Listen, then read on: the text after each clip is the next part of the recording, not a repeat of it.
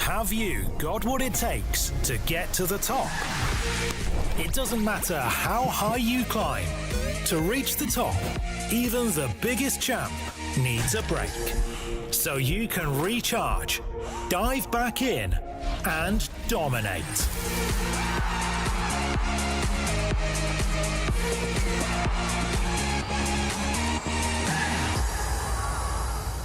Have a break. Have a Kit Kat.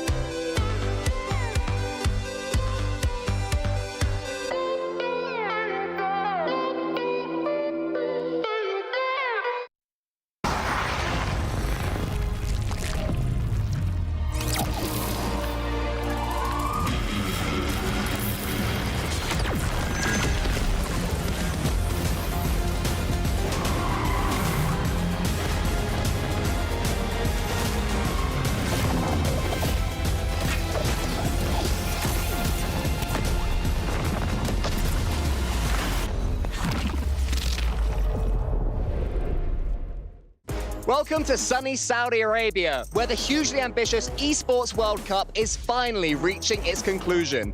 G2, Gentlemates, Furia Esports are just some of the teams, as well as some local heroes, here to take the trophy. It's time for the Rocket League. 16 teams hailing from 7 different regions. They're competing to be the Esports World Cup champion. With $500,000 on the line, the stakes are huge, unlike this ball. The prestige of having your name etched in the... Why? Etched on a totem in the center of Riyadh is the real prize, though. Every single team gets handed a golden key, which then gets ceremoniously crushed by their opponent when they lose. So, with money and pride on the line, expect fireworks. Can I have my ball back, please? No. Hometown heroes Falcons and Twisted Minds are trying to become the first local team to win here in Riyadh. After a third place finish 2 years ago and a second place finish last year, will it be third time lucky for the gold? Alrighty then. 4 days of action kicks off in just 30 minutes at the Kitty Arena. Pre-show starting, let's get going.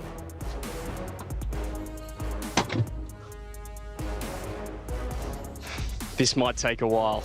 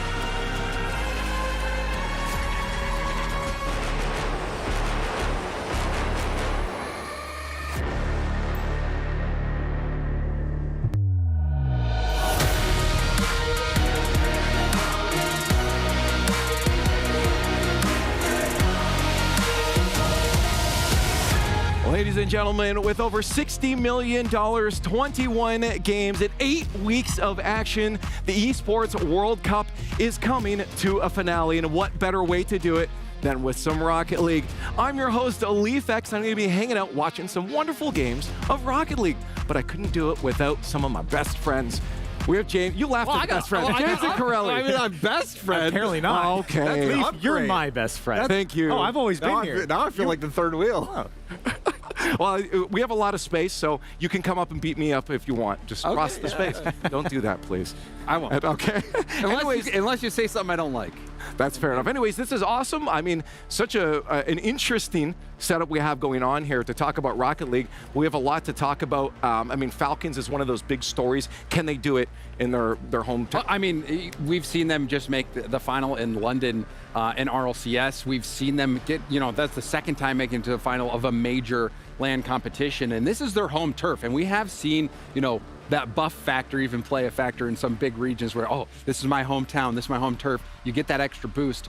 Will it be enough though this time? We've been seeing some incredible high-level Rocket League this year, so I'm expecting more of that this event. And like Johnny said too, I mean, really the hometown heroes here are Twisted Minds playing on home soil. So for them, it's exciting to see them come out and everyone comes to them finally and see if they can compete against the best. And the prize pool isn't the only thing going on. We have the club championships like we've seen before. Let's take a look at an explainer.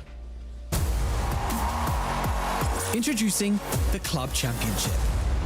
Here's how it works.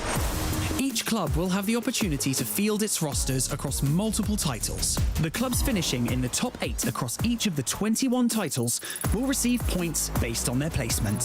For a chance to qualify for the Club Championship, a club needs to place in the top 8 in at least 2 competitions. For a chance to win, a club must finish first in at least 1 competition. Once the tournament has concluded, the top 16 clubs will take a share of the $20 million prize pool, with the first place team claiming the title of the first ever Esports World Cup Club Champion, as well as receiving a staggering $7 million in prize money.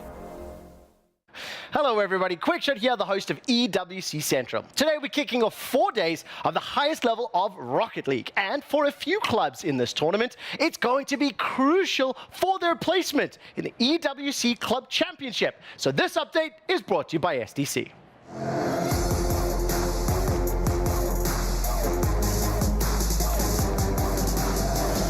Well, you can see the 4 teams in 4 groups sitting behind me. And crucially, for Gen G, this is the final chance to become eligible for that club championship. The club is currently only sitting on 60 points from their League of Legends team. So a semi-finals appearance in Rocket League is mandatory to even reach the top 16 of eligible clubs.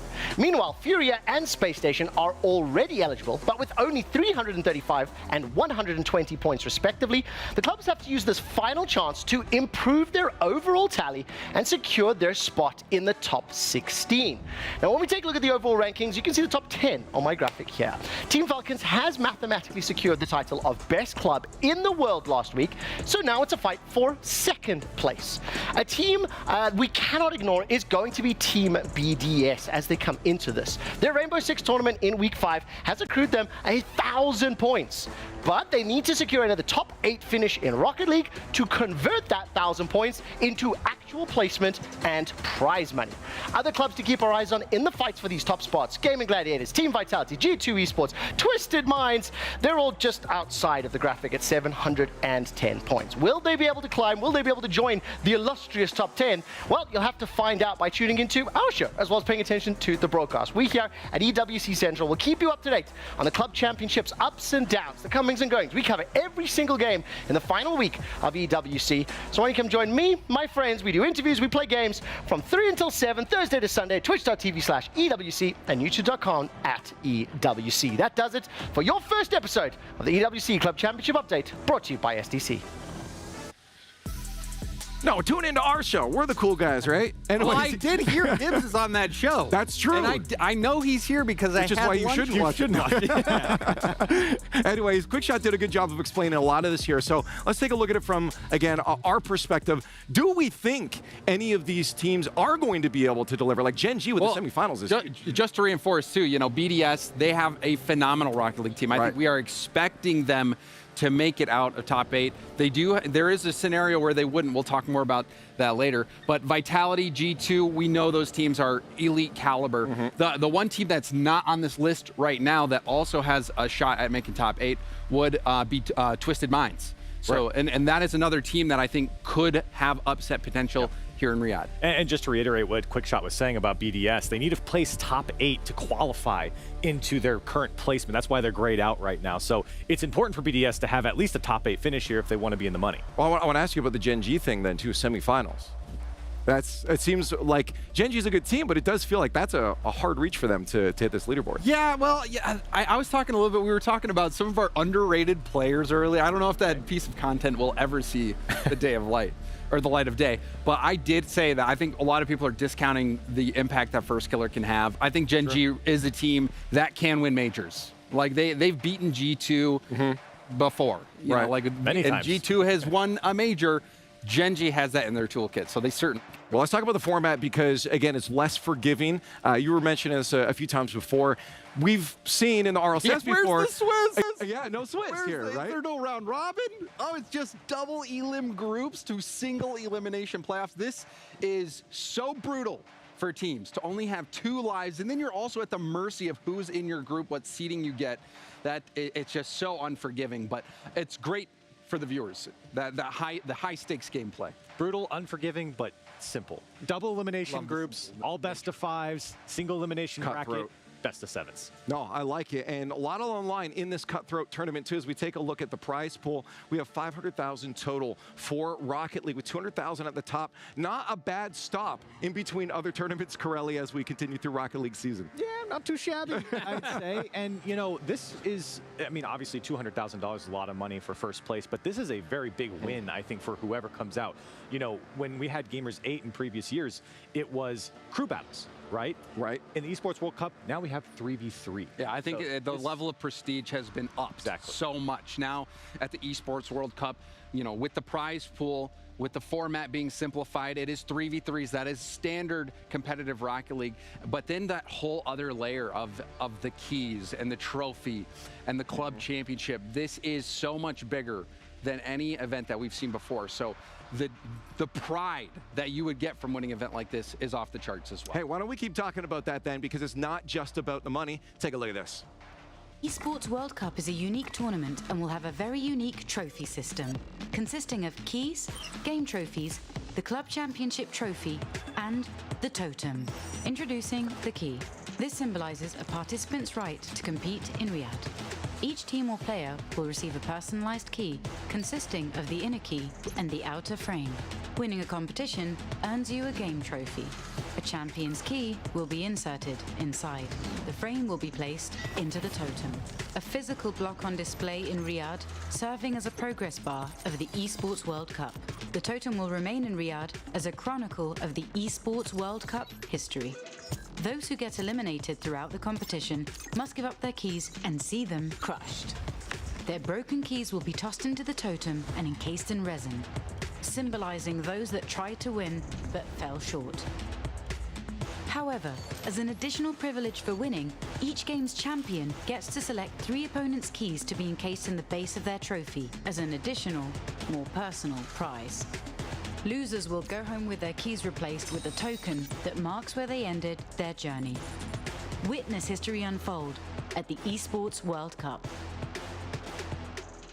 We are here with the Esports World Cup 2024 Totem, and you can already see that pretty much every single esport has been filled in so far. Currently, the #1 spot, Herg, is filled in by Falcons. However, we have a lot of Rocket League still to play. Oh, yes. As you can see at the bottom of the totem here, there are 4 games left to go, but 4 days left for Rocket League in particular. And speaking of that, yes, this gorgeous World Trophy belongs to the Falcons. However, the rest of the top 10 or so can get shuffled around a bit with our Rocket League teams here competing this weekend.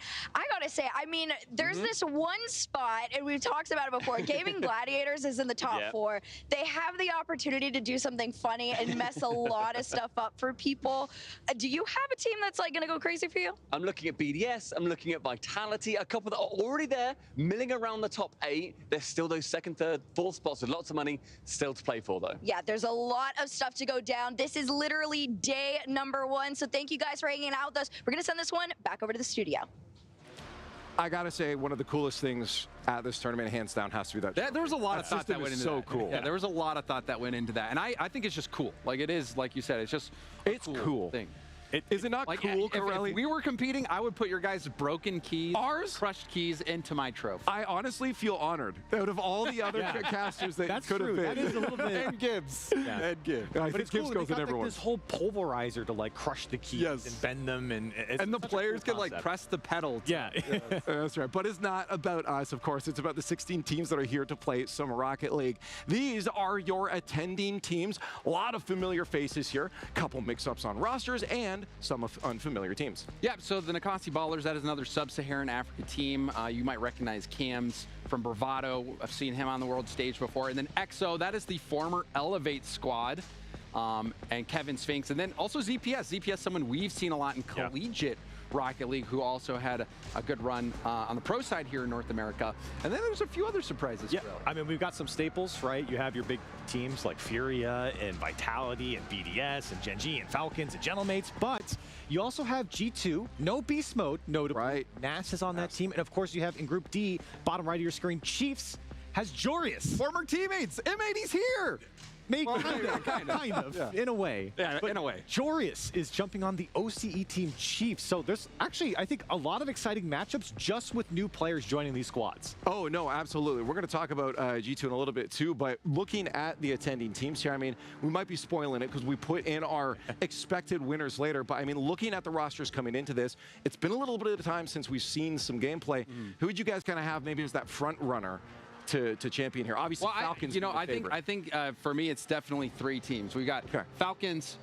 Great opportunity for them. They've been in form. Gentlemates always have to be in the conversation. They are a LAN team like no other. But then G2, I still think is a contender. They are a threat. And from what I've been hearing about how scrims have been going for them and how the games have been going, NASA's been fitting in quite nicely. So I still think that G2 is another contender. Do you agree with the G2? I think they're still going to be good. I don't know. It's tough to judge off the scrims. You know, I hear scrims go great for a lot of teams, and then they finish last. So but you also have the sub boost, which we have seen in Rocket League. And here's the thing. He could be like Turbo Pulse. It's still G2. So they still got 2/3 of that team. Oh, take a look at the schedule, too. So maybe we can get some thoughts on some early matchups here. We have a lot of games to get through today, through tomorrow, the next day, and finally that championship Sunday. But today, a lot of matches. 8 matches on the docket. That first one will be G2 Limitless. We'll talk about later. But James, what are you looking at? So the one match that I was looking at, we were talking earlier about how BDS was grayed out.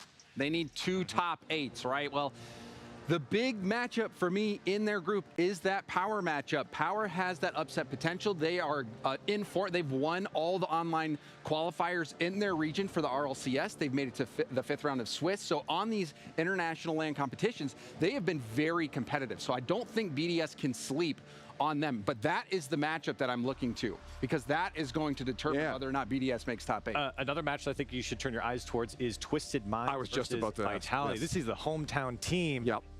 In their hometown, playing against Vitality. I mean, there's got to be a little bit of a buff there. The audience will be behind them. Oh, definitely. That's for sure on stage. And yeah, Nupo, like, he is incredible. He is so talented. So I think it'll be a little bit of a shootout between him and Zen.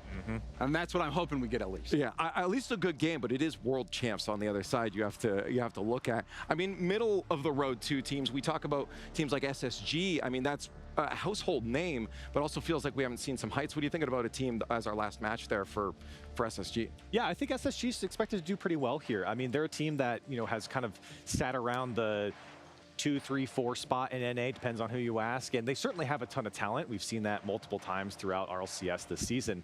They have a great first matchup to kind of get into things against Gladiators. I think they're the expected winners there. But for Space Station, you know, you have a lot of teams here that are kind of the upper echelon. Space Station's right at that cusp. Hey, well, we've gotten your matches of the day. Let's take a look at CJ's. I'm hanging out here in the player lounge, day number 1. We've got the major champs behind us as well, G2, but we're here to talk about not those guys, the Jamil Motorsport match of the day, and that's going to be the Chiefs taking on Gentlemates. It's going to be an absolute banger. Why do you ask? Well, we've got Jorius subbing in. Yes, Jorius subbing in for the Chiefs. It is going to be fantastic. Can't wait to see that, and it's all going to be at the Kidia Arena. Can't wait. Don't miss it. You want to reiterate your reaction, Corelli? He didn't pick that because of Jorius. He picked that because it's the Chief. A little bit of bias going on there. But, of course, that is not our first match. G2 versus Limitless is going to be SSA going up against G2. We just talked about G2 a little bit, but let's give them a little more thought now, because with Naz on the roster, SSA has a big hill to climb in front of them. Oh, yeah. I think even with Naz, this G2 team is a huge threat. And Limitless, they're the Sub-Saharan Africa, that's the region they're representing. It is a newer region, and they have been trying to find their footing. And it's tough because they've also had to fight against imports coming in, trying to take their spot.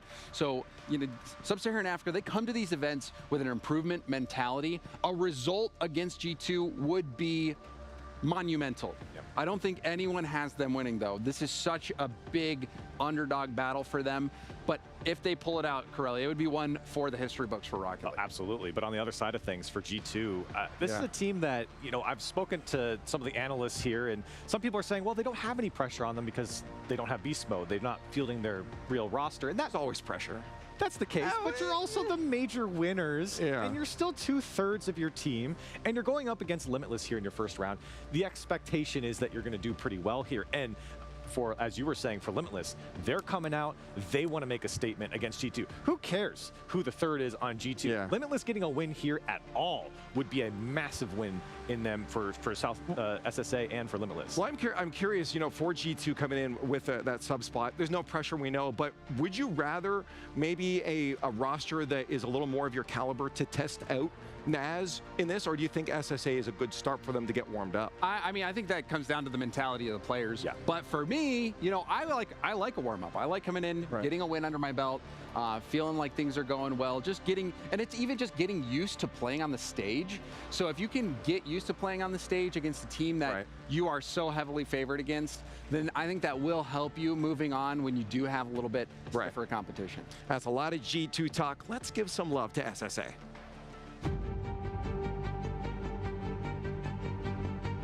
I would rate SSA as probably the second last region, the second worst region. I do strongly believe that we are a better region than APAC, and that's saying, like, you know, not an import APAC team, because I think all of the current APAC teams that are represented at international events have generally been with an import or maybe even 2 imports. So I think if it's just like straight APAC versus straight SSA, I do believe we are better. if you look at our region, for example, our player base is very small. So for us already, we've been the best team for many years. So practicing down into our region isn't very beneficial. And when we look outside of that practice, there's pretty much nothing. We can play European servers on 180 ping, but that doesn't really help. So, you know, the alternative is actually going to these countries, which is, you know, very costly. And so we pretty much rely on, you know, these type of events to, you know, gain that superior practice. So the smaller regions with the smaller player bases and the lack of practice opportunity that they have is what, you know, creates those gaps. It's very tough to change anything as it is. I think for our specific region, we would ideally have to sort of create like some kind of, you know, gaming facility or base, maybe in Europe or North America, where players could go and use that facility. You know, if they've become good enough in South Africa as is, or in sub-Saharan Africa, they could then go to that place and then start, you know, to jump into the ecosystem of Europe or North America and start gaining that practice. The main thing is just time. I think in a few years' time, you know, the level should close for sure.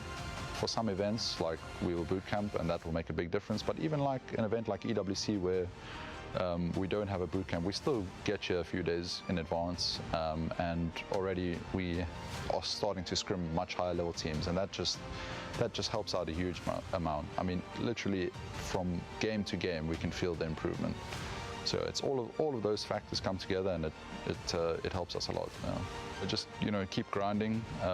It's obviously tough at the moment, but if enough of you guys keep the hard work going, eventually we're going to have a proper SSA team one day that, you know, makes big runs and contends for, you know, winning these types of events. And, you know, I'll be very proud of that day when it comes. So yeah, shout out to all you young kids and just players in general. I hope you keep at it, and I hope to one day see you make our region proud.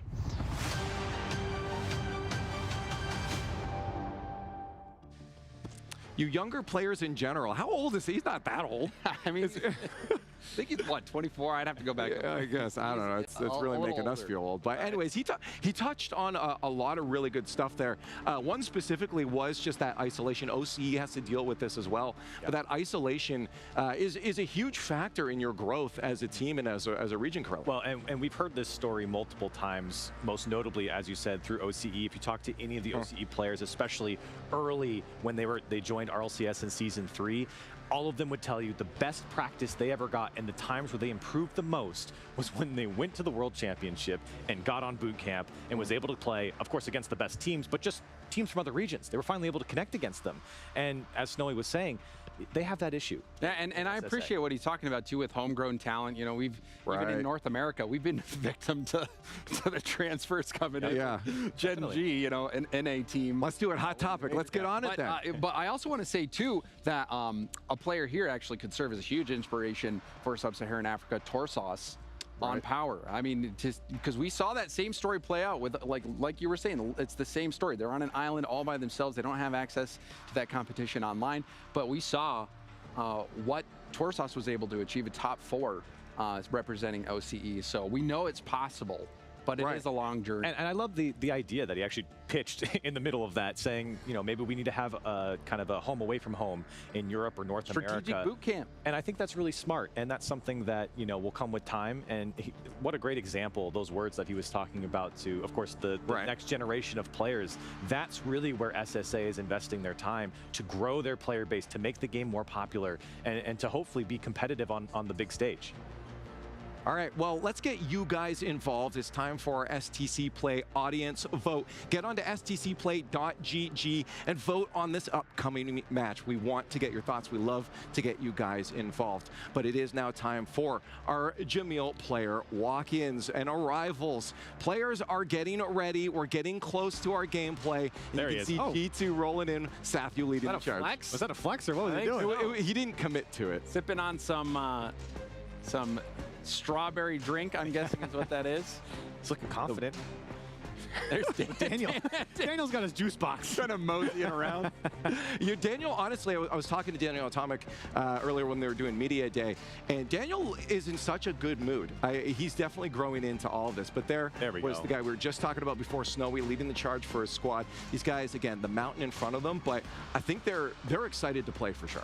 Yep, Coach Knox is right there with them, trying to help coach this team up to be ready for these big moments. To die for, I think, was that first really big hyped player for SSA. Still, he has another opportunity here to fit that mold, Corelli. Right. Yeah, and I hate that, when we come on, we talk about SSA every time. It's like, oh, it's improvement, and we're expecting them to lose. The thing is, though, for SSA, they have some great players. Tadai4 talks about when he goes to other regions, he crushes it in ranked. It's not that they can't compete here. They need to put it together on LAN, and I think for them, an opportunity like this is massive, and you can see they're going to come into this dead serious about winning. Oh, sure. G2. I'm very curious about what mentality shift they have to use, because we talked about before, Swiss is something that they're used to, and you don't have those extra lives. You only have one more after if you do lose this one to G2, and you're also on a bigger stage than sometimes you see in those group stages at an RLCS. So there are a lot of extra factors, James, for this squad that G2 might have an upper hand in. Yeah, they might, but it's tough though, because G2 has some factors that also play to them, like where they've got nothing to lose. I feel like both of these teams really have nothing to lose. G2, because they have a sub, they're not fielding their main roster. But for Sub-Saharan Africa, they've got nothing to lose because they know they're the underdog in this matchup. They know it. I'll just say, I feel like G2, if they did lose still with NAS and 2/3 G2, I would kind of be like, that's a little weird. I mean, you're talking about scrims going well. It would be a surprise. It would be a surprise, and there's still an expectation for me for G2 to do well, no matter what, beast mode or not.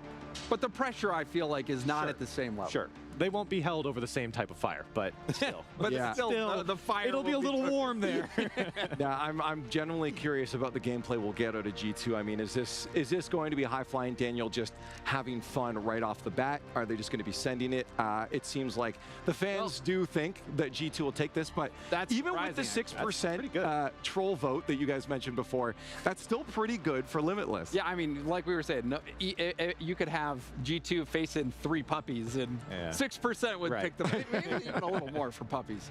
But 22% is actually a bit of a surprise. I think Limitless, it would be, maybe the craziest upset that I've ever seen if they could beat G2, I think. And a well-earned one, too. Like I said, I think Limitless comes into these things dead serious and strictly business when they go up against big teams, because as we said, this is their biggest moment to get the best type of practice. So, beast mode or not, Limitless comes And we've seen crazy upsets before on the international stage. Mainly, I'm thinking back to the Pioneers when they knocked BDS out of the major in London. So, that, I mean, it's possible. Like, it's possible. We've seen crazy things happen.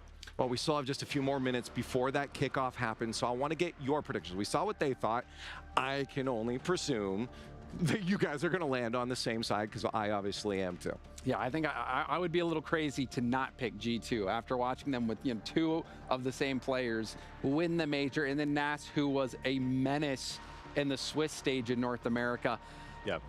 This is still a very, very good team. I'm expecting G2 to cruise in this series. Yeah, I have G2 as well for all the same reasons and for the obvious reasons that we've been talking about. I just want to talk about NAS real quick, too. Yeah, because I think that I mentioned to James before the show yesterday, I was saying, if Beast Mode never existed and G2 picks up NAS, I think a lot of people were saying, hey, that's a good move. This is a really good pickup. This is kind of exciting. So, in that sense, I think that G2 comes into this kind of not trying them out, but just getting a player that I think might slot in pretty well with G2, and that is yet to be seen, obviously, but I think it's kind of exciting. What style are we going to get? What are we going to get? Right, and so with Beast Mode out of the picture, to see NAS get this opportunity to have this caliber of teammate, to see what he can really do, and not to say that he didn't have great teammates before, but obviously major winning teammates here. Okay, better quick question. Is Limitless going to get a game off of G2? Yes. I don't think so. Okay, well, you guys let us know what you thought. We have our first match here at EWC on its way. No more talking. Let's play.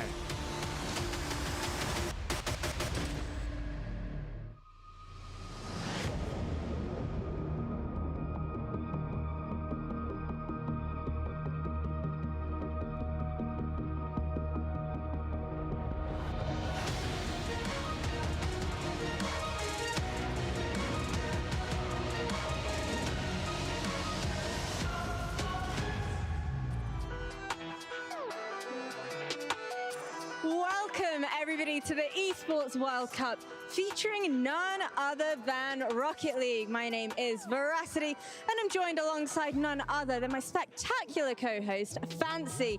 Fancy, we're nearing the end of the Esports World Cup, but what makes Rocket League so darn special? Absolutely. I mean, we've been waiting for Rocket League all year long, and it's finally here at the Esports World Cup, and it's going to be a good one because we've got 16 of the best teams in the world ready to go in this cutthroat format. Group stage, double elimination, not a lot of chances for you to come back at the tournament, and then we're going to go straight to playoffs. 4 days, just exciting Rocket League games. But you know what, Fancy? With a $500,000 prize pool on the line as well, let's go ahead and welcome our fabulous 16 teams. Let's do it. Absolutely, let's do just that. And for the first team that is walking on stage, ladies and gentlemen, please welcome Gaming Gladiators.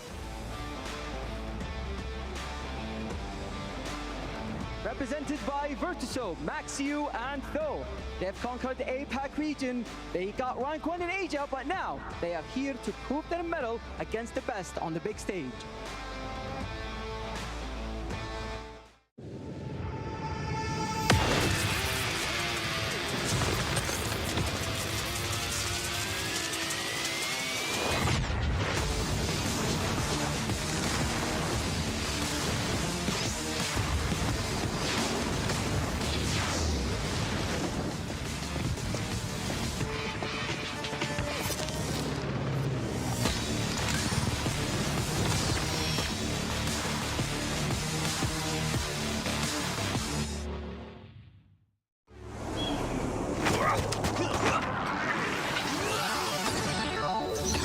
Ready, set, go.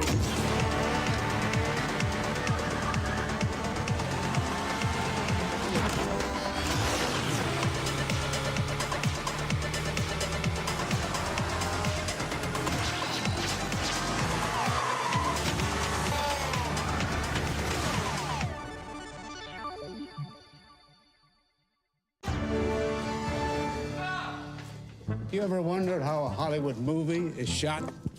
On a Sony. You review it on a Sony. And how do you make that sound epic? You record it on a Sony. Lunch break on a Sony. So why wouldn't you watch it on a Bravia by Sony?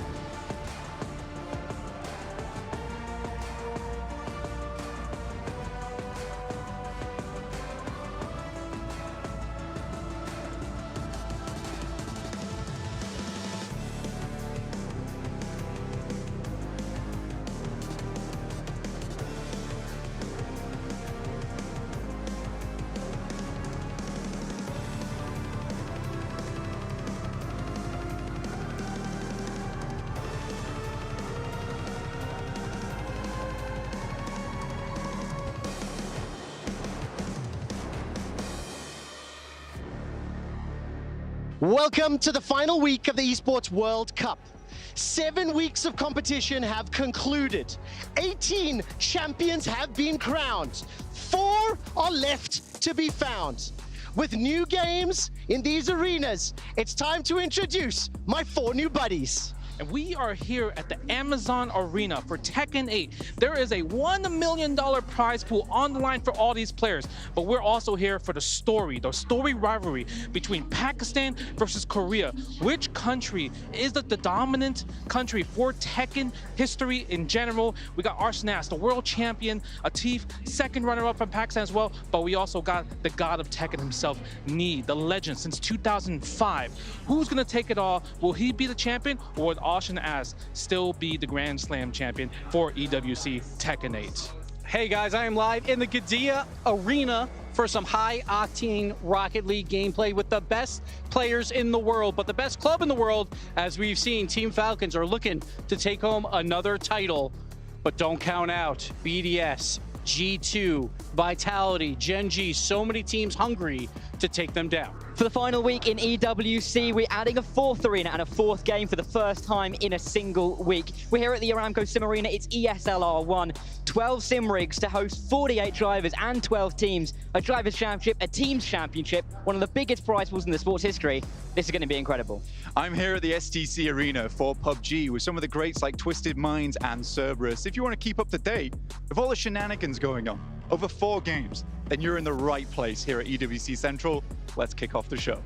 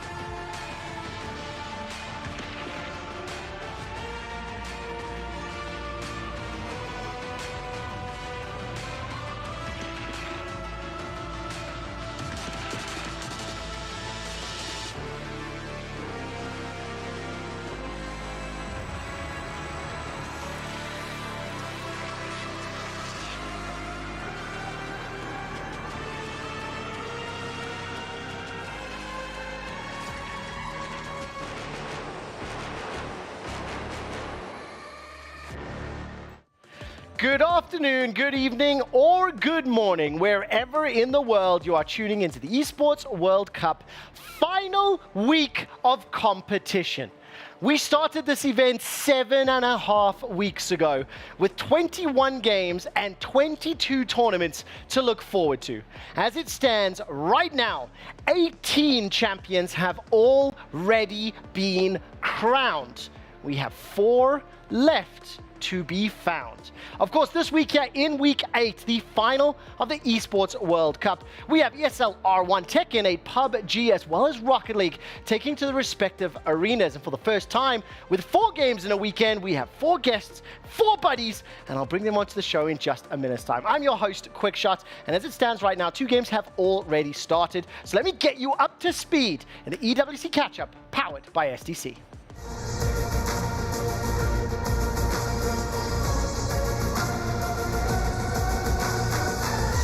Well, Tekken 8 is here. Thanks, Justin Wong, and your Death Note.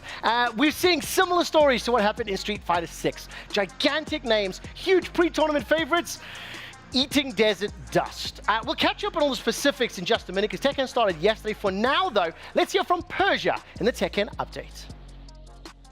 What's up, everyone? Persia here, and day 1 was full of excitement. So many surprises, so many upsets, and some really great Tekken 8, of course. We already have some keys and souls and dreams crushed. Many of these holding names that we were not expecting to see this early on in Phase 1.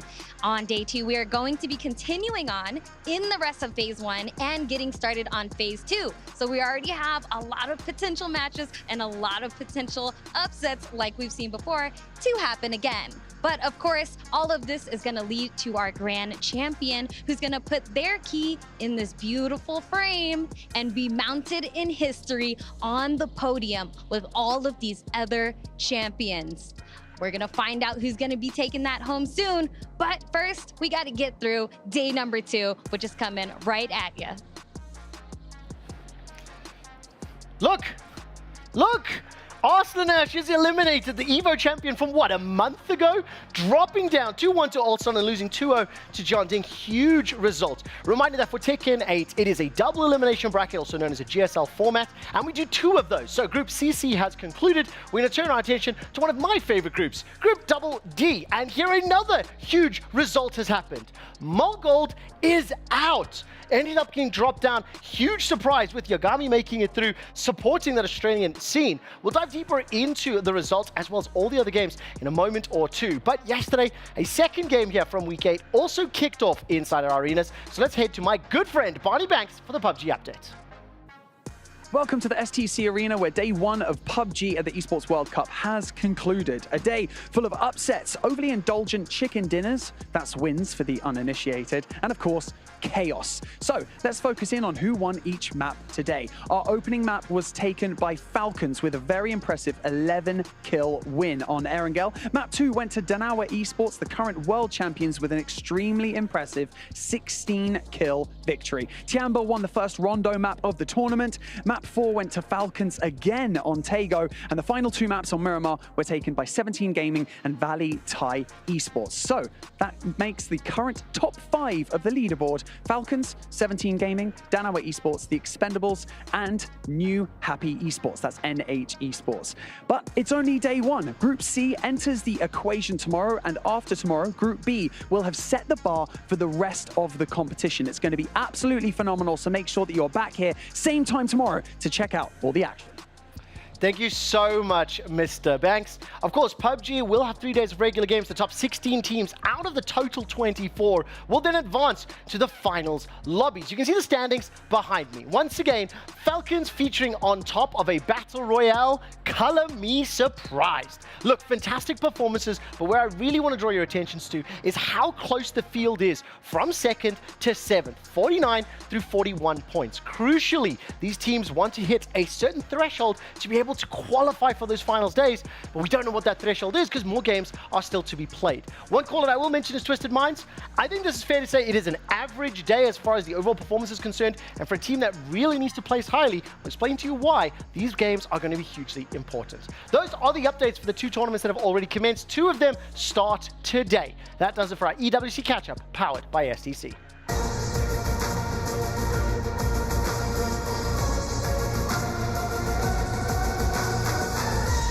And for the final time from Riyadh, Saudi Arabia, I managed to sit back into the hot seat for Week 8. We have 4 days of games to complete, 4 tournaments to close out, the entire Esports World Cup to wrap in a beautiful bow, which will be rounding out our closing ceremony at the end of Sunday's broadcast. I'm once again your host, Quickshot, and this will be the last time that I get to sit on this sofa for this event. But for the first time this event, I get to introduce 4 new faces to the EWC Central broadcast. We're going to go down the line because we've got PUBG, Tekken, Rocket League, and R1.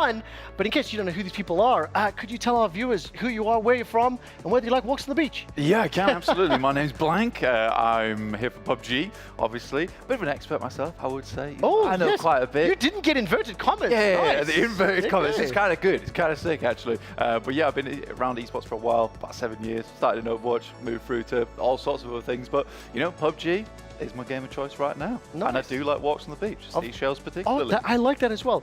Very quickly, out of the guests for this week, there is one that I'm a huge fan of personally. One of the greatest EVO competitors and champions, 9 separate times. He has managed to hoist that particular trophy. It's not the young man Blank. I do love him, don't get me wrong. But it is the legendary Justin. I thought I was supposed to introduce myself. You deserve the red carpet treatment, and it is a pleasure to have you. Thank you so much, Quickshot. If you guys already know, my name is Justin Wong, and I'm here for Tekken 8, and hopefully I will be the expert for you talking about Tekken 8, because we talked about some favorites, and as the story, I went to EVO since I was a kid, since the year 2001, and I won 9-time EVO champion. I was a competitor until 2019, I would say. Were the golden controllers handed out, the golden sticks, even back when you were winning? Was that a new thing? Unfortunately, I did not get any golden controllers.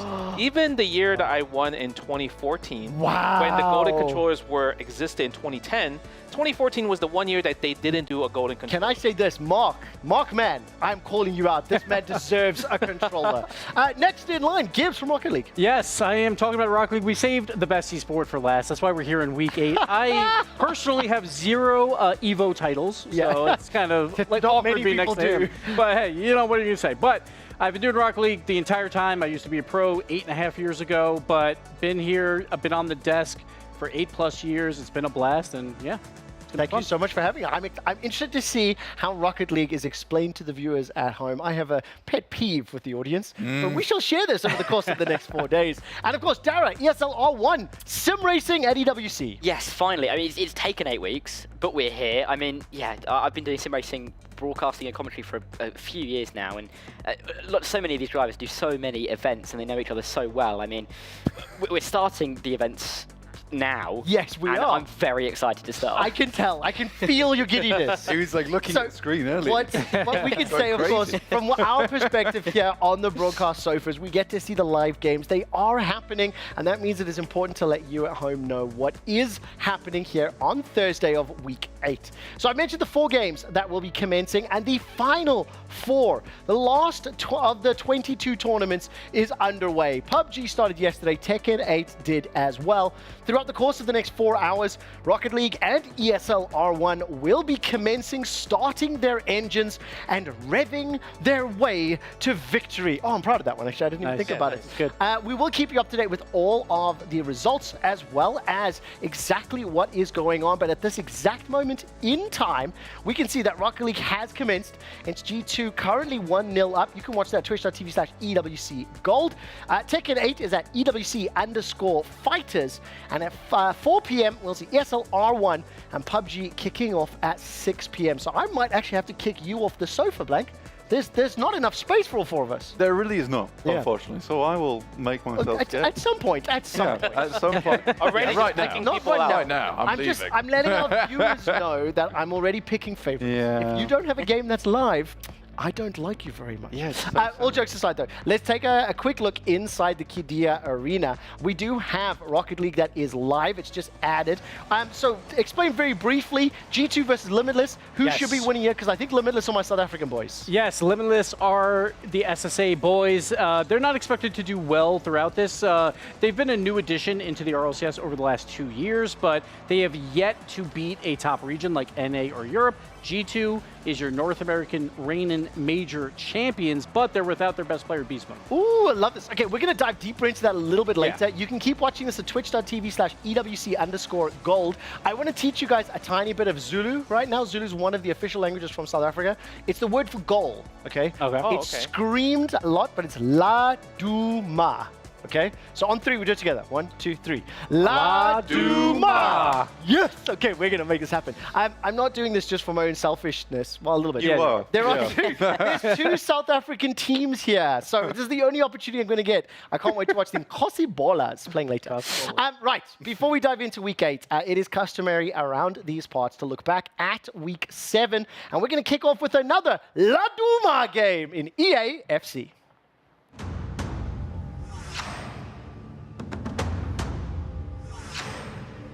The lights have gone dim, the crowd has left, and the players are flying home. The spectacle that has been EAFC at the EWC has come to a close. But for everyone who missed it, here is a recap with me, TN25.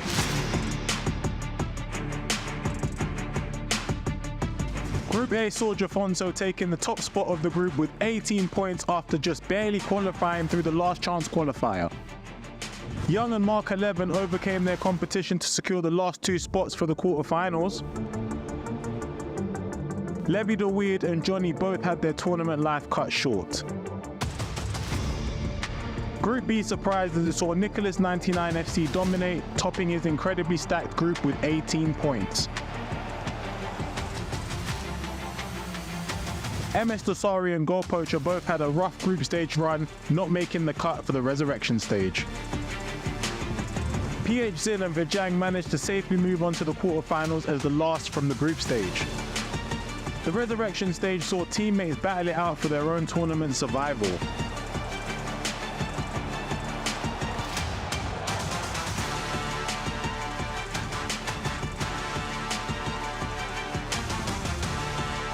Legends were felled and dreams were cut short.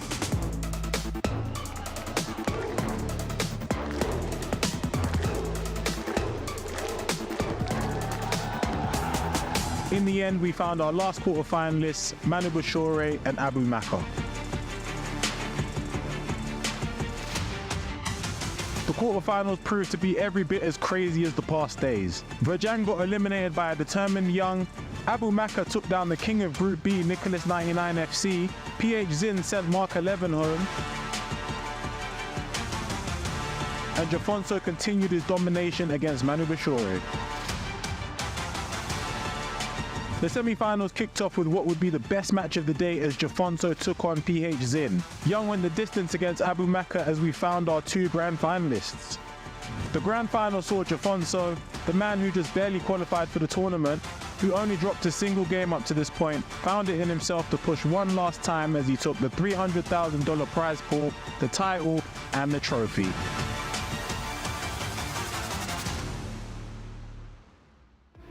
For all the gentlemen that have just joined, in the event you missed the full story, Jafonso qualified for the EAFC tournament at the Esports World Cup through the last chance qualifier. That happened around week 3 of the tournament. He took to the stage in week 7 and placed, I think, 2nd in the group stage, eventually running the entire bracket and winning the title of Esports World Cup FC champion. Last chance qualifier to finals champion. I mean, and the only other individual game that we really have this week is Tekken.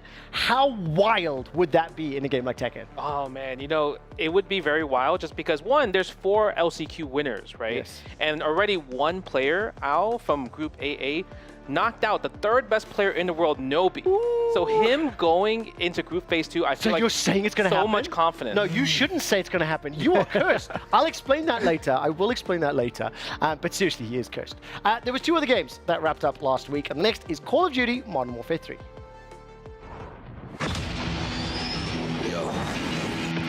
Okay. The Modern Warfare 3 tournament has wrapped up here in Riyadh at the Esports World Cup.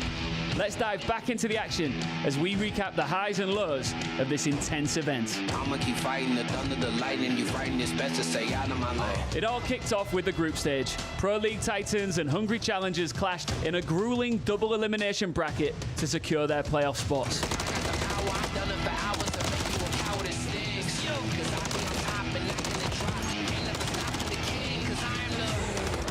No big shocks from the pro squads. The amateurs made their stand, proving they earned their place amongst the elite. But in the end, it was all pros advancing, 8 out of 8. That's it, Taco. That click, clack, go. First game of the playoffs, and already Atlanta FaZe came out firing. The Bostonians just couldn't keep up, falling 3-0 in a clean sweep. Vancouver Surge edged out Carolina Ravens in a nail-biter. But the real surprise was 100 Thieves taking down Toronto Ultra in a thrilling 3-2 finish. Optic Gaming and Cloud9 brought the heat, but Pred and his crew eventually shut them down. Kismet didn't go down without giving them a battle, but his help wasn't enough for the New Yorkers. The first semi-final, for many, was the one of the tournament. Atlanta FaZe taking on the reigning world champions in a showdown that felt like the final itself. Optic hit the ground running and made quick work against FaZe, securing a decisive hardpoint win in the first game. But unexpectedly, tables have turned, and it was FaZe Clan who surprisingly won 3 consecutive maps in a row, beating the world champions and making it as our first grand finalists. On the other side of the bracket were the Vancouver Surge and 100 Thieves. The Surge were quickly swept to the sea in 3 swift maps by 100 Thieves, also securing their place in the biggest match of the day. FaZe and 100 Thieves collided in the grand finals and shook the world as they battled back and forth between maps. With FaZe taking the first hardpoint and 100 Thieves securing the first SMD and control maps, a series was underway. FaZe decisively took the next hardpoint and SMD maps, putting the Thieves up against the wall. After a final game of control, FaZe claimed their victory in a 3-2 map win to earn their place as the champions of the Esports World Cup. And that concludes the historic story of Atlanta FaZe etching their name into the totem of the Esports World Cup and cementing their legacy forever in Riyadh. After falling flat and faltering so many times before, FaZe Clan finally did it.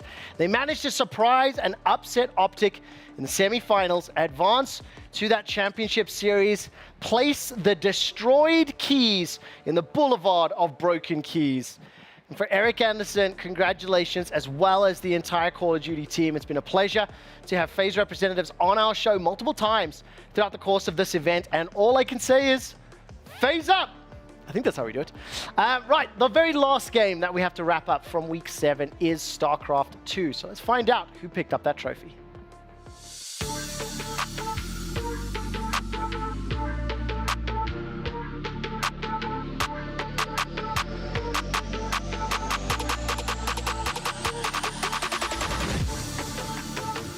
It was such an honor, such a pleasure to come down here and see something this big, this crazy. We had players from all over the world coming to compete, and only one was going to become the world champion. You know, I think a lot of people going in thought Serral was going to be able to take it down, and he definitely had a great tournament going through his group in second place. But we did have a big upset in Maru not making it into that top 4. A lot of people thought Maru might be the favorite to win this. There's always been that kind of Korean supremacy, the fact that the Koreans were the guys that really started esports, were the best at StarCraft. A lot of people thought maybe he would take it, but at the end, he wasn't able to get that way. But you know what? Dark had a great tournament. He knocked Maru out at the beginning, made it into that top 4, which was huge for him, a former world champion himself. And on the other side, we had Clem make it through, our youngest player in the tournament. It was very exciting to see Clem actually get this far. He's so young, so fresh. A lot of people were wondering, is this going to be the year when new blood shows up on our scene, when a new generation can come in, step up, and take over? Another big story in this tournament, of course, was the world's best Protoss player in Hero. He hasn't been as successful as a lot of the other players lately, but he did fantastically here. He eliminated Raynor, he had great series against Serral, and he ended up making the top 4, knocking Maru out of the tournament. I gotta say, as a Protoss player, it was a real inspiration for me to see how well Hero played. He brought in his own original style, but I think the execution was better than anything we've seen from him. Really clean play, really true to the perfect version of himself. It really was the best Hero we ever saw, but at the end of the day, it was not enough. In that top 4, Hero ended up losing 0-4 to Clem. And very surprisingly, on the other side, Serral also went 4-0, taking out Dark. Kind of crazy to see results that were that one-sided on both sides. Then we thought, okay, we've got the craziest final ever, Serral versus Clem. Surely this is going to be super close, super dramatic, and super long. Well, it was super dramatic, but it was not super close. It was not super long.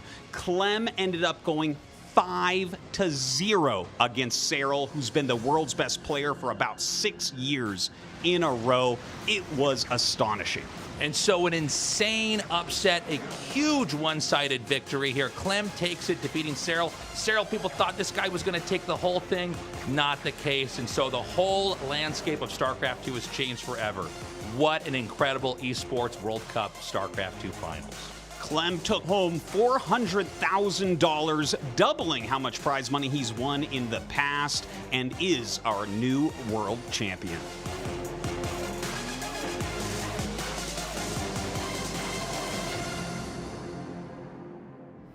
It is impossible to not look at Clem's smile, look at his reaction, and feel anything but joy and happiness. The 22-year-old man ran the brackets. He stopped the unstoppable Cyril, and he sunk the South Koreans in StarCraft II. It was a phenomenal run from start to finish, and it was a fantastic performance. I'm sincerely just watching him like pump his fist in the air. It just brings a giant smile to my heart. And his younger brother's with us this week on ESL R1. No, I'm kidding. I'm kidding. It's a bad joke. It's a bad joke. It's one and done. I'm going to stop. We got one last thing to do before we dive into this week's action. And then let's keep everybody up to date on what else has been happening in the EWC Club Championship update, brought to you by STC.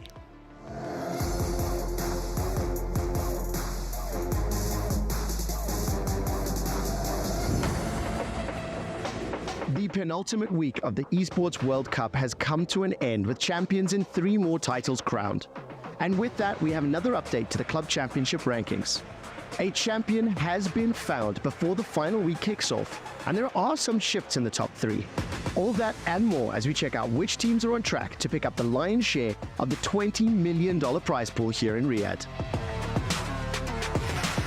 In an exciting and emotional moment when MS Dasri found out that Team Falcons had won the club championship. Falcons have officially gained enough points and crossed the line into EWC history as the first club championship winners. Having led the table right from week 1, they will be taking the trophy, a $7 million prize, and the bragging rights of being the best organization at the Esports World Cup. Even if first place is now decided, the battle for the rest of the positions is still raging. Second and third position heated up yet again, with Team Liquid coming back to reclaim that second spot.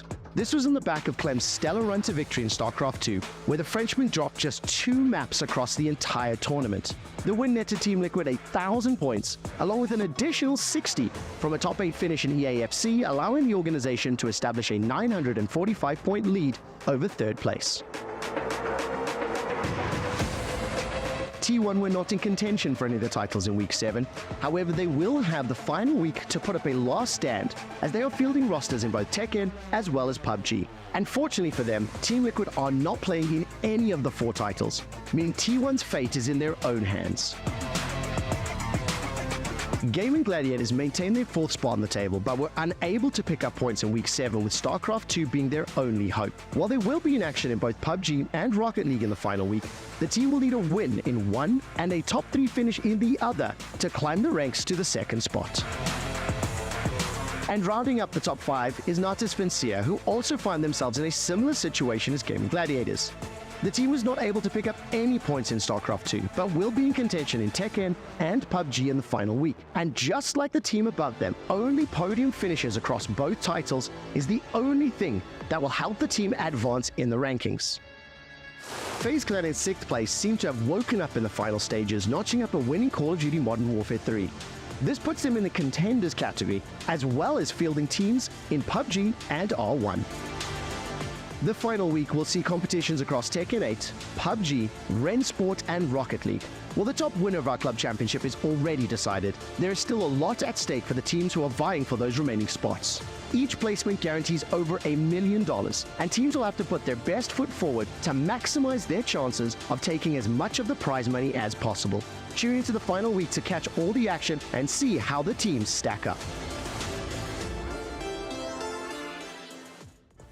Now, of course, as you already heard by me in the past, Team Falcons have secured the EWC Club Championship. They cannot be mathematically overtaken anymore, and they have been crowned the best club in the Esports World Cup. $7 million and all of the bragging rights associated with them. Now, if you look at the rest of the table, the fight for second place is incredibly spicy. Team Liquid had a huge win in StarCraft last week, moving them to 2,545 points, but they do not have any teams participating in this final week. So the benchmark is set. 2545 is second place and $4 million. Beat that, and you will claim that prize for yourself, pushing Team Liquid to third. The teams that could possibly do that: T1, Gaming, Na'Vi, FaZe, G2. They all have 2 teams this week. And in fact, Vitality has 3. So depending on the results, this could be close or it could be a blowout for Team Liquid.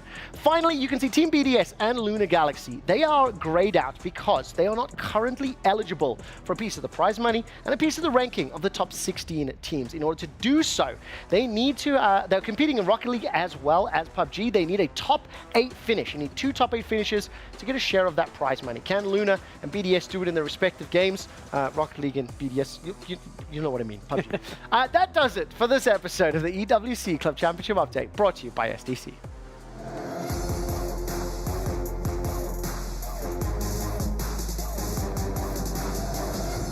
All right, welcome back to EWC Central. We've done most of our homework as far as kicking off Week 8 is concerned. And in terms of kicking off, I've kicked off blank. PUBG will be starting much later on in the broadcast. So, of course, we will be inviting him back in just a moment or two. And unfortunately for me, my South African boys, they got smashed. 3-0 against G2. Give me a quick update. I know we're keeping close tabs on it. How much of a blowout was it? I mean, that was expected. Like, okay. G2 is supposed to 3-0 them, so that's an expected result. We'll see that a lot today in round 1, a lot of 3-0s. That makes me very sad to hear. Obviously, what we are going to be doing is introducing to you the respective titles that are currently live and happening. So we're going to turn our attention to the Rocket League introduction. Now, Gibbs actually caught up with caster Jorby in the ALJ interview.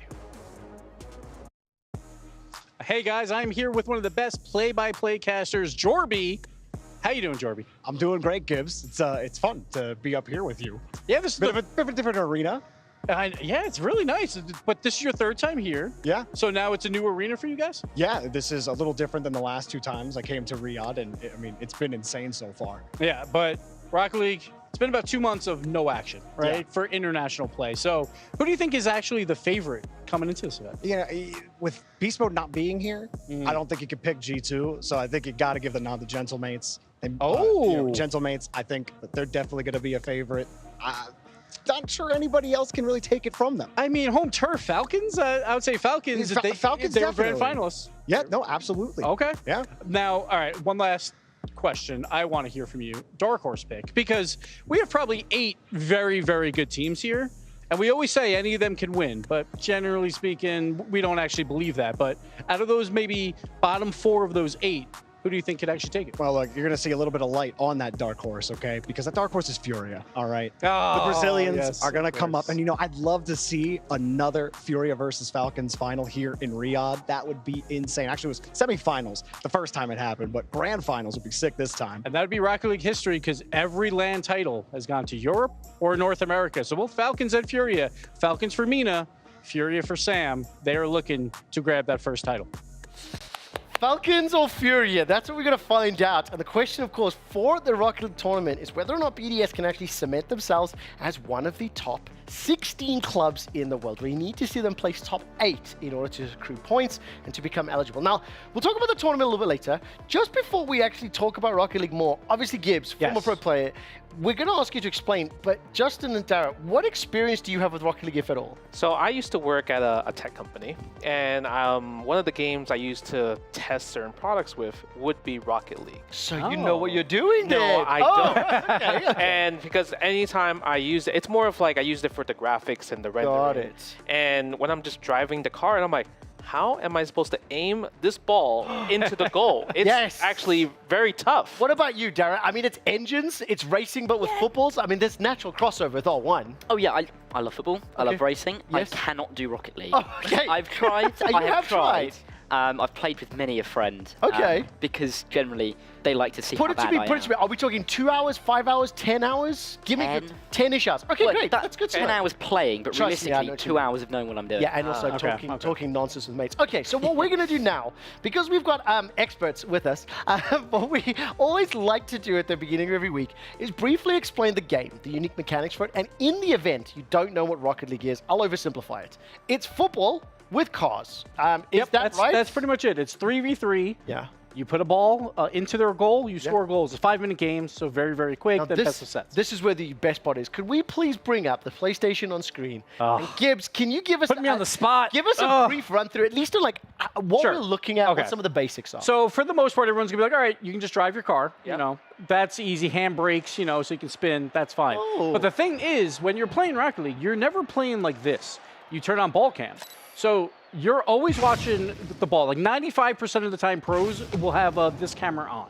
So you have to drive without actually seeing like where you're going. Is there a word for that? Would that be like relativistic steering? Because it reminds me. So it's still left, left is left, right is right, and all but that. So, it's relative to the car, not the direction you're looking at. yes. Correct. So that is the hardest part when you first begin playing Rocket League is like, how am I supposed to do that? Because in most games, third person, you're right behind the car. Okay. So that's the first thing. Then the cars are pretty acrobatic, I would say. So they can jump. The good words. They can jump, they can do front flips, back flips, and all of that to gain speed.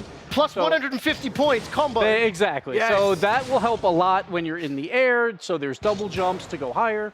Then you obviously have boost, so you'll go faster.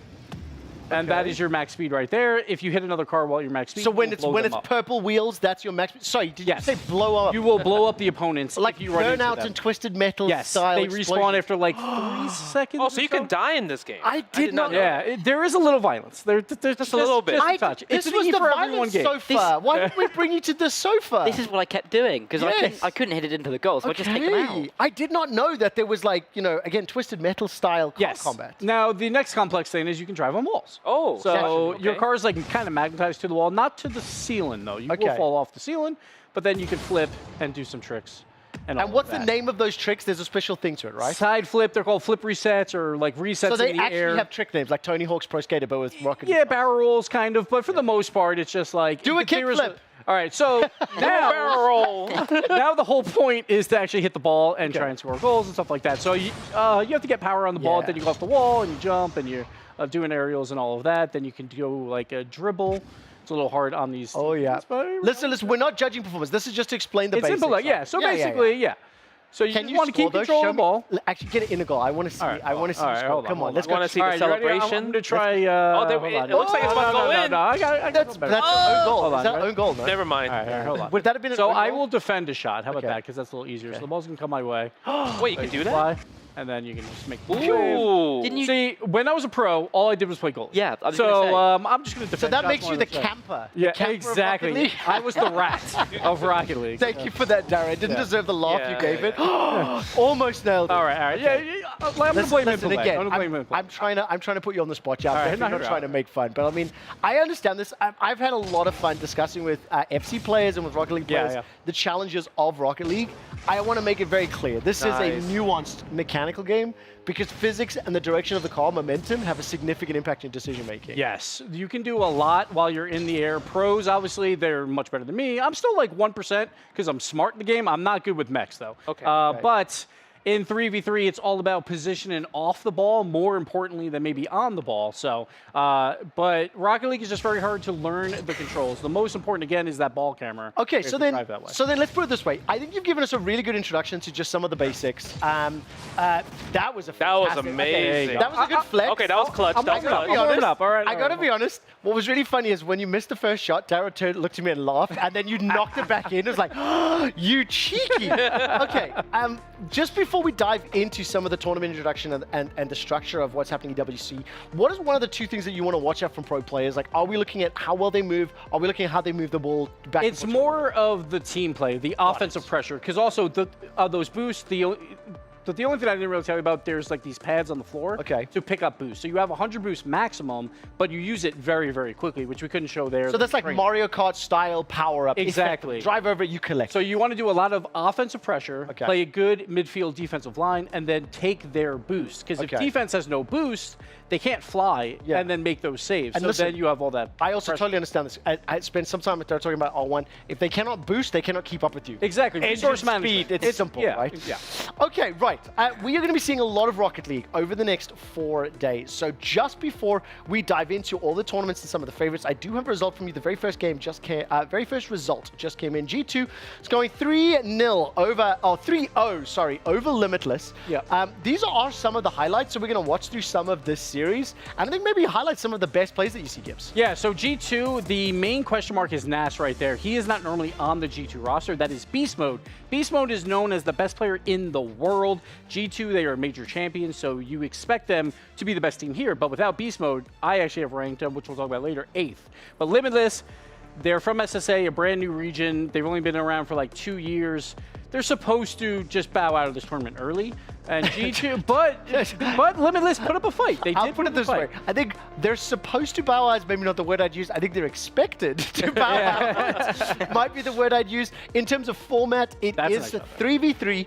It is 5-minute games, and it is a best of 5 in the group stage. So in a single game, we'll talk about it being as a 2-0, 3-0, 3-1 scoreline, and then 3-0 overall in the series. Am I understanding that right? Yes, exactly. Okay. So every 5 minutes, whoever wins, that's your game. It doesn't matter what the score is.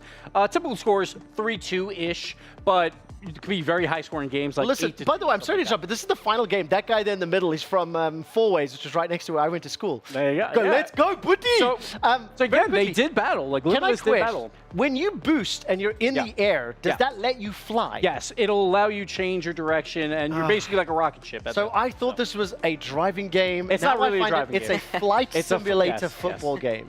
And we also don't really call it football with cars. We say it's more like hockey. Like it is football with cars, but hockey because you're in like an enclosed arena. What about soccer? Soccer works too. Does it work? It does work. Can I call it that? Would that be like? Well, whatever you want. Yes. Okay, great. That's what I'm going to call it. Welcome to the Soccer League.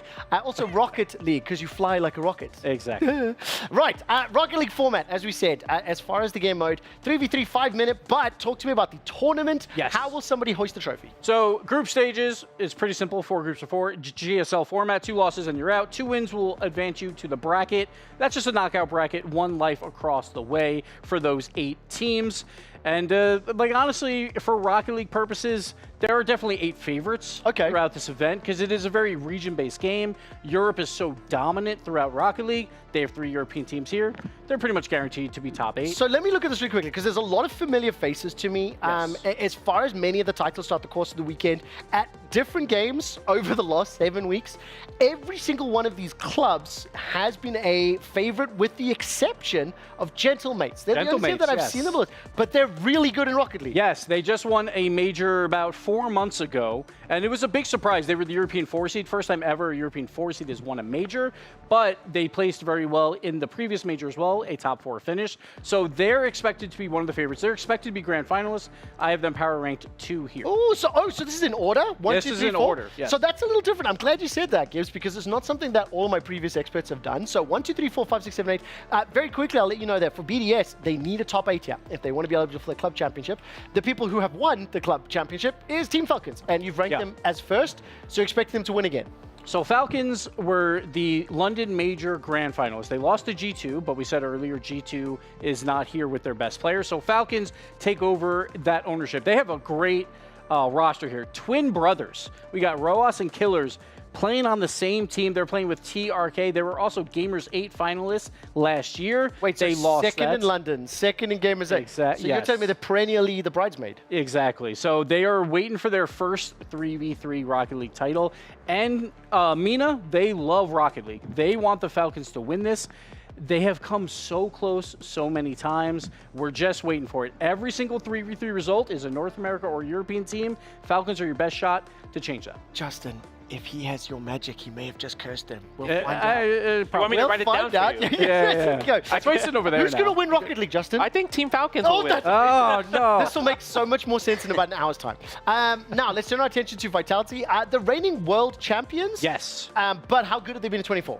So, reigning world champions did not make a roster move. Literally every other team, they basically combined or consolidated talent to challenge Vitality. Vitality this year, 2 majors, a top 8 result, and a top 4 result. That is not good enough for them. I think they still have a chance at it. Zen right there, last year was his first year, and everyone is saying he's going to be the faker of Rocket League. He is the future of our game. And he showed it last year. Perfect spring split. It's never been done before. And then a world championship title. But they're trying to claw back as one of the best in the world. And I think they can. Last major, they did get a disappointing top 8 results, but they are battling against Furia in their group. Furia and Vitality hate each other in Rocket League. They absolutely hate each other. So it's going to be fun to watch them battle. I really love watching the club rivalries as well. Vitality and Furia played a lot of other games, especially in Counter-Strike as well, that we've seen them go head-to-head. Let's turn our attention to the last one. You've said Beast Mode several times. We just saw G2 picking up a win against Limitless.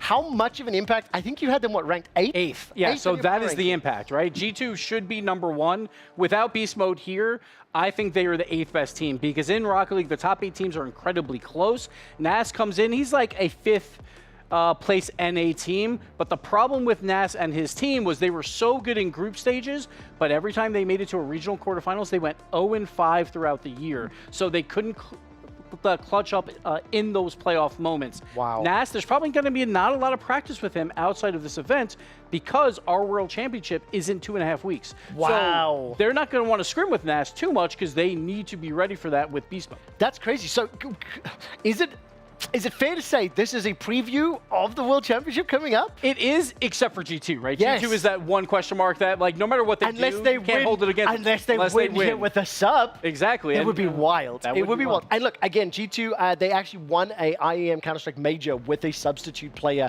just 6 months ago. These things, unlikely, but it is possible.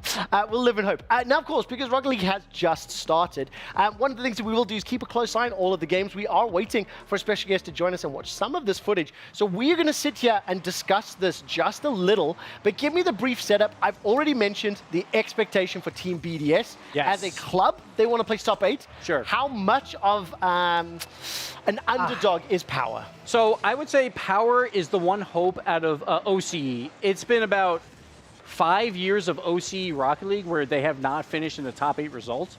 But Power has dominated that region throughout this year better than any team has ever done throughout OCE's history. So everyone expects Power to eventually break that mold and make a top 8 finish. So I think normally I would say BDS is pretty much a lock to make top 8. But in this group, because they have Power, I would give it like a 75% chance because I think Power can play spoiler. And as we see here, this is game 1, 1-0 Power right away. That is a good sign. I mean, it is a good sign. And what I'll do is this. Obviously, we're going to be doing a bunch of these like check-ins throughout the course of our show. I'm going to ask Justin, as somebody who's played on controller and stick and whatnot, how mechanically challenging is this? Because I'm not asking for an expert opinion here, but like I know fighting games. So how do you translate it to my brain? I guess for fighting games, what you want to do is I play on joystick, right? And I think with the controller scheme where level-less and a pad or just keyboard, there's so many way of uses now. It's all about the direction. It's all about the movement. Like, it's not really about the buttons. The buttons are kind of just the combo sequences that you learn. But movement in any game, I feel like is always key. Even if you're seeing Rocket League, it's all about movement. Even if you're playing a speed run of like just kind of a retro Nintendo game or whatever. I play a lot of Hades, and like Hades, it's all movement. It's just purely dodge rolling and movement based. So I feel like for stuff like this, I can really appreciate, like, for me when I played Rocket League, I'm always at the wall. I can't just get into the middle or curve or, you know, just like kind of drift. these players are going crazy with all that type of stuff. Yes, but then at the same time, we've seen in fighting games where there's a few players that don't play with the joystick, right? Yeah. They play with the buttons like WASD controls. There are a few mouse WASD? keyboard players. Oh, okay. There are. Okay. One of them is in this match, and that is that man right there that we're watching.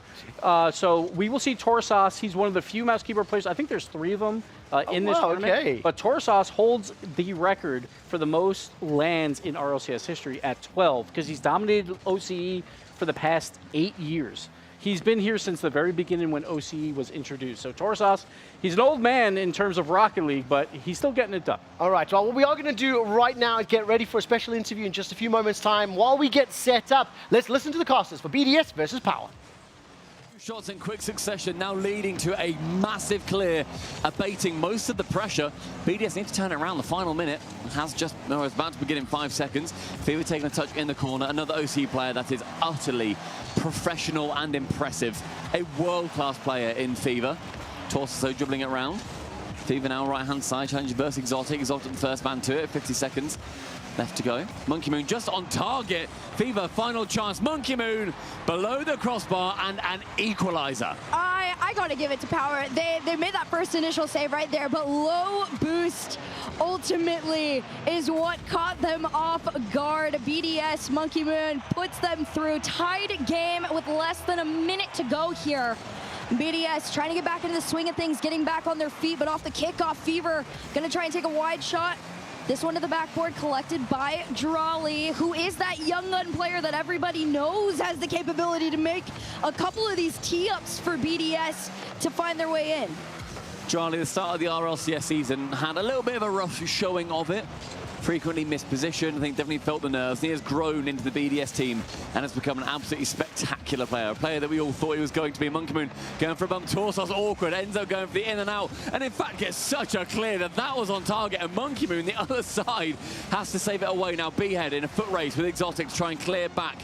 Final 10, Drawley leaves the ball over towards Monkey Moon. Torsos up high to the ceiling. He is open. Fever with the shot up for the double. Banana Head, as going to be relatively open, shoots bottom corner.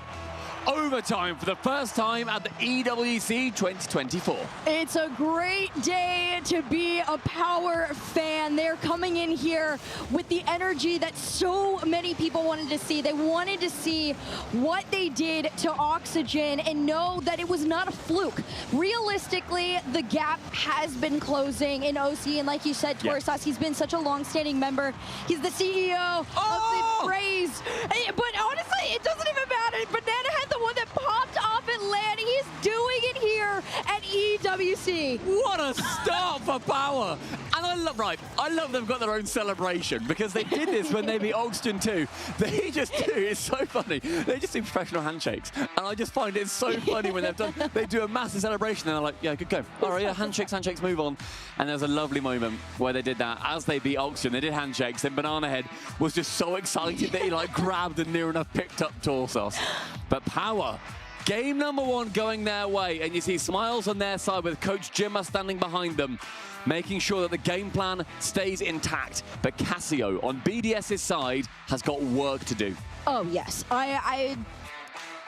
As harsh as this sentence is going to sound, but BDS is lacking right now. They are coming in almost in sleeper mode because honestly, we know what they are capable of. This is a very quick, mechanical team, and one player in particular that honestly I really wanted to see more from was Drawley. You saw Monkey Moon try and go up multiple times to get that demo and was waiting for that cleanup for someone, the push, the bump, whatever, but it always fell short.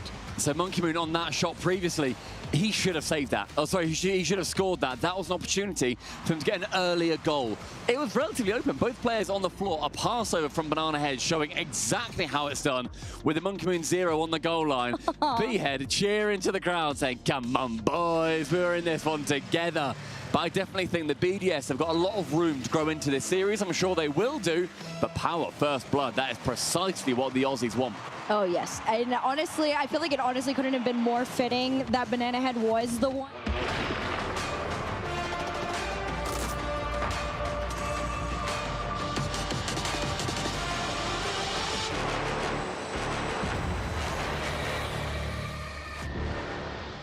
Not sure if anybody hear me, but... And welcome back to EWC Central. As always, I have the pleasure of speaking to very special guests. We are interrupting that Rocket League game. You can keep watching that twitch.tv EWC_black.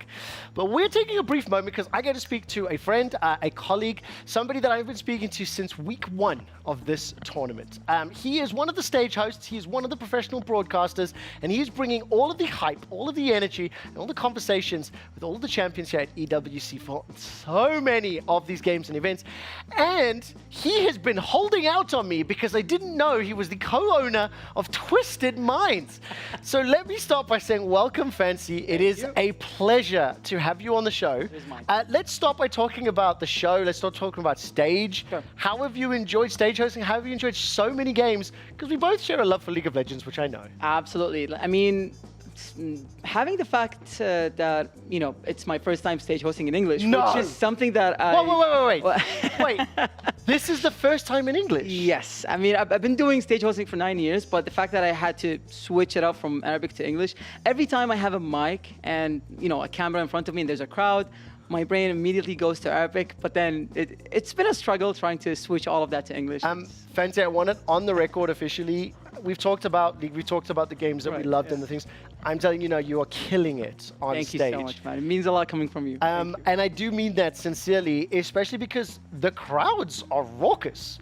I had lower expectations, not only for how many people show up, they are loud. Right. And is this normal for Arabic crowds for esports events? Have you been to a football match in Riyadh? No, I have not. Yeah, I mean, if you've been to a football match in Riyadh, you would know it gets really loud. Listen, it's called soccer where I'm from, so I'm not a football guy. I mean, we call it football here, right? Let's talk about the games. Obviously, being there the whole time, I want to transition into Twisted Minds, but as someone that's been on broadcast, I guess you've got two different perspectives, right? One, you're watching the tournaments, you're watching the results. Right. How has that been for you personally? And then we'll talk how it's been as a co-owner. I mean, it's been really interesting, and the main thing that I loved about Esports World Cup is the storylines that we have here, especially with the whole key.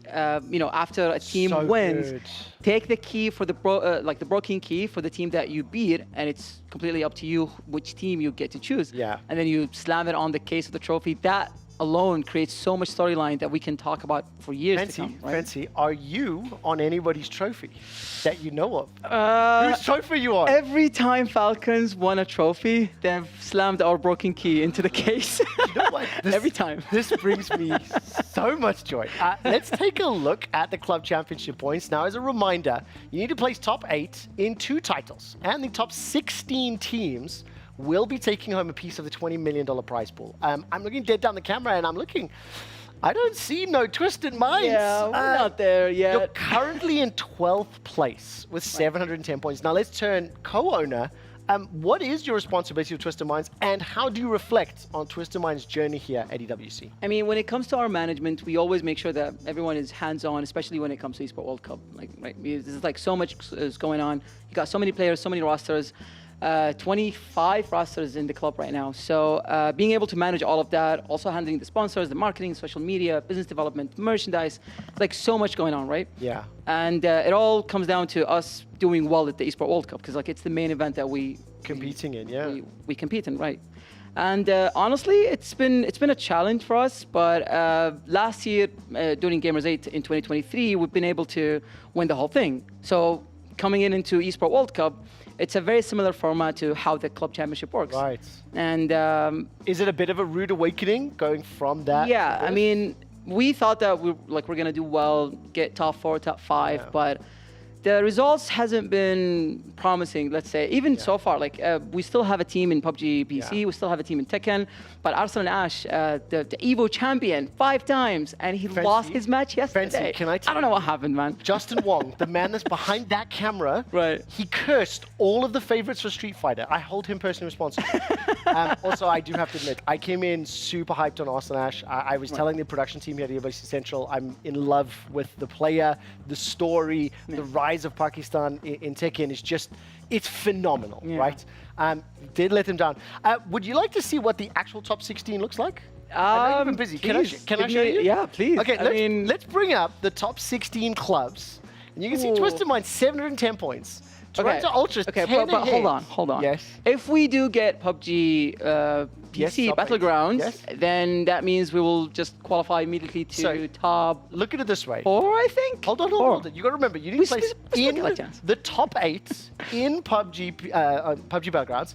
And if you place the top 8, if you place 8th, right, you get 60 points, which will bump you 1 position. But if we get first place, oh yeah, that's. Sorry, can I get an update? Who's winning in PUBG right now? Let's go to Fancy. Let's go to Fancy with the update. Who's in first? Well, I mean, it's Falcons. Yeah, exactly. But wait, keep in mind that our roster in PUBG specifically, they always don't really do well in the group stage, but then immediately when the playoffs happen, when the pressure is on, they just What do I'm very happy to hear is that's actually exactly what I have heard as well, as far as the Twisted Minds PUBG goes. Now let's turn. What is the outlook like for Twisted Minds ahead of EWC? And we mentioned you. Gamers 8 last year, huge success. Little bit of a rude awakening this year, but what is next for Twisted Minds and Fancy after the event wraps up on Sunday? I mean, there's so much to catch up on, right?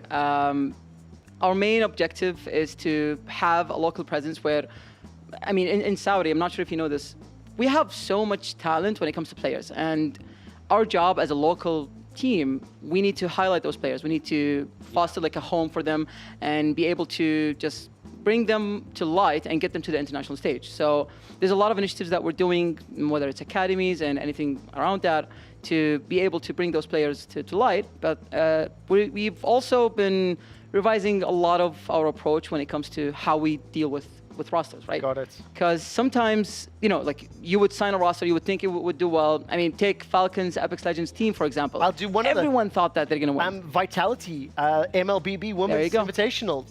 1,000 days without dropping a tournament final. 22 tournament finals in a row. Right. So you get upset by an organization called Smart Mega Empress. It's comparatively speaking, a much smaller club, right? I mean, it's beautiful. I will say this, it's been incredibly eye-opening for me. I've had the best time.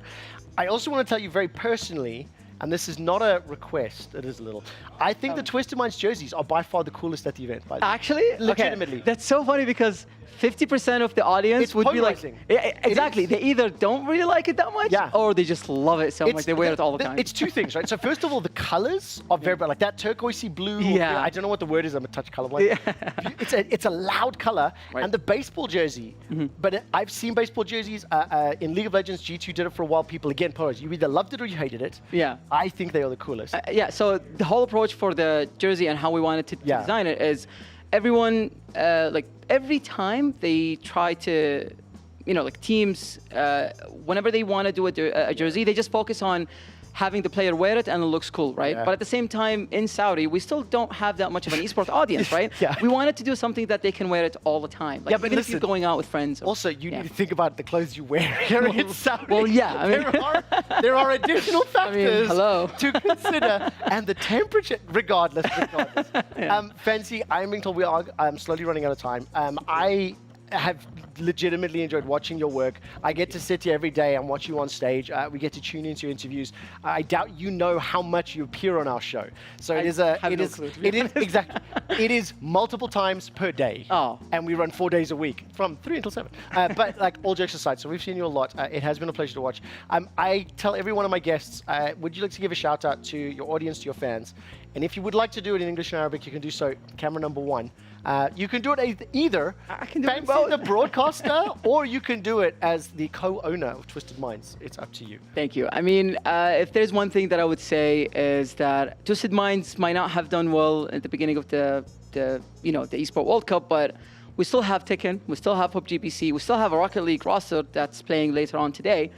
And I know that a lot of fans have believed in us and they cheered for us, they showed up in every match, but we might not have been up to your expectations, but trust me, there's a lot of work that's being done behind the scenes that, we're going to make everyone happy. We're going to do what we do best, and we're going to try to get those trophies. So I like that. Not something in Arabic. Come on. What do you mean? Do you want to give a shout out in Arabic at all? Of course. يعطيكم العافية الجماهير اللي كل اللي يشجعون توستد مايندز، ما قصرتوا على تشجيعكم، على دعمكم لنا خلال الموسم كامل. لكن الشيء اللي دائما أنا يحزنني شوي إنه ما قدرنا أننا نسوي الشيء اللي أنتم متوقعون. فباذن الله في تكن وفي ببجي بي سي وفي روكت ليج بعد راح نعوض كل الخسائر اللي صارت في الفتره الماضيه، وباذن الله ما يخلص الموسم الا وحنا توب 4 اقل شيء. Oh, thank you so much. Fancy, I have one last thing just before I let you go on your way. What we've done every week here is we have an exclusive piece of merch that is from our show. We've put little, like, it's really lame. I wrote this, so apologies. Week 8, we've got the games. We get all the guests to sign it. You're actually going to be my first interview guest to sign this over at Actually, oh, good. It's my honor. We're not going to sign it on camera. It's not the most beautiful thing. So what we're going to do is we're going to head to a break. I'm going to get Fancy to sign this, and we'll be giving this away. We'll share details with you on exactly how that happens later on in the weekend. When we come back, we have another interview lined up. I believe this is Sofia Esfana. Hopefully I said that right. Yes. And we'll be introducing ESL R1 on the other side of this. Don't go anywhere.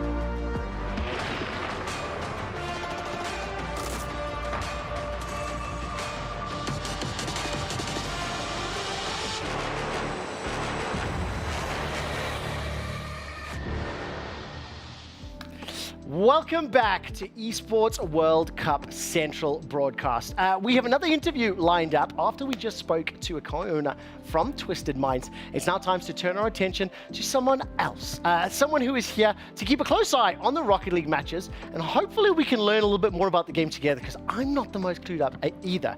We're going to try this again. This is a representative of Furia. Her name is Sofia España. Sofia España, yes, you're closer this time. Can you say it for me so I know how to? I mean, the part of España is hard. Okay. Well, I'll practice it. Sofia, thank you so much for taking the time to join me. We briefly chatted a little bit about some of the content you work on. Could you tell our audience and our viewers in camera number 1 there who you are, what you do, and what you're doing here at EWC? Okay. Hello, my name is Sofia España. I'm a content creator from Furia, and I'm from Brazil. I do a lot of different things, and esports have been my passion since I was like 16 years old. And now I'm in this world, and I came here to watch and learn the Rocket League. Yeah, I start playing, and you know, I have this passion from Furia. I like to cheer for them, and now I'm here to know about all the competition. Okay, awesome. And have a closer eye to it. I mean, that makes me so happy. It's one of my favorite things about the Esports World Cup is the different games being side by side. Let's talk about that in a second. So I better understand. Influencer, content creator, they mean so many different things. So what games do you do? What do people know Sofia for? What do they watch you for? So I have a lot of different size, a lot of different content from Furia and for me. Okay. Like we work together in some things, but I work alone in another. Congratulations, that's very exciting. Thank you. So in Brazil, I play a lot of EFPS games like Valorant, CSGO, and I stream that. I love, I started just because I liked it, you know? Yeah. I started streaming because it's what I like to do. I used to spend hours doing it. Also, because of your nationality, the fire in your blood for competition is just there. Brazilians are top tier in cheering and everything, every sport they compete in. I am a huge fan of watching Brazilian Counter-Strike. I enjoy watching Brazilian players in FC, Brazilian players in PUBG Mobile, like Alpha 7 recently picking up a huge We are very competitive. Oh, it's crazy. It's amazing. Out of interest, do you play ranked in Valorant? Yes. I hit Diamond 3 and then I had to stop playing because Why? Because in order to keep climbing I had to put too much time in, and yes, I have a like dog and 40 minutes it's so long. It's so long. Yes, but I enjoy it. I'm immortal right now. Oh, okay, yeah, little flex, yeah. Just kidding. But you know, I do it because I like it. I like competing. You know, I do play poker too because of the competition. Yeah. And I love that. I love competition. I like cheering. I like watching it. I like playing it. I love all kind of stuff. I mean, I'm a huge fan of literally any Brazilian event. The crowds, they sincerely are some of the most exciting. So you mentioned you're here to watch Rocket League. Yes. We actually have some live Rocket League. If we can bring it up, we will. I'm not here to commentate it. We're not going to do that. I've never played before. So like I'm learning now as we're watching. You can see Team BDS, they're playing against Power. As somebody that's also new to Rocket League, how hard is it to drive the cars and actually score goals? It's really hard. I try to play it and like be good at it, but I'm just not good. So I'm here to cheer and to watch them, but I'm not good as a player. Can I ask you a question? I have this debate going at the moment. Last week we had EAFC here, and when I spoke to the EAFC players and I speak to the commentators, they all told me that Rocket League is the hardest game to play on the planet.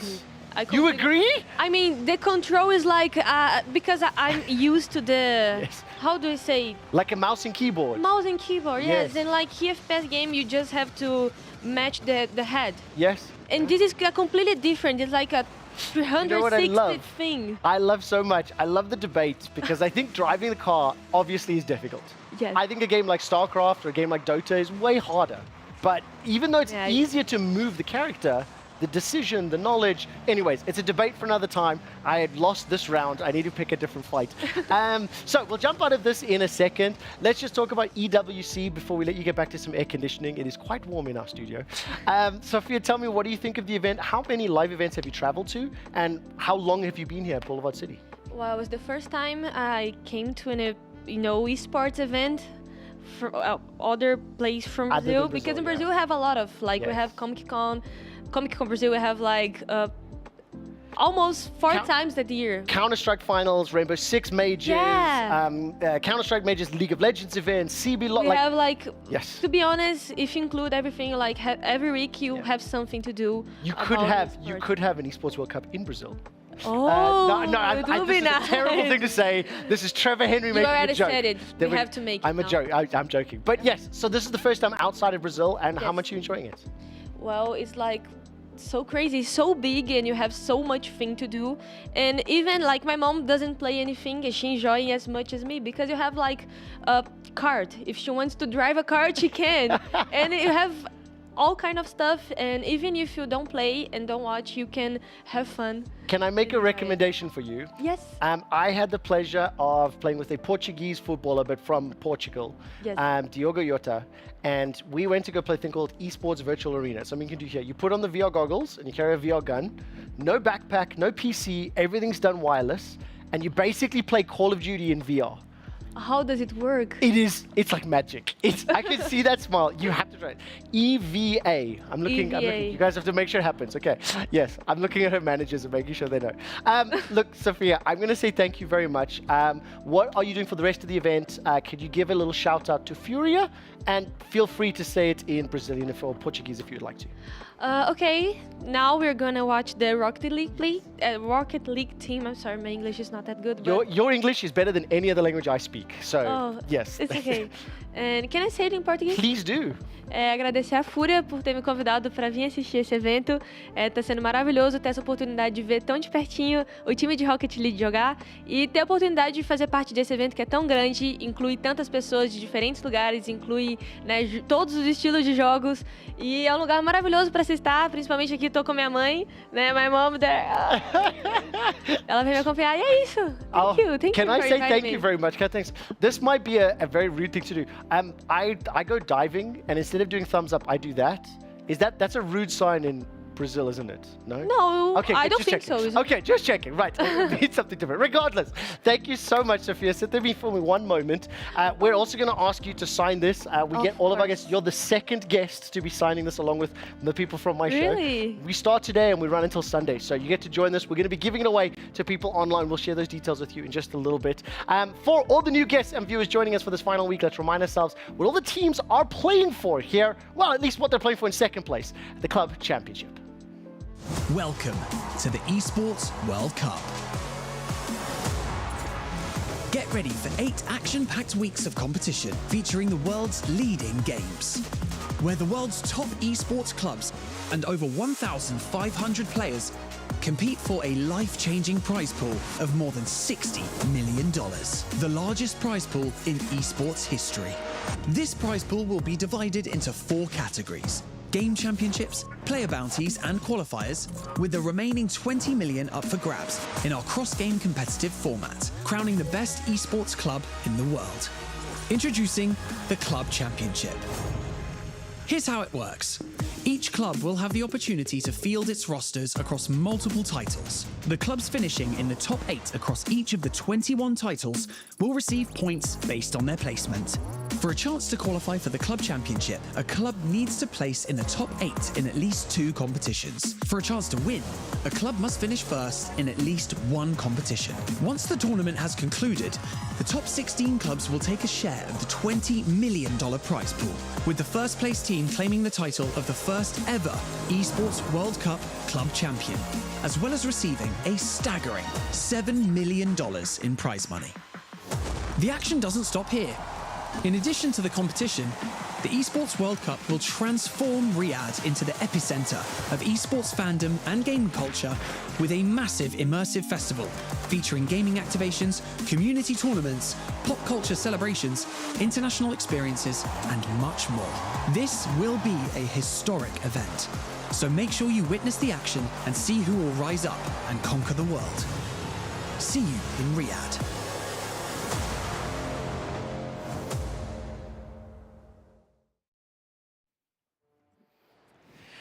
Welcome back to EWC Central. We have entered the second hour of broadcast of our 4-hour show, and we've only introduced one game. It's time to turn our attention to a brand new title, the bonus game, simulation, race extravaganza that is being added to the Esports World Cup. What I'm talking about is ESL Rensport, or ESL R1. Now, we're going to bring up some footage on screen, and we're going to break down exactly what's happening. But I mean, Dara, if I can ask you to explain, this is just racing. Wow, except for that. Ignoring the donuts, same premise as every other motorsports. Finish the race in first, you win a race, accrue points, and you can win the whole thing. Is that basically it? Yeah, I mean, it's relatively simple when you base it down like that. This is the kind of stuff we're going to be seeing a lot of over the weekend. Why are they spinning out and crashing already? And what are we looking at? We'll get into this. This is Monza. This is the first round. This was the last chance qualifier race. We'll get into the format in a little bit. But, these are some of the highlights that we saw earlier. This was happening just as we were starting the broadcast. Now, if I can, the physics on the cars look great, but like when they do start spinning out, it kind of looks like they're floating above the track. So how much of a simulation, is this engine running on? The visuals may not be an exact simulation, but I think the physics in there are better. Yeah. So even if it doesn't look like all the dust is being kicked up, realistically the same damage is being done to the car. This is at turn 1 and 2. You can just see it gets very tight. Wow. This is. So is this like a typical setup for sim racer setup? Yes. Well, it depends really, because a lot of drivers have lots of different things. It's quite cool actually. There's lots of drivers, they may have big, wide screens, dark rooms, or they just might have a little TV in a light room as well. So they have different up and down, where the wheels are, where the pedals are. It's very different, and that makes it difficult for these guys here. So I know that we've got a brand new arena that has been introduced here, the Aramco Sim Arena. Am I saying Aramco, is that right? Aramco, yes. You got a chance to look at that earlier. All the races set up in their little pods in a circle. Do each of the drivers get to customize their own little racing booths? Yes, but the problem that they have is that each rig is not going to be the same as what they have at home. So at home, the challenge to overcome. At home they can set it up exactly how they want. They have to lock it in. It's fine. But here, of course, they're going to be switching out drivers as we go through. There's 48 drivers. There's 12 sim rigs. So they're all going to be using multiple sim rigs, and they're going to have to be changing all of their settings. It's going to be very, very difficult for them to do so. And it's one of the main challenges of having these LAN events, it's almost like flying to another country with a car and having the car need to be reconfigured for each track and each setup. Now look, I haven't watched Formula 1 or motorsports since the mid-90s, since I was a very young boy. So let's talk about what is the track list. Are these based on real life tracks as well? Yes, these are pretty much exact replicas of tracks. Spa-Francorchamps is the race that we're going to see first. It's in the Ardennes Forest, an iconic circuit. Jeddah is the second circuit. It's a relatively new circuit in the grand scheme of things. Used for Formula 1 in the last 3 years, and it's only been added to Rensport officially this week. So it's a bit new for the drivers. And of course, just for anybody locking at this, when that says Fuji, we're not talking about a clothing brand. Spa is not a place where you go to get a massage. And no, there are no Jedis or Sith in this. These are actual real places. Hockenheim in particular is a track I've actually been to personally. My dad actually drove me around it once many, many years ago. Let's talk about the races. Is this a laps thing? Is this a time limit? How do the races actually work? Well, there's about 15 minutes worth of a race, and here at the first race in Spa, it's a longer track, so you're going to get less laps. So it is lapped, but at the same time they're set to be about 15 minutes. This is the circuit, 7 kilometers in length, one of, if not the longest that we will go to over the course of the weekend. Main spots to look out for, you can just about see the checkered flag on the start-finish line on the left-hand side. Down at turn 1, you can see how tight that is. Lots of action happens down there. We can see lots and lots of crashes. I want to quickly ask to Justin as well as to Blank. Welcome back to the show, Blank. I actually didn't even welcome you back. I apologize. Yeah, I'm just back. we heard this word during rehearsal. What is the name of the type of corner at number 1? Tight end? Hairpin? Hairpin is the correct word. Okay. A tight end is George Kittle, someone who receives the ball in NFL. Regardless, it's a hairpin turn. We're going to be learning more about this, of course. It's a race. It's simulation. We'll dive deeper into the gamification or the simulation and the argument around it, because I plan to pick one with you. But let's talk about the format of the competition. There's 2 stages or 2 elements to this: the Driver Championship and the Team Championship. So what is the Drivers' Championship? So Drivers' Championship only going to be today, Thursday, Friday, Thursday, Friday, Saturday, Sunday is going to be the Teams Championships. Today on Thursday, we've got the drivers. We've just had a last chance race. That was a couple of hours ago, in which we saw the final 3 drivers find their way into the finals. The first 9 were decided when they had the main series. Yeah, Right. kind of like Okay. a qualifying So give me the format breakdown for how this works. So, drivers will start on a set amount of points based on what they got in the qualifiers. Joshua Rogers, who won that championship, will start on 100 points. So he has an inherent advantage over the rest of the pack. Everyone else will be a little bit layered further down. Okay. But he will have that inherent advantage of going into the race. This sounds just like a battle royale. There's a lot of similar competitive formats in other genres of things here. And if I'm looking at this correctly, the first driver to win a race after reaching the threshold of 170 points wins. And then obviously starting at 100 points for Rogers, 25 points for each win. So he needs to get 4 wins, and then on the 5th win, he can win the tournament. Is that right? Yes. So minimum of 4 races, maximum of 9 that we're going to see today. If he gets to 3, 3 is then 75. Okay, math works hard. Let's take a look. What is the prize pool for the championship for the drivers? How does this break down? And then, of course, what is the next one when it comes to the team championship? Well, for the drivers, a little bit of a smaller prize pool. Really, I think because of the fact that we've got a lot of teams championship, as we've been talking about with the Esports World Cup in general. Exactly.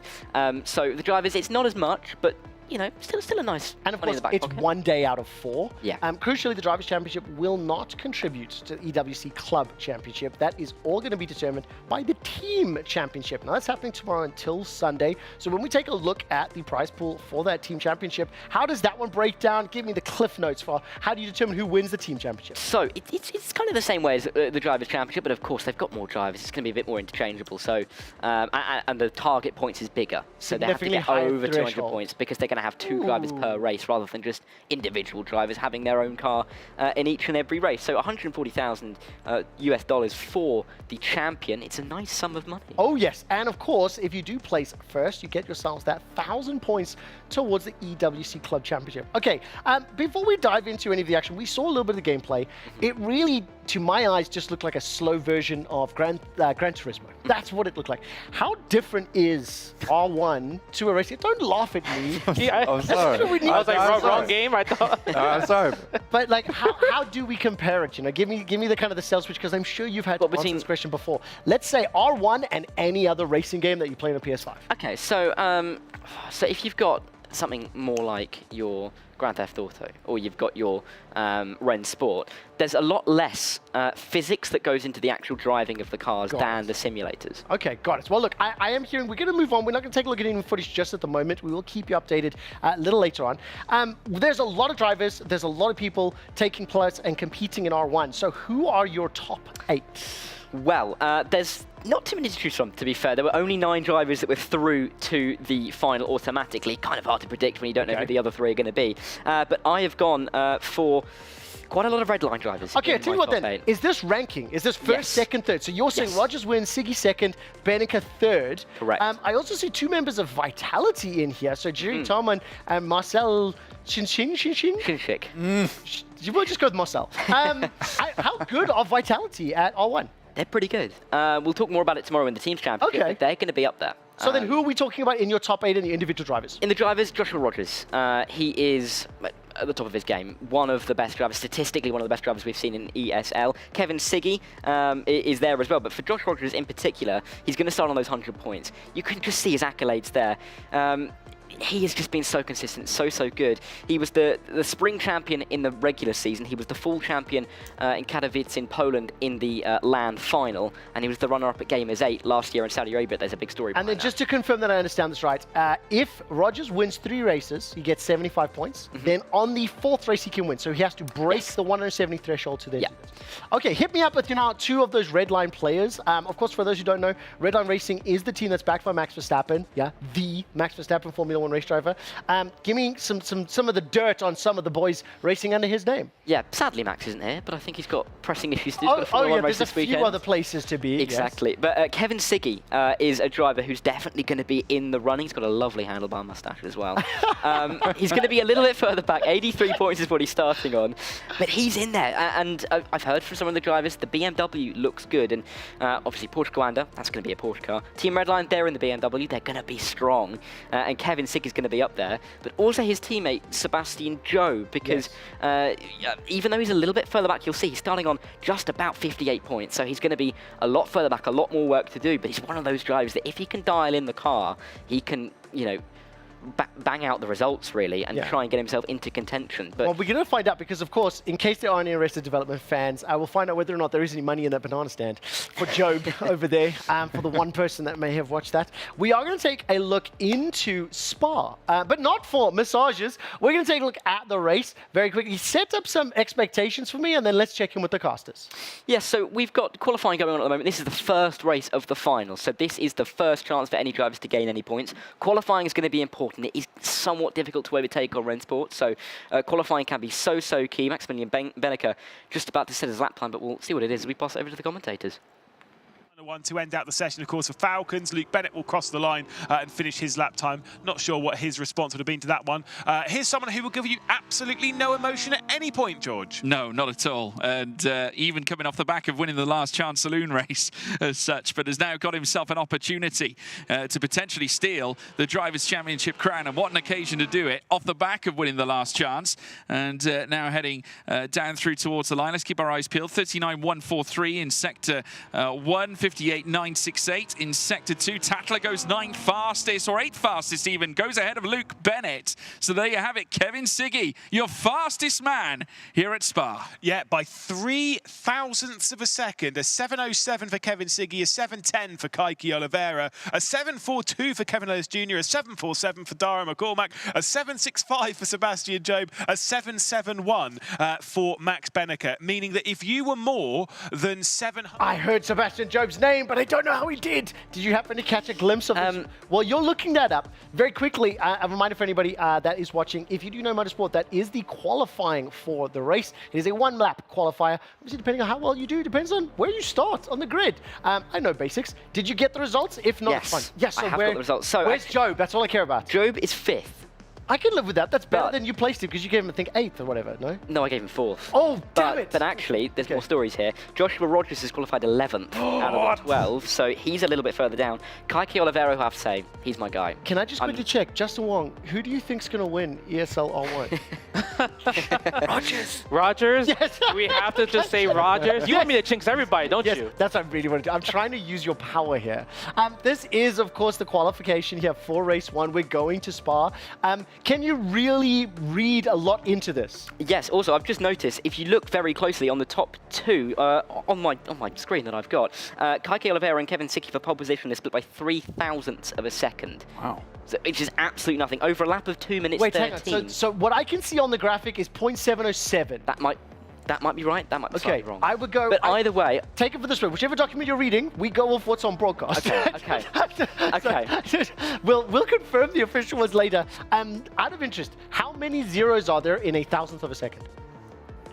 2. That's right. But I know to you it's simple, but it's not terminology people are going to hear. Okay, say for me 0.2 of a second. What number is it? I rest my case. There are assumptions that are made. There are assumptions that are made. Unless you've watched, you don't know these terms. We'll teach these later. We'll teach these later, okay? What we are going to do, though, lambasted me. They got us. We've briefly talked about and it's one of those things where I grew up watching some racing, so I have a little bit of an understanding. Yeah. But I heard Dara talking a little bit to some of the crew and talking about 10ths of a second, 100ths of a second, and I saw the eyes glaze over and went, yes, I'm going to make fun of Blake. Now, let's turn our attention to Tekken 8. First and foremost, let's learn about the format before we come right back.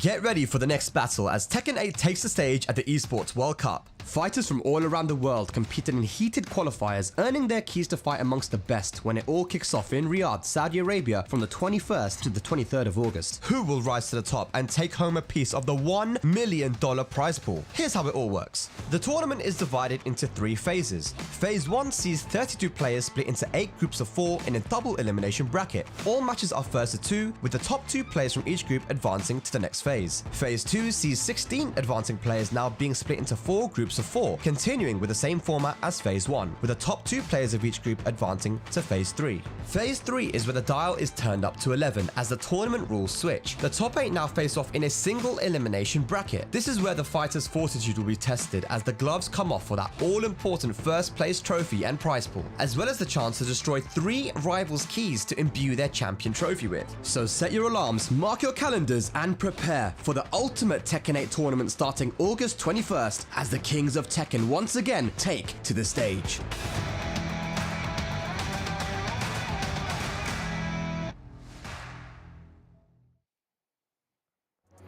And welcome back to EWC Central. We've introduced at least Rocket League. We've turned our attention over to ESL R1. And now we're about to introduce Tekken 8. We just learned about the format. And of course, following that, we'll remind everybody how PUBG works. But I think PUBG might be... Actually, no, Tekken's older than PUBG. Regardless, let's just stick to the script. Very quickly, before we go into Tekken 8, I do actually have breaking news here that we do have those qualifying results. And this is the actual numbers that we're talking about. Can you give me... How many hundredths of a second was that? Well, that's 1/4 of a hundredth of a second, if we're being pedantic. That 700th of a second is a blink of an eye. That's what I... So if you think about it like that, 700th is a blink of an eye. Do you know what we're actually going to do? I'm going to get you to write on a whiteboard. Okay. What they are. Not right now, not right now. We're going to do it a little bit later. But that is crazy close how the qualifying was. I'll be honest, I didn't even look at the standings because I'm trying to teach. Okay. We'll come back to ESL R1 a little bit later. That was qualifying. The race will begin shortly. Out of interest, where is your stream, Dara? Twitch.tv/EWC_black. Oh, nice. Is that right? I don't know if it is. Anyways, let's turn our attention to Tekken. Okay, Tekken 8. I am seated here next to one of the greatest fighting game players that have ever graced many, many games. There. Justin Wong. So I'm not going to do much for Tekken. It's a fighting game, 1 versus 1. You punch somebody, and unfortunately, this is now the violent sofas next to the driving one. What am I missing, and how else do you explain Tekken 8? So obviously, you got it right. You know, you pick 2 characters, right? One on player 1 and one on player 2, and you're gonna see a life bar on the top. And your goal is to literally hit them more, and then once the life bar gets to 0, you win the round. Now, what are some of the unique mechanics? We learned a little bit about drive parry, drive gauge. We learned about the drive system in Street Fighter and Burnout. So let's bring up Tekken 8 on the PlayStation. And Justin, I'm going to ask you just to, let's go through the super basics. I can assume the orange fiery bar on the top is your health bar. Yes. I'm going to assume the blue bar underneath is mana, and that's what you use to cast your fireballs. I know that's wrong. That is completely wrong. Then you take over. All right, but obviously you were right with the life bar. It's a big life bar, and every time you land an attack, you can see that the life goes down. Once you get to the 0, it says KO. Right. The little blue life bar line is called your heat gauge. Ooh. Right, and that's a new mechanic in Tekken 8. Wasn't there since Tekken 7. And activating it, you just hit the R1 button, which is the 5th button in Tekken. So what happens when you become hot? So when you become hot, you get to do more advanced moves, more properties of different moves. Attacks are faster. So during the heat, you could do a heat smash, which will do that, and you cannot do that move unless you're in heat. So one way of interpreting that is kind of is like mana, because only one day you can do special moves. Yes, no, not really. And you also get, it also refills every round. Okay. So you start the game off with heat. If it's round 2, you start it off again. And it's a really strong tool because it really keeps the aggression going in that regards, right? Got it. Also, just if I can say one thing as well, somebody that watches games, you can see on the top left and the top right, Feng and Kazuya. Those are the names of the characters that are being played. When you are watching a Tekken 8 broadcast, you'll then see the player names overlaid as well as the type of thing they're using. Gamepad, stick, or levelist. Those are those graphic elements that we don't get to see here. What are the other things to understand? So, yeah, the things to understand is that every character has over 80 moves in this game. Right, and it's a 4-button fighting game. Yeah. So there's a left punch, left kick, right kick. And when you're hearing the casters talking, when you're watching the games, they're gonna call it 1, 2, 3, 4. So if I say 1, that means left punch. 2, right punch. 3, left kick. 4, right so it's kick. kind of like QWOP, but with you know, because if I say, hey, he just did the left punch and right punch together, it sounds weird. But if I say, oh, that's 1 + 2, that means it's both punches pressed at the same time. Oh, okay. Got it. Can you show us any combos before we actually start looking at the tournament? Oh, yeah. I mean... What can you do? Can you show off on the current setup? Let's see. Okay. we have to see. I need to, let's see if I can reset the stage somehow. Nope. Nope. We don't want to make a screenshot. You're button mashing here. You hit the I am screenshot very button. button mashing. You know what? Wow. Because I play on joystick. I was just about to say, to be fair, you do use a stick, an arcade stick. I play on I will joystick allow there. it. I will allow it. Okay, well, I'll be trying. If not, you may not be able to. Okay, I'm going to give you one more try. So usually when you do a combo, yes, right, is this wall breakable? It's the wall, right, and then it breaks that. Yes! You can activate the heat right here, and usually you want to use the heat smash to keep pushing to the wall further. And obviously, you can get somebody stuck in the wall or stuck in the corner. They bounce against the wall. They take more damage. Okay, look, I'm going to be honest. We're probably going to fight you later or lose to you later, so I should say. I think we can probably... You see that call? Like that was. That's good. what. That's the thing, right? Most of the times, people are like, okay, let's do the combo, get the juggle state going. If you get to the corner, that's when it's dangerous because the wall's behind you. There's no way for you to move back and get out in the situation unless you fight your way out. Right? Okay, so for Darren, for Blank, do we kind of understand some of the premises here? How much experience do you guys have with like fighting games in the past? None. No. Tiny bit? I had a great conversation with Justin yesterday, though. Okay, fantastic. So did I. Great. Okay, this is exciting. Let's drop out of the PlayStation for now. We will come back to that later. I do actually want to play this at some point. Had the joy of doing that with Steve a couple weeks ago for Street Fighter. Took a round off him, by the way. And let's turn our attention to the tournament. Now, I want to start off by once again reminding all of our viewers that when Street Fighter VI took to the EWC arena, some of the biggest upsets in the Street Fighter VI world came to pass. It was a phenomenal story, and the ultimate winner, it was an emotional moment for a relatively old man to stand on that stage and win. And I'm going to start by saying Justin Wong is personally responsible for those surprise results and those upsets. He whipped out the death note, he typed them up on Twitter, and he took them out. Can I show the world who your top 8 predictions were before the games began? All right, listen, I have to... I might have a curse, right? Yeah. It might be one of those things, you know... 5 are eliminated! I like the quotation marks of expert. That's the best part about it. But we have to be fair, right? Atif qualified. Yeah. You know, he got out. He's in phase 2. 12.5% out of your correct reaction. And Rafe and CBM 25. has not played yet. Okay. Right? They haven't played yet. Oh, but it could get worse. It's just a huge surprise. If you look at it, Arslan Ash, he literally is the EVO champ, world champion from a month ago, like you mentioned earlier. He went 0-2, very unexpected. Nobi, 3rd place at EVO as well, too. Keisuke, 5th place. Yes. Mogo just won a big tournament 5 days before coming to EWC. And couldn't even make it out of the first round of Double Elim. I know. He just got smoked, right? Yes. He went 0-2 as well. Rangchu had a tough one because Rangchu had to fight Atif first round. Okay, well listen, just to be clear, out of the 8 players, 5 have already been eliminated, 1 is through, and there's a possibility that Justin only gets 1 out of 8, 12.5%. That's so far below a passing grade. Let's take some quick hits on each of the respective groups. So Group AA, the batteries first. In terms of the big names here, I mean, Miail making it through, Ow making it through in the upper bracket. What are the big surprises to take away here? I would say the big surprise is Nobi just getting eliminated. He's 3rd place world champion, right? And he had the really strong Dragunov going in. He qualified from the LCQ last week, right? 2nd place. And him just able to win against Miao and then beat Nobi in that matchup because they're both from Japan and they're also both from the same era. They played like Tekken 5 growing up. They also are kind of like similar in age, around like the late 30s. So winning, I felt like it wasn't too much of a surprise, especially he's like, okay, I fought Nobi so many times, but Miao beating Nobi, that's the crazy one because Miao, he was just getting smoked with his Victor. He's known for his Victor gameplay, but in the lower bracket, he played Jack 8. Oh, Cyclops Grid. Yeah, he played Jack 8 and just beat the next Jack's the big metal dude, right? Yeah, big metal dude. There we go. Awesome. the big metal dude, that's the one. And it's a beginner character, right? Justin, can I ask you, what did Miao say yesterday, and what did Nobi say yesterday? Did they say, ow, I've been hit? Let's listen to what I would say in the ALJ interview. We are here with Ao, and I want to ask, is this your first time in Riyadh? リヤドに初めて来たんですか? いや、そんなわけないじゃん。もう4回目だよ。 Absolutely not. It's my 4th time here, man. Oh, 4 times already. Okay, I gotta ask, are you used to the weather now? 天気に慣れましたか? 天気天気はもう大丈夫です。ただラスベガスよりやっぱ暑いね。 Yeah, so it's I kind of got used. Like I think Las Vegas is like really hot compared to. Okay, 4 times here. Weather is not too bad. Favorite food that you had on this trip so far?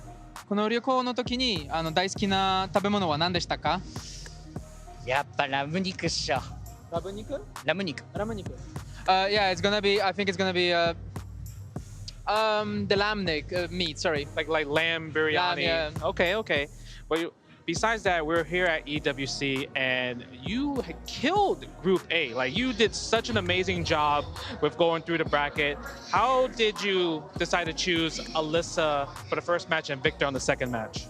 本当このグループの中で素敵な勝利できたんですけれども、聞きたいものはキャラクターの選び方。最初の試合はアリサを選んで、次はビクトル。これは何でしょうか？その最初の、モイル選手との対戦においては。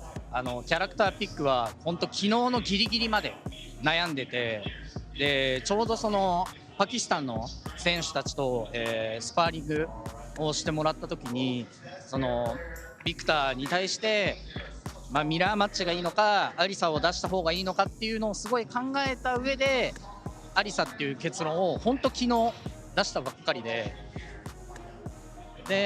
のびさんと対戦する時はやっぱそのビクターで戦うことが経験上多かったので、いつものその私生活のルーティンを大事にしながら、本番頑張れるようにコンディションを整えて頑張りました。So I was really like until the last moment I didn't know what to choose. I was thinking yesterday really hard like which character do I use to play against Moil. I was sparring a lot with the Pakistani players and I was thinking about this topic and I thought, well, maybe I would just choose Alisa because in the mirror match I didn't fancy kind of this. So I thought like, yeah, I'll go for Alisa. Then with Nobi, obviously, like there's a lot of experience of playing against each other, and but I thought, okay, I'll just do what I know best. I will just stick to my fundamentals and just do my best against him and just chose my main character of Victor. You looked amazing just playing. The confidence, even with the camera, just so much confidence of you playing. You didn't feel, it felt like you wasn't nervous at all. And going through more of the tournament, you're going to the group phase 2. Is there anybody that you're looking forward to fighting in the Tekken 8 tournament? 今日はなんかすごく自信を出したと思って、カメラを見てもなんか自信が感じましたね、誰も。で今突破して次のステージに進んだんですけれども、次のステージとか一番怖い選手があるんですか、それとも一番戦いたい選手がいますか？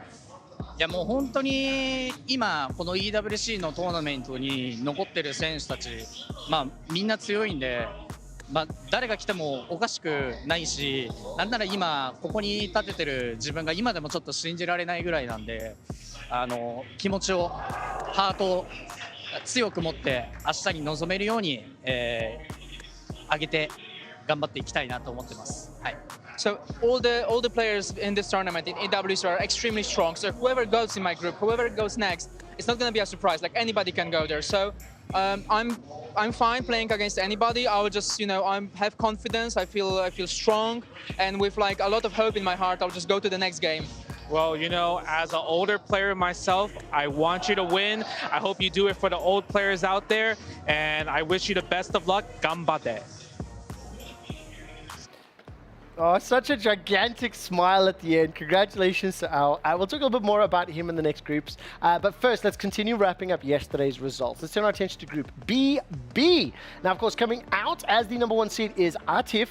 But I think for me, big one, Rangchu being eliminated. What else are the takeaways here? I mean, see, I was right with my predictions. A team making out a Group B. That's the most important part. But yes, like you mentioned, Rangchu losing to Dejan, which, he plays King. Yeah. And he's a grappler, he's a wrestler, and it's not a character that you see too often these days. So the fact that he's the only character that's representing King in this tournament, it really says a lot. They might not know the homework, they might just not know the matchup in general. Also beating Kakoma, that's already a huge one, but that's literally a Pakistan player beating 2 Korean players. Yeah. It's kind of another story rivalry right And there. Of course, something that, unless you know a lot about Tekken or you've kept up to date, Pakistan has really become the superpower, arguably. Of course, one of the strongest regions. We'll unpack that throughout the course of today and tomorrow. Let's turn our attention to Group C. Of course, this is the one where I could not be more disappointed. The Evo champion, the god of Tekken 7, Arslan Ash. You let me down, man. And it's because Justin predicted it. No, it's not because of that. It's because this match was probably a grand finals match. His first match against Ulsan. Yeah. Ulsan is literally the best in Korea at the moment, so it could have went either way. Also, I have to give him an option select. his stick was broken, so he had to use somebody else's joystick. Maybe it's kind of a different lever. The levers are always like very important. It's kind of like how you were saying with R1 Racing as well too, right? It's the setup, right? And but the big upset right there, I would say, is Arslan Ash versus John Ding. John Ding's game plan was so good. Just like he just kept with mids, didn't go with any for low attacks because Arslan Ash is known to block really good lows and making a comeback from there. So the fact that he just kind of went straight into a middle game where he's like, you know what, I'm gonna force you to just duck low the whole entire time. It really worked out in his favor. Something that I definitely want you to do, because not only did John Ding then take down Arslan Ash, took down Edge, advanced with the second seed. Later on when we watch some gameplay, I'd love for you to actually show us some of that. Okay. I know we've got a clip coming up, it's not going to be focusing on that, but I think understanding the game plan, that's something where my beginner eyes, I still don't understand. Let's move on. We've got two more groups to take a look at. Group D with the old man Knee coming out on top. I mean, returning to it, Knee is probably the godfather, the greatest Tekken. He's considered arguably the greatest Tekken player of all time. Not just like, you know how you mentioned Arslan's the greatest Tekken player in Tekken 7? Yes. He is like the greatest Tekken, like since like Tekken 5, How Tekken long is 6. he? 5, 6. He's How been many years playing is that? since 2005. In tournaments, in Korea, internationally, 3-time EVO champion. It's and of course, Knee doing well. And who did get knocked out there? Was it Mogold?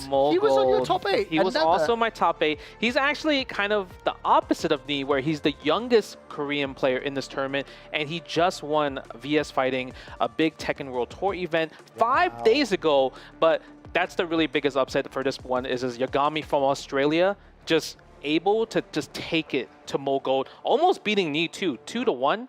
You know, that was like a really close game too. Now, I keep calling you the writer of the Death Note. Is Yagami an anime guy? Does he at least know the reference? Is that where it comes from? I'm not sure if that's like his name. We have to ask him something. We have to check because also at the Olympics, one of the Japanese swimming coaches, his name was Light Yagami. Oh, wow. And he was standing next to the pool. No way. Hand on my heart. Hand on my heart. It was all the memes on the anime accounts. Sorry, we're going to focus in. Let's turn our attention to the final group that wrapped up yesterday, Group EE. As a reminder, these first rounds of double elim or GSL brackets will eliminate 2 players a day from each of the groups, and we'll do that again today. But I think the big one, Keisuke getting eliminated, was another huge name that even a casual viewer I'm shocked by. Yeah, Keisuke, he's more of the latest top player that came to Rise, especially with the latest patch, because Kazuyo was considered unplayable, but after the patch, he was able to make top 5 at EVO, and this is really the crazy part, right? Like, when you think about it, he's about to win. He's up 1 game. This is the final round. He gets the hit, but and then Haviz is fighting HP back. Bar as well. Yeah, huge HP bar. But Haviz is not making it easy for him, right? But look, this is the combo. This should be game. Any combo to work. Drops it, you see, and then it puts Haviz back into neutral state. Can I quickly interrupt? Could we roll that back just for a second and run in slow-mo from like 17, 18 seconds? Because can you highlight exactly the move that misses? Yes. That's the dropped combo. Look at how disappointed the fans are as well. Thank you, production team. We'll run it slow-mo from about here, 17 seconds, 19 seconds. That's perfect. So explain to me the like move right here. There. So he went for a dash instead of completing the hit. So that punch just whiffed. It just completely missed, and it gave Haviz another chance in life, because if you look at the score, if he finished the combo, he would have won 2-0. Wow. And then he ends up losing the set, getting eliminated in the next one. Yes. And he's out of the tournament entirely. And Haviz was able to get out of this bracket in winners. Wow. One move. One like low rotating back fist. Anyways, that's fantastic. I'm really, really glad that we actually prepared that little replay. Yep. One punch. And this man. Okay, I've got some breaking news for you. As we are doing this live, we've just introduced Tekken 8. We will have a little bit more conversation on that in a moment. But this is a photo finish in the first race. So I'm going to need Darren to explain this to me. What is happening? Yes, so I'm going to be honest. I was listening to you, but I was also watching this at the same time because it's absolutely crazy. This is the last lap of the opening race. Okay. So lap 7 of 7, this is the end. We're coming up towards the final couple of corners. Now, this corner up here is called Blanchemont. It's flat out. Going side by side, it's a no-no. But you can see here now, Kevin Siggy's trying to defend the lead. Ellis Jr. is going to the outside line into the final chicane. This is the final 2 corners of the race. There's lots and lots of contact. And then it's a drag race up to the line. And in the end, Kevin Siggy just about edges ahead. Is that the BMW being faster in the straights than the Mercedes at all? No. No, Okay, because that's more on the grip that they've got from the tires. Okay. But in the end, that was less than a half.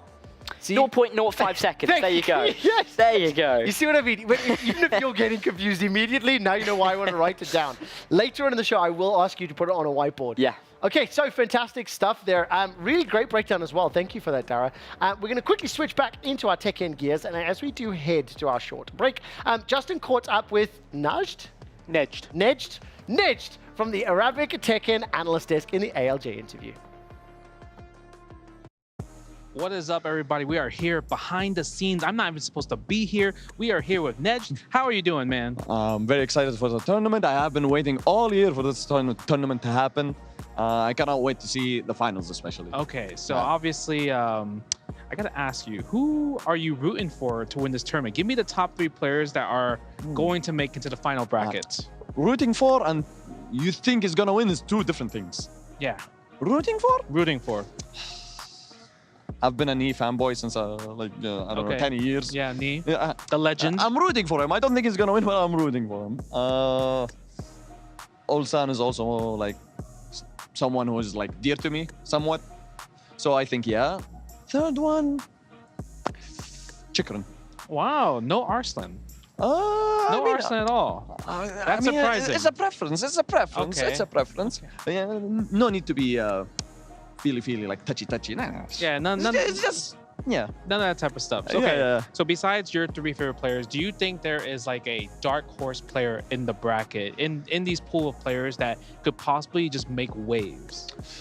The thing is, Chikrin, like usually, like does not do well all year, but like once a big tournament happens, he shines. I mean, he did win EVO Japan. He's literally the first qualifier to qualify for EWC. Exactly. He hasn't been doing well, but usually in like these big tournaments, he actually does well. Yeah. So maybe. Okay. Because I think for Chikrin, it's going to be a bit tough. Even for Ulsan, it's going to be tough. His first match is Arslan Ash, right? That's a really tough match already. But like I heard from Joka that the last time they met, that's what he told me. The last time they met, that Ulsan won 2-0. So. Okay. It might happen. Like it's a very hard match. Right, you're a local. Yeah. What about Rafe? What about your boy Rafe? You know, representing the local boys in Saudi Arabia. I forgot that he's. I should have rooted for him. I forgot. That's your homie, dude. I've been working all day here. You forgot. I forgot. I'll take it all back. Rafe. That's who I'm rooting for. Well, guys. Unfortunately, I just exposed. No! I exposed them. No. I exposed them. Don't even. This is how we do it. Let's get back to the studios and see what everybody else has to say.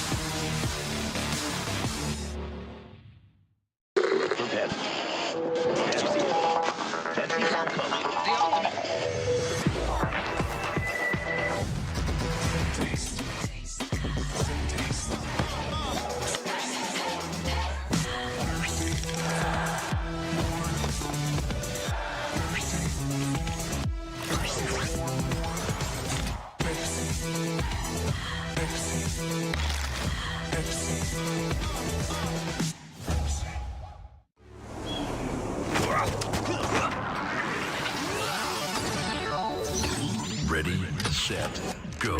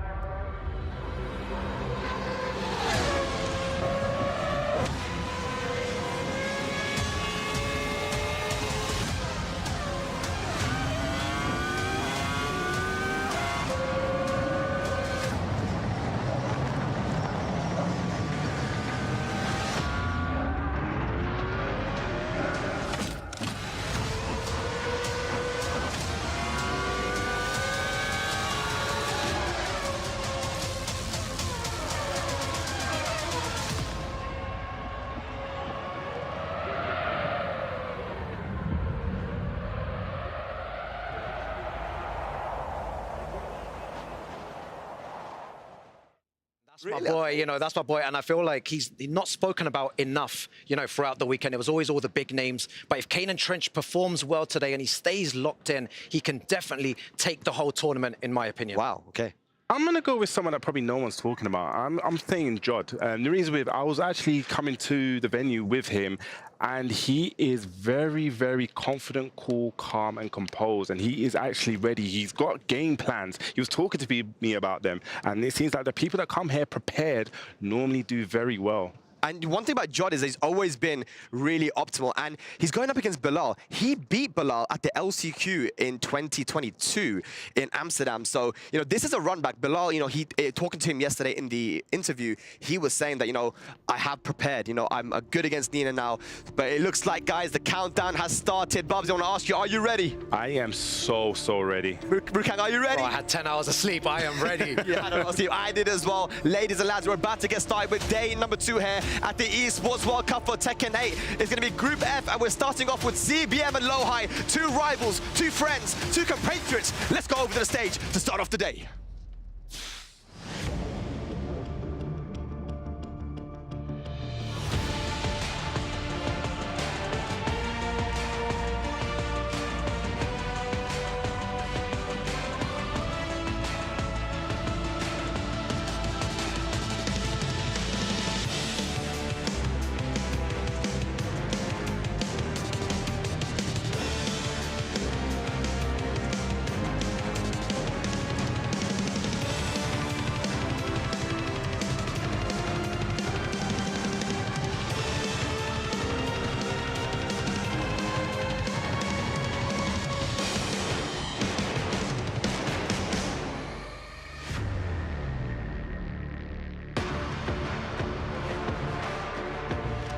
Hello, ladies and gentlemen, and welcome. It's time for day 2 of Tekken 8 here at the Esports World Cup, where nothing is given and everything is earned. My name is Ryan Hart. I'm here with Milos, and we are your stage hosts where, yes, victory and valor ensued, as well as chaos and catastrophe, as 10 of our 32 gladiators were eliminated here. Now, Milos, that beard is looking properly primed and perfect, much like our Tekken 8 matches yesterday on stage, wouldn't you agree? Absolutely. I mean, look, yesterday was incredible in its own right. You know, everybody looked incredible. They played out their best, but to tell you the level of competition, Arslan Ash got eliminated in the first phase of groups.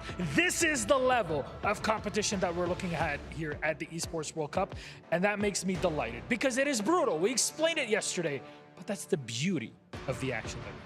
Absolutely true. We've only got 6 slots left in our top 16 as we move and slide into GSL Phase 2 of the format. And 2 of those slots are going to be decided in our next group. And of course, the match is going to get set up and going to go underway very, very soon indeed. Very, very soon. In said group, we've got John and Bilal. They'll be playing on later on. But first up on stage is CBM and Low High. Of course, CBM, Cherry, Berry, Mango. It's a beautiful name, but a bit of a mouthful at times. Probably his favorite flavor of ice cream, you know, back in Korea, something he looks forward to going home to after a long travel for a big tournament. Cherry Berry Mango, a man who needs no introduction, 2nd place at the Tekken World Tour Finals, losing only to Arslan Ash, stellar performer in his own right. And then Low High, people often forget this because it was a little bit way back, but he is actually an Evolution World Champion. I mean, absolutely. You know what I'm saying? So the tale is stacked here, the tale of the tape. These 2, no strangers to the big stage. They know the pressure, and it's time. These 2 are locked and loaded. They're ready, doing button checks right now to get this one underway.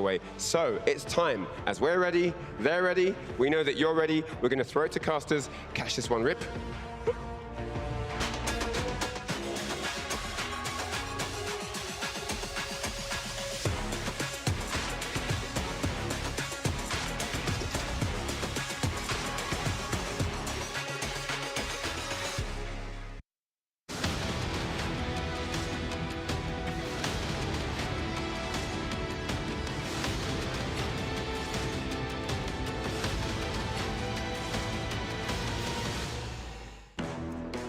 Got it, Ryan. Rip here with the legend Markman. We got Pool F incoming.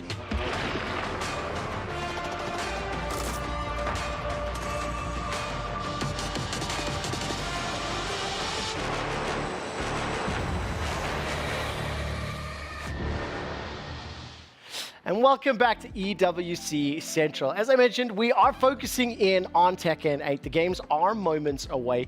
Just before I introduce to you our special guest who will help guide us through the next match of Tekken, I do want to share just a little bit of a personal story with our guest, specifically for the viewers at home. When you think of fighting game communities, especially people who have watched fighting games for 10, 15, 20 years, South Korea, Japan, and North America really are the places you think about the most. Yes, depending on the game, depending on the title, depending on the meta, people come in. But the particular player that I'm about to introduce changed the world in fighting games. Introduced not only his particular abilities and skills to force the world to recognize his abilities in Tekken 7, he also added a brand new country into the fighting game community. Not only added a country, he added a community to completely dominate the era of Tekken 7 and Tekken 8. I realize the story that I'm telling is quite flamboyant. I also think it's entirely fair. It is my absolute pleasure to introduce Arslan Ash to EWC Central. Thank you so much for taking the time. I will tell you this, I'm a big fan of Justin's, I'm a big fan of yours. I watch fighting games, I come from League of Legends. Yeah. But when I'm not doing my work, I basically tune into your guys' shows effectively. Nice to hear. Just before we get you to talk a little bit about the tournament and help us understand the game, Justin, was my story fair? Did I summarize it enough? No, I think you are very good at hyping people up. Yes. He really did change the world. Yeah. Pakistan, everyone knows as like this is the place to play Tekken. Yeah. You even had like the best Korean players go to Pakistan to train with Arslan and the community, and now you have grown such a big community where so many of the players in EWC are also from Pakistan as well too. I will say this. I'll say this very quickly. We're going to keep talking to Arslan. This is part of the show where we do a bit of a co-stream. We are speaking to PUBG, ESL R1, to Tekken 8, and to Rocket League. So we're going to simplify some of the gameplay stuff. Let's bring the gameplay up, and then while we're chatting here, I think the first thing that I will say to Arslan, one last little fanboy moment. You did an interview years ago where you were talking about a tournament you won, and you said something along the lines of, listen, thank you, the respect, the address, I appreciate, but I'm not even the best player in Pakistan. Oh yeah, that thing. And you said that, and I just wanted to hug you. Like the amount of humble and huge self-reflection, like, listen, you're an inspiration. I think you're aware of that by now. Obviously, we're watching a game now, but I think just quickly before we dive into this game, how do you feel about the tournament defeat yesterday and the stick drama? The stick drama. I mean, yeah, GG's to my opponent. Like, they are so good, so talented. Ulsan is like one of the best in the world, and same goes to Junding. But I think I lost because of my stick. Now it happened before. Yeah. My stick was not working well. My lever, you can see the videos before the match. I was asking Ati to fix that stick, and then Ati was playing his match, and then I asked Bilal to fix my stick. They couldn't fix it. I was doing QC back. Nina does QC back, and Nina was doing QC forward. Yeah. Junding hit me 4 and won that one round. I did QC back, and Nina did QC forward, and she ate that move, and I lost. And there were many moments where I did wipe the floor, and I could have won.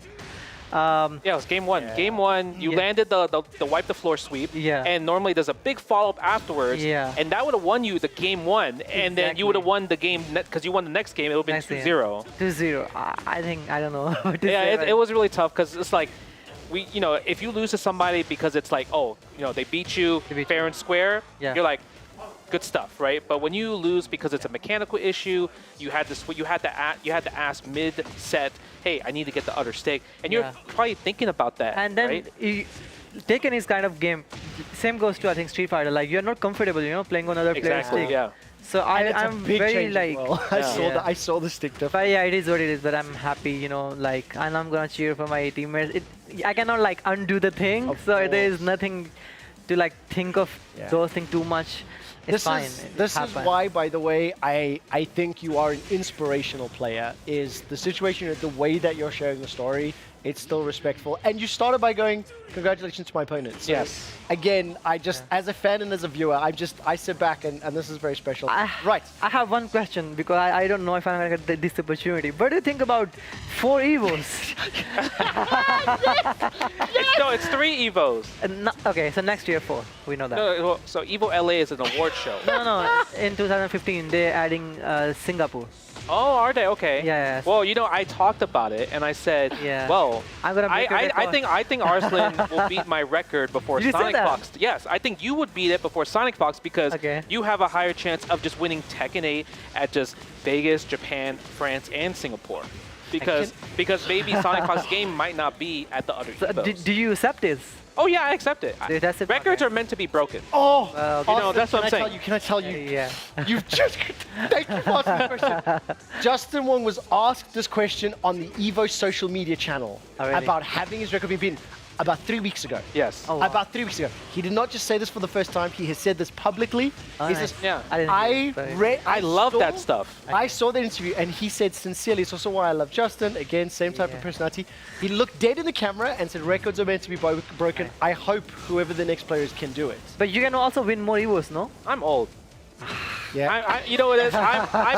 But it really just depends on the game, right? Yeah. But I really, when I watch What is your age, by the way? I don't know. I'm 38. Same as me. Same as me, but Nee is not, you know. Can I? He's doing all right. Can I quickly say this as well? I can imagine the amount of opportunities that Arslan and Justin will get to just sit on a sofa and talk is very limited, right? Yeah. We're talking about 9-time Evo champion. 9 times. 9 times. Thank you. Has competed since 2004 at least. No, I 2001. 2001. Let's say became famous in 2004. Yeah, I was famous in 2004 for the wrong reasons. For a losing reason. Do you know Evo Moment 37? Yeah, everybody knows that. Okay, just check. Everyone knows check that, yeah. You say everybody. I've had to teach a lot of people. Okay. And obviously, what I will say is, we brought you on to chat to costume. We missed the entire fight. Yeah. Don't get me wrong. Low-high won. Yeah, Low-high won. Low-high won, okay. Please don't get me wrong. This is way cooler and way more special. Well, you know, I have to tell you, my other pick just went to losers. Yeah. Can I tell you, Arslan, would you like to know who cursed your stick to break? Can I tell you a story while we set this up? Yes. I don't know if you believe in supernatural powers and the caster curse, right? This is something that exists in a lot of the games. Justin Wong was here for Street Fighter 6. Yeah. And he picked 3 players. All 3 of them were eliminated on the first day. Like Mena? I picked Punk, Mena, Big Bird. And they went 0-2 right away. Do you want to know who his pick was to win the Tekken 8 tournament at EWC? Mine? Yes. Me? Yes. So the reason your stick broke, that man right there. I'm just going off of like, you know, I'm like, I know how good the players are, right? You know, one thing I also noticed this thing. The Evo Japan and then this Evo, nobody like expected I will win this Evo. Really? Yeah. Wow, Nobody okay. predicted that because I was not playing like winning any. But the thing is, every time you enter the tournament, your placing kept getting higher and higher. Yeah, that's so true. like, you know, people had to see that. Yeah. You know, that's what I thought, because I was like, oh, look, because you admitted, you were like, okay, you know, Tekken 8 is a very different game compared to Tekken 7, and you were having a little bit, you know, trouble at first because everyone, you know, the game's very aggressive, right? You couldn't play the more of like a counter style, but then you just adapted with the game, right? It went from like top 16 to top 8 to 5th to 3rd to 1st. Yeah. So I just saw that, and I'm like, yeah, obviously, eventually, he's going to get that first place, and you already hit it. Yeah, I have. Yeah, that was a big, like, I couldn't expect, you know, people starting comparing me and you and then Sonic Force, who's like, who is the god of, I believe in like, we all are creating our own legacy 100%. at the end. Yeah. I don't know, like, but it's cool as long as I'm playing the game, it's cool to like, break your record, especially. Yeah. Because remember, I asked you. Yeah, it was in Vegas that one time. That I won the 4th Evo champion. I asked you how many. I thought you have won like 5 or 4. Okay. Yeah. But you 9. I was like, okay. I mean, you could beat it next year. Justin, how long will it take Arslan to secure 10 Evo titles? Bearing in mind, he has 4 behind you. If he won every Evo in the next 2 years, he would have more than 10. And every Evo is impossible. Is it impossible? You think it's impossible? Arslan, I don't think every tournament is impossible. Arslan, yeah. How long have you been competing at Evo? Was it 2019 your first one? Yeah, that Evo was my 7th. Okay. So yeah, I lost 2 Evos only. Okay, so I won 5. Yeah. So you've won 5 out of 7 Evos. Yeah, 5 out of 7 Evos. Yeah. Justin, may I ask for your 9? How many of you attended to a crew 9? 24. 24. Okay. Now, I'm not saying this to make Justin feel bad. I'm trying to highlight to you how insane you are as a competitor. As I said, the games I play are first-person shooters and then MOBA. And I watch fighting games. It's my fun game. That's what I watch to just enjoy. And I'm a huge fan of all the different titles. So when I think about names like Sonic Fox, Daiko, Goichi, there are people that are really, really good in single games. There are people that play for a long time over a series of the same game. And then, like, when I think of Sonic Fox, I do think of him more as like the Mortal Kombat type of game. You know what I mean? Yeah. Was it Fatal? Girls? Yes. You know. But I think when you think of a singular title, there's not many players that have the impact. It's also me personally, like, I do think you're going to break the record, and also you're doing it in a worldwide competitive game. Yeah, that's tough. Yeah. Because when I won my titles, right, Marvel's Capcom 2, Marvel's Capcom 3, that's more of a North America, Latin America game. Not the whole world plays that game.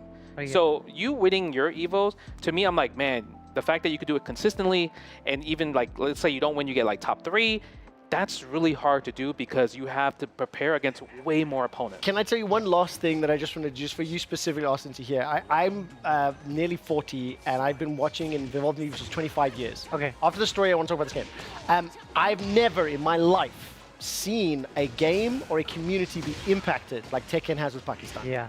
And I want to say maybe you were somebody that either walked through the door, kicked open the door, you know, elbow dropped the house, I don't know. But it's going to be a story that's told for a very long time. Okay, gentlemen, I'm going to ask the two of you to focus on this game. Let's talk about Jod versus Bilal. And maybe give me a setup here, Justin. What's at stake? Who's the favorite? All right, so I would say you have Nina versus Brian, and we got the Nina main himself. Yes. For this one, what do you think this matchup spread is? I think this against matchup Brian? is in Nina's favor, in my opinion. But and why is that? Because Nina is very fast. One of the things is that Nina is top 3 in my opinion, or maybe top 2 character right now. And only way that Bilal can win is by mind game, or otherwise Nina is stronger. Yeah, because I feel like Bilal, he's the favorite to win this match, even though. Really, who said that? I would just think of. I would just think that. I think George can win, because the thing is that let me tell you the inside. In Pakistan, there are only 2 Nina players, me and Hafiz Adil. Okay. And we don't like play with Bilal too much. Okay. So I assume that like everyone in Pakistan played with each other. Like he would have the Nina experience because of you. No. I think that could be the reason. Did you see he won 2 rounds? Yeah. And he's playing good, and Bilal is like kind of thinking what to do and not to do. It's a little bit slower pace, right? Yeah. Also, this matchup is so hard. It's so hard because Nina is an offensive character, and Brian on the other hand is very defensive. Just like Nee. You know?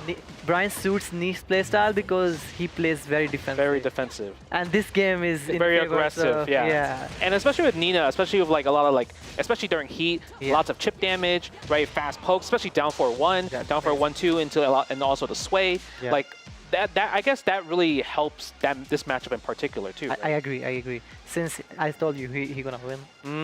Okay. But because when I was researching Jod, watching all of his matches, he gets a little shaked up a few times. Like he gets kind of a little nervous. So maybe because he knows, okay, on paper this is a better matchup, he's being a bit more confident, or maybe he feels like, okay, I shouldn't put too much pressure on myself, right? Maybe Bilal is the one that has more pressure on him.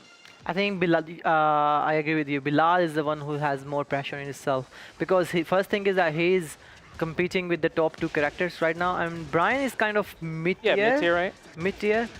But Bilal, if he can able to win this match, I think there are chances of Bilal gonna win this tournament. I can tell you this, by the way, the very next match will be Low-High versus the winner of this one.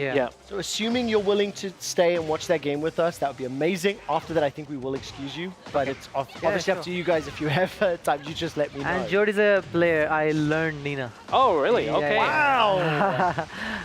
Oh, wow. He could have killed him. There. No, that was a bad combo, by the way. He could have killed him by just doing side stuff 1-2 into 1+4. He did side stuff 1-2 forward 4-3 because he thought that would be enough. That would have been enough. Okay. Yeah, that would have been enough. So it was a miscalculation. Yeah, miscalculation there. Yeah, he could have killed him with by maximum like side stuff 1-2 into 1+4. Yeah, I think also with Brian, right? Like you see how he's like backing up too, he missed the hit confirm with the down 4-1. Yeah, he's missing the combo. Yeah, missing the combo right there. Is the taunt not good in this game? I think this game, Taunt is really good. The Taunt is like the same as it used to be in previous game, but this game has heat smash, heat burst, and other things. Everything heat that are not allowing Brian to continue his pressure. Yeah. So that's the thing. Also explain to me, what do you mean by taunt? So Brian has a specific mechanic called taunt, where if you press 1, 3, 4 at the same time, left punch, left kick, right kick, he'll do a taunt, like he taunts at you. Got it. Right? And you can cancel the taunt into a special move, which makes it unblockable. Ooh. Yeah.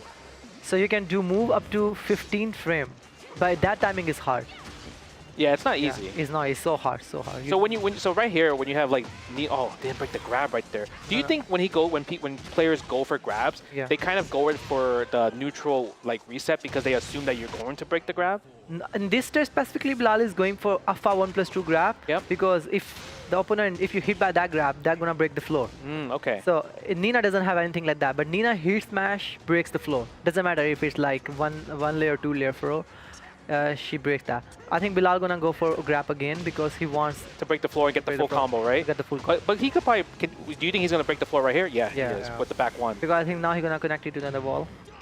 Can he make it to the wall here? Oh no, he doesn't go for it. He went for a reset, huh? He could have done that. Oh, is that? No. Not yet. Oh yeah. There it is. There's the heat smash right there. The heat smash is so strong right here because it's a guess for game, right? Because it's either you block low, right, or you block mid in that situation. Yeah, it's true. It's true. I'll tell you this really quickly. For anybody that is watching this that maybe isn't as clued up on Tekken, what you are starting to get a glimpse of is how two experts at the game, two incredibly talented players, are discussing the individual moves. It sounds a little bit like a foreign language when you start talking about the numbers and how they're associated to the respective attacks. But I promise, once we let Arslan Ash go later on, I'll get Justin to decode some of the big takeaways. Yeah, don't forget, when we're saying 1+2, 3 and 4, it's left punch, right punch, square left triangle, kick, right kick, square triangle, X and O. Yeah, exactly. And I'm not asking you to change. I think the reason that we bring Arslan on here, we have them sitting with Justin, so we get that very authentic experience. I'm just making sure our viewers and our production team also understand. Okay, what was impressive about the launch to Justin? No, it was more of he just threw it out. It's kind of a challenge, right? So I feel like because the matchups, when you're fighting, it's so close, everyone has to be so close against each other. Do you think people just throw out those Hail Mary launches a lot more now? What is that here, man? Like kind of random. You're hoping for the best. It's almost like I really pray that this hits. yeah. Sometimes, I think. Sometimes. Ooh. Oh my god. Because watching it, it felt like a lot. Like, especially with Dragunov, there was so many times where they just start the match, is it 1-2-1 into the heat engager? Yeah. Right? It's just like, boom, let's just go for it. And it works a lot of the time. I mean, specifically against Dragunov, you are like you cannot just block everything, against Dragunov. You have to press, and Dragunov has like insane tools. Like back 1-2 and 1-2-1 is also it's not like launch punishable. So you can take a risk of 1-1. And open stage like Ulsan did. But it's like a 10 frame, the fastest move. You can see, okay, if my opponent gonna press any button, I have this. And sometimes you can hit confirm that move. You can just do 1-2 and hit confirm in one. Okay, and you wait for the third hit. Yeah. That match is going like. But I was gonna tie it up right here. Oh, it drops the combo though. But he has heat. He could just throw heat. There's no way. Nice. Yeah, there was no way. It's too low. It was hard because she had no life, and even if she did Rage Jar and he pressed the button, he would have killed her anyway. Who do you think's winning this, Justin? 1-1 in the final game. I personally think Bilal. I feel like his adaptation is working now. Okay. Well, we'll see. Now we've got some actual gameplay. When you make predictions without the gameplay on stage, things don't go well. What about you, Arslan? Do you think it's going to be Jod still? I think Nina. Really? Is that because of bias, Arslan? No, it's definitely not because of bias. I think Nina in open. Okay, so Brian is good in close stage, and Nina is good in both stages. So like, and now that's why I'm saying this matchup Nina can win. Yeah, and when he means about the stages, like, it's really far to get to the wall. Yes. Right, because Brian really shines at the wall. That's when he could use his taunt and everything. And this is a huge. Is this a longer distance to get to the wall? Yes, it's a big giant coliseum. You see the walls in the background. It's a very huge map. Wow, I actually hadn't thought about that properly, but like that New York Times Square map, then Brian's probably a big fan of that because of how close the walls are. Both stages are pretty small. Got it. Yeah. I think you know me, right? Yeah. I love to play on Infinite. You want to play the defensive stuff. You want to make sure that if I'm gonna win, I want to outplay you, right? Because it's harder. Exactly. In shorter stages, it's so much easier to like kind of like because one guess, you could lose the whole round after. You could lose the whole round. And Zafina, oh my god, it's oh my god, match point! Match point! Bilal or John, who's gonna move on? Justin Wong versus Arslan Ash predictions. Oh my god. What a counter hit. Justin, I'm not going to let you live this down if you lose again. Oh my god. But you're in a good spot. You're in a good spot. Now, pop out 3. No. Nice. Okay, springboard kicks. Nice tech on the throw right here. Oh no, she can. No, yeah. Could she have punished there? No, because the distance was... Yeah, a little bit too far. But it's the counter hit. Very quickly as well, the grey health mechanic here, it regenerates as long as you do not take hits, or do you need to be landing hits to regenerate? So it doesn't. It's not going to go away if you're getting hit, but when you landing hits, it recovers. There you go. A little bit here. Ooh, nice. Very much. He's not dead yet. Not dead yet. One more exchange, but you can't rage hard. Oh, I told you, Bilal. I told you, Brian. I'm not a curse. I don't got no note on me. Listen. Austin's sitting with us, bro. You have no leg to stand on. Hey. He also voted for you to win. That you're going to win the tournament. So it could be me or him that has I'll the tell you curse. this. If this broadcast box has any power at all, I have been teaching a lot of the production people downstairs. We've been here for 8 weeks.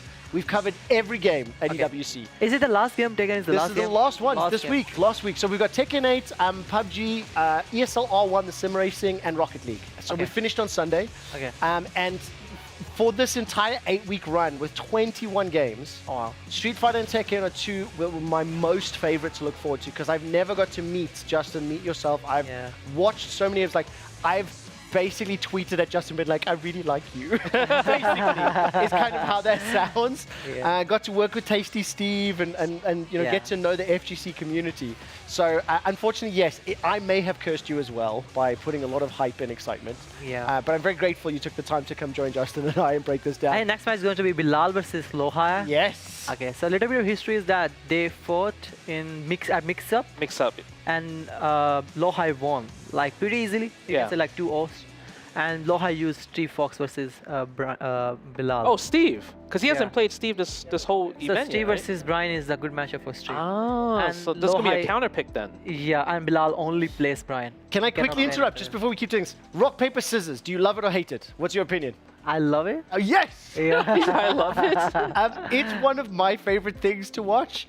When you have a setup like this and you don't have to sit left or right side, is it different? Does it have an impact to you when you sit on the Evo stage and you get to pick your side selection? Yeah, it depends mostly on... I don't care too much about but if I see my opponent, it depends on the opponent character. Yeah. It's in Tekken, you know that it's sometimes you have advantages if you're playing on P1. You can take side step on certain move where you cannot take side step on P2, and same goes for P2. Yeah. Can I ask you really quickly, because we've seen a lot of upsets in Street Fighter 6 and Tekken, I don't think it's this common in many other tournaments, but a question about are fighting games and maybe the fighting game community superstars like yourselves, is it harder to be consistently good in fighting games than other titles? Do you see upsets more regularly, or is this event an anomaly? I'll come Justin first. So when you mean other titles, you mean other non-fighting games? Correct. See, the thing is, I don't really watch other games, so I can't just say. So then put it this way: how often do upsets like if Street Fighter 6 and Tekken happen at other events? I don't think it happens too much. Yeah. But the thing is, when there's big money on the line, I feel like that's when the pressure, the nerves, because when we play in fighting game tournaments, I think our usual prize pool is way less than EWC. My instinct as well, I also think the fact that it's not pools and it's not pools into a bracket and the fact it's double GSL, I think that also has played an impact, because I have no doubt in my mind that if you'd lost your second series in a pool of 8 players and you got a different stick for game 3 onwards, I would have bet money that you'd still make it out into a bracket stage. I also add that I think game like KOF, there are less chances of seeing upsets. KOF is King of Fighters. King of Fighters. Yeah. Games like Street Fighter, I don't know too much about. I played Street Fighter, but Tekken and Street Fighter, maybe you see upsets. But KOF, I have never seen Snowyy lose it to a new player. I think what also is the way modern fighting games are being developed now. Exactly, yeah. They're trying to nerf legacy skill. Yes. Exactly. Right? Because when if Tekken 8 had more of how Tekken 7 was, where defense was key, I think there will be less kind of randomness that happens, right? King of Fighters is all about legacy. Gentlemen, I'm going to tell you now, the upper final is starting right now. This is one of the best segments I've done in 8 weeks of broadcast. I think having two people that are as passionate as you are to share stories is great. Lowhigh versus Bilal. I interrupted you, Arslan. Who do you think should win this game on paper? Should. Yes. Should. I will say Bilal because Pakistani. But what I think gonna win is Lowhigh. Yeah, you are so good at But the thing is, you are so good at he was telling me before we talked even more. He said that Lowhigh has a really good counter pick. Yes. He's gonna pick Steve Fox against Brian, Hey, right? And Bilal only plays Brian. I'm assuming, yeah. Because Bilal's training partner is Asan Ali. He plays Shaheen. Yeah. So if he plays Shaheen, I think the chances would be even. But if he plays, let's see what he's gonna pick. Shaheen. Oh, Shaheen. So wow. Yes. So this time no Steve Fox. Maybe, I don't know. You reckon he'll change maybe if maybe things don't go he well? has practiced more Shaheen. That's why it could be that. He practiced more Shaheen for this event specifically. So now, what do you think about this matchup? Do you think it's more 5-5 or Brian's favor, I have Shaheen's never favor? seen this matchup, by the way. Like, no one plays Brian spec knee. That's true. Because even when I watch AK or Sephi Black, I don't think I ever seen them fought a Brian before. And they fought Lowhigh and Knee fought. And Knee picked Dragon versus Dragunov. Yeah, okay. so Lowhigh picked Dragon versus Knee in recent Dojo tournament. He didn't pick Shaheen versus Knee. I asked him before that why you don't play Shaheen in Korea. He said that everyone knows Shaheen in Korea and it's impossible to like win with Shaheen in Korea. And outside world, they don't know too much about Shaheen. This is his opinion. Yeah. Okay. This matchup on Shaheen. No, I guess that makes sense because even in North America, he's not a very popular character to be played. Shaheen? Yeah, Shaheen. Yeah, because of Lowhigh, because he plays with everyone in Korea, that's why everybody knows that matchup. Yeah. Oh, that was 4 lows Brian just did. It took like 40% of his health. Oh, it's airborne now. How many times, you know how when you like hit the same low over and over again, what's your record of hitting the same low against somebody? Like in terms of a mix-up? Lows. Let's say you just do like low, like let's say you're Dragunov, you do like down 2. Yeah. How many times do you think you can land I think with Nina I have done like 4 to 5 times down back 3. And it hit? Yeah, it hit. Okay. Yeah. That's the rock, paper, You know scissors. what, I'll tell you this, I'm so happy that I haven't seen a single Dragunov yet on our games. Only because I'm so sick of seeing that character. Also, my pool was so difficult. Yeah, no, Bro, I was saying that like you had the hardest pool. Like, when we were just talking about it here, we're like, yeah, this is easily the hardest pool because you versus Ulsan could be a grand finals match. Oh, yeah. Look at this. Right? Bilal, by the way, 2-1 up in this first game. Lowhigh might have to counterpick with the Steve. Maybe if he lose this match. Okay, that was a good hit confirm. Get off the floor. Nice. No bite there. That's the 1-4 right there. You spend so much time with Steve, Justin, that get off the floor. I heard his voice in your words. Oh. Can Lowhigh turn this back around? They both have heat, so it's even. Now it's Lowhigh turn, I think. No. Was he going to spend it? It's low. Let's guess. Oh, good style. Side step was so good. Southern step. Oh, he missed that. It's done. Okay. That was pretty lucky right there. Bro, Lowhigh is so clutch. Yeah, it was a good side step. Drops the combo, but you know, gets the reset anyway. Yeah. Just worked out. Okay, so we're in game 5. So round 5 of game 1. If Lowhigh drops this, maybe we'll see that character swap. Yeah. Or maybe not. We don't. Maybe if anybody's well, playing, because you have to think of it like this, right? Because this match is so close. Maybe you don't need to. Do you switch in game 2 because it's like? Because usually if it's a wash, if it's 0-3, then you're like, okay, maybe I should switch. Are you feeling yourself that maybe 1 or 2 combos go different? You can pick it up just as a complete side. If anyone's played Helldive, He's dead. That's what this looks like. That was such a good whiff punish. I told you, like he plays with Arslan Ali every day. Like So he knows this matchup. He knows very well this matchup. Maybe he will be like so happy that he didn't pick Steve because he don't play with Steve. And Steve is a bad matchup for Brian. Maybe he switched now. Because you said that Lowhigh picked Steve to beat Bilal at Mix-Up. Yeah. When was Mix-Up? It was like only like 1 month ago. 1 month ago. Yeah. So why wouldn't you pick the matchup that you won in the first place? Well, we're gonna find out. I don't know. Yeah. Maybe the whole time he didn't practice with Steve. Oh, that's Maybe true too. He's had practice with Shaheen only. But I think that would have been smarter if he had picked Steve. Yeah, I think so, right? Yeah, let's see. And it's scary because when you think about who's left in the tournament, right? You gotta think about, CBM is down there as well too. Yeah, I mean, look, Jod is down there. The thing is, look, we got a couple more. Hey, there you go. Yep. And you called it. Oh, beautiful stuff. Okay, so this matchup now, and Lowhigh, do you think he balances back out 1-1? Anything can happen, you know. But like Bilal has. I can see in your eyes you don't believe it, even though it could be possible. Yeah. But Bilal is playing so good. He's Yeah, look at like, that- look I at think that big combo. he looks like he's prepared. Yeah. Oh, misses this accidental jump right there. So with Steve, you said like it's a bad matchup. Is it kind of similar to what like Nina does? Just because he wants to be up close all the time? No, it's slightly different. It's like Steve has back one and one Yeah, to one back one, that yep. stops him from pressurizing. But Nina is on the other hand is very offensive. Steve is not too offensive, but Steve has a back three, a new mechanism where he go like this. Yeah, the Lionheart stance. Yeah, the Lionheart stance. And Brian moves are like 3+4, back one. It just big stays move. there. Yeah, he stays there. So that mechanic is really good. Okay, that makes sense. Yeah, because normally Steve's back one, that's just the move since he came out in Tekken history. Yeah, Rising that move 1-2. is so good. Yeah, Rising 1-2 is always the move that I hate the most actually from Steve. Mm-hmm. Because anytime I do like a cheap low, he's able to hit me for big damage. Which character you play by the way in Tekken? I played Feng Wei. Feng Wei. Yeah. Oh my god, Bilal is... How much do you play these days, Justin? Not On too much. stream? I watch a lot. I watch a lot, but I don't really play too much of Tekken. Is Feng Wei is like your favorite character or you just... Yeah, he's my favorite character because I played him in Tekken 5. But you're also famous for like playing waifus, bro. If I'm... Yeah, I got forfeit Evo in 5. Yeah? Yeah.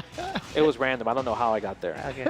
It just happened. I'm saying you're famous for playing waifus. Oh, waifus. Yeah. Okay, I thought you said I was famous for playing 5. Because I got forfeit Evo in 5. No, waifus. It's true or not?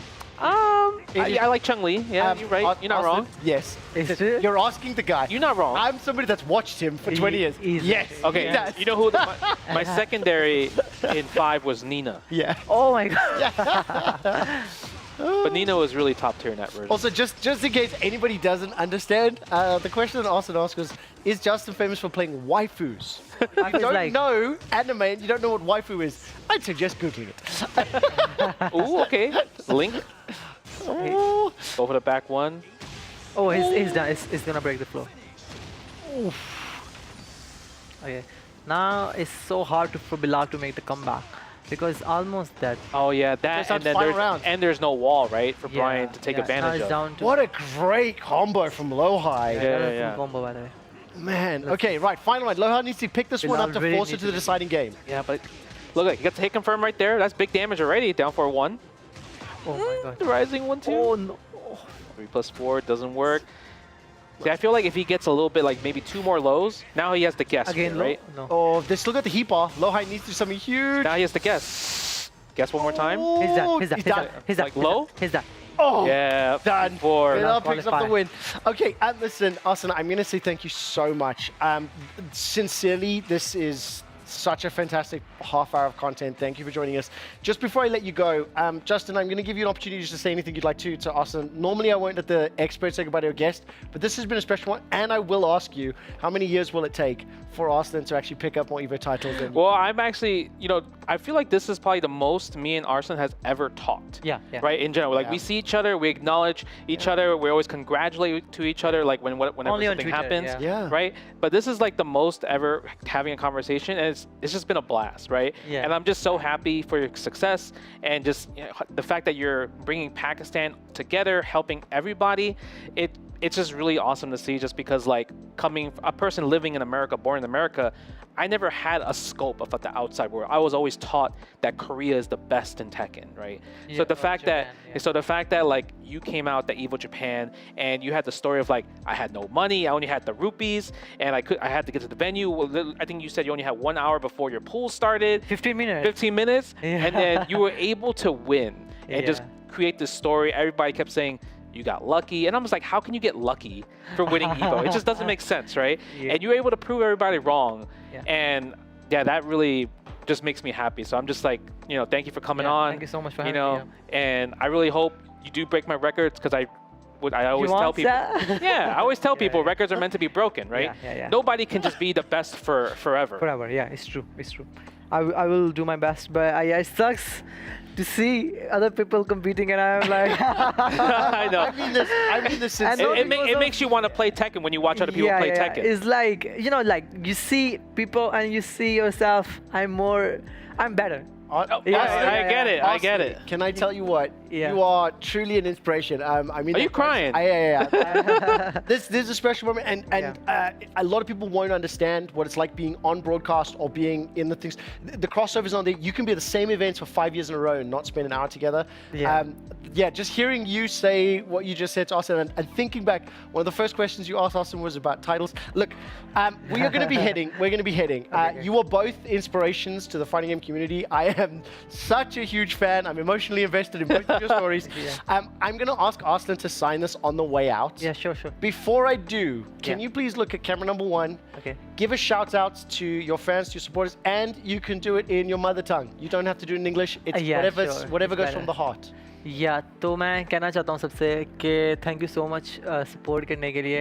मैं दुखी हूँ और कल मैं सो भी नहीं सका क्योंकि मैं हारा हूँ क्योंकि मेरी स्टिक ख़राब थी, ना कि मैं मेरी स्किल्स की वजह से हारा हूँ। मैं यकीन था कि मैं जीत सकता, मैं जीता भी हुआ था कुछ राउंड्स, पर ये लाइफ का हिस्सा है और अल्लाह ताला ने जो लिखा होगा नसीब में वो ही मिल के रहता है। और थैंक यू सो मच सबका सपोर्ट करने के लिए, और बस ये कहना चाहूँगा। I will say this, thank you very much, sincerely. We do need to move on with our show. Yeah, sure. I'm going to let you get on with your day.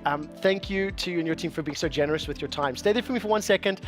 We are going to introduce our final game of the week. We haven't spoken to Blank much, and we'll take a look at PUBG. So let's take a look at what the format looks like.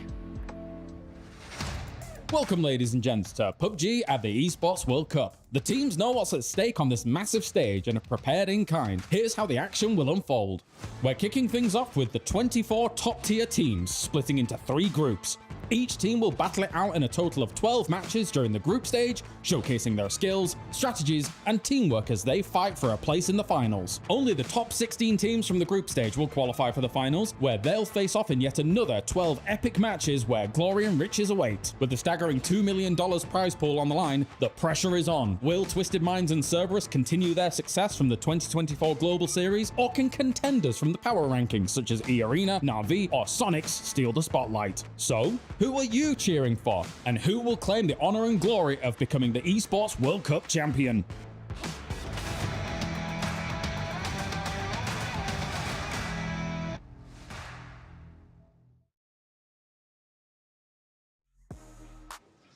I found Cammy. I've stolen him. I'm here with him to get his insight on the show for PUBG. First of all, how are you finding Riyadh so far? It's been nice. It's been really good to see all the guys again, see all the teams. We only have like so few globals every year, so to meet up with everyone once again, and to also meet up with a couple of other people from other games that I know we've seen throughout the years. It's been really good to meet up with them as well. Yeah, it's crazy. We've got so many games going on at the same time right now, which is awesome. Let's get a quick dark horse for PUBG. I think we'll start on the low side and then we'll go for the top. Okay, I think for Dark Horse expectations, I have my eyes on 17 Gaming. They've had a couple of weird roster decisions the past couple of events, but they did win PGS1. That's over a year ago, so we can't hold too much expectations behind that, but I'm really excited to see what they can deliver in this tournament. Right, so if you had to pick one player from 17 Gaming, who would you go for that we should watch? Ooh, that's going to be Xiao Wu. Absolutely, 100%. Cool. We'll go with Xiao Wu. Brilliant. I love it. I love it so much. Yeah. Top 3. Who are we going for top 3? Okay, so Twisted Minds has to be in the conversation. That's so quick. Yeah, I mean, well, yeah, they've been the best team in the world for a while. They just haven't won a tournament. They've been the most consistent at the top, and they finally won PGS4. And so now that they have that rolling, I expect them to. They have to be top 3. Anything below that is a huge failure of expectations for them. I have to put Sonics up there. They constantly dominate their region. They performed very well at PGS3, PGS4. You know, it can. Throw it one way or another, but I have high expectations for them. For 3rd place, this might be a bit more of a wild card. But I actually am really excited for Na'Vi. They're new team, younger players, but everyone keeps talking about how they're really pushing the meta forward in a lot of new ways. And just the fact that they're so young, but they hit the ground running so hard already, it can only go up for them. So tell me a little bit more about some of the players that you're excited about on Na'Vi, because like you said, they are a bit of an upstart team with some pretty cool little talented prodigies on that side. Tell me a bit more about the players. Right, so Hakatori is the one that you really have to look at the most, I think, for them when it comes out of damage. I think Ferris is the one that pulls out glider plays the most, which is also, yeah, exactly. Like I'm saying, they're the ones that are pulling out these gliders more than anyone else. We're seeing some other teams start to introduce it in their own playbook, like TSM, another team from the Americas, doing it quite a bit as well. But Na'Vi are introducing that. I think Ferris is the one that's been playing the most in that vehicle. And so again, just really seeing what these guys can do with some new tools, new utility. Yeah, 100%, dude. Anyway, I'm going to return you to the store where I stole you from. I have to put you back. I'm so sorry. You sure? Yeah, I'm sure. I can keep you here forever. You really? You keep really? No, I have to return. Okay. We're going to throw this one back over the studio. Thank you so much, Cami, for joining me. See you then. Bye. Oh, that was such a fantastic interview. What a great outro. Well done, Blank. Okay, welcome back to EWC Central. I think our guest extravaganza has ended for now. Please do expect many more days of guest extravaganza until we get to that closing ceremony on Sunday. Welcome back to Blank, to Gibbs, and to Dara. We've got one more game to introduce. We've got just over an hour of our broadcast time to go through. So it's about time to turn our attention to PlayerUnknown's Battlegrounds. In case you don't know what PUBG is, it is a battle royale. I might go as far as to say it is the grandfather of all battle royales. I think you can make an argument about, was it Arma or DayZ or whatever it was? I can't remember. Yeah, probably Arma. But you know, I think it was a mod for Arma initially and kind of spat out into this own game. It's massive. Tell me about the nuances of this BR and how it's different from the ones that we've seen so far at EWC. Yeah, so obviously Arma the grandpappy, but this is the pappy of like Battlegrounds. that, yes. And the thing is, it's nuanced in the sense that with a lot of our other Battlegrounds we've seen come out over the years, they have their little bits and bats. You've got a lot of Apex Legends, a lot of abilities in there. Super abilities, things like that. But this is just the classic, right? It's, I think you said it earlier, very good point. It's more of a simulator more than anything in terms of that gameplay style. Everything is super realistic in these games. So talk to me about the scope of the size. So how many players, how many teams, and then how many matches do you play in a day? So many. So you've got 64 players all dropping into one server. That's 16 teams playing 6 matches. It is a long day for the boys. Considering how much mental juice it requires, the capacity's got to be quite high for these games. That makes sense. And of course, what we are looking at now is gameplay from yesterday's match 5. You can see the top left of your screen, group stage A and B. On the score table that was on the left, you do see all the teams that are ranked, the players that are eliminated, and how many scores there is. I didn't quite get to explain, but we'll see this a little bit more in a moment. How does scoring work? How do you get points to earn yourself a spot in the finals lobbies? You've got to get high up on those placings. Okay. All right, you've got to end towards the top side of the lobby. You know, first place will get you 10 points, which is awesome. That is a chicken dinner, as we would call it. That's your little fun point for the day. So if you hear someone say chicken dinner, that just means they've won the game. Did you know this, Dara? If you win PUBG, no. The winner's thing says winner, winner, chicken dinner. Yeah. There was one driver in Formula 2, whenever he crossed the line to win, he would always say, winner, winner, chicken dinner. Now you know why. Now you know why. Yeah. Just for interest sake, if you were to win a chicken dinner, what type of chicken dinner would you pick? Oh, I don't. Pick one. Roast. You're going roast dinner? I'm going chicken parm. You go. Chicken parm's a good one. I'm going to go for the Japanese classic Christmas. Oh, the KFC. The KFC. And, you took my. Can I join you in KFC? Yes, absolutely. Okay. Yeah. Right. Now, obviously, one of the things that we always do, we briefly explain the game. I think a battle royale, and I think one as long-standing as PUBG, doesn't need too much more nuance. We'll obviously look at some specific plays in a little bit. But before we look at Blank's homework and what his top 8 predictions are, let's recap how teams are qualified for the Esports World Cup. It's time, guys and girls, for PUBG at the Esports World Cup. On August the 21st, the battle royale that started it all and propelled the genre's esport into the stratosphere will begin as we witness the best teams in the world fight each other to become the champion. But now, it's time to take a look at how all these teams qualified. Arguably the best team in the world, Twisted Minds finally won international gold at PGS4 after years of second places, coming in at first in the power rankings. Cerberus Esports, after taking their PGS3 victory, comes in at second in the power rankings. And also from APAC we have E-Arena, arguably the biggest surprise, taking third. Will they live up to the lofty heights they set themselves in Shanghai? The Young Guns of Na'Vi take fourth place, with pundits having been blown away by their international debut in China. Petrichor Road and New Happy, despite having somewhat lackluster performances on home soil in PGS3 and 4, will always pack a punch when travelling abroad. Virtus.pro's 19 kills, 6th place last game during PGS3 was arguably instrumental in attaining a recovered mindset for PGS4, bagging them a spot in the rankings. And finally, Sonics returns to Riyadh, where they've already tasted glory at PGS2. From there, we began the qualifiers, and we'll start with the Americas. Team Falcons took the first spot, and having already won the club championships here at the Esports World Cup, they now look to stamp their claim on PUBG as well. TSM returns to the fold for PUBG before PGS 3 and 4 and continues to attain the international spots, and Lunar Galaxy managed to take the third slot for Brazil and beyond. The APAC region produced a banger of a final game, giving us Daytrade Gaming as number 1, followed by the Expendables, All Gamers Global, and Valley Thai Esports. The usual suspects from China as 17 Gaming, the first ever PGS champion, qualified alongside 4 Angry Men and Tiamba Esports. From the EMEA region, it was a tightly fought battle, but in the end it was FaZe Clan that took the top spot and continues their long rise back to challenging for international gold in PUBG. They were followed by Bet Boom Team led by Aduzi himself and Gaming Gladiators, who looks to shake up the region's hierarchy. Lastly, we have South Korea, where we have the newly revitalized 2024 roster of T1 having clinched victory, whilst Freaks and Danua finishes up the trio. This may very well be the strongest lineup of teams in PUBG history at an international event. So sit back, relax, and watch as the very best compete for their share of $2 million.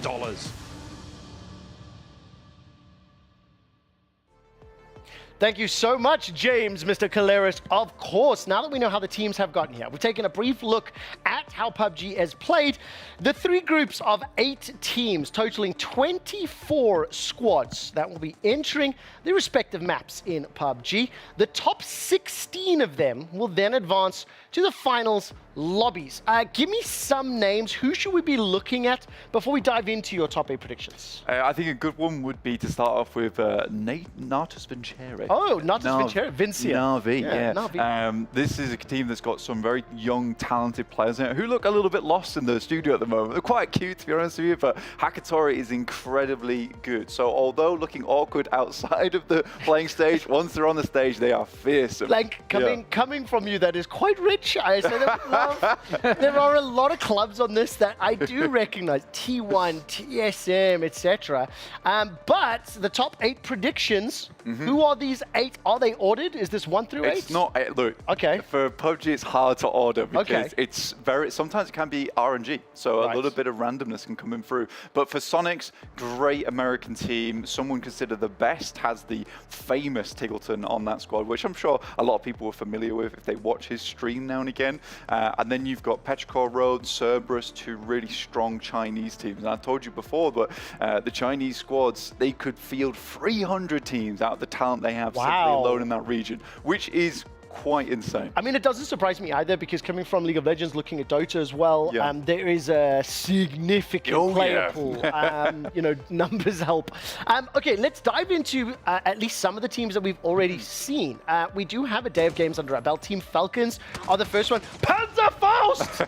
Yes, rocket launcher to those of you who don't know the old World War II weaponry. But how good did Falcons look yesterday? They looked really good. And honestly, I think the Panzerfaust in Game 1 was a big starter for that, because PUBG a lot of times is a game of confidence, right? You get one shot with the Panzerfaust. He used it, it was an awesome play. He had to sacrifice having a secondary for that, but it looked so good. Teams have said before, Sonics even called them out for being a bit more of a ratty squad, which is a team that likes to hide a lot. But since bringing in Roth, much more proactive player, they have changed that approach. They look a lot stronger here. I mean, they had one round, I think it was like 11 elims or something along those lines, sitting at like 58, 59 points, a significant lead over second place between groups A and B. Now, correct me if I'm wrong, Falcons are in Group A, so they get today off to come back tomorrow. Is that right? I believe so, yes. Yeah, we'll double check. I don't know why I'm saying that. I don't remember the schedule myself. Falcons pick up 2 wins, 2 chicken dinners, 1 roast and 1 palm out of the 6 potential chicken dinners available. And now, of course, today 6 more will be coming up. Let's turn our attention to Twisted Minds. This is a team that was PGS 4 champions. And as you can see the bottom of the line, by the way, there is a race winner that was just announced. I don't know if you saw that, Dara. Mr. Job. Yes. We'll get to him. Who won that race? Sebastian Job. Sebastian Job! Yeah. The money was in the banana stand. It was. It was indeed. Back to the PUBG intro. Tell me about TM. Twisted Minds, really, really strong team. Consistently second place, though. And consistent is probably the key word there. They were always in the top 4. That's what they were known for. But as you just said, coming off the back of PGS4, they were able to take that all home. And that was one of the most difficult tournaments thus far in PUBG. Example, you saw on your screen just there, one of the most gifted players mechanically, surrounded by Batulans, who is considered widely as the greatest mind in PUBG. Likes to just head up towards the top side of a lot of high grounds and survey the entire map. Isn't that like pretty logic that you need the high ground to survey? Like when I watch enough war movies, that seems common knowledge to me. Yeah, but listen to this. So we had gliders brought in recently, and Na'Vi takes a very different approach. A younger team using a different approach. Who would have thought? But they glide to scout, which people are like, this is so weird, but it worked. Why does he not get shot down? We'll answer that in a second. Just quick update. Gen G has taken out Team Secret 3-1 in that group stage match. And I did get a question from our production team. How can you be mechanically gifted in PUBG? I'm offended you asked that, and I will answer this on behalf of Blank. Yeah, thank you. Weapon mechanics, predictions, timing of grenades, anticipating the physics of bullets. Yes, bullet drop is a thing. You need to understand momentum. That Panzerfaust shot onto a moving vehicle, I will acknowledge. The vehicle is moving towards him. It does make it easier. The traversal shots in ITV is much harder. So there is a significant amount of simulation involved and understanding how the engine is interpreted. Let me ask you this, production. Could you drive a vehicle, switch seats into the passenger, and then shoot someone from that passenger seat and then return to driving? I have played Grand Theft Auto. I can do it. No, okay, right. Let's carry on with this one. I'm obviously having some fun. We've been here 8 weeks together with the Russian team. I do love you all. One of the teams in Blank's top 8 is TSM. And Blank had the opportunity to talk to a Purdy Curdy yesterday in the ALJ interview. Hi there, I'm here with Purdy from PUBG. Obviously, this is a big event for you guys. I think that last year, you said that in an interview, if you could add one player to your team, it would be Sparking. And you mad lads actually follow through with that. So now he's been on the team for a while. How do you think he's impacted the dynamic in the team? He's had really good impact for us. He's high aggro, he's very talkative, a lot of good ideas. He's done really well for us. In a massive way. He really has brought that high aggro vibe to it. Because you, on the other hand, you've been playing in LAN experience since DreamHack Austin 2018. Come on, bro, you're kind of the de facto veteran. So being the de facto veteran, what kind of experience do you think that's bringing into your game plan for this tournament? I think my experience as a veteran just keeps us calm. Hopefully good leadership for the boys, things like that. And I mean, we got the king. We call him the king for a reason. The king, he is the king. He's playing insanely well. Obviously, EWC, crazy event right now. How are you finding it, Riyadh? Good so far. Surprisingly, a lot of Western things that I enjoy, like Raising Cane's and things like that. So I'm feeling well here. Yeah, actually, that does bring me on to another point because chocolate peanuts is kind of my thing. But, for PUBG snack, is chocolate raisins still the go-to? No, not anymore. Not anymore. What is it now? I can't believe you even know these. I mean, this is impressive. I'm more of a sour kid these days, like Sour Patch or things like that, Sour Skittles, something like that. There's a big difference. Yeah, quite the change, quite the change. All right, we're picking out a chocolate raisin from the teams here. We're getting rid of them. We don't like chocolate raisins anymore. Which team do you think is going to prove the biggest problem to you guys? Probably Tiamba. Tiamba, they're in South George. And quite frankly, they're a pain in the ass to loot around from the looks of it. So definitely them. All right, bro. Cool. Anyway, this has been Purdy. Thank you so much for joining me here. We're going to head this one back over to the studio. See you guys there. Another fantastic interview. Very fun one. What on earth are chocolate raisins? What on earth are chocolate? Okay, so I know it's a candy, but what does it mean in the context? So I think it was a couple of years back, he was asked, it was like a quick fire question thing, what was his favorite PUBG snack? I thought it was very funny. Someone said cheddar cheese and mozzarella, which I thought was an insane thing to have whilst playing. Yeah, but playing games, come on. The cheddar cheese stops the mozzarella from being sticky. Maybe he just likes a cheese board for dessert. I quite, okay, reasonable. reasonable, reasonable. You are so posh. Gets his little cheese knife out. Yeah. I've not had one. For reference, I've not had a pizza. Would you like some grapes, sir? I don't believe you at all. Okay, we're going to move on. That was a great comment, by the way. Let's take a look at the results from day one of PUBG. We mentioned this all the way to the top of the show. Blank, I feel like I haven't seen you at all. What's your take on the standings? You know, my take on the standings right now is that it's quite cool that Danawa is currently at 45 points in third place. I had the pleasure of yesterday sitting with all the PUBG boys. I kept saying that Danawa is so back right now because it has been so over for Danawa. And that's DNW. That is correct, DNW. Okay. And the reason for that is because they actually split their roster in half. Now, no one really knows the true story behind that, but they were a god team. Right? They were winning everywhere, and they were the only Korean team that was doing that, but they were the biggest powerhouse, impossible to defeat, and they split up. And they've opened the way for so many other teams around the lobby. Team Falcons, we've already talked about them a bit. They did extremely well. We'll talk about Skyscraper very quickly while it's still on screen. Yeah. You see the orange little lines? That means they're up. If they go red, that means they're knocked. They're in a down state. They can be rezzed. So we just saw Tiamba picking up the win there at the moment, right? Some of this is some of the footage from yesterday, but I can see here in terms of Danawa, reigning world champions, still got Loki. They got map 2 winner chicken dinner yesterday. Third place as well, but has it been a poor 2024? You said they're so back. Do you have high expectations?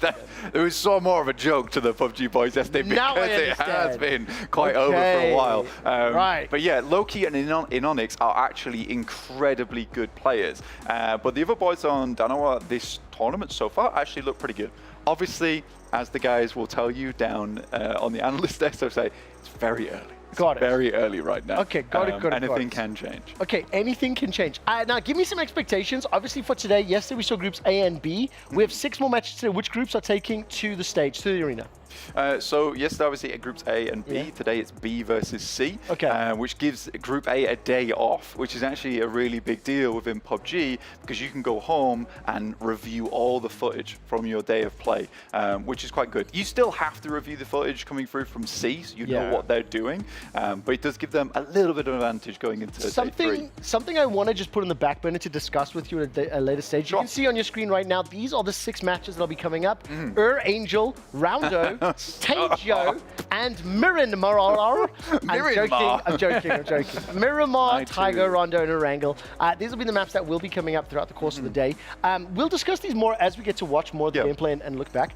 But I do actually want to discuss with you the opinion of day 1 and 3, day 1 and 2, and day 2 and 3.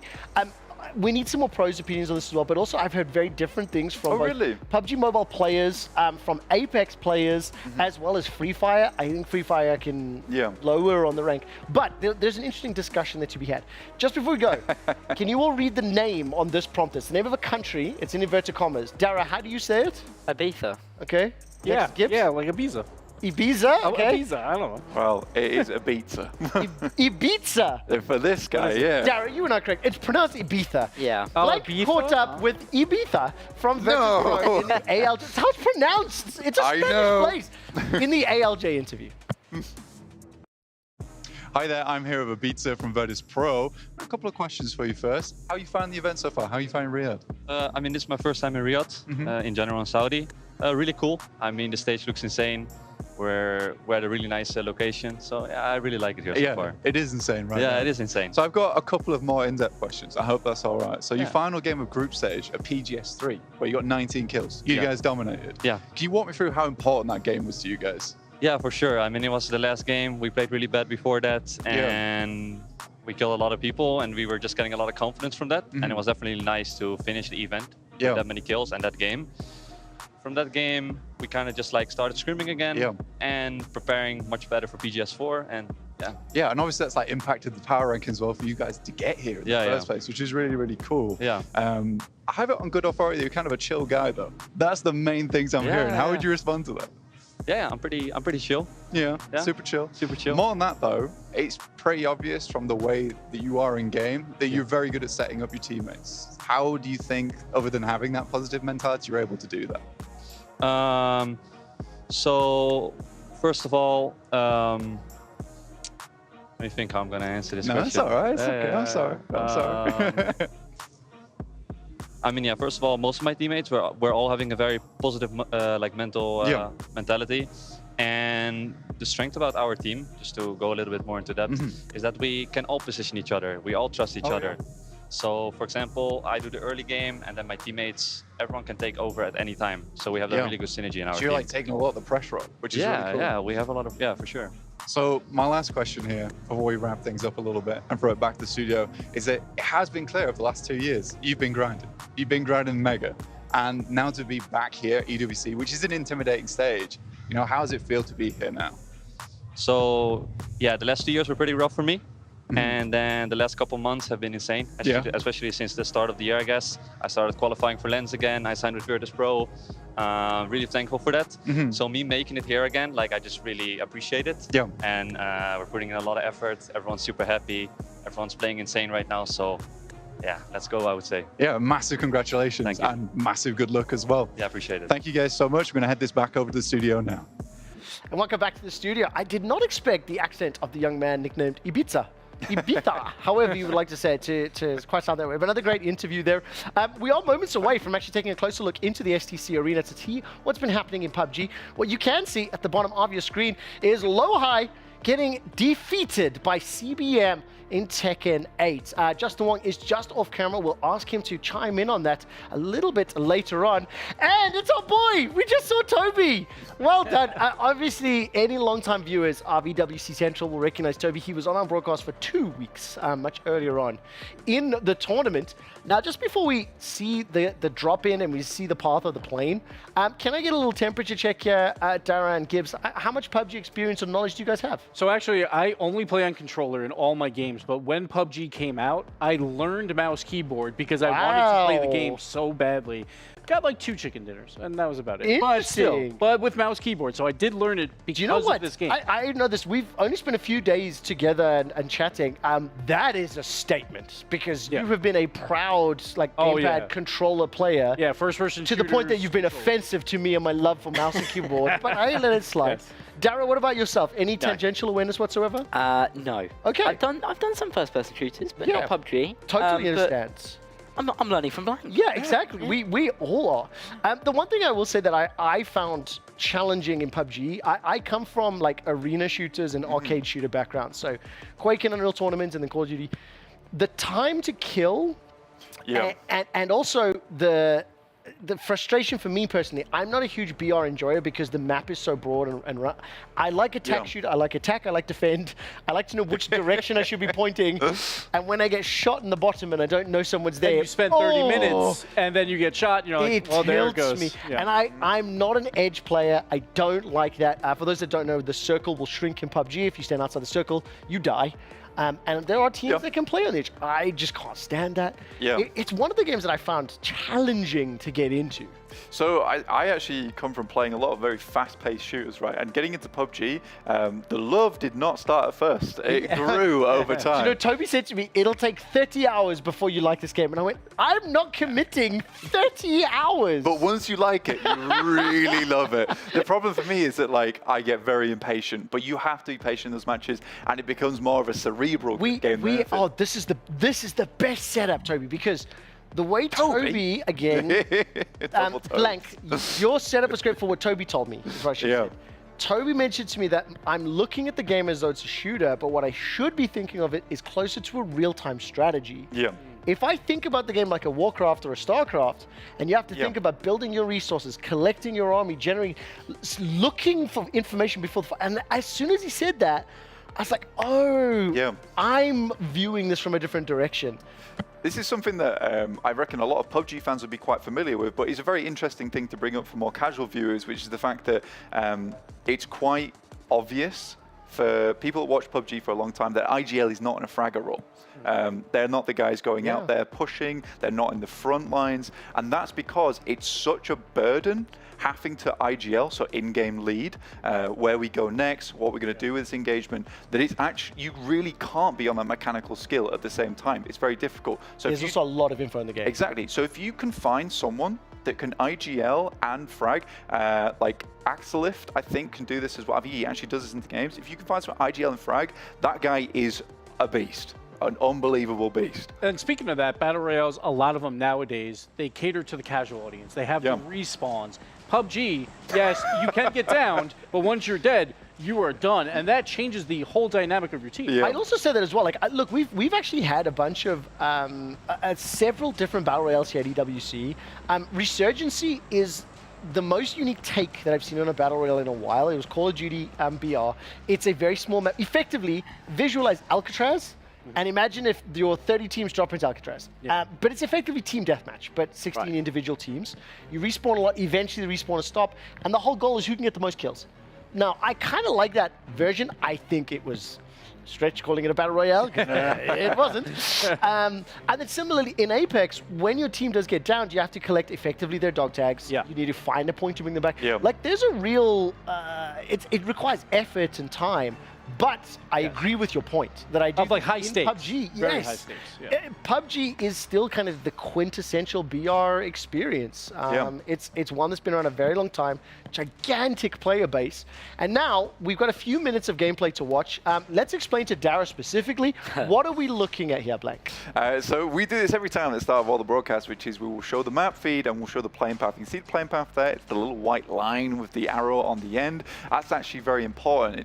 For players in particular, they will gauge how they play this game off that white line. It ended over on the top left-hand side of the screen, which means northwest. I'm just, just in case. On the northwest He's a racer, side. he knows compass coordinates. Okay, there we go. Ended on that northwest side. So for that reason, and it was the late portion of the shoot, they're going to assume less players are in that region. More players wanted to get out early on the southeast side, so that's going to be more populated. So now you have to adjust how you move around the map so you don't get detected. It's very interesting. Plus, if you're like far east, you can mostly look west because most players will be exactly. West. Look, he's catching on. Oh yeah, like I've played BR. Listen, you've got a multiple chicken dinner winner here. Okay? I've got like 2 or 3. Back to back. For any like viewers that are still new to battle royales or maybe haven't seen PUBG, when you do see the circle and you see the zone shrinking and see where the blue is going to be, that has a significant impact on where people are moving around. The vehicle usage in PUBG here, as opposed to mobile, significantly more impactful as well. And the very last thing I just want to make sure I highlight, on the left-hand side of the screen, you can see the current standings from 1 through 24. We got that. All 24 teams, okay? Specifically for Dara, the logos and the team names are all on the left. There are 4 little fingers that are up. Those are the 4 squad maps, and one of them gets blacked out. I mean, somebody is dead. And then you can see the current point standings. Now, to my knowledge, the points don't climb, even if people get elims, but the elim number will climb. So you have to add elims to it. But basically, kind of like R1, you need to wait for the match to be over, wait for the points to be tallied, and then have the official standings. So for the points that they've currently got up on there, so it's that 55 at the top, is that what they won yesterday? Correct. Is that why it's half and half? So only half the team. And that's why you can see that 17 through 24 right now, which is the latest group that's just joined, they have no points accrued. So you actually won't see the overall points change. It's only the kills. Trevor brings up there very astutely. But what will happen is this skyscraper on the left side, it will reshuffle. So it'll actually then reflect. That's Cool, so much cooler than mobile. It's nice, right? Also, you said skyscraper. I didn't know it was called a skyscraper. Sorry, I keep cutting you off. No, it's fine. One thing I wanted to point out, Luna Galaxy, very important for them when we talk about the EWC points. This is their final game. They only have 1 top 8. So they need a top 8 in PUBG to acquire that money for that prize pool, for the big prize pool for the club itself. But Blank, my question to you is, how likely is that? They have a very outside chance. Let's put it that way. It would be an unreal upset if they're able to get into that top 8 and climb even higher. Yeah, there is a big possibility they could jump up quite a lot of points in the overall club standings. Which again would be very cool, but I don't think it's what a lot of people are focusing on here. Again, they're still by no means a bad team because realistically, they're here, right? So they're good. The big thing to talk about going into the last 2 days, so the finals, is that our format's a little bit weird. We don't usually do a 12-match format for a finals because 12 matches really is not enough time to crown a victor. And it's going to require the players to be a lot more aggressive, but that can also open things up for a bit of randomness. So I'm actually truly excited for it. And then, so we're in this phase 1, this group stage. Since Falcons are in first, does it matter how many points they get through this to go into that finals, or are they relatively safe and they don't have to worry too much about it? As long as they're in the top 16, they're good. But you also have to consider the fact that the further you get into every single game, the more points you're getting, the more practice you're getting against these teams. As Trevor said earlier, sometimes you get 5 minutes into a match. You've not learnt much. And also, I think what's very important to note, unlike other BRs, I think even PUBG Mobile World Cup, there was a head start mechanic, if I recall correctly, for placements. Regardless, Free Fire had it, Call of Duty had it. I think this version of the tournament, 3 days of groups and then the 2 days for the finals lobbies, I have seen in the past that you can start with like a 10-point lead, 9-point lead, 8-point lead, things like that in other BRs. I personally prefer it like being a flat. I think in my head, this isn't a racing game, and I don't think a qualifying should give you. This is a personal fanboy. So, that's been here for 8 weeks. You know what I mean? So for that, actually, I would 100% agree with you in this format, where it's a 3-day group stage going to finals. I would hate to have points given out. This is just about qualifying in the top 16. Yes. The league stages, on the other hand, which occur over 3 weeks, you wouldn't want a team place first place, and get no advantage in the finals. I disagree, because what's the point in having a snowball mechanic for the best team to guarantee they win again? So you have better teams in the finals. Listen, I've heard that story. I've been around for 20 years, and I've been told how league play gives you better teams. It's still 2-team regions in nearly every single game we watch. And this is the first map, right, of this entire day. It's a long day. It's what, like about a 4-hour day for them? 6 matches back to back. Yeah, and we're 5+ minutes into this match, only 1 kill, and it's on Falcons. That's standard. They're down to 3. So it's like, I mean, what's up? I realized that. I realized that. You called that? Yes. Do you know what I love, by the way, Jared? It's actually really important that you are here and that any of the things that seem obvious to the three of us, you should be asking. That's the whole point of this show. Is like, I feel like we've already, in one day, we have like hyper studied multiple games. And I do feel like we've all learned quite a lot, which has been quite fun. Our main difficulty watching this is that we are constrained to the main broadcast. It's much more difficult to really talk about this in depth without having the map feed. But it can be done. It can be done. One fun thing. Well, hold on, let me just switch up. I need to stop really quickly because we will have a chance to unpack this in a little. I just want to call out now that I believe all 3 of our games, 4 of our games, excuse me, are now live. But PlayerUnknown's Battlegrounds at EWC White, Rocket League at EWC Gold, Tekken 8 at EWC Fighters, and ESL R1 at EWC_Black. I didn't read those from the screen, I promise. I want a 2-sentence hype for each of your games before we go to break. So, Dara, are you ready for me? 2 sentences on why we should tune into R1 right now. Well, there's a lot of championship battles going on. There's at least 3 more races. It's tightened up. We haven't seen exactly who we'd want to see at the top. So I think who's at the top right now? At the top right now, it is Kevin Siggy. Okay, we'll look at after break. 2 sentences. You got to talk about Furia, my number 3 power rank team, South America. They're looking for their very first 3v3 title. Let's see how they look in round 1. 2 sentences to keep watching the first map. This is arguably the best squads in the world, all assembled in one place. Second sentence, watch the stream. I will tell you this. I have heard that this is the most stacked PUBG finals that we have ever had. Yes. You can tune into those games, and we are going to a break. After that, we'll do a flyby around all the arenas and take a look for ourselves. We'll see you at the other side of this.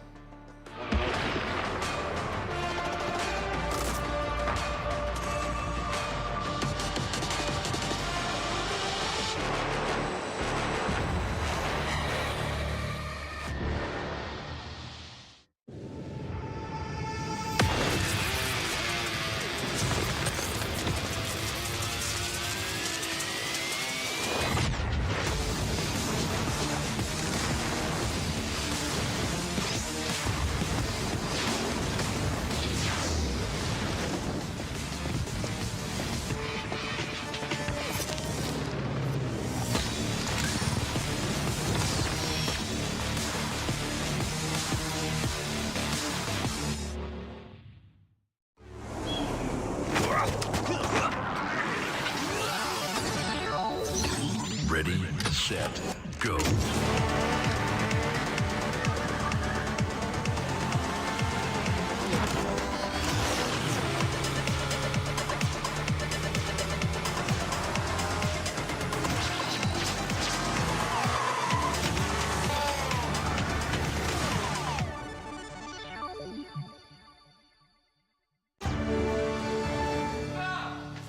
You ever wondered how a Hollywood movie is shot? On a Sony. You review it on a Sony. And how do you make that sound epic? You record it on a Sony. Lunch break on a Sony. So why wouldn't you watch it on a Bravia by Sony?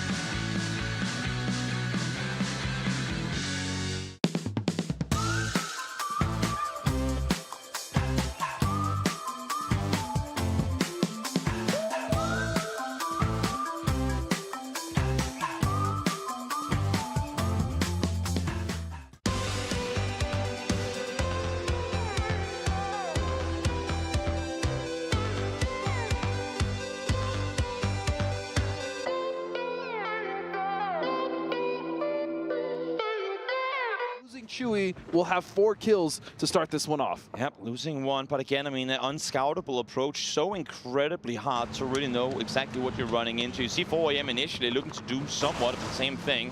Now stuck on the hillsides down towards the Impala fields. It's not a fun place to be, especially not phase 2, and especially when you're coming in from that north side and you haven't had a chance, well, really clear the area at all. Right, and there's really nothing to play there at all, especially in those fields, and with Impala just looming in the distance. I mean, there's a lot of angles you can get shot from, as 4AM now will find themselves dead center of this circle in a position that is somewhat holdable, but very open, especially if we're talking about their west side opening. Yeah. Cerberus as well, rotating on through. Had themselves a, I'd say pretty decent day yesterday. 32 points, of course. I mean, for Cerberus, then that's not perhaps the result they were looking for, but fielding a new player in Dogwire and the Rust, and obviously some things that still has to be figured out. I think they can be, albeit maybe not satisfied, but also not disappointed with a 32-point first day. Oh, not at all. As we now see E-Arena, who have dislodged themselves from that scuffle that they were in with 17, and so they've actually got themselves in a position here now where they're starting to harass BB Team, and that's going to be a knock on Bestalach. Yeah. Damage done early on, of course, not going to amount to a whole lot more, but it feeds in for a cross to E-Arena of what's happening in front of them. And I think that, I mean, goes straight into what you were saying before coming into this game. E-Arena is playing extremely calculated. Yes. PUBG not taking chances. You had Lyrics up there scouting first. Now they sent one more forward, get a knock onto Bestalach. It's going to set them up for the rotation to come in the meantime here. TSM spotting Quissy from Murders Pro, now in the vehicle, in the open as well. Sparkin is able to take him out. And we've spoken so much about Sparking and the mechanical skill that he has, and he does not disappoint, as that's going to be a knock and an easy finish for TSM, and a great position as well for them to take at least this early. They're going to be on the west side, and they can use this to wait to see what the next circle shift is going to be, and they can either go north or south if they so choose. And it's so incredibly inconvenient to lose a guy in this situation. Look at the amount of control. But look at the Virtus split Pro he had on this western side, and that's the thing, right? They had all the space they knew. A circle potentially like this was bound to happen. So having one guy on the low ground, a couple of guys up on the high ground as well. We talked about that whole hillside. It's hard if you don't have control of both sides. You can't really see over the other. So for Virtus Pro in a phenomenal position just before, losing one here, that is a big loss for them. And Falcons, meanwhile, although they find themselves in a good position now, they will have to contend potentially with FaZe or All Gamers, although they're pretty comfortable in truck stop, all things considered. Now E-Arena again finding that window, and I was gonna say getting through unscathed, but Jacob will fall. Yep, Hagatori, phenomenal playing yesterday. Top damage dealer, I believe, in all of yesterday's games. Now kicking things off early on here as well as Fairist is able to find one more. Lyric.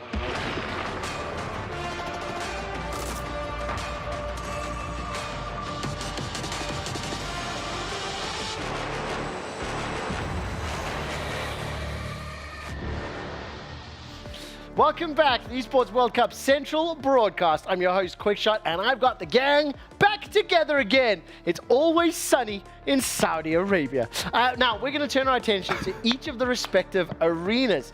Before we do, I do have some results for you. Obviously, just before the break, Dara was excitedly telling us about the results. And after race 2 in ESL R1, the standings look like this. Siggy at the top with 124 and Mr. Rogers at 116. Yeah, Rogers has had an awful couple of races. He's only gained 16 points in the 2. But Sebastian Job's lifted himself up the rankings. He's now 3rd with 96. Beneker as well is in the hunt. But the fact that Siggy is on 1-2-4 means that he's got 3 races at least left to win. And of course, 170 is the threshold after you win a race after accruing 170 points. You can then be declared the winner. Some of you may be familiar with those terminologies because it happened in Apex Legends. That's how that final played out.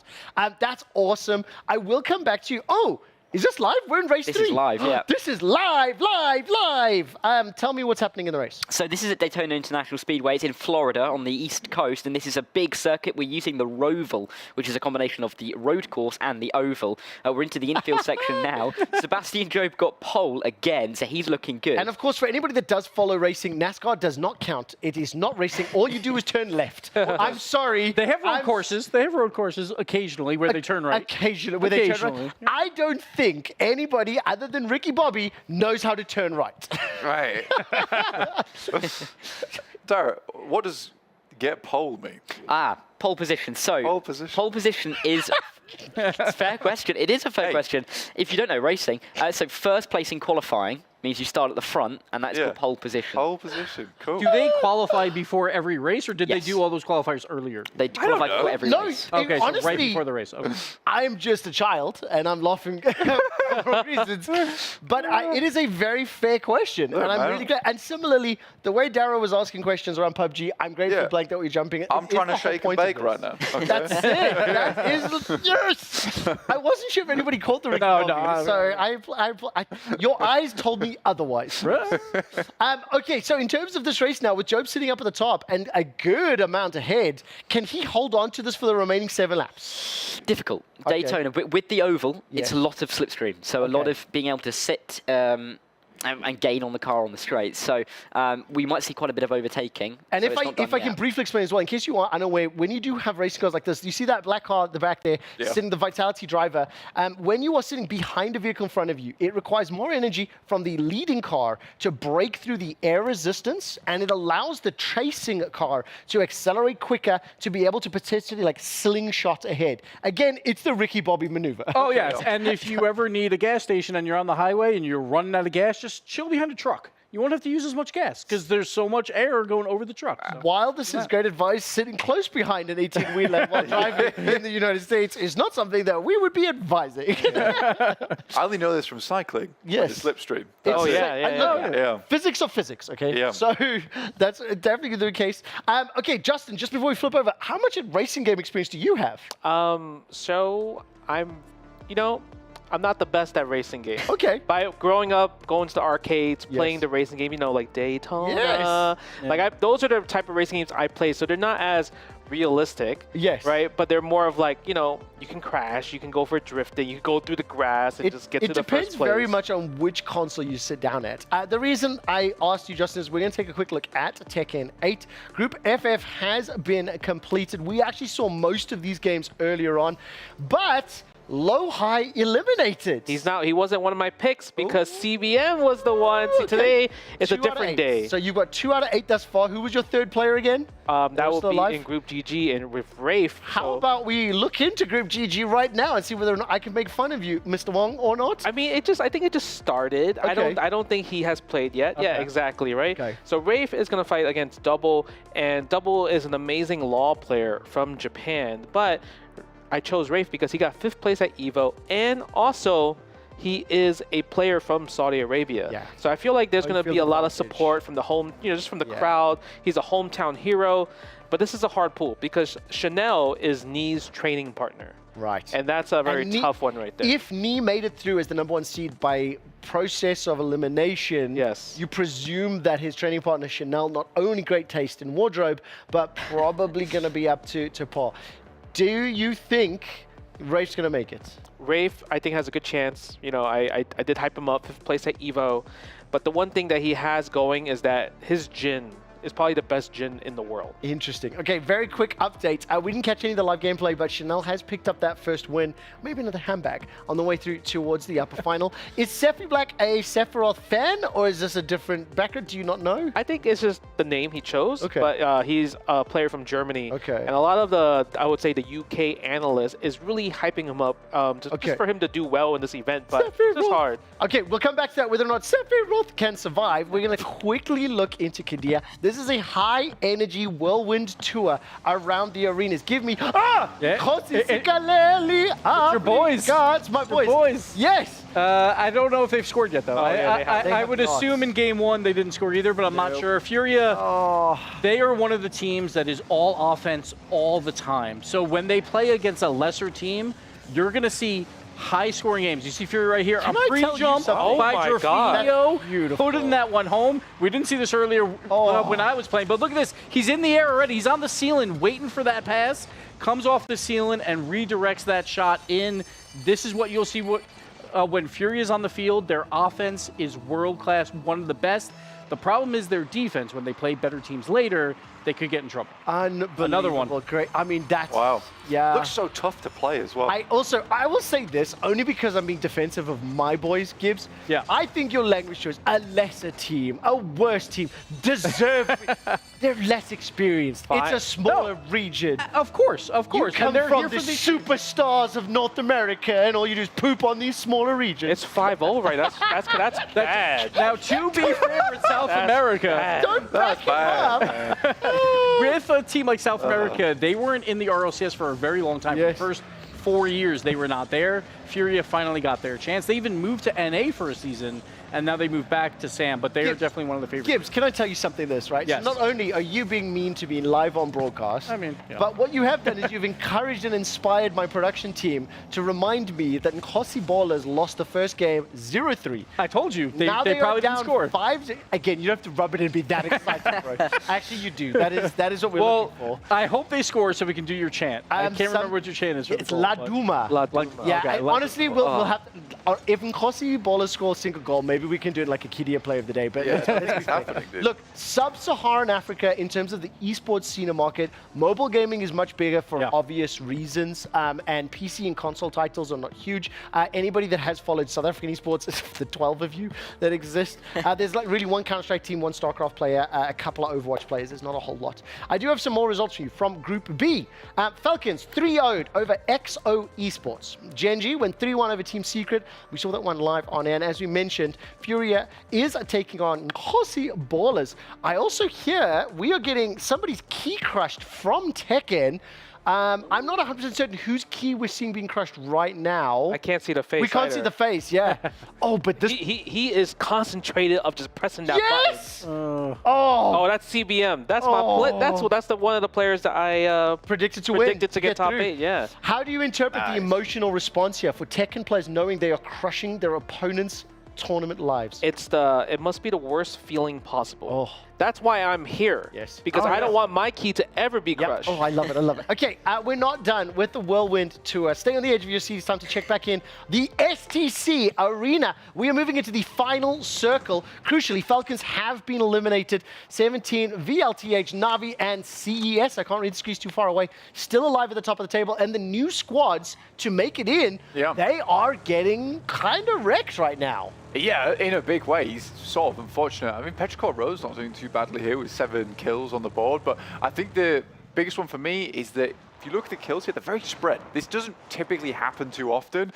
So we're going to go into a very intense Phase 7, Phase 8 here when you're having multiple squads up with 3 to 4 members. And also, if you look at the bottom right-hand corner, yes, you can see the twitch.tv/EWC White. That's where you watch the rest of this game. For Dara specifically, maybe Justin to a lesser degree.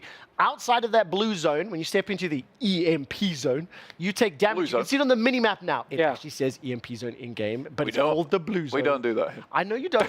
It says it. It is printed on the in-game screen. It will be EMP zone for Taego or Rondo. So those are the only places as far as specific to the map. Okay, so take a look at this specifically on the mini-map on the bottom right. That EMP zone, no, I'm kidding. The blue zone that is shrinking. For some reason, they're so defensive around it. Other games add on the poison, the fire, whatever it is. PUBG just comes back and yells at me. That's I am not yelling at you right now. I think you just yelled. Well, I'm a loud man, unfortunately. So do vehicles work in the EV zone? They don't. Yeah. Oh, so it just makes stays sense. there. And I rest my case. Well, I mean, but not. This is the blue zone. Yes. We're getting our wires crossed now. But EMPs are traditionally blue. Okay, I'm stopping. I've had enough of my trolling there. Not to be misconstrued with the blue zone nade. Oh, there we go. Which you might see during this game. But yeah, this is actually kind of a difficult ending because you can see it's all uphill right now for 17 Gaming. A lot of people had quite a lot of hopes for 17. Yes, I want to know, what is the wildcat in their logo? Did we figure this out? It actually looks more like a wolf. You think it's a wolf? I thought it looked like a puma. I had like a closer look and it has wolfish vibes. We should ask them. There should be a question. Can you find this up for me when you get to go talk to people? I will try, yeah. My host doesn't know anything about EMPs or Blue Zone, but wants to know what's in your logo. Really quick, I just want to insult a quick shot one more time. That Game 2 Furia was 9-0, by the way. Oh, wow. Wait, 9? 9-0. We saw 5. No, I know, and then they scored. That was a quick... Not pile this on! No, that was just quick. So over the 2, is that 12-0 then? Yeah, it's 12. What is happening? And we call it a perfect sweep if they don't score. So Can I say, this is one of my favorite moments ever. I wish everybody at home could have heard the producer's laugh in my ear. It was the loudest cackle. Justin, I gave you 30 minutes of conversation with Arslan Ash, and you repay me with this slander? It's just... Yeah. I felt like Blank was just talking for like 2 minutes. How can they score 4 more goals after only 2 minutes? That's crazy. I love you guys so much. It's kind of like a Premier League team versus secondary school. Do me up to... Wow. 12-0. Okay, Blank, quickly tell me, when we look ahead, we've only got a couple seconds left on this before we do move away. What is happening in these next few minutes? What kind of expectations can you set for any viewer? If you don't, head over to EWC_white, the broadcast, and watch a little bit more. What you probably would see if you continue watching is Na'Vi taking this game. They've got such an insane compound on the eastern side where they are dragged away from a lot of this engagement, so they can just kind of trundle in later. This is the yellow team. And also, that's it. If you look at the mini-map, those 4 yellow names, you see the way the circle is shrinking, it's going to force a lot of those other squads to move towards them on the assumption that Na'Vi can pick one fight at a time and don't get third party. Meaning if Na'Vi are engaging with party B and a party C comes up and shoots them in the bottom, that's the only way Na'Vi can be in trouble. We'll have to find out. Now, I think my producers are asking me, let's do a quick run around. Where can we watch all of the respective games? PUBG, you just said it. I've done it. It's EWC_white, so you can head over there. Rocket League. EWC_gold. And you can watch Inkosi ballers getting their butts kicked. Tekken 8. EWC_fighters. And who's fighting right now? Rife versus? It is Double from Japan. There we go. And finally, ESL R1. It's EWC_black. Nice. And what's happening right now? Race 3. Race 3. Disappeared off the screen. I was about to tell you. You're good. You're good. That's where people need to go to keep a closer eye on that Drivers' Championship. The Team's Championship will be starting from tomorrow. Okay, let's take a breath. What we do now is we've got everyone back together. We've got the last sort of half hour or so before our show ends for today, and we go and watch the rest of our respective tournaments. I do think I want to dive deeper into some of the mechanics for some of the games we've had. So we had a chance to look at Tekken earlier. Hopefully tomorrow I'll get a chance to play against Justin and have him kick my ass on camera. It literally will be a dream. What I would like to do though is, because we're going to have Rocket League for a couple more days. Yes. Gibbs, could you explain to us something? Now, I don't know what I'm looking at. This says show the aerial or striker training. So I'm going to let you choose. Okay, wait. Can we bring the PlayStation up? Let's bring the PlayStation up. Okay, so we get to pick the game mode here. Yes, right? Between these 3, which one do you want to try? I reckon. Do you know what, Darren? What's the move that Furia scored? Oh, I can't even do aerials? Okay, yes. So you want aerials? Yeah, something like that. We should do rookie. You know we should do? After aerials, tomorrow, can we do goalie and we can teach the South Africans how to block? We'll do aerials today. Okay. All right, so we'll do rookie. So it's not too hard. Maybe I'll pass the controller around every couple here. But basically, the ball will just be floating there in the air. Okay. You can, on these ones, just kind of do like a 2-jump thing and you'll hit it. Okay, so but that's lame. Yes, that is lame. So you don't that's the most generally basic. want to do that. Okay. You want to try and fly. So the way to fly is you have to jump up, and then while your car is in the air, then you can tilt it like this, and then you want to boost with L1. So you jump with X, and then you just fly like this. I'm starting to understand. I'm starting to understand why people say Rocket League's hard now. Yes. So I ran out of time because I was showing you how to fly, but basically that's what you want to do. You want to jump, tilt, boost, and go into the ball. Okay, well listen, do you know what? This is actually really good. So first of all, you get to show us some of the basics, okay? Let's pass the controller around. We're going to start with Dara, because you're the driving expert. Here you go, man. Tilt, Okay. What are the controls? So gas is R2, jump is X. Yeah. While you're in the air, then you can tilt with your left stick. And And the boost is L1. Okay. So you're gonna get 3 tries here, Dara. See if you can score. Then we'll pass the controller around. We've got a few more minutes, so let's see if we can get through all 4 of us. Okay. Hang on. Bring it up, bring it up. Hang on. The I've ball's gone the wrong way. Yep. Okay. That's okay. Would you like to join the smashed Crossy that. Hit Ballers? R1 and try again. Okay.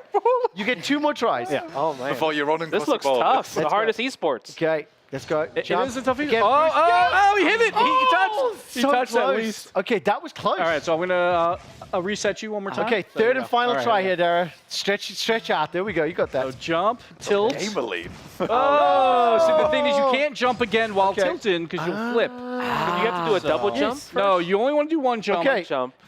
Justin Wong, he's up next. Oh, you tried. I don't have enough time, so you're 0 for 3, no goals scored. So wait, Let's see. so this is... So jump, tilt, boost is L1. Wait, what's tilt? This? Tilt is just left stick And press when you're in the air. R1 to restart, because you've lost some time. Okay. There you go. So hit R1 to restart. There we go. Then you drive with R2. Okay. Okay. Come on, Justin, right. you can do it. Now boost while you're tilted. Yeah. Oh, okay. okay. Right. All right. If you want to reset, just hit R1. I'm holding So that's your R1. first attempt. Don't Will hold it. any of us just score? I don't know. Yeah. If we don't Maybe. score, it looks bad for you saying that Rocket League's not the hardest.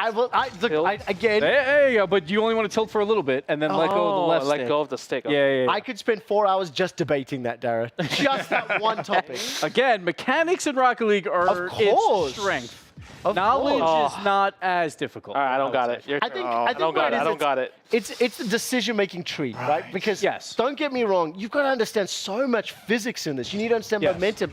You have to be thinking 4 to 5 steps ahead. That The was one a good thing first attempt. for a Rocket League player, the comms are insane because Yeah. it's a very fast-paced game. There's 3 of them on the field. Everyone needs to know where everyone is at all times, so that is hard. The thing is, the one thing I would, oh, that's close. All The right. one thing I would say as well is like when I do think about comms in Rocket League, especially if you're playing with ball view, yeah, that actually simplifies some of it. Sure, because you can tell where people are. And then, generally. you know, when you're playing like a hard point or control in Call of Duty, none of those are... That looked good. That looked good. Oh, it's almost there. I'm definitely I'm feeling so much better by hitting the ball once now. I'm definitely going to fail this. So how do I reset again? You just tap R1. Okay, tap R1. Okay. There you go. There we go. You got this, bro. I don't think so, but we're going to try. You got this in Cosy Ballers. Just one jump. Get the revenge. Boost with L1. Oh, L1, not R1. L1. Okay, L1 got it. Yeah.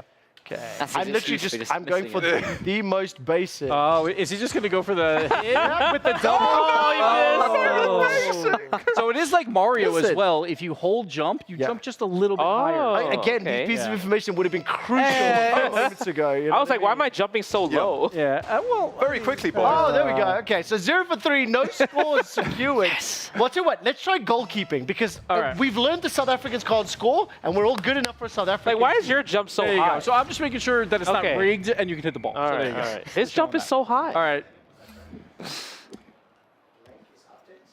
Yes, very quickly, Na'Vi did win that map. Oh, fantastic. Yeah. Okay. Oh, you called it. So I am an expert, technically. Yeah, nicely done. Well played. How many going pro? Sure, why not? Oh, we can get this. This is awesome. So we're actually jumping into PUBG. We can see this final few kills. Talk me through it, Blank. Yeah, so Walletai's actually just gone pretty crazy. So this is, whoa, okay, so this would be effectively a 2v4 here. So if they win this, this would be an incredible upset. And if you look at the top of the screen, you can see the amount of PUBG helmets that are still alive. 2 white on each side, 2 red on their alive squads. Yeah. Wow! What was that? That was wicked. What was that? We would have to see that again in slow-mo just to see the gunplay, but that was exceptional. Defix just hit the most unreal spray transfer I've ever seen. And as I said, time to kill in a game like PUBG, very quick. Oh, wow, okay, we're back to the whirlwind. We're taking a look at the final lap in race 3. Those are giant smiles on the face of Job. Is that Job? I think it is. Yes, we might have to rewind it a bit further because they crossed the line nearly all together. But Job won that race.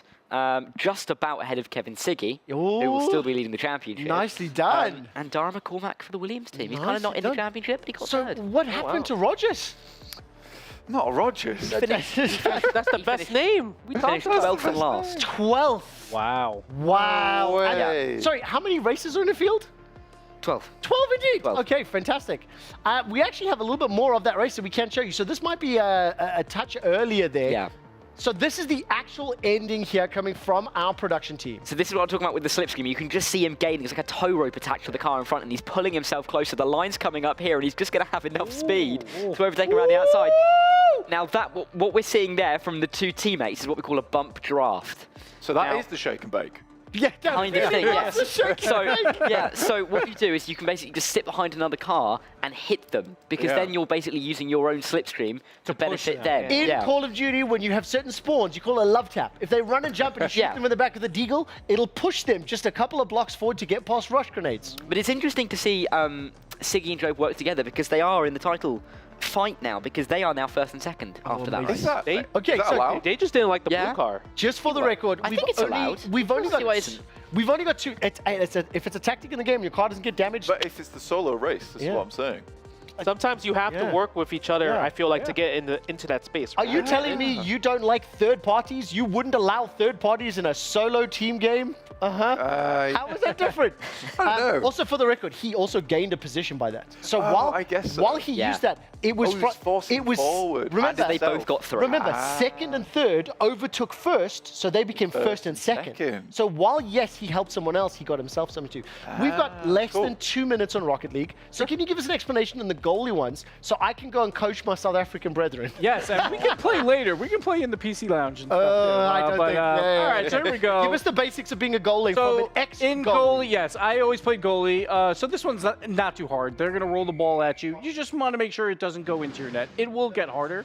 But basically, when I played 8.5 years ago, I played a lot of goalie because I was with the two best offensive players in the world. Oh, this one you got to jump. At the time. But I'm going to do like a big clear for that. Do another example for me. We've only got like 2 more shots and we're going to go. So the most important thing about playing goalie is not about just making the save. It's more about getting a big clear afterwards. I'll try and do it here.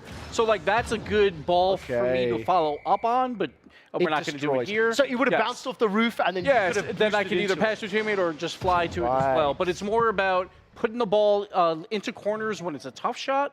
But it's more importantly to pass to your teammates when you know they're available. Like if one's in the back left corner, I can tap it out to him like that, and then he'll be going up the wall and he'll take the ball out. Why do you reverse on the wall? I may have missed at the beginning. Is that no, because I just style? I didn't know that you have to flex. Is that like the timing? So there is a move where people will drive through the net and go upside down and make saves. That is awesome. So, yeah. Okay, let's take a brief breath. That was one of the most intense half hours of content that we have done. We looked at 4 different games. We played Rocket League. We made fun of an entire country. And we buried my ego whatsoever. But I think as we start to wrap up for the day, one of the main things that we also like to do here on the show is teach everyone else watching, and especially the other game communities, certain things from our specific games. So in Rocket League, what is rule number 1? Before you answer, we have to guess. Now there's 4 of us, so let's get 1 or 2 people to chime in. I want to go to Justin. What do you think Rocket League rule 1 is? Don't talk about Fight Club. That's actually rule 3. But. Blank? Don't let the ball touch the ground. Don't let the ball touch the ground. Okay, interesting.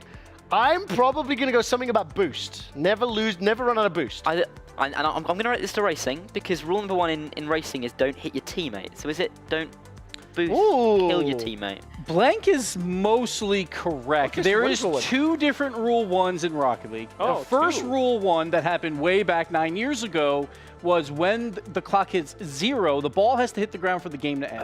No matter what the score is, rule 1 was just keep the ball up as long as you can. Because it's just fun. The ball is alive. You can keep exactly. playing. Why not? Like, it's fun. But nowadays, with the newer generation, you know, like the Zoomers out there, they decided that rule 1 is when 2 cars get headlocked, when you're an opponent and yourself, you do not break that. You sit there, and it'll turn into a 2v2. And they do that like in pro games. There'll be times where they'll just be like, nope, we're not going to break it. Can I tell you something? I appreciate that there's a new gameplay mechanic. Great. Get a new name. If rule 1 came first, you have rule 2. Yeah. I agree with you. For 8 weeks, I have picked fights with kids and developers and communities that just changed names. I'll tell you about this later. Now, yes, this was Quickshot's Rage Art. It is also something in Tekken 8. I'm going to ask, what do you think a Rage Art is, Dara?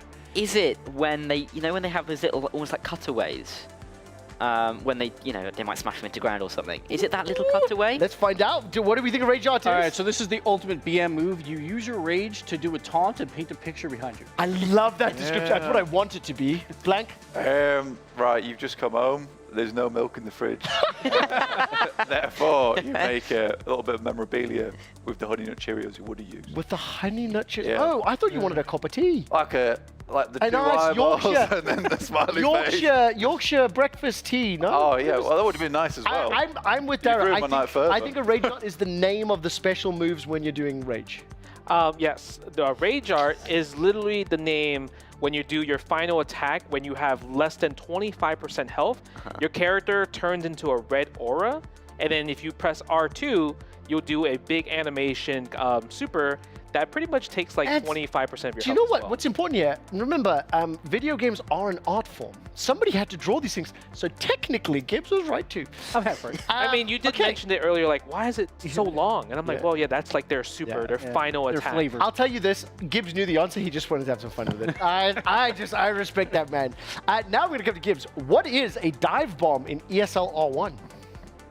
Oh, a dive bomb is when you're going on like maybe a hairpin turn and you take it really, really hot on the inside corner and you're going to wind up like bumping the other guy to the outside. Ooh, okay. Before you answer, what do we think, Justin? It's very dangerous. Okay, I think dive bomb is, let's say you have a car right here. Yes. And then you just do, you know what I mean? That's called overtaking. That's called what? Overtaking. I mean, so. Okay. That's what I'm talking about. Just keep swimming. Just keep swimming. What do you think? I don't know, like crashing out into the sand, into the tires, maybe. Ooh, I don't know, because I think that, like, which Chris, I think a dive bomb is probably something that, I don't think it has to be a hairpin, but no, I reckon but like a hard turn. You are hard turning, but specifically with cars in front of you. Like, it has to be a dangerous maneuver. That's my guess. Yes, so both of you are pretty much spot on. So ascend to the inside, it's often very risky. It's often very dangerous. Often they're the biggest moments in the race because they can cause contact. They could be the biggest overtakes. And they really are kind of, desperate moves to try and get something done. Oh, okay. A famous dive bomb in Formula 1 about 7 years ago in Azerbaijan, a driver called Daniel Ricciardo, an Aussie, overtook 3 drivers on the inside by absolutely just sending it late on the brakes. Braked as late as he could, overtook 3 cars on the inside. Do you know what I love so much? I only learned what sending it meant a year ago. Oh, really? Yeah, I had no idea. And it was an Aussie that taught me as well. So, yeah. Okay, hold on. Justin was kind of correct. What's that? Justin was kind of correct. The fact you guys synchronized, that sounded incredible. My ears. Okay. Every pass now. We're just the very last one. I'm hopeful that a PlayerUnknown's Battlegrounds Airburst is similar to the Airburst that was just recently released in an online game that I'm playing, Helldivers. I'm going to come to somebody who probably has the least idea. What is an Airburst? It has nothing to do with tire pressure. No, burst. So, like, is it like a quick fire round of shots? Just into the air, maybe, to location? We're here! What do we think, Airburst? Actually, hold on. I'll come to you. I have no idea. Oh, good, because chicken dinner went over there. Yeah. What do we think? I actually believe in Dara. I think it's like a spray and pray. Okay. That's what I would go with, like maybe a spray around the corner or something, but I don't think that's what it is. It's when you cook a grenade and throw it in the air for a larger AoE. That's my guess. Also, tell me I'm right. Did you just call it chicken winner dinner? I don't know what I said. He's gone crazy. EWC, I don't know what I said. Whatever it says at the end of the game next to EMP zone. It's been 5 years for him at this point. Yeah. So what is it? You are correct. It is when you perfectly cook a grenade, so it explodes in the air, but the radius is just enough so it will take out an opponent. Does everybody know cooking a grenade, what that means? So this is what I thought. Should I add that as well? Yeah, I think we do. I will explain it briefly. In certain video games, when you pull the pin on a grenade, it has a countdown timer fuse instead of a release fuse. Yeah. Meaning, if you hold the grenade for 4 seconds, it blows up in your hand and you die. The funny thing is... 1, 2, 3, throw it, airburst, kill the enemy team. The funny thing is, in PUBG, there is no countdown. You have to physically count it in your head, and it's caused a lot of problems in teams. And that's what makes it harder than Rocket League. As we close out the night, let's check out some of the best moments in our Kidia Plays of the Day. This is where we select 3 of the best moments throughout the course of all the games that we have seen thus far, and I asked my experts to break down why they were epic. The third best play comes from Tekken, and it's Bilal winning the final round of the match versus Jod to advance to the upper bracket. Yeah, I think this was really tough because we had Arslan here, and he talked about how Nina has the complete advantage in this matchup against Brian, just because of the offense. But you see Belial right here, he's cooking with the combo, and what's really hurtful for Brian as well too, this is a stage where there's like, it's much harder to get to the wall. But because Belial hit the heat smash here, and now he's at the wall, get the low attack to get the seal, the victory, and like Arslan said, he doesn't have much Nina experience, so him winning that match to get to the winners finals was super important. Very important, very indeed, and of course will keep his tournament hopes alive. The number 2 play comes from Rocket League, and this is Team Falcons with the perfect team play to make it 4-1 versus XO. Gibbs. So this is my first time seeing this play, so we'll see how this goes. See if it's a twin connection. Killers to Roas, out to TRK, back to Roas. A beautiful man pass and play, and there's only 3 of them on the field, so 1, 2, 3, and 4. The entire defense is just looking for a shot so that one extra pass just gets it by the defense. Falcons, they're favorites to win. They're looking great. I mean, that was beautiful. Honestly, especially after getting a chance just to try and jump in the air. And none of you hit the ball. Makes a big difference. Excuse me? Don't you dare take that away from Dara. He hit the ball. Oh, yes, he did. He did. The goal. Don't you dare. And I touched the ball. If anybody needs to hit the ball, it needs to be the driver. Okay. So well done for keeping yourself employed. And of course, your number 1 Kidia play of the day comes from ESL R1 with Siggy winning the photo finish to take the first Spa-Francorchamps. Yeah, I mean, and in the terms of the championship now, this is massive because it gained him 7 points, less than half. Well, 0.045 of a second is exactly what it was. But you can just see out of the corner, just on the grip, he just managed to get it. And it's that moment when you're just going, go, go, go, and you're simmering. You're just willing the car forward. Oh. And Siggy looking... Look how pleased he was there. You might be overjoyed. You might not know this because it's many, many years before you were born, but there was a Formula 1 commentator in the 90s. And it's not Andy Murray, he's a tennis guy. Murray Walker. Murray Walker! Oh, he does know We that. are live! On it's go, go, go. It's the most legendary voice in all of Formula 1. He was the last commentator I listened to. Yeah. And he's been, unfortunately, passed away for a long time now. But he had many iconic lines, including every car is different except the one in front, which is exactly the same. Yeah. It's fantastic. It's also, unless you're the lead dog, the scenery never changes. Now, let's move on to the EWC catch-up, powered by STC.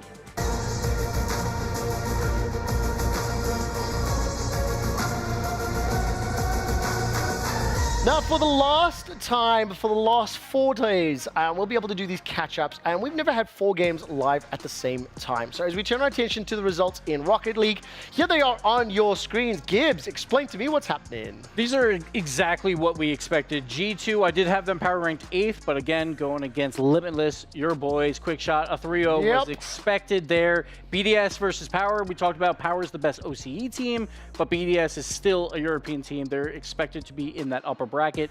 G2 BDS is going to be a very good match because G2 are the major champions, but their best player is not here, so we'll see how that plays. And of course, BDS need to place top 8 in order to make their club championship hopes of picking up prize money viable. Turn our attention to Group B. Falcons, as we mentioned just moments ago, have 3-0'd XO Esports. We saw Genji take down Secret 3-1.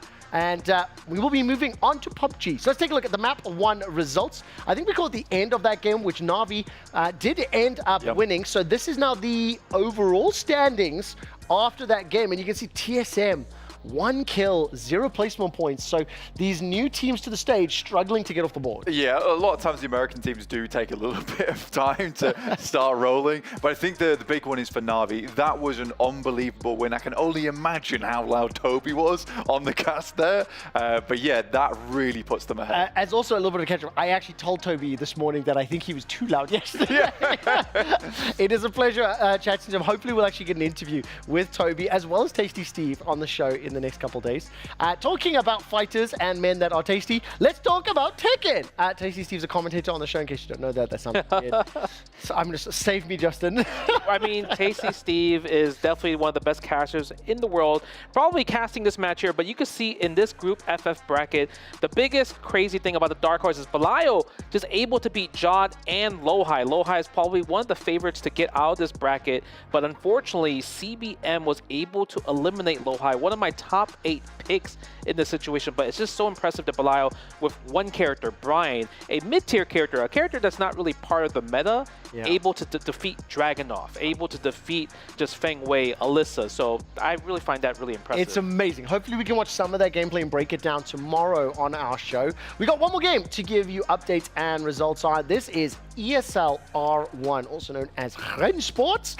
It's the same scoreboard we saw a little bit earlier with Siggy sitting up at the top. What I would love to do is get your take when you see this, when you look back. What is the R1 community thinking about these opening races? What's happened to Joshua Rogers? I mean, he comes into this with a relatively good lead. And I mean, he's had, what, 3 races so far, and he's just not been anywhere in each of them. Yes. So he is really off the ball. The drama! Yeah, the 2 red lines of Kevin Siggy, you can see up there in first, and Sebastian Job in third. Of course, after race 2, they came 1-2 in race 3. Yeah. So they're just extending their gap. I wonder if it does relate to moving, to traveling, new setup, new location, stuff like that. Max Verstappen and Redline Racing feeling very happy at this point in time. Now, I believe we also have the standings after the last race.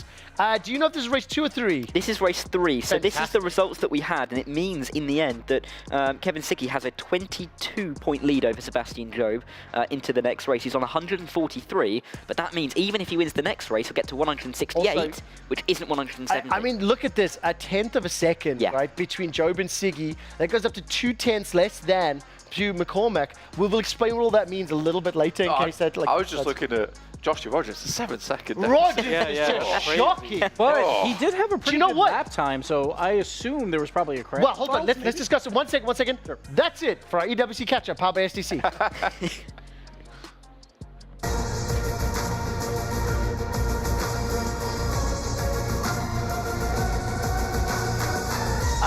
Joshua Rogers could join Cossi Ballers with how he's driving the car. What else do you want to say? He had a good lap time. Yeah. He was in the 142s. He was, I think, the 3rd fastest. So I assume... There's 9 of them. I assumed that there was a run. Likely clean air. If there's no drivers around, you can just set a qualifying lap. Basically. Oh, okay, fair enough. I like this. Clean air, but also clean air means there's resistance. You don't get the slipstream and overtake on the... Okay, one last segment. We are running out of time. It's time for the EWC Club Championship update, brought to you by STC.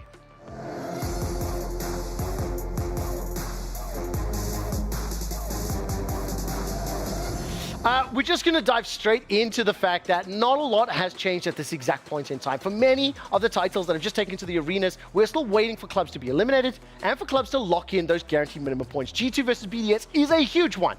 If BDS beat G2 in the next game they play, all of a sudden, that grayed out BDS becomes locked in and $800,000 is secured at minimum. Now, of course, we are expecting those big things. I think keep in mind, Team Liquid and Toronto Ultra are not playing. So those are the 2 breakpoints. If Twisted Minds and Fancy, the gentleman we spoke to earlier, wants to overtake Toronto Ultra, well, put up or shut up. Your players need to get you those points. We'll keep you up to date on those EWC Club Championship updates that were brought to you by STC.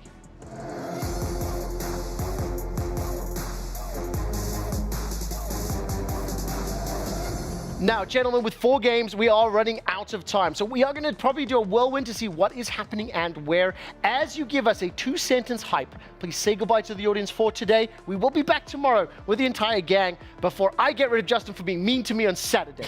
Let's start in the STC arena. PUBG Map 2 has started. Tell me why it's fun, where to watch it, and then say goodbye. You can find it over at twitch.tv/EWC_white for some more PUBG action. And honestly, that map 1 was crazy. Let's see if Na'Vi, the young whippersnappers, can make a change in the club championships. Whippersnappers. Okay, we're going to turn our attention to the Amazon arena. I believe we're looking at Double versus Sephi Black. Give me some stakes on this one. Oh man, these are just two low-tier characters trying to get to the Phase 2, and Phase 2 will also be going on after the Phase 1. You can watch at twitch.tv/EWC_fighter. Fantastic stuff. We're going to turn our attention to the qualifiers for Race 4. What track are we on, and who do we want to win? We're at Fuji, like Mount Fuji in Japan, so it's a good circuit. And then this is going to be an interesting qualifying session. It's important for the drivers to get in there. Of course, Kevin, Siggy and Sebastian Jove, they've been on fire, but there's other drivers like Dara McCormack, who's on screen, who could provide a bit of a challenge. Do we want Rogers to lose? Yes, we do. Of course. Sorry. And of course, very, very quick, we don't have any footage to say so. Rocket League, who's the game? We're halfway done. It's EWC_gold for round 1. We got Vitality and Zen, one of the best players in the entire world. You'll want to check them out on Vitality. Okay, unfortunately, because we are after 7, we'll do proper goodbyes tomorrow. Let's take a look at the schedule that will be happening. I've had an absolute blast. You can see Group C and A tomorrow. Group stage upper and lower for Rocket League. That means teams being eliminated, as well as for Tekken 8. Group stage 3, that's the second phase, so that's second GSL style, and we'll kick off the playoffs. It all concludes for Tekken tomorrow, and that's why I'm getting rid of Justin, not because he was mean to me. Tonight, the Drivers' Championship concludes for R1. Tomorrow, the Teams one begins, and that's the one that counts towards club championship points. Can we say goodbye? One word. Goodbye? Goodbye. Goodbye. Ta-ra. Ta-ra! Okay, can we do on 3? 1, 2, 3. We'll be back tomorrow at 3 p.m. Good night. We love you.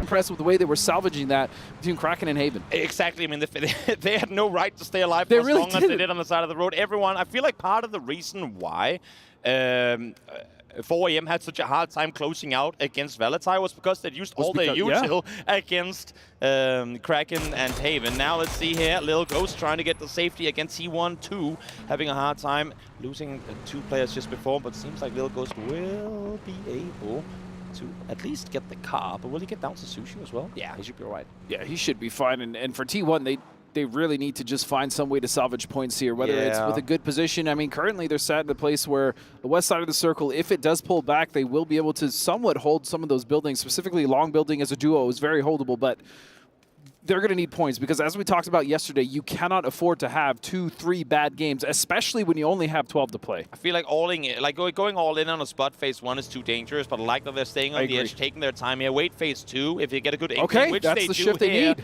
Now is when you take the compound. Now is when you roll the up. dice and go, please, please, please, circles, keep coming our way. One of the most difficult areas to play in all of Miramar is this. We call it Death Road for a reason. That trench that separates El Azahar's north and south side is just, if you get caught in there, it's very hard, and Xiao Wu will find Lucarux. VP now in a position that is not favorable. Again, a completely unscoutable approach here. Nixie and the Virtus Pro boys has to just full speed send it, one down on each side. Lucarux might be able to get back on his feet unless if Xiao Wu can do something about it. The issue is they were in a 2-2 split. You can see Sushu, Little Ghost as well, starting to make their way in this direction. But will they get here in time? As Xiao Wu spotted in the open, but Ebi is able to take him down. What an absolute turn! I said unfavorable. VP looked to be turning that fight around, but all of a sudden, Xiao Wu doing exactly what was necessary, getting that knock and slowing down VP, but he will go down. Yep, Xiao Wu will fall, and that might be 17 trying to leave. The issue is I don't think they can at this point. In the meantime, T1 just cannot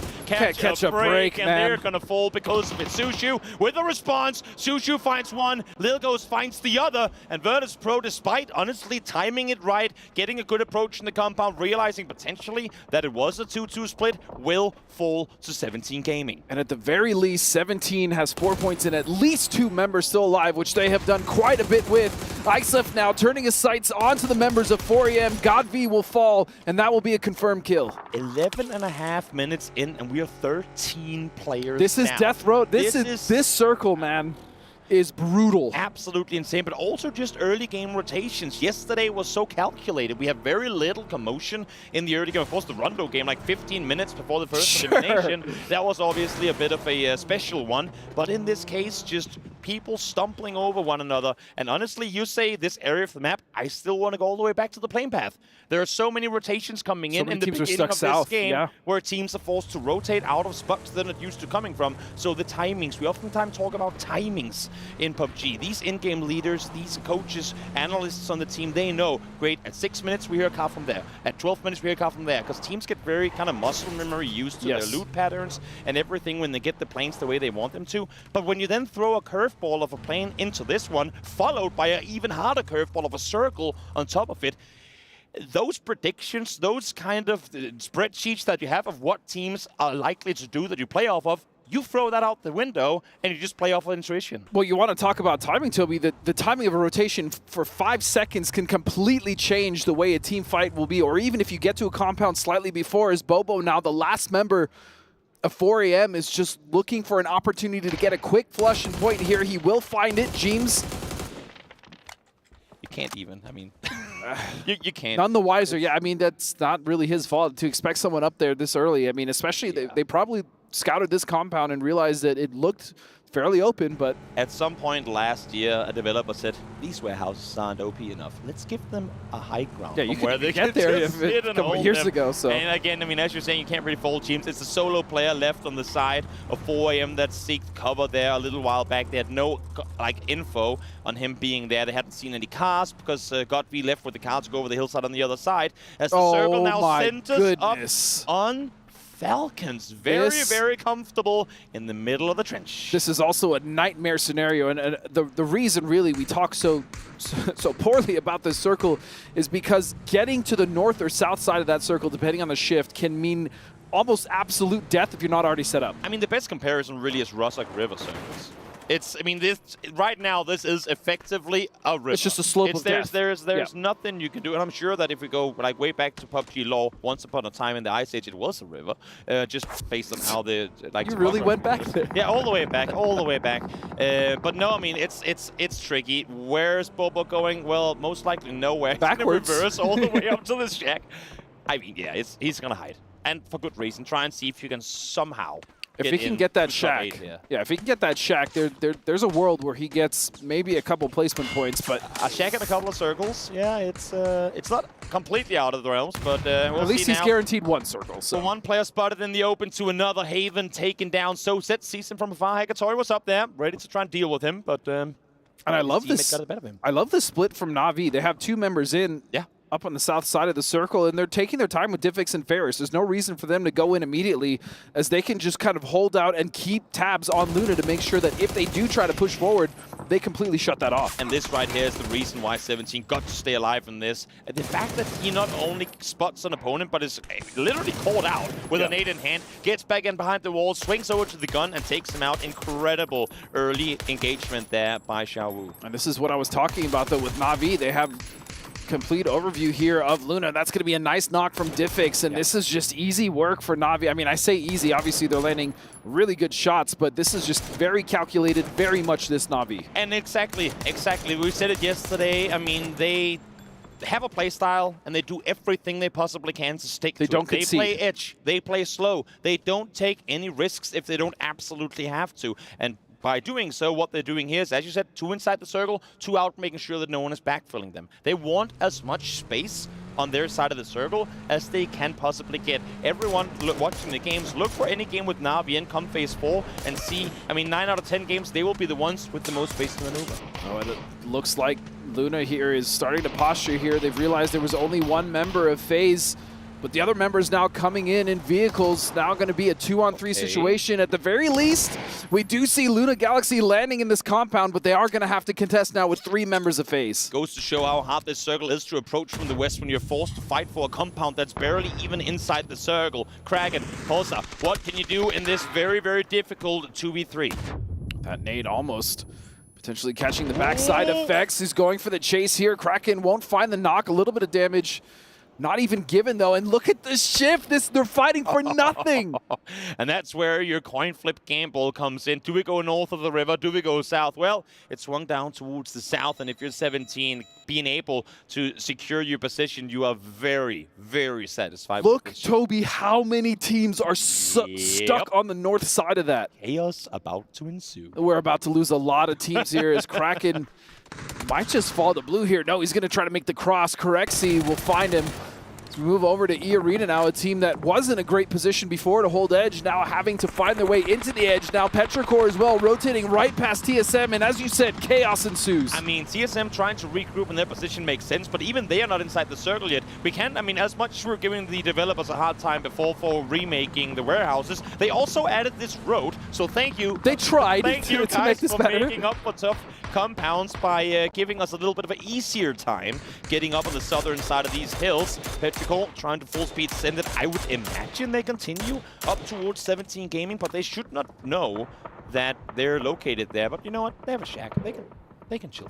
Yeah, and sparking, unfortunately, for Petrichor will pick one off. Chewy will fall. E Arena now trying to make the same run, and Falcons have had full line of sight on this, and they've done a significant amount of damage. 2 members will fall. Jacob and Larix now. Just 2 members left, but no, just 1. E Arena is in shambles. Look at the look at the tracers on the bottom right. Everyone is trying to take out Petrichor. It's just Ixlex left, but he will find one and immediately be taken down after Luke cleaning up on this side. And I guess now everyone in the circle knows there's a shack available with about 200 smokes in it. Absolute bloodbath, this circle. And as you said, the developers tried to just give some form of cover or some options to get down that south side hill or up that south side hill, but it's still just so difficult. Yep, and here we have the fight we've been waiting for. Cerberus against All Gamers Global. Tycon against his former team in Cerberus. Cest able to get back on his feet as this Vietnamese brawl will now pop off. 2 players on the side of Cerberus, down to low HP already. Surti pushing on forward, spotted Haisaki behind the car. Haisaki going for a spray, but no Zest will find that. In fact, Tycon will find Duckby, and there are no trades. All Gamers with the full advantage. Surti finally goes down with Himas' answer. And that is it. No, Himas versus Tycon. When would you have thought you were going to get to see that? But it's going to be Sapao taking him out, and you know what? Fair play. Clean fight. Tycon said it. I know all their strats. I can take him out, and they just swiped them. That was a clean fight for All Gamers Global. So now heading into the north side of the circle, well, they're somewhat safe for now. But if this continues to shift south, they are going to be in a world of trouble as we see Bestalok And Bet Boom now dealing quite handily with the team of Valitai. Almost a repeat of the endgame from last game, but this time Bet Boom on top of it with the circle shift as well. And this time Bet Boom has needs. They have utility, yes. That does help the situation quite a bit, but they too, of course, has to worry, because right now, as you can see here, they've been able to just focus east and west, because no one on the northern side has been able to look towards the south. What happened? Zest, he, you know what, oftentimes it's fun, we always blame the guy that fired the bullet, but in this case, I feel like Tygon might have just stepped in front of him. But a guy that we can never forget, I was just gonna say, Bobo, he's been in the shack forever, trying to get just some sort of points for the team, while placement points won't be there at least. He takes out Tygon, Zest falls as well, so a misclick with the Dragunov causes casualties on the side of All Gamers Global. And that feels absolutely terrible, to accidentally run in front or have your teammate knock you and then you just get flushed out of nowhere. That feels pretty bad, as Phil First mortars now starting to rain down, as Phil First just trying to just finish off All Gamers and get that point, and sure enough they do. Doozy will find him. Yep, Surti will go down and out. All Gamers Global will fall as now, I mean, the fights here continue. Faceland will fall as well as Correxy goes down, as we only now make our way into placement points.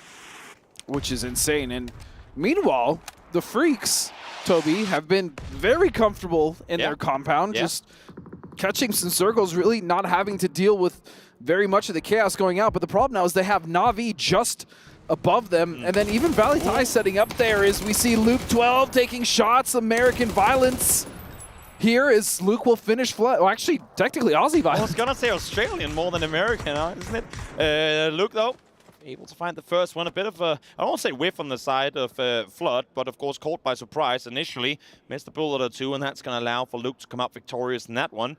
Now, for the rest of Falcons, you saw they were split 2-2. They have Rello alongside, wow, my brain doesn't function right now. Two players over towards the eastern side. Rello and Roth, that is, trying to sweep their way up that hillside, but Snakers now left alone. I do like the split, though. They sent them earlier, realizing that Snakers could at least hold that building. He does have a little corner of that still in. I'm not sure if he has a vehicle, but he can somewhat come in later. As look at this split from Bet Boom. I love the way they are taking control of this side of the circle. Meanwhile, TSM with the stranglehold of the circle on their own all the way in the west, now trying to just get rid of 17 and really just take control of the rest of the circle. Also a player that you currently can't really see on the map here, but Soapset is still alive for Na'Vi all the way down towards the south. So Na'Vi in a 3-1 split with 3 guys focusing east, looking towards Valitai, wanting to make sure that they don't get pushed up on 5 Punctum Freaks, while also trying to make sure that no one from the west side pushes on over. And speaking of pushing on over, here's Roth alongside Rello, trying to again make some space, buy some time for Snakers to join them. And Snakers does have a vehicle, fortunately. He'll find himself in the bottom part of the circle, and Falcons can play this ridge for now, so they're going to be okay. The bad news here, somewhat for, I'd say, Na'Vi, but realistically for KDF, is Na'Vi can take control of either side of this if they want to, and really start to put in damage in the bowl that KDF sits in. I think Na'Vi waits up on the hillsides until they absolutely have to move, figure out, I mean, let the other players kind of decide where you're going to go. Snakers now well aware that he has BP team on one side, but is he aware that TSM has opted to go in the other direction from behind? Best of luck now, trying to dodge utility here, and I don't know if they're aware of the other members of Falcons, as we see Phil First going down. One thing is for sure, once this fight probably pops off, which should be just about now. Oh, what a turn! That fight, okay. Best of luck, able to stand his ground with a bit of HP to work with as well. And now I was going to say, Luke, TSM, they're going to peek on over. They're going to take the fight as soon as they can. 8 kills already. TSM have done a great job of accumulating 8 kills through all the I mean, we saw them steal quite a few kills from the knocks going up that Falcons and other members had gotten. So that's going to be a nice boon for them. Definitely a solid performance. Rello, Roth, again, down to just them two, trying to fend off. They were a circle sender just a couple of moments ago, but I mean, even for them, the team that had all the comfort of the compound, having to push up the hillsides into this area is so incredibly difficult. Yeah, but now 17 starting to make their approach towards TSM. Nades coming out, and Na'Vi as well has been eyeing this side of the circle, which is bad news for TSM, as Navi's now really starting to come in. They see the damage going out. They see the knocks being traded. Alo still in the open, somehow still alive, finally goes down to Little Ghost. The quick tap coming through, and as you're correctly saying, Na'Vi coming down here as well. As I said just before, let the opponents decide where you're going to go. Perfect third-party engagement by Na'Vi. They, I would imagine, are going to continue the sweep down here on this side. Alo down to the blue he goes, as as TSM is down to just 2. Falcons now starting to make their approach here towards BB Team, but a quick spray will shut down Relo, and Roth not in a good position at all, stuck between all the members of Bet Boom, sitting in that smoke. Nades coming out, utility as well, trying to dodge. The smoke is gone, and that is it for Falcons. Yep, tough position for him to try and get out I didn't expect much. Nah, not at all. Not at all. Because of the fights, because of the way that it kind of plays out, with the teams opting to go west rather than east, BB Team's able to get all the people back on their feet. As Diffix now is able to take down one on the side of TSM. Sparking falls to his knees. 5 kills for him so far. Solid performance coming through. Luke also currently sat first place in damage overall with 577. As TSM looking to get into double-digit kills this game. Yeah, and Luke doing such a good job of really kind of holding that anchor position, giving Purdy time to pick up Sparking and bring him back. Otherwise, probably would have been another member of TSM being lost, but still they have to contend with Na'Vi on the west side. And Na'Vi is just playing this, only 3 kills, but they are playing this so perfect. It's very similar to the playstyle of Valentine in the previous game. Obviously, terrain is different. Yes. But their approach to it, their understanding of where to apply pressure on the edge, where to try and force teams into each other and set up third-party opportunities for themselves. Really, really great play. They still have an issue, though. They need to get off this hill and potentially into the Freaks compound. Yeah, I was a little worried about Freaks with Na'Vi above, but because of the way the circle shaked out, it actually gave Freaks the advantage here. But the one thing you want to talk about advantage, careful, Luke, with Na'Vi, is it's their timing. It's their timing and their understanding of the space and how much they actually control, which makes them so dangerous as a young team. As a spray comes out from Diffix, just a little bit of damage on Salute, though, and now they've realized that Na'Vi is knocking on their door. I was going to say, I wonder if Freaks are going to actively try and get out here and do some damage, but as they do, Salute's going to be found in the open. Fortunately, for Kwangdong Freaks, Hakatori is taken down in return, so Na'Vi, I was going to say, might focus on getting him up, but they're leaving him behind. And they have to make this send. They realize that there's really not that much time. Human now trying to find a spray. He will find Sosed, and just 2 members now prone on the other side. The Molly will come out. Another nice spray, and can he finish them off? He will. Beautifully played from Human and KDF. What a hold from the Freaks. Their first 2 kills came in at about 1 minute 30 into the game onto 4 AM, but now they prove that they can hold their ground once more. As this one, far from the final fight, they'll have to take this game. Valatai, of course, opting to engage in this one now too. They know that the fight took place on the western side of the compound, and therefore, with all of the Kwangdong Freaks players opting to go over there, Valatai sneaks on in. Yeah, the fact that Valatai snuck in with those 2 members while all the fighting and chaos was happening around them. Good on Valatai, still making it to an endgame. And they lost members early, so they've been a duo for quite a bit. Their adjustments and ability to survive cannot be understated, as they now find themselves in a much safer position and can potentially get second here, or maybe even win. Who knows? TSM 3 alive still, able to get all the rests on up, but as you can see, a lot of damage has been taken. Purdy, no vest left to work with. They do still have smokes. They have nades and flashbangs as well, so pushes can be made, fights can be taken, and you'd have to imagine, Godspeed, at this point, the fight has to be against BB Team, but of course, both these sides right now, look at this as the 2 semifinals for the win of this game. You have the compound semifinal and the hillside semifinal. Everyone is waiting those 5 seconds to see, are we going compound way? Are we going north? What are we looking at? And survey says, okay, kind of both. Kind of both, and you know what? I think this is going to lead into a split semifinal situation. BB Team, TSM will fight, Kwangdong Freaks, Valatai will fight, and that fight is going to start right here. Unique peeks on over, spots the first one, damage done, but can't get the knock. Nice timing by Human from upstairs. So there was a possibility here for Valatai to get second, but that's going to all be on the back of their last standing player. What can Latai do? I mean, Kwangdong Freaks are not really giving many opportunities. They backed off with a beautiful trade sequence there just in case they needed it. Latai now getting a little bit of damage in, but not enough. And this is going to be a monumental task. And while they'll probably go down, Valatai is being such a nuisance to Kwangdong Freaks. They want to get the kills. They want to spread out. They want to get a lay of the land of what's happening to the north.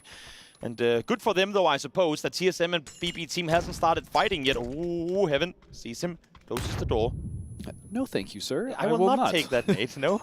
And he's got the shotgun ready and prepped. One pump. Oh, behind the deployable cover. He lost track. Ooh. Thank you, Beam, for checking. Much appreciated. Check your corners, man. check your deployables. Heaven gets to live with the scare of that one. So first semi-final done as BB team again here looking towards TSM. I think both of these two teams were hoping that the other would opt to try and somehow go in and third party that situation, but neither of them jumped on the bait. And now I think they can both comfortably sit outside the compound and go, huh, Freaks, how do you like this whole game without cover?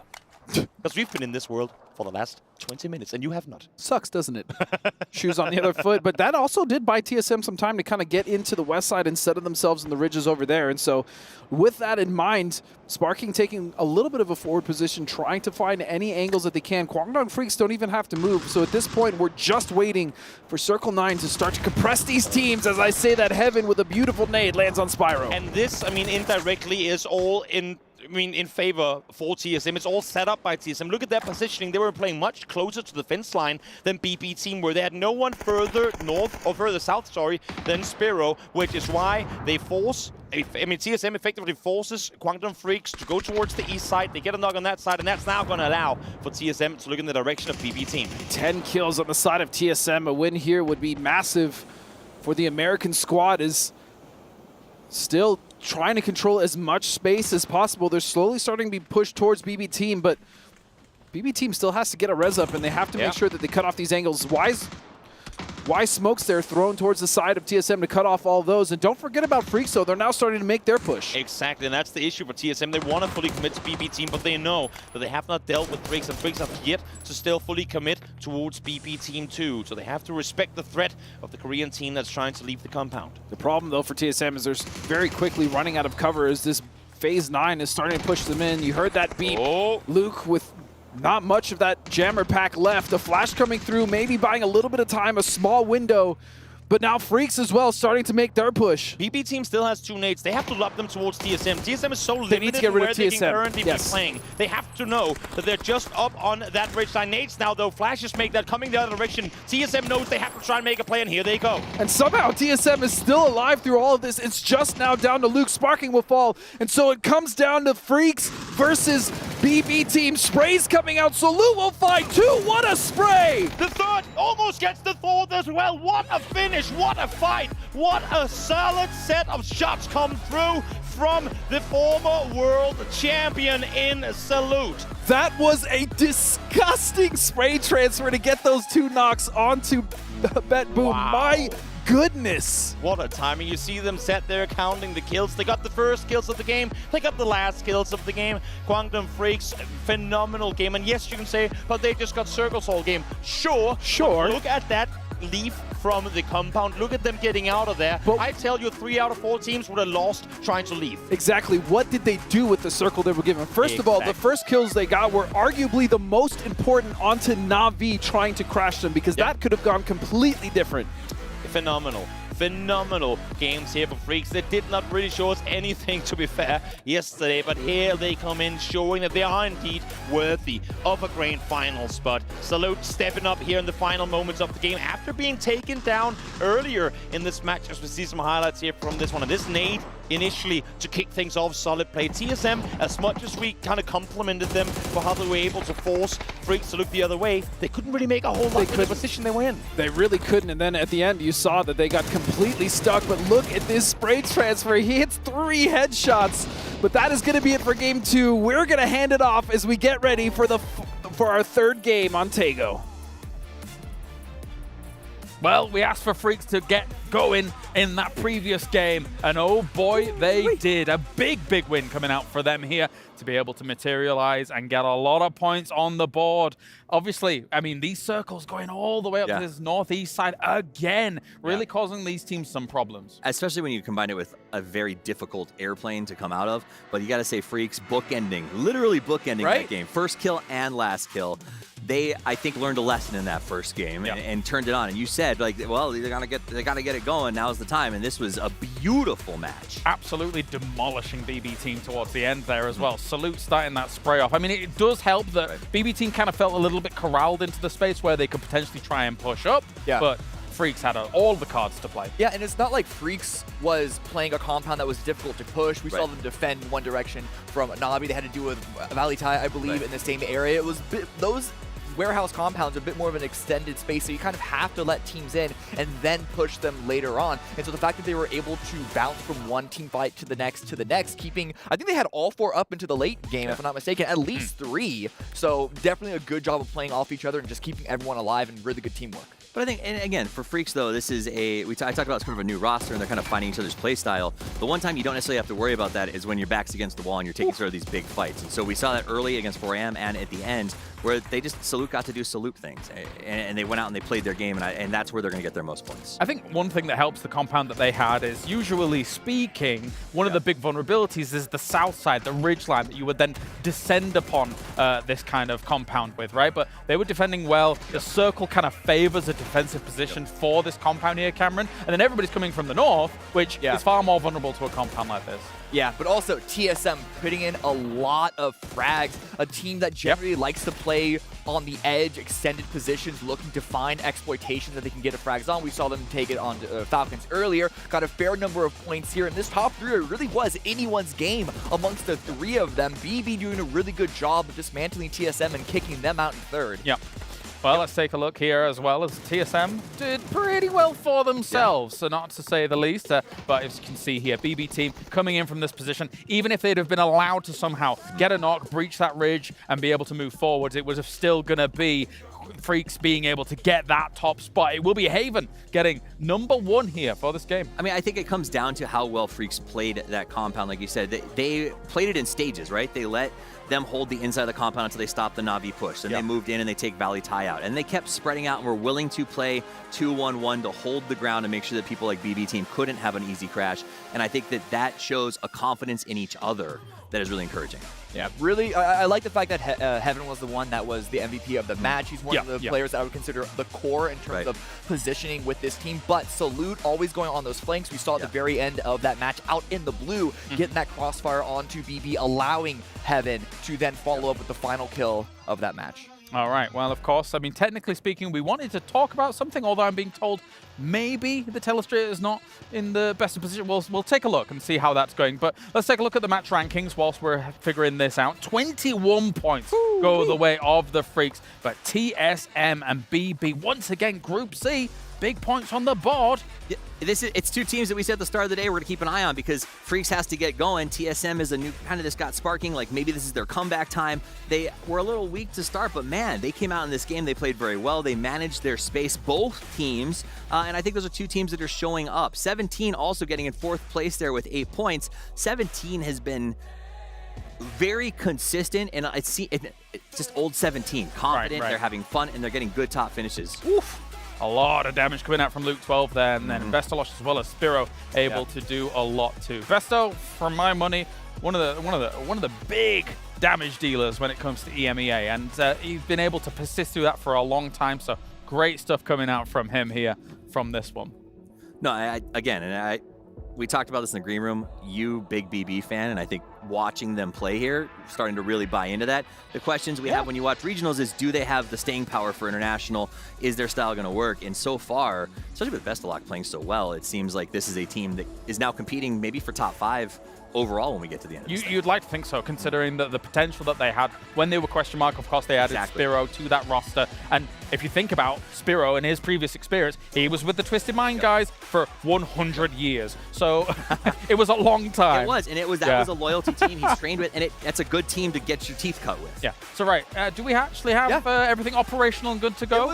It was doing some weird stuff, but That's fine. Fixed itself. So we got it. I mean, I fixed it. It's on me. But hey, let's talk about this. The opening formative moments of this game actually had big impact on the later stages of this game. Yeah. So we actually have a clip of the map alone to just be able to pinpoint the idea of early game dropping and how you need to react to the playing path. You can see here that TSM, they usually drop in San Martin here, but they're all the way up here to the north. And the reason why is because in order to get vehicles that are so important in the early game and mid game especially, in order to be flying all this direction, they need to find vehicles around this area. And there are some spots that have dedicated spawns, but regardless, you want to be on a road to find those positions. But we already have so many teams already fighting over it, and that was KDF's first kill of the entire round. Exactly, and I think if you go back to that circle, because it defines two very specific choices. All three of these teams had to choose, do I fight for the car or do I not fight for the car? Yeah. Freaks ultimately still won the game from this position, which is shocking to me, though, because 4AM lost 2 players, which means Freaks had, from the moment that they hit the ground, to be on their best game, whereas TSM got to load up, plan out, and get themselves into the best position. So a story of 2 traverses, but both getting to the end game, which I find absolutely fascinating. Yeah, no, very important to try and avoid those early conflicts, right? And that's a guaranteed early conflict that you can circumnavigate. So we had our concerns in the early game, seeing this playing path. How are those teams going to get north? What are they going to do? Adaptation is unbelievably important, Cameron. But anyway, we have run out of time here for now. We're going to go to a short break. When we return, we are changing things up. We've got our middle maps ready to go here at the Esports World Cup. Join us right after this.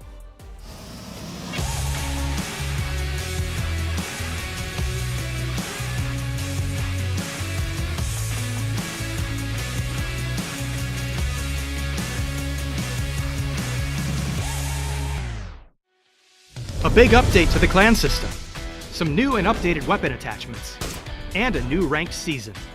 All this and more as we dive into the update 31.1 patch report. First up, clans are getting a big update as we head into a full month of clan-related fun. Your clan will now have weekly clan challenges to work towards, and individual clan member missions to complete for various rewards.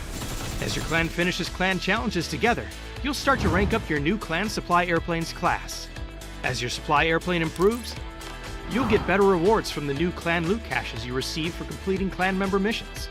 Your clan airplane's class will degrade a bit each week, so make sure you keep at those missions to ensure the best possible rewards. In addition, clans will earn new clan tokens each time their clan reaches an XP milestone. These tokens can be used in the new clan token store, which lets you purchase things like new clan tag plates, sandbox mode tickets for clan members, hunter's chest tickets, and more. Finally, we've got a brand new weapon attachment coming your way.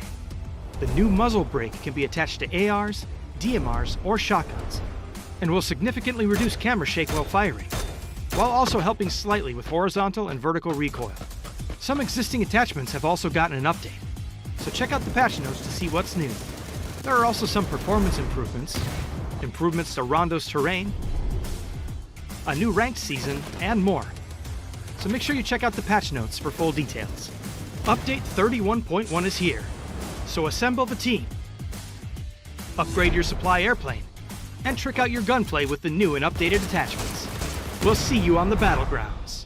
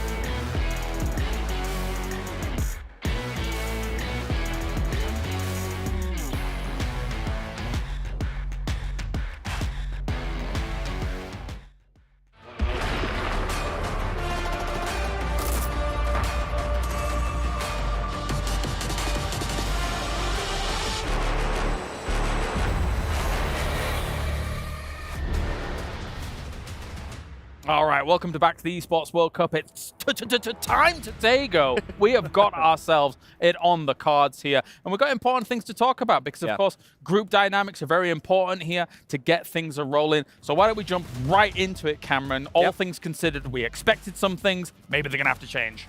Yeah, so earlier on, before this event started, Falcons was dropping somewhere completely different, but because they're in the lead, this is what we were hinting at the beginning of the show, they're challenging T1. They have so many points, they don't need to worry about this map, and because of that, T1, they're backing away. So this map is going to be updated. T1 can go Hey Musa, Airport, or Songam. Any of these 3 positions, and as we discussed previously, it could be very dependent on the playing path, but regardless, this disrupts T1's game here, and this is a team that, my understanding is, they're dealing with so many hot drops today, this is only going to make it even harder for them. It's only 1 map, but, you know, it's just still 1 more into an already chaotic mix. And that's the hard dynamic about being the team that comes in and playing, you know, the last 2 days. You're starting with against teams that have, you know, 30, 40, 50 points plus, and you're just going to have to move. It's simply not worth it in a best of 12 here in the group stage to contest any of this. So, and this is the rough thing about it, is that if you're a center looting team that gets forced and pushed out to being an edge looting team, it will change the whole dynamic of how you play and how your play style is changing. This could make it really difficult for T1. So, yeah, I'm really curious how it happens here and how long this is going to be happening for. No, absolutely. Especially since, you know, people like Toffees, for example, were saying that they have some expectations of this roster. They did technically win out their region when it came to the qualifiers overall. And again, when you look at teams like Danawa, who performed so well here and were able to be trumped by a team like T1, there should be some expectation from the players as well to do well on this international stage. Yeah, I mean, for T1, when it comes to the players themselves, for me, it's all going to be about End. He's a very dynamic player, but sometimes I worry that he's a bit too dynamic and almost feels like you want to pull him on a leash to really drag him back, because he can die first a lot, and that's something they need to worry about. And again, just going back to the drop situation, if they have to readjust their timings, that's going to make that mid-game positional where they're going to be playing at even more difficult and on the fly. Who have you been impressed by so far, Venja? Well, overall, Valitai comes to mind here, and it was like, this is not a team that you expected to come in and do this well, so impressed with them, of course. You have some teams above the 60 points mark, and now they're comfortable to do kind of whatever they want. I'm not expecting anyone to kind of blow out of the waters and go 100 points plus. Sure. But yeah, let's see what happens. Hey, I'm outnumbered by the Americans before. They don't believe in the BB team. What are you thinking? Come on, hey! It's coming for sure. There's last year, 3rd place here in Riyadh, right? So they are used to be fighting here at the big stage here. But does the dynamic with no double elimination, we're going straight into a final, we're going to be having a best of 12. Does that benefit them? I think so. I think they're a great team. You see that? Some of the players didn't even have some of the updated maps. No, it doesn't matter. They're not going to go to those places anyway. But I mean, actually, realistically speaking, so actually as a small change to that, Falcons obviously not being at the very top and almost certainly going Palace here does open a little bit up towards the top. So you could, if we get a circle up there, for example, you would know that technically a team wasn't at the very top, but you'd expect Valitai to be coming in from Boatyard. Yeah. You're talking about like rotations up to the northern side? Yes. Okay. I thought you were talking about the leaderboard. I'm like, they're still no. Fighting for first, it's group stage. It's irrelevant. They're still on the top. But yeah, absolutely. Being aware of all those things. Generally, you want to only really pay so much attention to the teams immediately dropping around you. But any extra information, as long as it doesn't cloud you too much, is going to be useful. All right, well, thank you very much, gentlemen. It is time to head over to the commentary team. Time to Tego, indeed. Let's get it rolling. Thank you so much, James, Cammy, and Avenger for the phenomenal breakdown as we head on over to the second Tego of the group stage. The second final Tego, because there are only 3. I'm Toby, joined by Godspeed, and Godspeed, what was a very southern playing path last time, is this time around a very fair. Fair. Yeah, I would say nice. Fair. And it is time to Tego. Indeed, that was actually a very cool throw. You also going to hop on that one? Yes. I let James do it. I don't want to admit to him that I think it's also kind of cool, so when I don't say it, he doesn't. I have a confession to make. Oh no, what? I really like James. I think he's... Wait. I hope he's not listening. Production, can I get a new co-cat? Might be wise as we head to possibly one of the most open area maps that we've ever had in competitive PUBG. Yeah. It's definitely up for grabs. This one for sure. Petrichor Road has locked down Buxansar for themselves. Face this time around, not going to try and contest. Obviously, we didn't see that happen yesterday either, but since Petrichor Road didn't play yesterday. But we have seen it in previous tournaments where those two teams try and fight for Buxansar now. Face has opted to say no thank you. They will split loot in and around Hosan instead. Everyone's going to spread on out in the circles. Keep on surprising They keep us. on delivering, don't they? Holy moly. Now, what we can say, and for those of you guys watching the map too, you can keep track of what I'm about to tell you. One thing that's very, very different to Takeo from most of the maps is that while on Erangel there is also an edge of the map that you don't want to traverse through, you can still, worst case scenario, I know it never happens, but theoretically, you can take a boat and do a wide wrap even on a terrible circle shift. Here, touch that red line, and you, my friend, are going to be in trouble. So look at what we have in terms of like just an angle of approach. We're effectively cutting out half the circle. So we're limiting teams. There's no wide rotates in and around the back of the circle. Look to see a lot of camp setups on the eastern side of Songam, on the southeastern side of Gangneung, because we really know everyone is going to try and come in from that direction. Yeah, I'm also really kind of keeping my eyes on Petrichord and seeing, because they are looting Buksan Sa, if they are going to set up anything on that west side, because effectively 60%, I would say, of this circle is only playable. Actually, it's less. It's probably less. It's honestly, I mean, when look at where the red lines meet. And on as each you side, said, it is under half the map you can rotate through. Yeah, and as you said, the rotations really are where the teams are going to suffer. Forget the amount of playable area that they're going to have to deal with. The rotations themselves are going to be hell for these teams that are not inside the circle, and the majority of them are not. And when you do the math, like if we were to draw green lines, red lines on this map of what's approachable, you don't want to be rotating straight through Gangneung when you're coming from the northern side, because you don't know what's happening there. So that's a red mark. You don't want to rotate through Buksan Sa, that's a red mark. You don't want to come in through Songam, that's dangerous. So if you look at what's not that, and what's not southeast of the actual red marks we have on our map, you are limited to about 10, maybe 20 degrees of this 360 circle. And wisely, some of these teams that are close to that circle edge are already rotating in. You see that with FaZe, you see that with T1, you see that with Luna Galaxy. But if you're a team like E-Arena, if you're a team like KDF, Falcons, Na'Vi even, do you go for the time old strat of just waiting, taking your time, rotating in late, because there may not be room to rotate in late, or you just hope and you pray that you find an emergency pickup? I was going to say PUBG gave you hard shifts. The devs gave you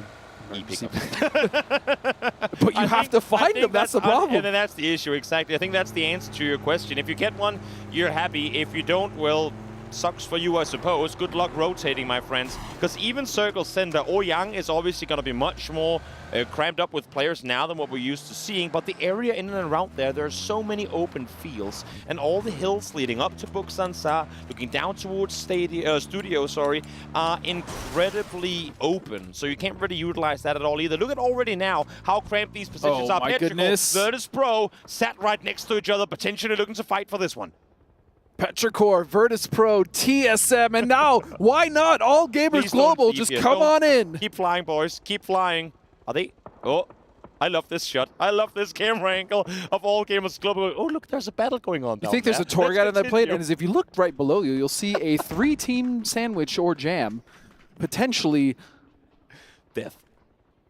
As we see now, Ming and Summer, they know something is up here. They're all in. They're all in at this point. They both know that they have each other here. But again, this leads into what I was saying earlier. There's really not that much space, but even if this circle wasn't this cut out, there aren't that many compounds. This is a very open map. The only upside to what's happening here is they can take this fight somewhat separate from everyone else. TSM is on the other side, but I don't imagine them wanting to full-on pull up on what we're seeing here. But you're already seeing Purdy look in this direction. Shots have been fired. Info has been fed across that there's a battle about to happen right here. They may not pull up, but I tell you this, they will clean up if the opportunity is there. Definitely. They have plenty of space to maneuver on the northern side of Ouyang, so look for TSM to engage early. I talked before about Petrichor FaZe having fought for Buksan Sa in days past, previous tournaments.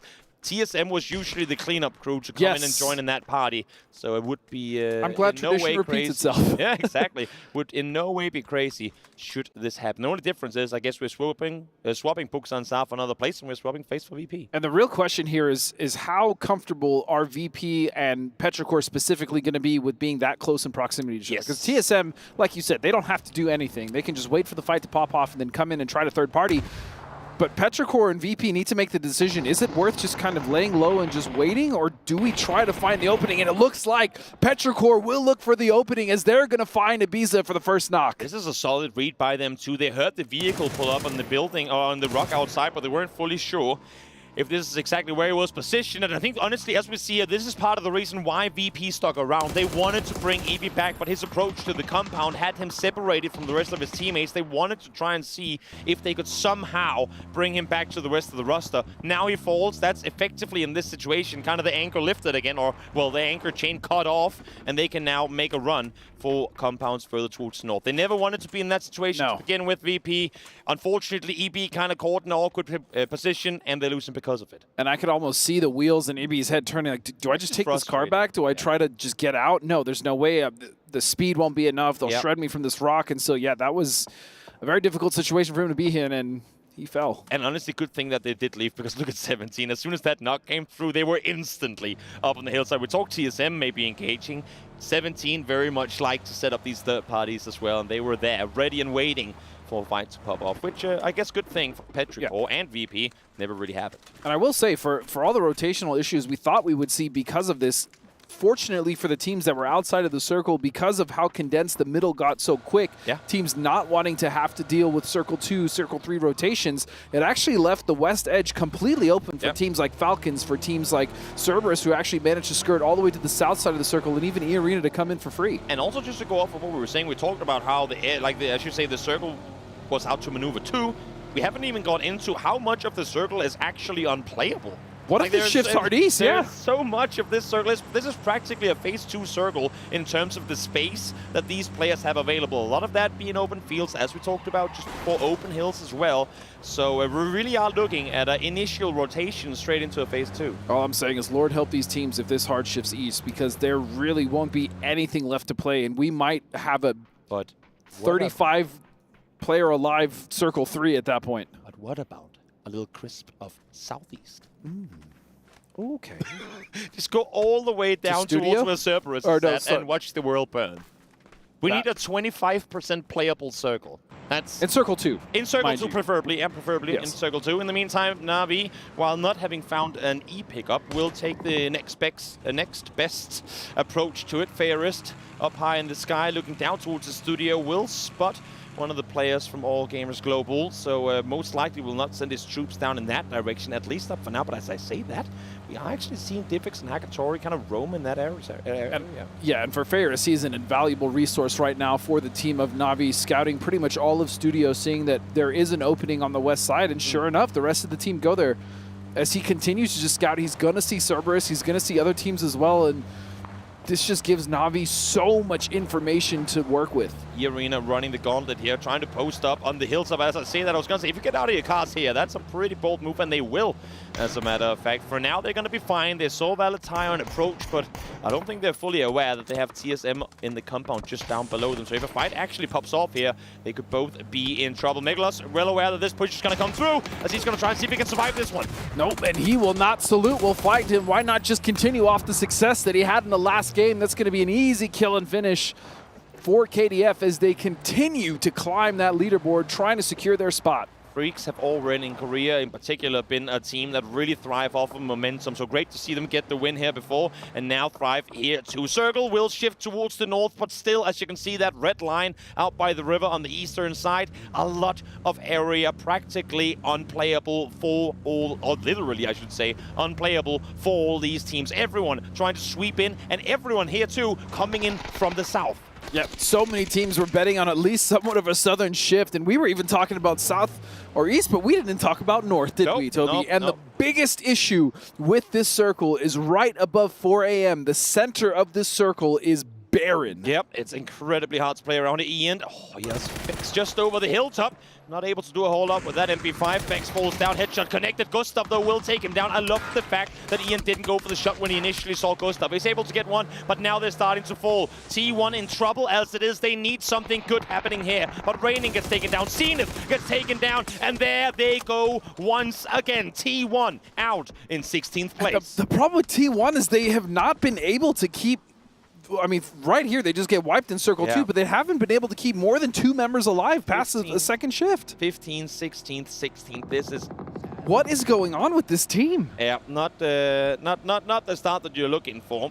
Falcons, in the meantime, nice timing on their part. While there are only 2 players, of course, alive, limited in what they're really able to do. They hear the shots, they see that FaZe players are taken down, and instead of going, let's pull up on this, because that probably is what they would have done had they been 4, they go, we're only 2, let's use the time that they're resting each other and getting kind of reset to send it forward.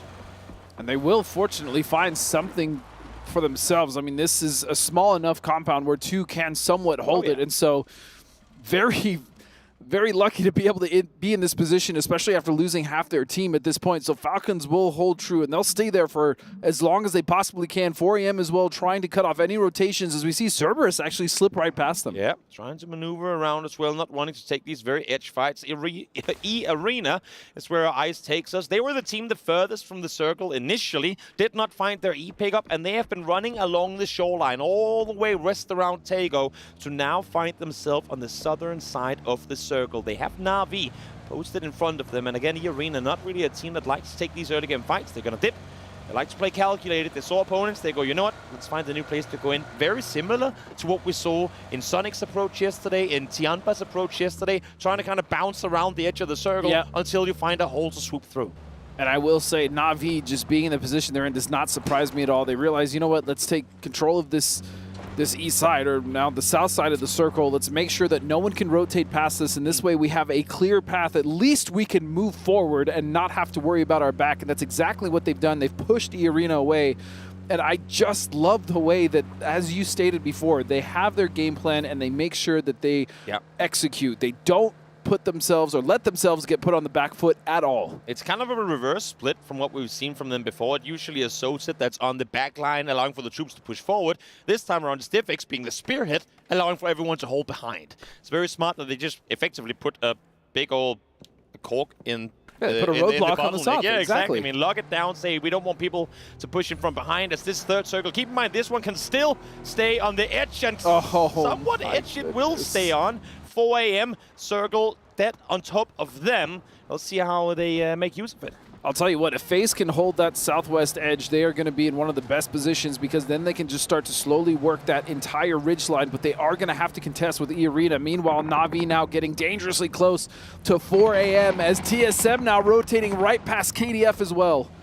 Well, this looks like a field of gold, but it might end up being a field of death in just a moment as all these teams are trying to sweep on through. Misery. Freaks trying to run on forward. Luna Galaxy right in front of them. Purdy runs over Sparking as they make their way to a compound. And Na'Vi now trying to fend off against VP, who comes in here with an E pickup. Is there a chance? Oh, we've seen what a Panzer can do.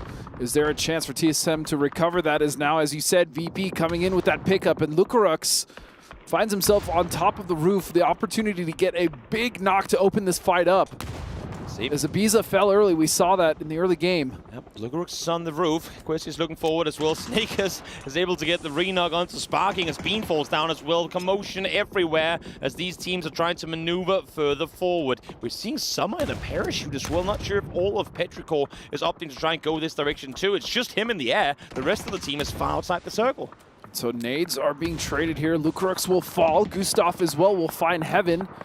And that's going to be a massive fight. Luna Galaxy getting involved as well. And that is a big, big blue zone grenade.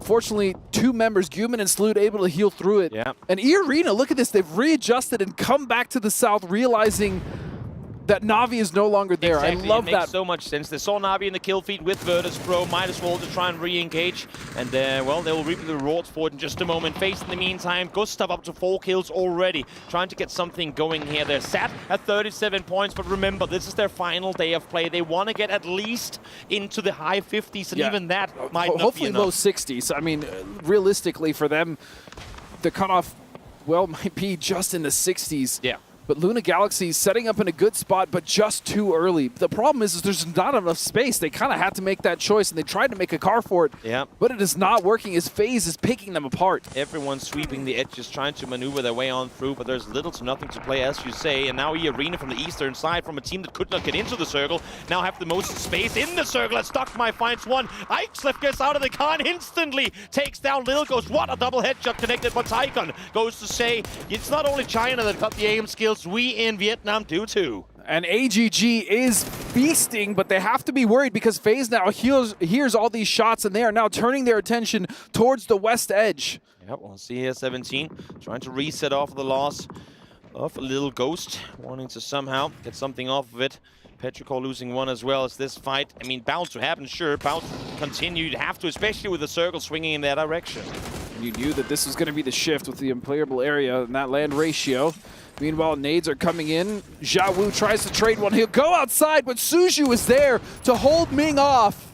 Suju able to get him down. Chui, underhand nade over the top. He knows exactly where he's positioned. That should be him down, right on his feet. What a 300 damage as Sushi gets his knees blown out. Summer trying to sweep around, almost shoots at his teammate. Please don't do that. It is, of course, a hectic situation as these teams are trying to maneuver, ring around the Roshi in this compound. Xiaowu, the only player left alive for 17. The only positive thing here is if Petrichor can get rid of Xiaowu, there is something for them to play just on that edge there in front of them, a little more east. So they just have to get rid of Xiaowu. 1v2, not out of the realms of possibility for a man like Xiaowu. Chui and Summer will have to play this one hand in hand in order to take him down. Running around the side. Oh, had he not shot there, he could have potentially lined it up. As now Molly's behind him. I think he's completely lost track of what's happening with his opponents on the other side. Even still, he's still being such a menace. Yeah, definitely is. Desperately looking for an angle. It's Xiaowu, but Chewy and Summer are still left kind of confused. That is a good nade. He's going to vault out on it. Oh my goodness. They can't see him. He's practically on top of him. And finally Xiaowu is found. 17 falls in 15th place. We haven't even got into that. We've only lost 2 teams through all the commotion that we've seen so far. 2 teams, but 36 players, 35 now alive. I mean, look how many fractured teams are in the field currently as this shift has really turned its head on a lot of the rotations. Specifically, I'm looking at Bet Boom now having to deal with Valley Tide. Oh, nice nade by James. Nate got himself, finds Vinny. That's going to be him down. Luna Galaxy down and out. And as you were saying, Valatai on the northwestern side here wanted to get towards the circle, but BP team shuts them down. I don't even know, actually, at this point. What is that cutoff going to be? It could be even lower than 60, but... Definitely could be. As long as everyone keeps racking up points like this, there's a world where they track down the 16th place point with him. But BB team, they get a knock. They say, you know what? Sure, we could get 2 points here, but what would that cost us with the circle already closing? And we need to get into a better position. And the problem with this rotation here, Toby, is that they're going to run head first either into Cerberus or Na'Vi, or worse, in between both teams. If they somehow wrap into blue, phase 4 hurts, but not that much. They could get down towards Lyrics on the southeastern side if they care to go or dare to go all the way around. We'll have to follow that rotation as we see here. AGG, All Gamers Global, Sapao is looking forward. They know that they have them on the other side, and they have in fact opted, BB team that is, to try and wrap around, and Soset finds Spiro.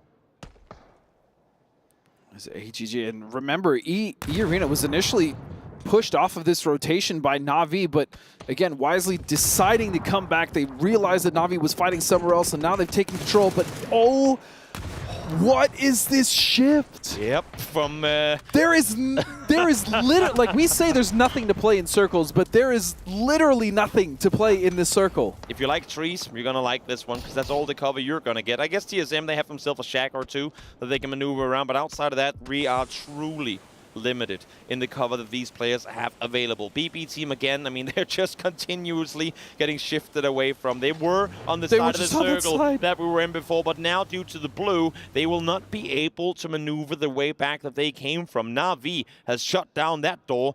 As Bobo, I don't think he's going to go up on the roof for this crate. At least that'd be pretty dicey. But this is another situation, though, kind of mirroring the first game where 4AM was in the circle. They had a somewhat favorable position to try to deny other teams' rotations to get some points. We'll see if they can do it again. This time they still have Na'Vi, so actually very much a mirror of the first game on Miramar.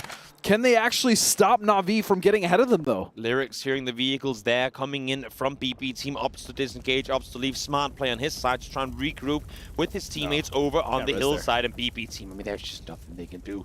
Caught in the open again, a few unlucky shifts. I love the rotations from them. They tried everything they could. They really did. When the game went against them, they rotated on through, but sometimes the game just does not want you to win.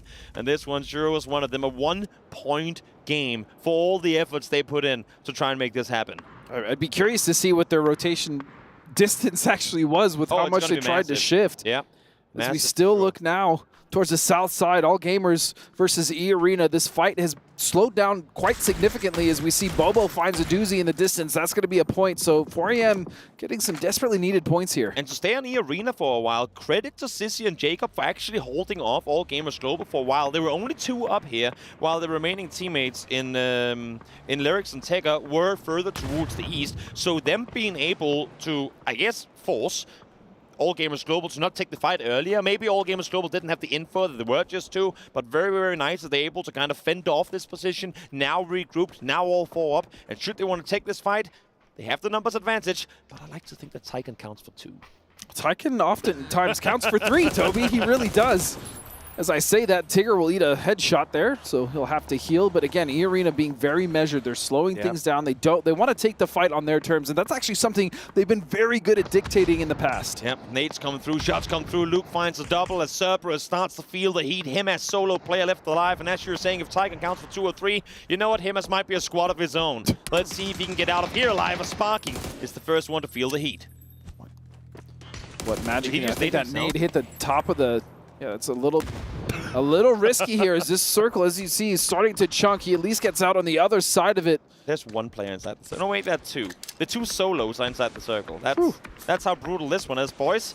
It's going to be a tricky one. We'll see if they can make it happen as him as a Stutchin and Weaving trying to get safety. Wants to get Sololsi back up on his feet. He's just on the edge of the circle. This nade from Purdy. Is it going to hit the tractor and bounce off? Yes, it is. Oh, my God. Sololsi confirmed, but him as still alive. So he will survive. He was going for that res. And you just can't ignore him. And straight denied. And you know something about TSM. You know they're pretty good with those nades. Definitely are. Tycon now all the way up towards the check. They know that Human is sat in here. Trying to stay put. Second nade comes up, but it's not going to go inside the window. Human able to stay alive. Flash now comes through. Make that a double. As Tycon make that a triple. He really wants to burn this guy's eyes out as he's finally going to peek on in, take out one. And that's going to grant them a bit more space to play from. Na'Vi taken out by 4AM as well as we're down to 8. I genuinely feel bad for Human. That is a rough way to go out. Multiple flashes, lots of utility, but now with that, the opportunity for Petrichor to strike. They do get Surti down just a little bit, but he's going to be able to recover at the very least. Where's the E-Arena play on this? I think they're expecting, after the compound play came through, that there might be a swing towards the southern side, towards them. I thought that maybe they would want to try and engage in All Gamers Global, but we did see before that field up the hillside. It's hard to push in the open, and I'm not sure what their utility situation is. And you've seen all the teams starting to come towards this hill because realistically it's the only form of cover in this circle. As you see TSM now with a wide split trying to control Cerberus, or at least cut off a few of those heads before they get to the top of that hill to make that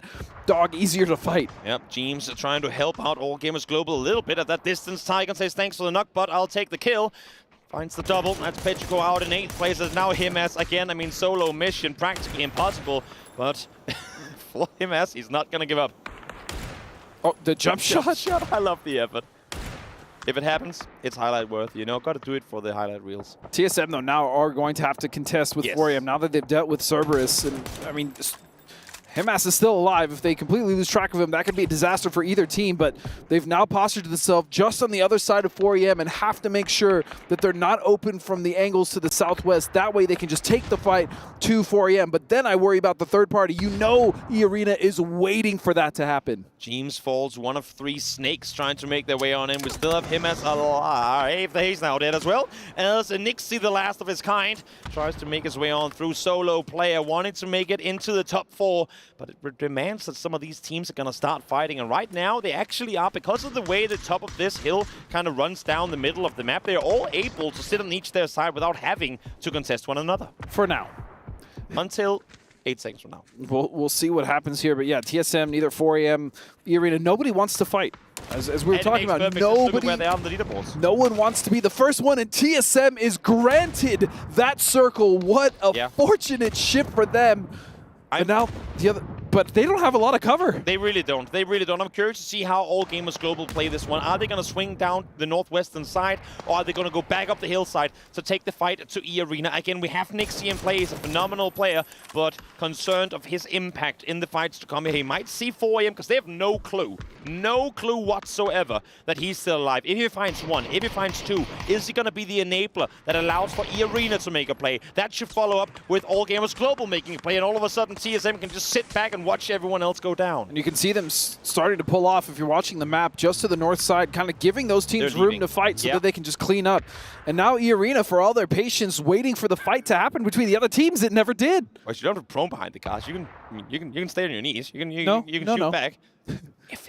If we prone and they don't see us, they don't know where we are. They don't see us. Maybe they think we don't exist. Very, very, very defensive approach here for TSM, which in all fairness, I mean, they're a couple of games in. They're set at 23 points already. Can't fault them if it works. Might as well continue what they're doing right now. All they do is find flushes off of knocked opponents. 5 kills already for the boys who had a phenomenal last game of Miramar. They want yet another one here in Takeover. 4EM already have accumulated 6 kills. They realize their position is not great. They can just get rid of this team, maybe get a few more kills. And even if they fall at that point, they've done everything they needed to. But look at this, nades trading back and forth between Larix and Bobo. And look at that, Xiaopian comes behind the rock, and he'll try to clean it up with just Zizzy left. This is ultimate chaos. Both teams taking so much casualties in this, and Mixi able to sneak in, but HSMM takes him down, spins on a dime, deals with him, and 4AM, while losing 1 in this fight, stays with 10 kills in the game. And that is completely worth it for this squad, as they also get a vehicle. Maybe they can get in, maybe they can make some sort of vehicle for it, and maybe Purdy the buddy can make it as he's desperately jumping to try to survive, but he will fall. He wanted to make a play. He saw the knocks in the field, in the field up there, Purdy. I think he wanted to go up on the hillside, lob a nade on over, see if he could claim something, but not to be. And 4AM, I mean, again, this circle just over the cusp of the hill. They knew going down on the other side, they had no util left. There's nothing for us to do. And now, All Gamers Global in a 2v3 against TSM. And I like the idea from Purdy as well. There's no reason to stack all 4 members behind those cars, at least spread out, try to come out. Like you said, throw some utility, get a nade knock or a nade kill of Flush. But at this point now, with TSM, they have spread out. Sparking has to stay alive, though. He cannot go down. Late game level 3 gear and a Groza for final 3v2 in Sparking hands now. That is exactly what you want to have happen. They have the dot on their side. Sepao and Tycon limited for cover. They need to find a good knock. They want to take down Sparking effectively, as he's the solo player, to maybe set up a push on forward. But they're running low on util. Just 1 smoke left to play, and not in a distance from where their nades or their flashes will have a lot of impact. As Sparking taking a lot of damage here, and he just barely survives. 1 HP, Toby, 1 HP. That nade, no, it's going to be short on the other side. They're expending all their util, and it makes perfect sense. Does Sparking not have a first aid? Wondering if the other members of TSM have an angle on Tycon. They don't. Does he not have a first aid? I don't think he does. He's sat at 1 HP. He has still yet to heal. Is he out of meds altogether? He might be, and that actually makes this all onto Luke and Alo to provide him enough cover to make sure he doesn't go down. Again, just 1 HP, 3 gear doesn't matter here. 1 health, literally no util. He has no meds, no util. Ever. They have 1 grenade, smoke grenade launcher, and that is it. That's all for cover. The vehicle comes rolling down the middle and go, yeah, I mean, if you can get here, that's something to play around. And now Sepao trying to get the off angle on the edge of the circle. It's clear that All Gamers Global are going to try and spread out and play this one through. If only they knew that's a 1 HP player. Tycon might have just found him at a distance. Let's see if the nade takes him down. No, it falls short again. In fact, Sparking is going to find a shot through the smoke. They'll do a bit of damage. The vehicle almost crushes Alo as he's still desperately looking to get that shot onto the off-angled member of Sepao from AGG. 30 bullets almost. There's a lot more 5-5. But there it is. The headshot comes through from Sepao. Level 3 helmet, and not when you're set on 1 HP. There's not a lot you can do. Sparking.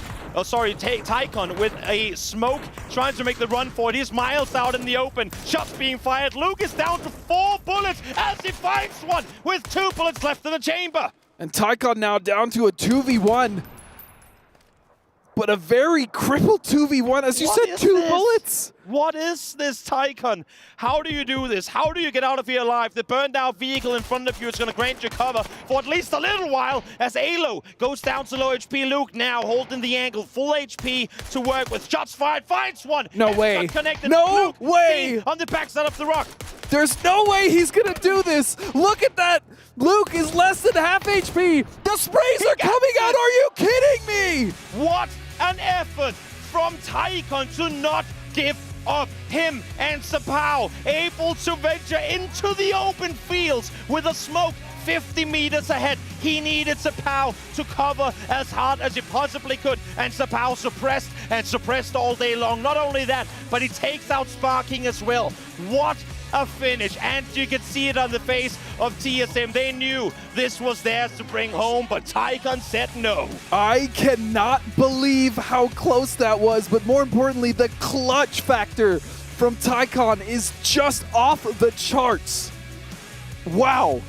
The fact that, as you said, Sparking was on 1 HP. What a finish. What a No finish. ammo for him. This was like a knuckle, fist fight. These guys were so battered on this side of the hill. What an end to an absolutely insane game. I mean, don't get me wrong, TSM got a lot of points in that game, but for Tycon to be able to clutch in that position against 3 members of TSM, unbelievable. Unbelievable player. Else bare bones as an endgame comes this one. Tycon able to seal the deal, finds Alo initially and takes out Luke as well. Curious to hear with the spray as well how that one's gonna go down. But we are gonna head on over to an interview on the stage. So let's hop on over there right here.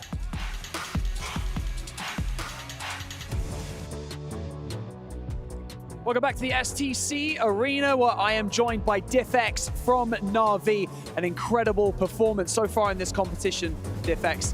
Yesterday, you guys had a really consistent day, and today you started with an incredible victory. Now, I just wanted to ask you a little bit about that 2-2 split you had at the end of the map. It worked out for you really, really well. What was your perspective in that opening map? I think very good.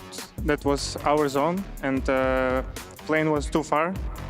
And I'm just on the first timings I came to take this compound, and we had a very good zone, second zone. We got on us. Then we stuck 4 in compound.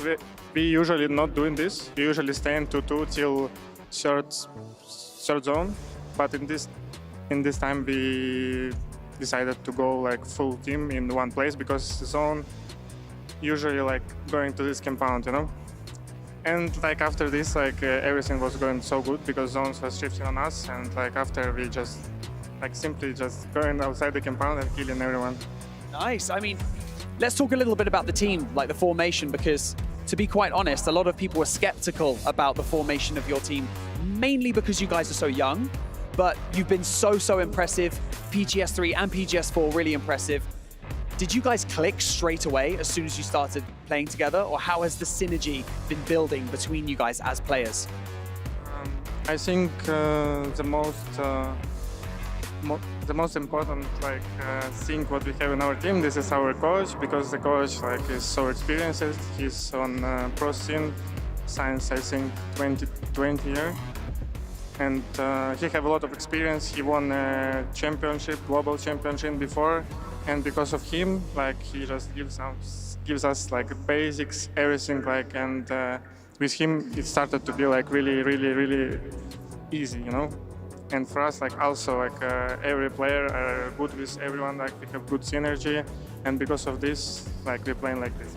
Great team structure and a great team behind the scenes as well. DiffX, I really appreciate it. Thank you so much for joining me here on the main stage. And for now, we're going to go back to you guys at the analyst desk so you can carry on day 2. That's right, we have got ourselves a big win though coming out from Tycon. All games global here. 9 kills going the way of him. We were questioning what was going to happen after leaving Cerberus, but look at that, he's still got the power behind him. Yeah, the big concern for this team up until this point would be, can they do anything beyond just have Tycon frag out? And yeah, he does have most of the kills here, but regardless, the team is supporting him in a major way to allow him to access all of those points. And he's delivering here and now. We'll see if he can't do it further on, not just today, but also tomorrow in their second group day. Yeah, and a very chaotic game overall, right? Such a hard circle to play, and to be able to step out like this. A little bit rough for TSM. I was hoping for TSM, of course. This split here with Sparking to go there without meds is obviously, they were low. That's rough. He should have had some, but down to 1 HP. If they had the angles, it could have worked out, but yeah, Tycon just too strong. The clutch here coming in with the, first of all, getting the knock and then having a 1 versus 1 with no hard cover. It's just some little bit of soft cover there in the end, and Tycon's just too good. Yeah, and you can tell at this moment, Luke he doesn't give up, but he says, you know what, if I'm going to win this fight, I can't be moving. I'm going to hold this angle and hope for the best. And for Tycon, he had the hard cover with the vehicle. It was a heavy advantage, even in the 1v2 at that point with the blue pushing in as it was. Still, though, good round for TSM. They're going to get a lot of points from this, even if it's not the win. Yes, they are. Tycon will take the top spot in terms of damage coming out. As you say, for Luke 12, it's also a really big performance, but at the same time, we felt like maybe TSM could have had that under their belt here, but it will be All Gamers Global getting 22 points on the board. If you're not familiar with this roster, it was Roy Esports that managed to qualify on forwards and get picked up by All Gamers Global. But notably, they picked up this team after the club championships barrier had cut off and gone down. So even if they get top 8, they're actually not eligible for getting EWC points, which is an extreme rarity here for the Esports World Cup. Yeah, of course, and we have to have this kind of deadline to make sure that you just don't sign a team in the very end there. We want to support the teams throughout everything here, and a very tight leaderboard at the very top, but also some jumps in. Still some teams at the very bottom. Yeah, now that we're halfway through the first day for them in Group C, they need to step up. They need to get things started here, otherwise they're going to have a very rough day 3. Yes, they are, and I had my reservations about how E-Arena was going to come in. They've got points on the board. They have points. Up until this point, we got 0 points in the previous 2, so they've got a little bit here to be able to move. Start the move. It's still not a lot to give me a lot of confidence. We were just talking about this in the green room, right? That coming into PGS 4, that was a long event. Those teams and players were in the PGS 3 and 4 combo a long time. So I think that E-Arena was just able to, they just lasted longer endurance-wise. So now can they replicate that here when everyone comes in more fresh? And so far, it's only been 3 matches, but 4 and 3 is not a great start. So you're saying they're out of endurance now that they have to travel here further? Or what? I feel, of course, we've talked about this again. E-Arena is like one of the top 4 teams coming out from PGS 3 and 4 in terms of consistency and performance that we saw at LAN. It was impressive, but was it everything that came with it? And they're here again. We need to see them continue to perform here because, of course, they're chasing not just the prize pool here, they're also chasing our PGS points that are granting them PGC action and everything. Yeah, one thing that I think will benefit them as well as a bunch of other teams at the bottom is that because the top of the scoreboard, which we just saw a few moments ago, is so stacked, I think that the cutoff is actually going to be lower than what we've seen previously. We still have, what, like 9 games left to go, so things can change, but I think it's going to be on the lower end of that 55. You mean higher? You mean higher, right? Yeah, it has to be higher because there's no sponges at the very top, right? So there's more points average. So it should be in the 60s. Yeah. Right. Usually. Yeah. Anyway, let's take a look at the MVP because we know who it's going to be. Let's be real. It is, of course, Mr. Tycon. 9 kills. But what's impressive, especially about this, via 831 damage. So he was just kind of sniping things out left, right, and center. 9 kills, 6 knocks, which my understanding is the knock stat are the knocks that got revived. So that is a total of 1,500 points of damage you would assume from 100 to 0. How many of those were steals versus cleaning up the damage that is taken? A good old last hit here and there. You know, there's a guy with 1 damage, 1 HP. There's a few other guys, but yeah, they were on the other side of that hill, and they could frag and nades and everything that they could put pressure on the other guys that was at the very top. So it was hurt enemies that came over once they were hunkering down there on the other side of that. From the angle that they were coming in to try and secure this circle, it's a pretty decent angle compared to all the other teams in the South, Avenger, that obviously really felt corralled into one another. Yeah, they had 4 teams trying to come in, and they had to fight in the end for that last spot on the high ground. And then still, once you come in over towards that open area, you just have 2 teams staring at you. Of course, here with Tycon 9 and 2 for Sapao, 1 for T, and says 0, but he did only take 100 damage and did nothing else than that. So maybe he dropped a little bit of util for the boys. Why you got to do him like that? I mean, it's pointed out there. So. The double zeros are already on the board. Maybe someone's only listening that they're not seeing this. We have to point it out as well. It's not a radio broadcast. Listen, you got to think far ahead. Radio's coming back. You'd be surprised. Yeah, radio is on the way back. Yeah. No, it's not. Yeah. Any AMers? What are you on about? Go away. All right. In fact, we're just going to go away. All right. It's time for a break here, ladies and gentlemen. When we return, we're moving on to Rondo to watch maybe the chaos unfold once again as it did yesterday. So let's do that. Let's take that break and get back for Rondo in just a few.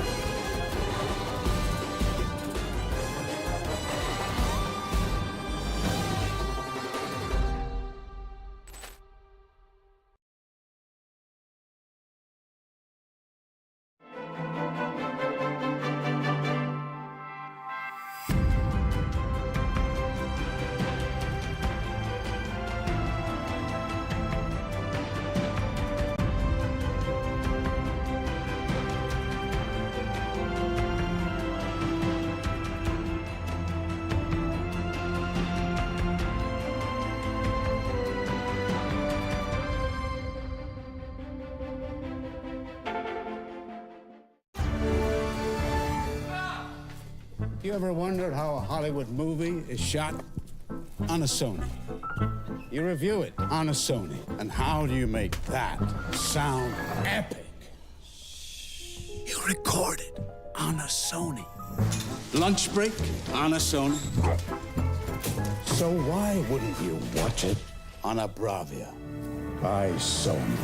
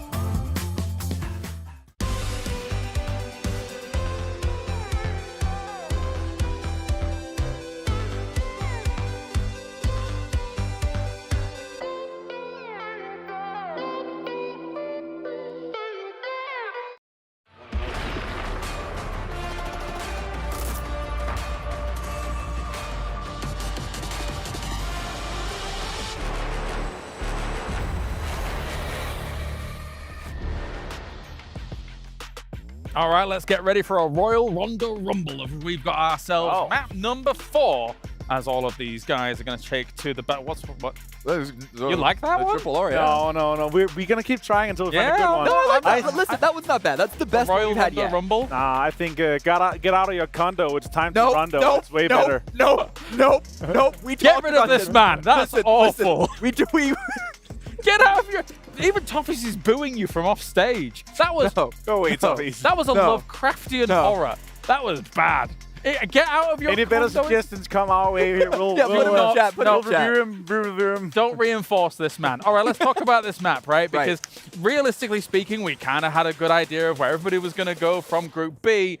E-Arena kind of just does what they want. Yeah. We got down there. We got up there. Don't really go to these places. Can you go and point at that one there? This one? Yeah. I can barely reach it, to be fair. Oh, yeah? Whee! That didn't work. No, obviously they're going to be excluding here, guys, because they are kind of forced out of some of the spots they wanted to, so they're going to be pushing themselves to this edge here. And this slow playstyle, does it suit them? No, I don't think so. Still impressed with how they were at PGS Spinner 4, but they have to come here and show that that was just not a one-time land. They were there for 3 weeks, tournament, but one-time land. Yeah. And we need to see some things from them here. 3 games done, 4 points. Yeah. Not impressed so far. This focuses on their reactionary style, right? The fact that technically 2 playing paths is a huge, or the potential of 2 playing paths is a huge problem potentially for some of the teams when you come to this map. The most impactful thing about the double plane path is that you don't know where the other teams are. So you basically have to react drop because you can never guarantee that someone's not going to be contesting your position if they're going to be dropping close by. Yeah, and we did see changes already from teams like in Group B, for example. Of course, if you think about Test Track and Neox Factory, right, we noticed Na'Vi very willing to go there.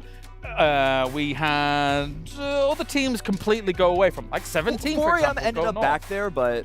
Yeah, they did. 17 of those very willing to bail Avenger to get things going, understanding that's an important map. Yeah, I want to see what happens here with Falcons. They have a little bit more kind of flexibility now that they know they're through. Can they make some changes? Could they do a hot drop? Because again, this is their last 3 games to kind of deny anyone the chance to go into the finals. So, and that could be definitely a case of for them to say, all right, this team is strong. We've seen them before in finals.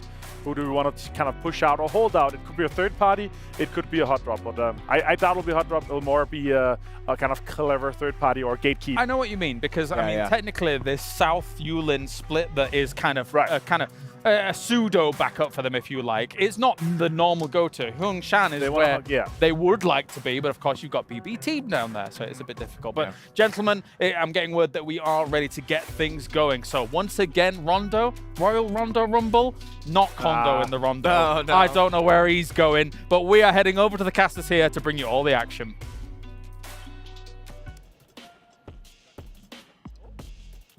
Royal Rondo Rumble. I could be down with that one. I like it quite a bit. I don't know about that. Well, don't. Okay, you're telling me you're on the Kondo side of that one? Who has Kondo? Oh, well, I mean.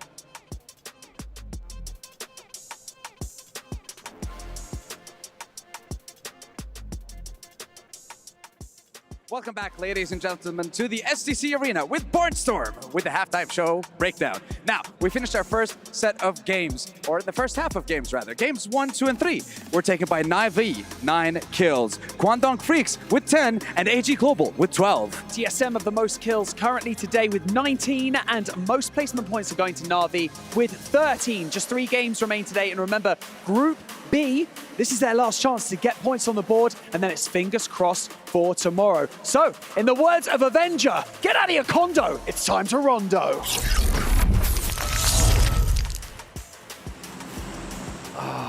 You gotta talk to Barney, man. He can't be reinforcing these terrible things that Avenger comes up. You cannot encourage that. Okay, well, we are on to Rondo right now, and yes, we have had a little bit of a cat switch up. It is Matchroom and Poro coming to hang out with you guys for the last 3 games. Playing path's going to be, I don't know, about mid on the eastern front, and then going to be ending down over into the west. Indeed it will. And so remember now, we have seen Rondo yesterday. Tiamba ended up leaving with the victory yesterday. And now we just saw AGG taking a page out of the Falcons book and, you know, having a big win to go along with some pretty mediocre performances. But you know what? All that matters is you get to the grand final, man. Yeah, and that's a big game for them. It's been a bit quiet here and there. I mean, that's kind of the thing, as you were talking about with Tycon, sometimes can happen. But, I mean, a big performance coming out. I mean, almost all of their points coming off of that last game. But we've had some really big contenders coming in today. TSM, 30 points that they've managed to pick up on the day so far. Almost a 10 points per average games. I really like what they're cooking. Yeah, TSM looking real nice. And unfortunately, I guess all their dog tags looking real nice in Tycon's pouch right now. They took out all 4 of them, but that was a super low economy game though for TSM. Sparking was chilling over there with 1 HP and a dream for how long? What's going on with Test Track over here? We're getting some attention. We saw that yesterday, a bit of a cluster that's been happening around the outskirts of it. Circle pops right on top of it though. Is that 3 teams? See, I see Na'Vi, but I feel like there's another yellow team underneath that's a slightly different shade of yellow. Hey, there it is. It's 17. I knew it. So now we've got eyes on. I mean, you can technically hold this one down, but these guys are playing essentially an east-west format against each other. The road going to be in between them. Looks like they have managed to make this pretty peaceful, so they're just going to do some looting for right now. With the circle landing on them as well, you might be able to see a shift from both of these teams just moving opposite direction from each other, but you can see I is still drawing that direction. If we do see a knock, though, we might see a bit of encouragement in this firefight. And a shotgun in hand for Xiao Wu might also be an encouragement. And you can just see on the split screen there, just off to the right, you've got 4 a.m. as well. So Navi's making a push. Well, Na'Vi is making a push. Well, this is kind of what I expected a little bit, just because of the fact that they are dead center circle. So they don't really have a whole lot of time to mess around here. If they think they can catch 17 slipping, now is the time to push. Slipping with a shotgun's going to be hard to do, though. Waiting patiently, about to step around the corner. Does he have it lined up? Get some damage in. Doesn't get the knock just quite yet. The numbers advantage, though. Going to go with Na'Vi, and they just run right on top of it. Well done. Well played by Na'Vi.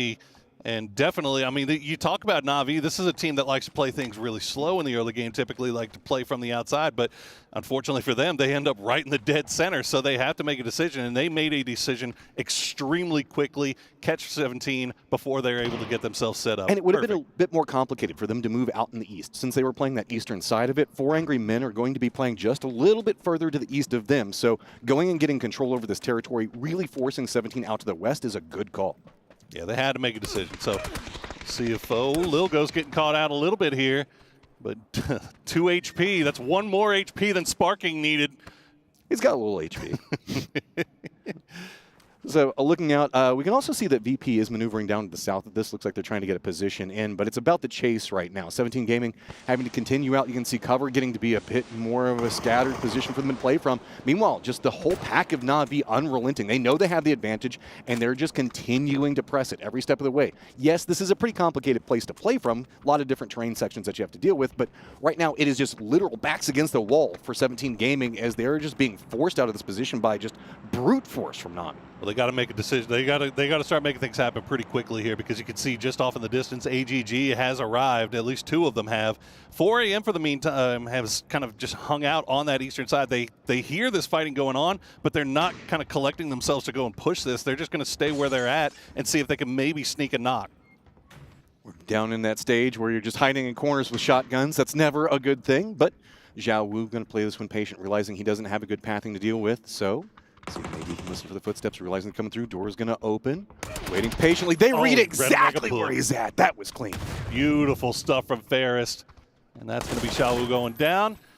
And that is another kill picked up for the boys of Na'Vi now. 17 do still have 2 left. You see Xiaobei, a little ghost, and Diffix has a pretty good idea of where Xiaobei is. As you can see, a little damage come through on him. But now I think, I mean, you got to be just batting down the hatches at this point if you're 17. This is getting a bit scarier as well, as we do have the rest of VP starting to make their rotation in. Just to the south of the mini-map, they already have one member in Lucarux that's held down that position. So this is starting to become more and more problematic. With the firefighting happening inside of this one, we could see a third-party push.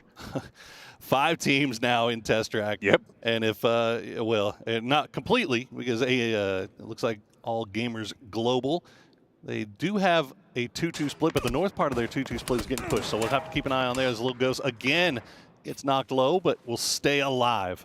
Damage control now, that's all they can really do with those shots, though. That's also a signifier. Na'Vi realizing, hey, we didn't take those, so somebody else has eyes on what's going to be going on for our prize that we're going to be after. See now VP, looks like they're moving a bit more into the west. They don't seem like they want to get involved with what's going to be happening. Rello also did some scouting along this line. Looks like he's decided to stop off. Circles right now, you can see, really just kind of maneuvering in for position. Nobody wanting to really lean into the edge of this one, though. They hear all the battling going on, but this is a tough place to play around. It's a tough place to push confidently, anyway. Yeah. You don't want to risk taking knocks and losing people this early in the game. I'm actually surprised that so far it's only been 17 that's lost anybody. But now that everybody's starting to crash in, everybody's starting to head down towards test track and places in and around test track, I wouldn't be surprised if we see more knocks come through. See Luna flooding down the hillside, going to force the 2-2 split from AG to probably regroup a bit. I think that they're not in the biggest rush to run down that hillside right now. It looked like they were maneuvering for the car, but Sir T kind of stopped off for just 1 second, maybe seeing if they can defend a bit, but those shots are going to continue to harass him out. These two feel like maybe they can hold it for long enough, and Luna doesn't want to make a crash just quite yet. Yeah, you could see a little bit earlier, AGG was in their vehicles. They were kind of running around doing circles, expecting to maybe get the crash coming through. But LG, as you said, more than content just letting them stay there, just keeping eyes on them and continuing to do their 2-1-1 split a little bit farther north. Meanwhile, Na'Vi has looted up a little bit more, and now they're going to refocus their attention back onto this compound where 17 is hiding. They just know at this point. They have been just sharks all around this position, slowly maneuvering through. You can see how free that they're moving right now. This lets you know that they have a ton of information on what's going to be going on. They're not necessarily peeking around every single corner. They know where their advantage is, and they know where they're wanting to push into. So here comes a stack, getting a bit more careful as they're maneuvering in. Footsteps going to be heard by 17 Gaming. Fast, man. Just holding it. Shot's going to be coming out, expecting for the door, going to reveal position, going to step back now. Looks like they might move to the second story. Yep, just go ahead and see if they can play along the stairwell, and that's the Panzerfaust. Could be big if they stack up. Oh, don't do it, Na'Vi. Don't do it. You got to be expecting it. Good flash, though. He's going to push him off a little bit. That's 2 for Xiaobei with that Panzer. You saw it coming. Now what can they do? Can they get the last kill off of it? It looks like Navi's going to try to rebound a little bit, pull away. This is going to be hazardous. They want some vengeance back. You can see everybody starting to crawl out for Angry Men, getting some vision on all of this. This is just going to be more problematic. Nobody's really want to make a push in. Also, Roth, we talked about them kind of maneuvering along VP just a second ago. He's going to get spotted out. Little Ghost making play around the outside. This one going for Ferris. Doesn't quite manage to get him down, but Xiaobei is going to be able to finish it out. And tides turn as 17 Gaming survive. Oh, Na'Vi. Na'Vi, they thought they had him pinned. They thought pushing with 3 would do it. It worked so well before, but they just didn't anticipate the Panzerfaust. and that flipped this whole thing on its head. Not to mention the third party from 4 a.m. coming in at the worst possible time, catching their trailing man. That was such a long fight, and 4 Angry Men, I mean, AG, even VP heard that going on in different sections of it, so no surprise that a lot of eyes were drawn that direction. Luna continuing their pathing around, moving down near the other duo of AGG now, and not too close, but AGG is going to startle them, kind of push them away from that position. You can see that Falcons now lining up against T1. This is what's going on just to the south of where we're looking at with Racetrack and Neox Factory. So, I mean, T1 holding the hillside, and it looks like Falcons still just kind of on the hunt for the nest that they want to stop at. Actually happy to see T1 holding this hillside and playing this a little bit more slowly. They've had a pretty rough go of things so far early game. They keep running into fights that they just can't seem to win, and it's not going their way. So slowing things down here a little bit, taking this time to hold the high ground, gain some information about what's going on around them.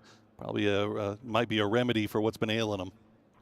BetBoom taking a quick look at them now as they're controlling down to the southwest in a 2-2 split of their own, and I wouldn't be surprised. Yep, going to get the replay back into what's going to be going on. I mean, this was just really cleanly played from Na'Vi at the start. So much information. So they just played around it. Panzerfaust peak from Xiao Bei, though, was just so good. Managing to play around that flash. It felt like Na'Vi had all the tempo, all the control, and then it just fell apart. One Panzerfaust, man. That's all it takes. Everybody's favorite weapon in the game, I'm sure. Well, you can see TSM getting a little bit close to T1's split there. Alpaca I have to hop in the vehicle. I'm not sure if he's going to leave. The new circle pops, and we're staying at test track. All of what? 4 people having to maneuver into the circle right now, so pretty similar. TSM trying to get a bit more control on what's going on at the south. They're going to be lined up against T1. Falcons continuing to move around them. Might see them bump heads in just 1 second. E-Arena kind of on the outskirts of this one, but they have something they can play around. They have to be worried about BetBoom as well as Cerberus. Petrichor Road might also have a bit of vision depending on how they make some pathing. TSM taking some fire from Falcons as they make their way west on the southern side of this new zone. BetBoom with a big split just off to the southwest as well. FaZe, meanwhile, creeping into the southern part of that Neox factory. 4 a.m. has positions, but do they have the angles? Godvi looks like he spotted out somebody. Not going to take the shots, though. Defensive line for 4 Angry Men felt it was more leaning into that test track. They were trying to get vision on what was going on over there, and that opened up a good opportunity. FaZe just exploited it coming from the south, and now they have managed to make landfall and at least get a couple of these buildings under control. I don't know how much information they have coming into this, but this was a very good rotation for them. Well, that's probably why they have so much information. That'll do it. See James taking off to the wild blue yonder, and right now he's reading the fact that they are backsides, at least off to the east, pretty free and clear. Now they do have Valley Tie split off to their north, but that's north of even the Neox factory, and T1 just off to the south, but nobody really making any pushes onto their position. We often see FaZe play this 3-1 setup with James playing a bit further out. I really like to bring the gliders into this one and really allowing him to get a bit more maneuverability, more information to work around while he's doing that anchor position. Sure, he's not necessarily an anchor like he usually is in these types of positions, but I like this. It's still a continuation. It's an evolution of what we see them do on a regular basis. Well, it also, I mean, it's also letting him know, like, hey, we can stay in this edge of the factory. We don't have to take the risk of pushing in any further and worrying that we're going to get crashed on the backside right now. We can hold this backside and not have to be too concerned. So we'll see how long it takes, or how much longer James is flying around like a beautiful, beautiful bird, a beautiful swan. One of the members for BetBoom did go down. E-Arena should be coming up to try to finish that one out. His best of luck should be flushed in just 1 second. Yep. And that gives a very wide spread for E-Arena. They're kind of running this, just all 4 members separating down into the southwest. You can see even on the minimap, nobody else around him right now. And that kind of mirrors what we saw BetBoom doing. They were doing a 2-1-1, and E-Arena, good vision on this one, just exploits it. Gets their 2nd kill of the day. Okay. Double what they had before. Yeah, it's been a tough start so far for E-Arena, but as we saw with All Gamers Global, one good game could turn that all around. They only had 5 points before getting that big 12-kill win and finding themselves 3rd place overall on the day. Maybe, just maybe, E-Arena can pull something off here magical on Rondo. Petrichor Road running a 2-2 split as well, as that is the theme of this map, it feels like, with all of the space to work around. Spread so many out. 2-2 splits.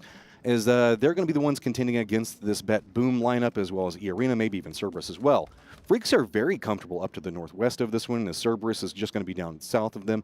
and they've got that hillside that they're kind of working around in between both of these. So it's really a lot of just hunkering around test track to see if you can get any space to deal with, and then everybody else really now exploiting the rest of that space. It's almost more comfortable to not be around test track, as everybody had the eyes that it was going to go over here. And yes, the circle still keeps test track in, but look at this. Beneficiaries for Freaks and Petrichor World, as well as Cerberus, now not having to contend with any of the mess over there. Yeah, and FaZe actually just going to go ahead and leave the factory altogether, as they have the time, they have the space. They will take some shots from Mr. End, but try to find somewhere maybe on the edge to play with. This would be great for FaZe if they can find a position to take advantage of anybody that will be leaving test track, but can they play it safe enough until that point comes? Let's see, Falcons moving forward. Remember, they did lose Roth pretty early in this. They're going for a very centered position. This is where they're going to stop out at. Not a lot of eyes on them at the time, but they do have Bet Boom as well as those harassing shots coming out from Petrichor Road. TSM is just going to be to the south of them as well, so wouldn't be surprised. Yes, you're going to hear all those tires pop. I wouldn't say that they're in trouble. This is just a bit scarier, but it is center position. Math should favor them. Yeah, they just have to wait it out. I mean, I would assume that they have the smokes, they have the cover to kind of take that risk, to take that high position right there by the rock in the middle of the circle. So, you know, you would think that they can hold on to that pretty safely. It depends on how we see everything end with test track right now. Also, Bet Boom depends on their rotation, as it looks like they're getting very close to this lineup. Quandong Freak's now going to be looking over into Luna and just picking them apart. Bean's going to find one, Salute on the other one, and you can see Luna's still just trying to figure out where all of these angles are coming in from, and yeah, just a quick push out, but also Falcons are hearing this. Looks like they're trying to third party it. Human, though, just trying to shut it down as fast as humanly possible. Oh, man. Luna Galaxy was keeping eyes on test track that entire time. They had AGG. They had all the information, but once that circle popped, they knew they had to try to go for somewhere more towards the center. And unfortunately for them, Quandong Freaks is absolutely ready and willing to take care of them. And now Team Falcons will turn their attention back over as they are down to 3. Roth gone again. Trying to pick up a bit more, and looks like they've got to be a bit careful with this one. They are stretching for the time being, but yeah, that's what I was worried about. Salute's going to hit the headshot. Flood is got the rock for cover right now, but remember, Rello is pretty far back behind this one. Doesn't have a lot of covering fire that it can provide in.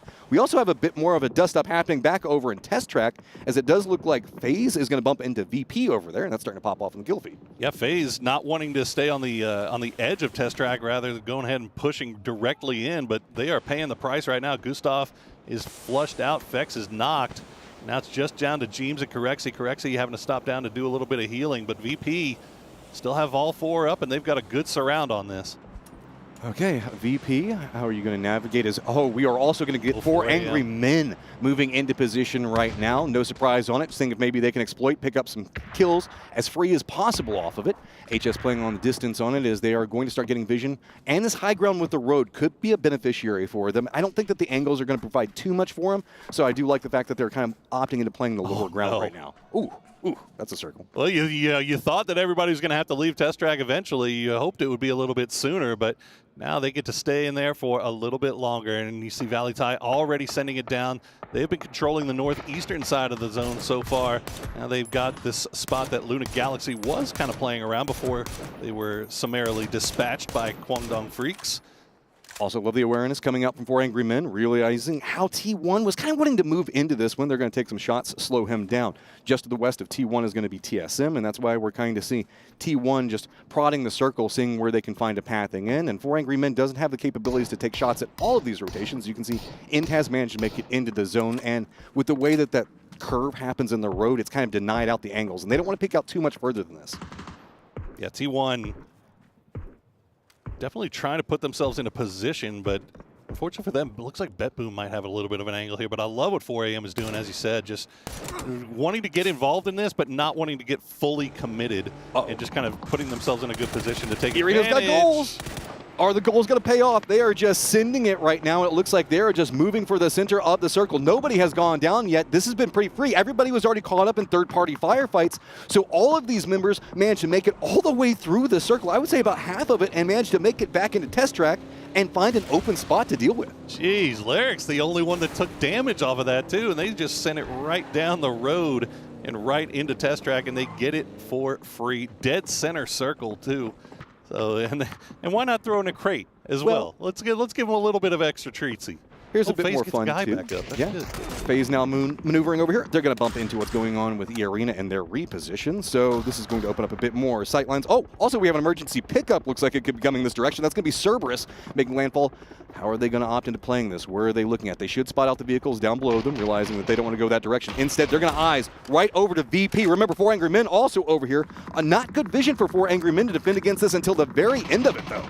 Oh boy, Cerberus, this was not a good call. I'm not sure if they had any better options available. They were pretty much 4 deep in a compound on the southwestern side this whole time and just kind of had eyes on them from E-Arena, so they had no intel about what they were pushing into here, and they just decided to send it.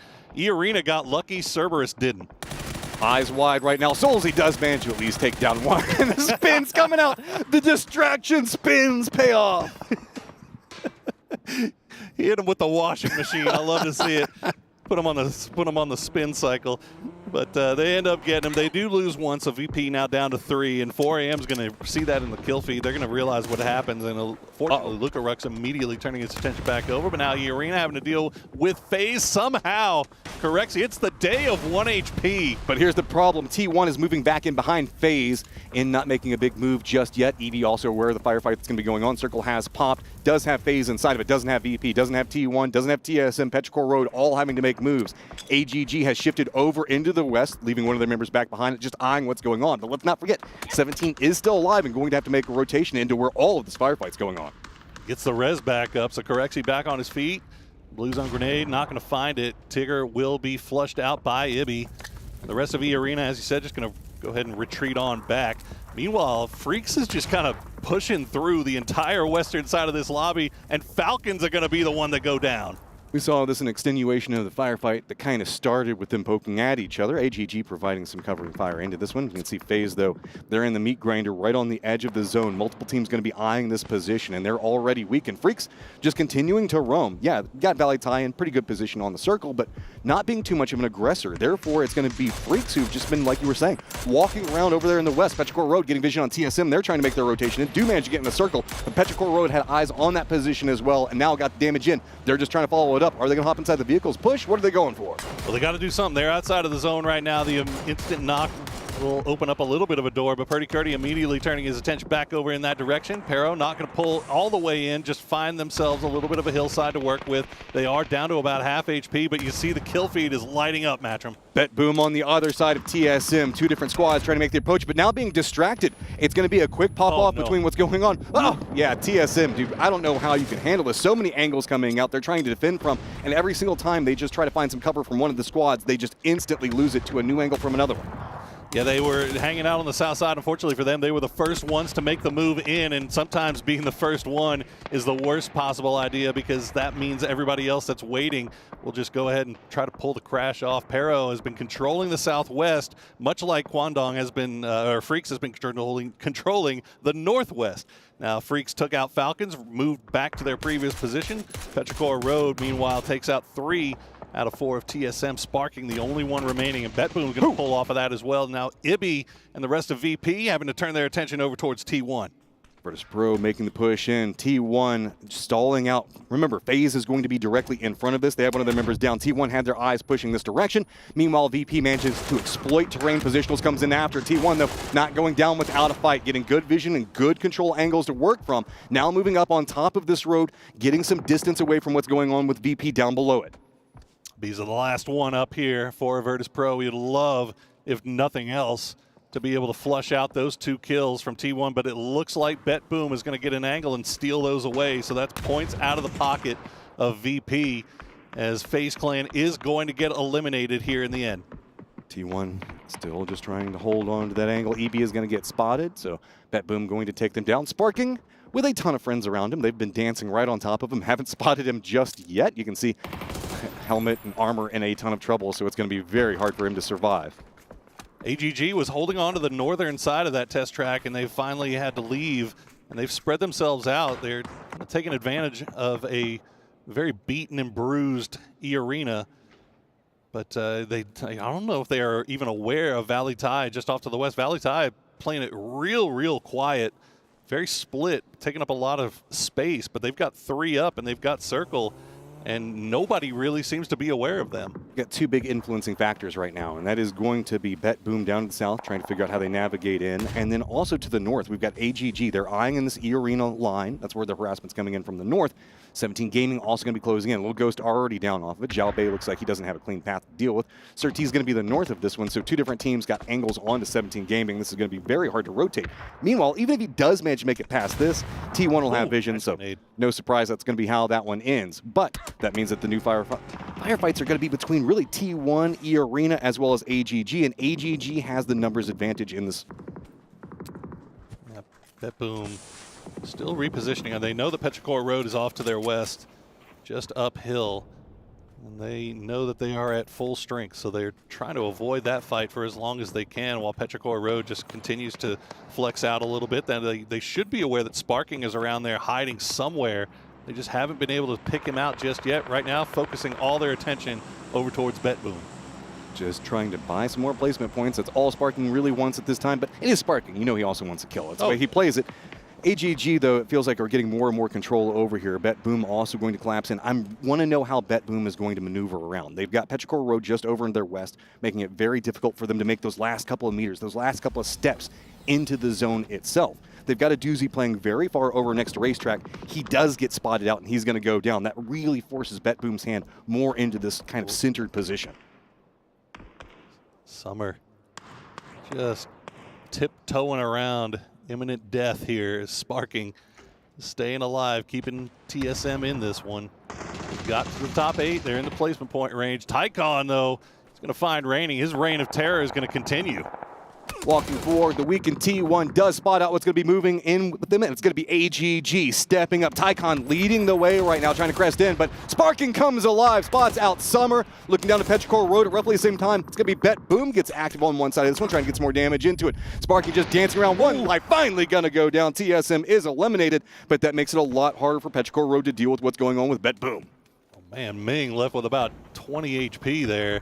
Sparking almost took that one out here. Now, see, Freaks is going to lose Salute on the southern side of that road. They did finally spot out Valley Ties. Valley Ties has finally come awake, and they are getting involved here in the late game. And now, all of a sudden, just like that, we're down to our top 4. Oh, Freaks, how are you going to hold control over the West? All of this vision is now coming back over to you. AGG needs to step out. They've got to move into Valley Tie's position. Valley Tie's been kind of weakened, specifically by Freaks, as you can see.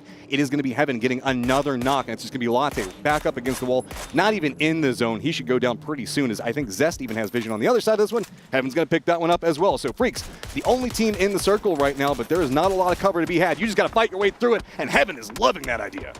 Well, I'm telling you what, AGG, they might not have had a great Miramar, but they have turned things on here on Rondo and Tego, as they have 4 up, 7 kills, continuing to climb the leaderboard. Freaks doing the exact same. They've got everybody back on their feet. Petrichor Road down to just Ixlef and Ming on the south side of this road, and they should be able to survive a while here, because it looks like Freaks and AGG are just going to square off face to face. Oh, and AGG manages to take down Ixlef, which could have been a small problem for Freaks. So AGG shifting over there, realizing where the threat's going to be down to the south, trying to buy some more space off of it. It's going to be Zest trying to get the harassing onto Ming, but Ming at least manages to make it over. Shot's going to come out from Ming, though. He's trying to defend his last teammate that he still has to work around. Tycon's going to run back the rock. And now, can they get the angle? Ixlef is going to go down. Salute's going to be going after Zest, and it's getting more problematic by the second. Nade's going to be landing on top of him. And AGG, you've got to hit this shot. You've got to make this one happen. You are in some trouble, and Throwables just continuing to rain down. And Freaks just sitting here smiling on it as they completely, I mean, Ming just destroys AGG.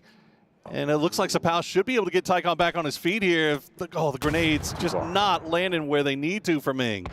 Oh, that one does. Never mind. So now we've got Guman right there next to Ming. The rest of the squad already in control next to the road. They know that they've got the numbers advantage. 4 members up. Just going with the throwables. Gonna hit it. Makes it look easy. Freaks fighting their way through every step of that circle. Gonna take control of the game and get the win. That is absolutely huge for Freaks here. Their second victory of the day. And again, following that Falcons format, man. They had a couple of games where they just got no points whatsoever, but 2 big wins, 2 big kill wins are going to shoot them right up the leaderboard. They just don't like that map, dude. That's the way it works, right? That's always the excuse players say, oh, I just don't like that map. These other maps are better. Well, they were playing that northwestern edge, and they were doing the edge play strat the way the edge play strat is meant to be done, right? You basically area control. You have this zone. You know that this zone is safe. You know that your back is clear. You see everything in front of you. If you have a fight that you could take advantage of, like they did with Falcons, you push it, you get it done as quickly as possible, move back. And they were playing the barren side of the circuit, right? Yeah. There was nothing over there. Well, it was barren because they killed everybody. Well, no, I mean, I was just saying as far as cover goes, they didn't have compounds, they didn't have anything. They had trees, they had their vehicles. They were just maneuvering around off of their firefighting capabilities. Like, look what they're working with here. Everything that was back out to the east of this, they were just playing along this road, using that for their cover and their only bit of safety and just doing a ton of work with it. Yeah, yeah, we didn't see that one, Salute, don't worry. No, I mean, AGG, I think, had to make the push there to try to go for the south side. But big win for KDF. Let's throw it over to the desk. It's not only the Freaks taking the victory here, but it's also them pretty much bagging themselves a spot in the grand finals here after this victory. They don't look super enthused about it, but they know that the work is not complete here for the Esports World Cup. I mean, wins are a dime a dozen for them at this point, really. I mean, come on, it's so easy for them. Steady, steady. All right, sorry. But I mean, of course, like towards the end of this game as well, they're sweeping, they're trying to be able to push around, kind of finish everybody off here. It seemed relatively easy for them towards the end, Martin. Yeah, it did, but also they had to play with a little bit of cars, they had to kind of move a little bit around overall. I think this area is hard to play. It's very open. You only have these few trees, and then you have this kind of ridge line west of the test track overall. It's just a hard area to play, and I think we have a lot of areas on Rondo where it requires a lot of emergency cover to be viable to play, or even a lot of cars, right? Because you have 200-300 meters of barren land with only a few trees and a few rocks. It's kind of rough to play. This was also one of these areas, like we saw yesterday, and yeah. I'm hoping for a little bit more. We have some really lovely terrain on the northern side. We have some really cool and amazing areas, some really cool urban areas, and I want to see more of that. I don't want to see this flat, kind of more boring terrain that we have had here, because it makes it way harder for the teams to play and to adjust to, and it's already a curveball of a map. So I want to see more where it's kind of more fair and linear for the teams. Well, I think that open field that KDF had earlier on, the fact that it's so open, played to their advantage, because we're seeing in these highlights, in these replays, all this fighting is on the south. We saw Petrichor Road push into TSM. We saw Cerberus actually just take an E pickup into the chest track because they didn't want to deal with all of this lack of, Circle 4, very late into the game, a lot later than you usually expect for an E pickup. And that just gives them all this space, so much space they can even get a team knock and still climb up for the victory. They're actually shocked. I'm shocked they had 11 kills because it seemed that everyone was trying to avoid their area. But they still played it exactly how it is. You control one edge, then you, with angles, take control of another edge, and then you force everyone out. It's they're playing 4D chess, one else is playing checkers, right? And that's exactly the way to execute a late game like this when they have that amount of control and that amount of angles here. And yeah, they might not be hyped for this. It's 21 points. It's not the finals yet. And also maybe they don't want to end in first because they want to get first in groups cursed and not win in the finals. Oh, yeah, that must be it. Yeah, no, we got Petrichor Road getting 14 points. All Games Global with 13 yet again. And it's BB Team once again being towards the top here. They are very consistent today, Cameron. Yeah, there were a couple of other teams that we've seen so far. I think Expendables was another one of them where they're going to be in the mix. They're getting points every single round. They're not going to have a blowout game. They're not going to have a double-digit kill victory. But if you're getting points, 6, 7, 8 points every single round, that should be enough. Thoughts here, Avenger?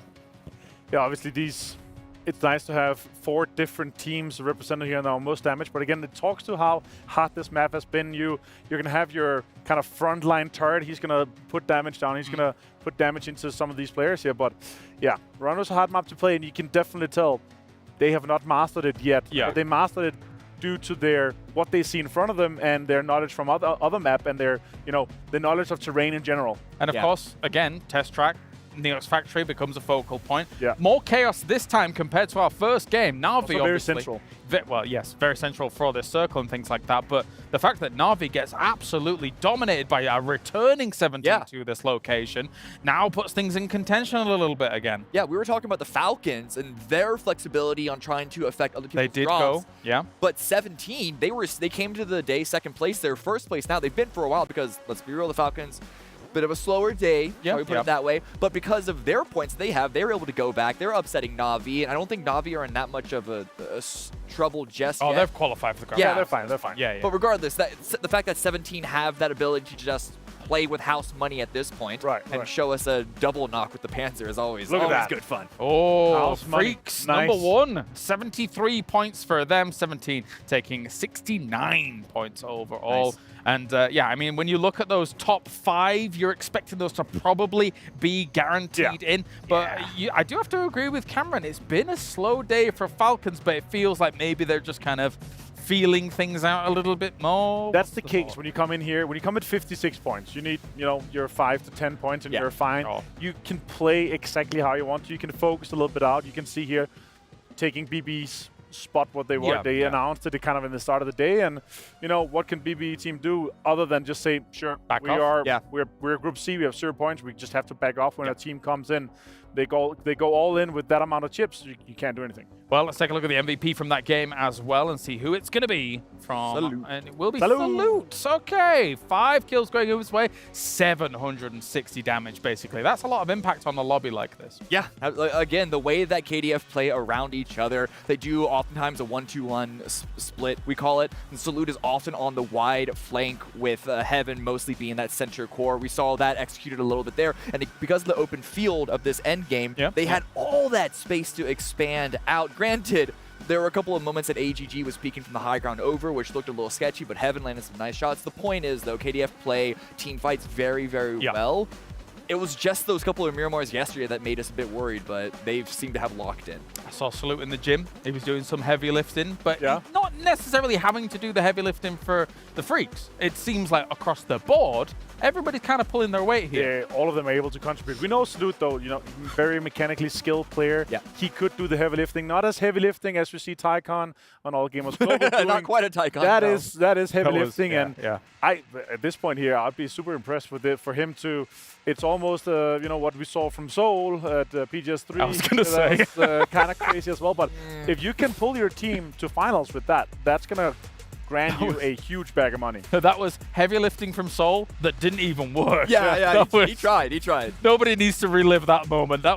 He tried, bless him.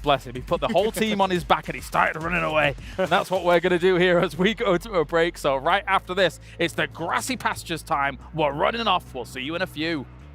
죽어도 되니까 해. 피기먹으면 끝나. 죽어도 되니까 해 그냥. 던져. 가볼게. 던져 그냥 던져. 다 던져. 왼쪽 오른쪽. 나이스. 몇 킬이야? 나 5킬. 나 2킬. 나도 2.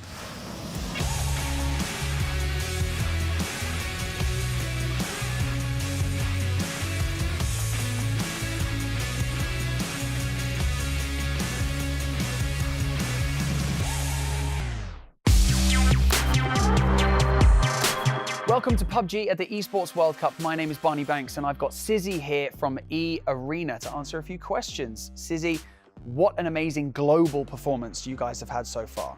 I've got right here that you've got 6th at PGS3. You came 2nd at PGS4. Is this finally the time that you guys claim the top spots at an international event? ผมคิดว่าทัวร์นี้เราคาดหวังแชมป์แน่นอนครับคือเราศึกษาทีมฝั่งตรงข้ามมาค่อนข้างที่จะดีครับคิดว่าถ้าไม่ผิดพลาดหรือว่าอะไรก็สามารถทำแชมป์ได้ครับ Nice. Good answer. What do you think is your best quality as a team? ผมคิดว่าเรามีการสื่อสารที่ดีแล้วก็มีทีมไฟท์ที่ดีครับ Now, you guys didn't compete at the Esports World Cup qualifiers. Does that cause any concern that you don't just have as many reps coming into this competition? ผมคิดว่ามันเป็นโบนัสสำหรับเรามากกว่าไม่ได้คิดว่าเป็นไม่ได้จะผ่อนหรือว่าจะหย่อนเพราะว่าเรามีการฝึกซ้อมตลอดเวลาถึงแม้ว่าเราจะได้ตั๋วมาก็ตาม Makes sense. Definitely makes sense. Now, who would you say is your biggest rival coming into the Esports World Cup? ผมคิดว่าเป็นแชมป์ PGS 4 แล้วกันครับ Twisted Mind ครับ Everyone's been saying that, I'm not gonna lie. Now, coming into LAN events, there's always underdog stories, and that's what we love. As production, I've got to say, we love an underdog story. Who do you think is the dark horse coming into this competition that could take it all? Day Trade แล้วครับ Day Trade Gaming. Ooh, okay. I like what I'm hearing. Everyone's saying different answers for the dark horse of the competition. I like that. Now, we always love new things coming into gaming. We love like LAN events, things switch around, so people get better, get worse, so it kind of keeps everything at a level playing field. What do you think of the new map, Rondo? มันเป็นคำตอบที่ยากเพราะว่าใน Rondo เราค่อนข้างที่จะเล่นน้อยมากๆแต่เราก็ศึกษาข้อมูลตามที่เราคิดว่าเราจะเล่นในแมปนั้นได้โดยการฝึกซ้อมของเราน่าจะทำได้ดีในทัวร์นี้ครับ A plan. We like a man with a plan. Now, I want to ask you something a little bit more personal, Sizzy. I want to talk a little bit about you. So, how did you become a pro player? จากที่ผมเริ่มเข้าสู่วงการคือผมไม่ได้ตั้งใจว่าที่จะแข่งคือผมเล่นไปวันๆเหมือนเด็กติดเกมธรรมดาครับก็มีทัวร์นาเมนต์เล็กๆแล้วก็ไปแข่งแล้วก็มีแมวมองมามองเราซึ่งก็ทำให้เราค่อยๆขยับขึ้นมาในทีมนั้นๆครับ Well, the hard work certainly pays off. We can't wait to see what you guys bring to the Esports World Cup, and best of luck.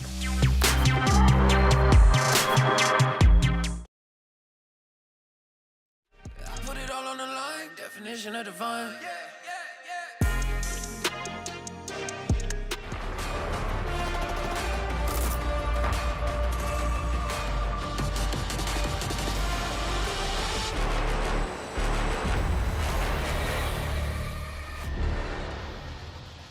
Well, things are getting freaky here for day number 2 of the Esports World Cup, as we've already had the Freaks get themselves 2 wins out of the 4, but now we move on to the grassy pastures, as you can see beautifully behind us. And we are going to talk about how all of these teams... Yeah, you like that.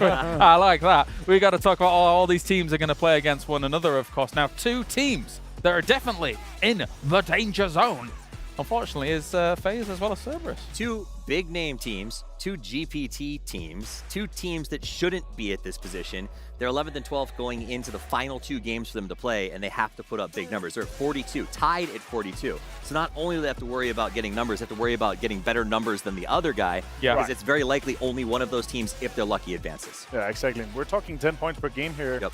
We need them to get into the 60+. Yep. And we need them, first of all, because we know what they are. They started for Cerberus, just come off a LAN win, FaZe, the legacy behind them, and these guys, they should be in a final like this here easily. So yeah, 2 games to go, and it'll be rough to see them lose out, and they would have to see their own demise tomorrow with the rest of the teams playing. God, imagine if you were Cerberus and you had someone like Tycon getting 9 kills for you during a game. Right.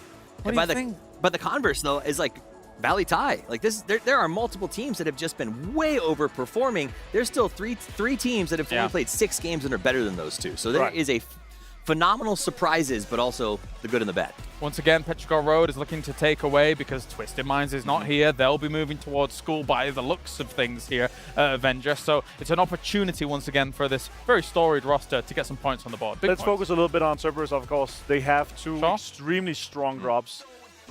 They have the farm split, they have the military. If we see anything military, it'll be a high priority for them. Yeah. But also close to the center of the map. Anything north would be rough for both of them.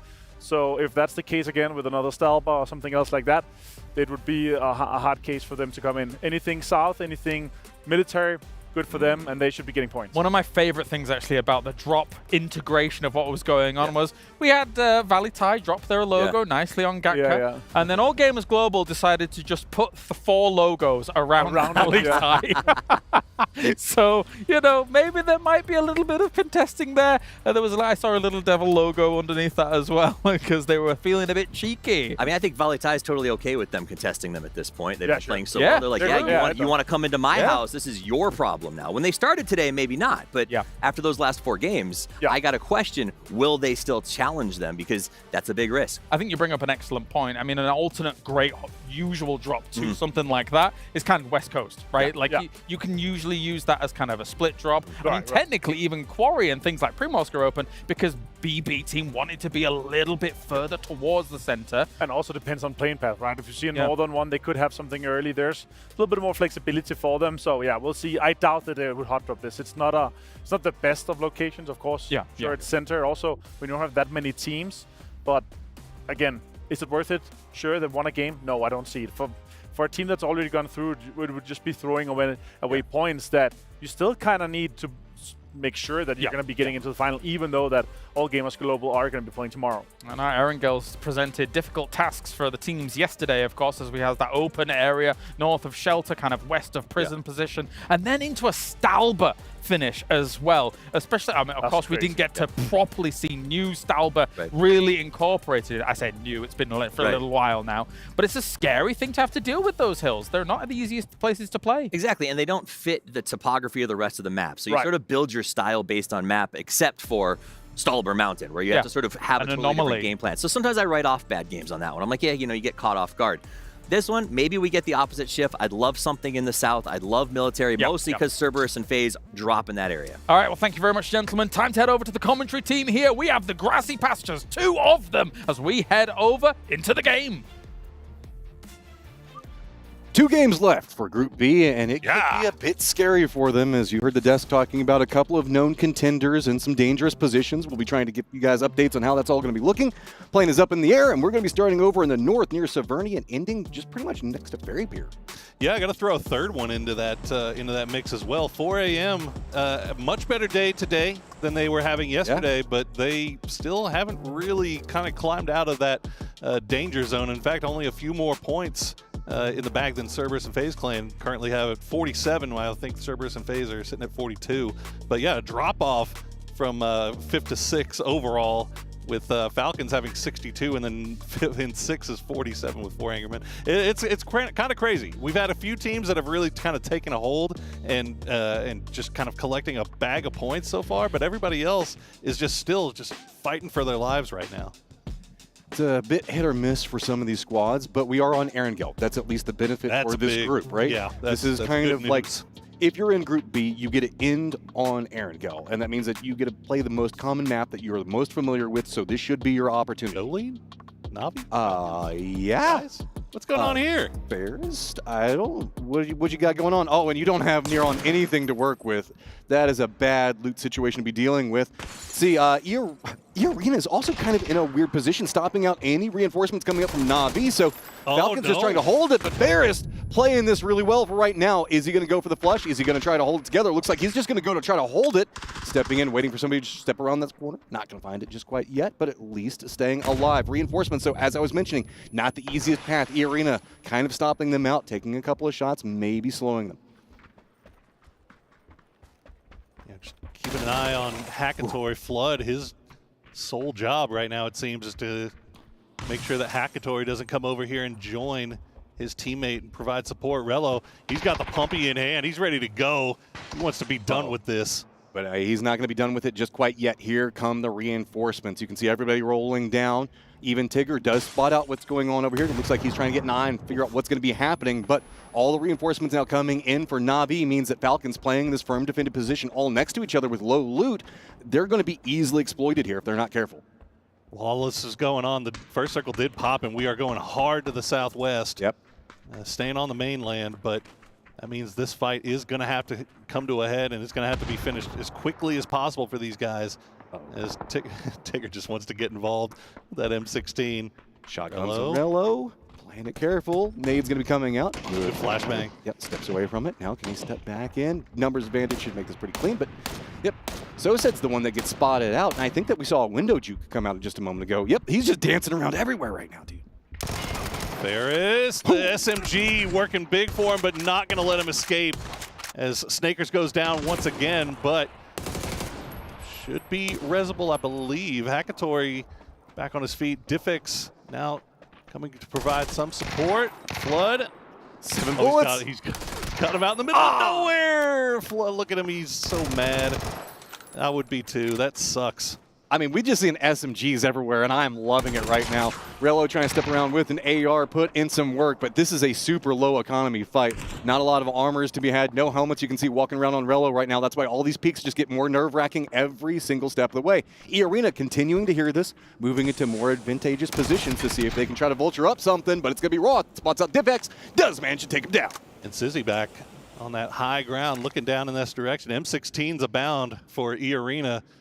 We saw one find some success as Hackatory now the last player left up for Na'Vi.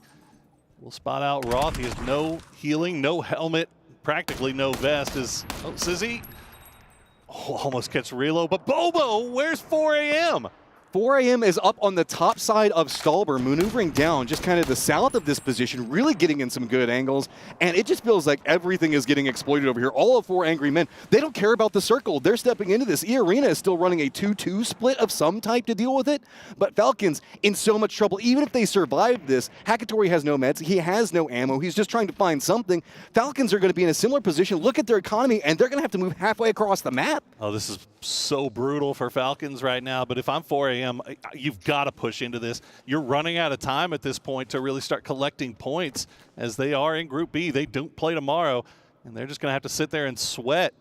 So right now, this is looking like a feastable platter here for 4 a.m. Meanwhile, 17 and Valley Tie getting a little bit of close to each other as Megalo's going to try to escape. Xiaowu with the big shots, not going to find anything though. This is back over here near the Gatka area that the desk was talking about coming into it. So Petrichor Road going to navigate through. 17 Gaming. Valley Tie is running a 3-1, so Kiss with that southern position is going to try to provide some type of reinforcements. I like this coming out from Hackatory. He realizes, no, I just have to survive. If I can make this as painful as possible for my opponents, maybe there's some type of retaliation that comes through with it.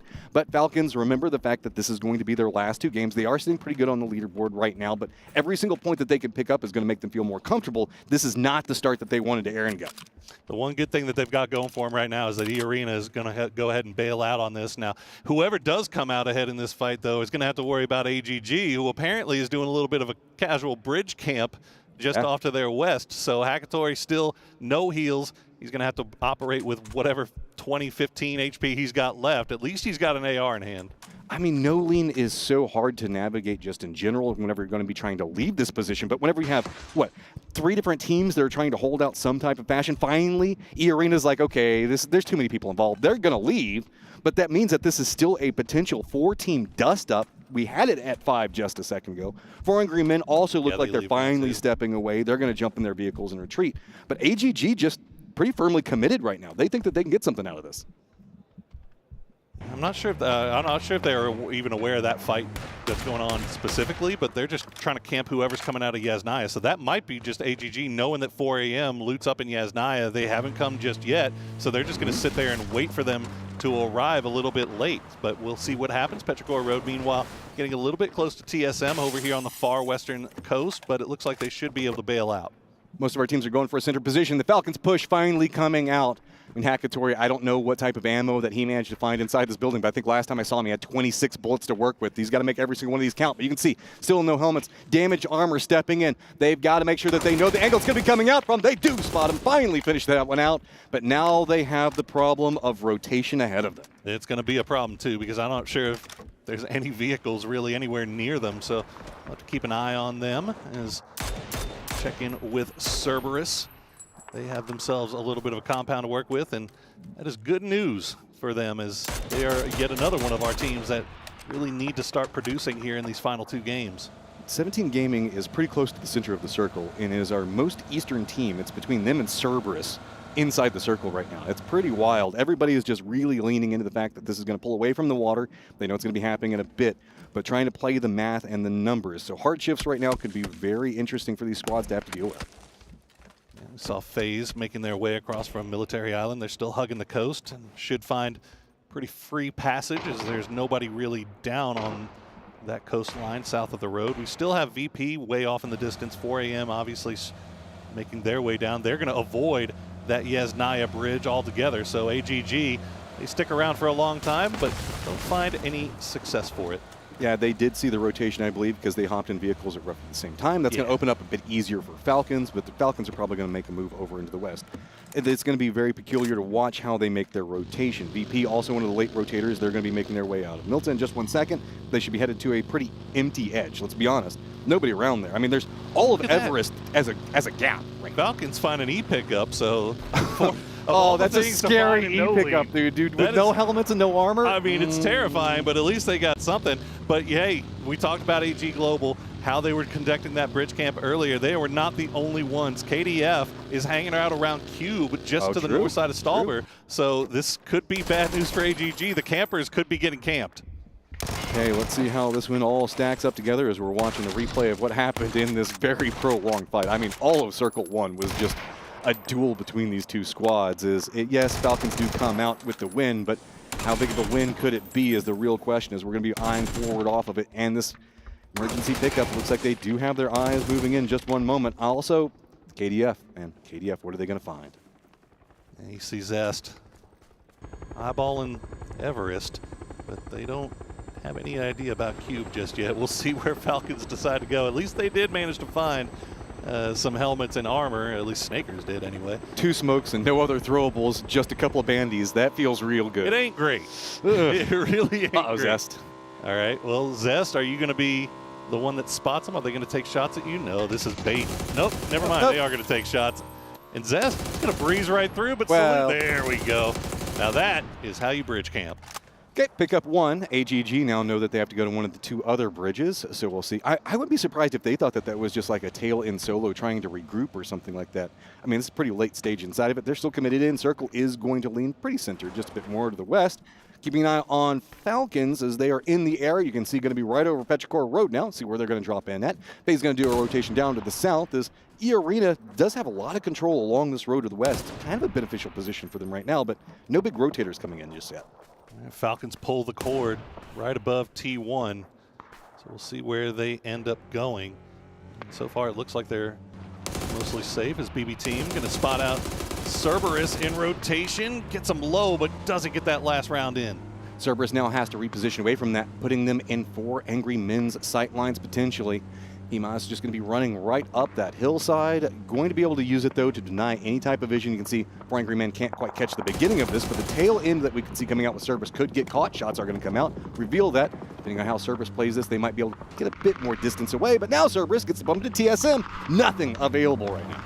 Well, they're working the valleys right now. They're working the good driving lanes here, avoiding most of the, at least most of the full shots, as they find themselves a nice little dip and valley to play in. And TSM sparking, I believe, one of the few that has eyes on it, but Chewy actually going to have a nice angle as well. Falcons did manage to find a compound just to the west of where you saw Cerberus just a second ago. You can see them off in the distance there, and they have something to hold on to for right now, so it's actually a pretty good position. So all in all, not the best start, but at least it's far more comfortable than it was, let's say, at the 30 seconds into drop. Well, it's definitely been a rough 11 minutes, 11 and a half minutes here on Erangel to start things off. But it's not looking like it's going to get any easier. Here's Virtus Pro is going to spot out Posa at that radio tower. He is all by himself, though. The rest of his team downhill off to the north, all the way off in the radio tower as he hangs out at the observatory. But it looks like VP, they spot him. They're just going to go ahead and pull away as we check in with KDF. Making their way in on the north side. Nobody really looking in their direction just yet. Actually, no, it looks like Valley Thai might have spotted them out. AGG, meanwhile, still all the way out in the blue, right where the Freaks left them. I mean, in God compound. Oh, they're E-pick-upping now, too. Yeah, I wouldn't be surprised if they're probably going to make the jump in. You can see a couple of the regroupings happen. This is a very strong compound for the circle for Petrichor Road to hold down. A lot of control over here in the shark fin position that you can see. I guess with the old tempo drop, whatever you want to call it. Very centered right now as well, so a lot of tension going to be coming this direction. There's a couple of different dips around the outside of it. A couple of teams can try to hold on to if we can see it continue to condense down here. But you can see they've got a buffer zone around them as AGG. They could be a catalyst team that might try to drop a bit close to them. This is very scary moments here for AGG as they come in with the circle now. They should be... See, I want to point this out there while we can see this. Look at how much field is in the circle. So that's why we're seeing everybody playing that centered area. We've got the Gatka fields. We've got that area just south of Hospital. And so that's where they're opting into the emergency pickup. They want to try to jump over all of this and find a way to kind of sneak their way in. The problem is everything outside of these field areas is where the other 52 people are going to be at. Well, 53, sorry. You see shots coming from Luna Galaxy. Nothing landing, though. And, I mean, the other thing you have to consider when you take the E-pickup is that they're not going to have a vehicle, right? Yep. So you would think that maybe dropping more towards the edge would be safe, and now they see that circle pop, and immediately they pull off. Well, two of them do. Tekken going to be coming in the tail end of it, as they are going to have T1 rotating down below them. And so, yes, Petrogor Road going to be down to the south of it. Looks like they're just going to eye for this hillside. This hillside can be supported without anything. You can kind of put push around it, so it's a good call. It is a bit open, but they do have a couple of teams that could try to defend. They just have to make landfall around it. It's going to be VP to the north. Petrogor Road's going to lose that vision, so they do manage to land. Tekken is going to get spotted out, and he's going to get ripped apart. So AGG trying to find some type of way to survive this one. Yeah, Sapao gone down as well as Sir-T, now the last one remaining. Is T1 going to make their move right past E-Arena's Tigger, who's the only one inside the zone right now for his squad. The rest of the boys still off to the west on the coastline. So Tigger holding down this high priority compound by himself, and it looks like it's working.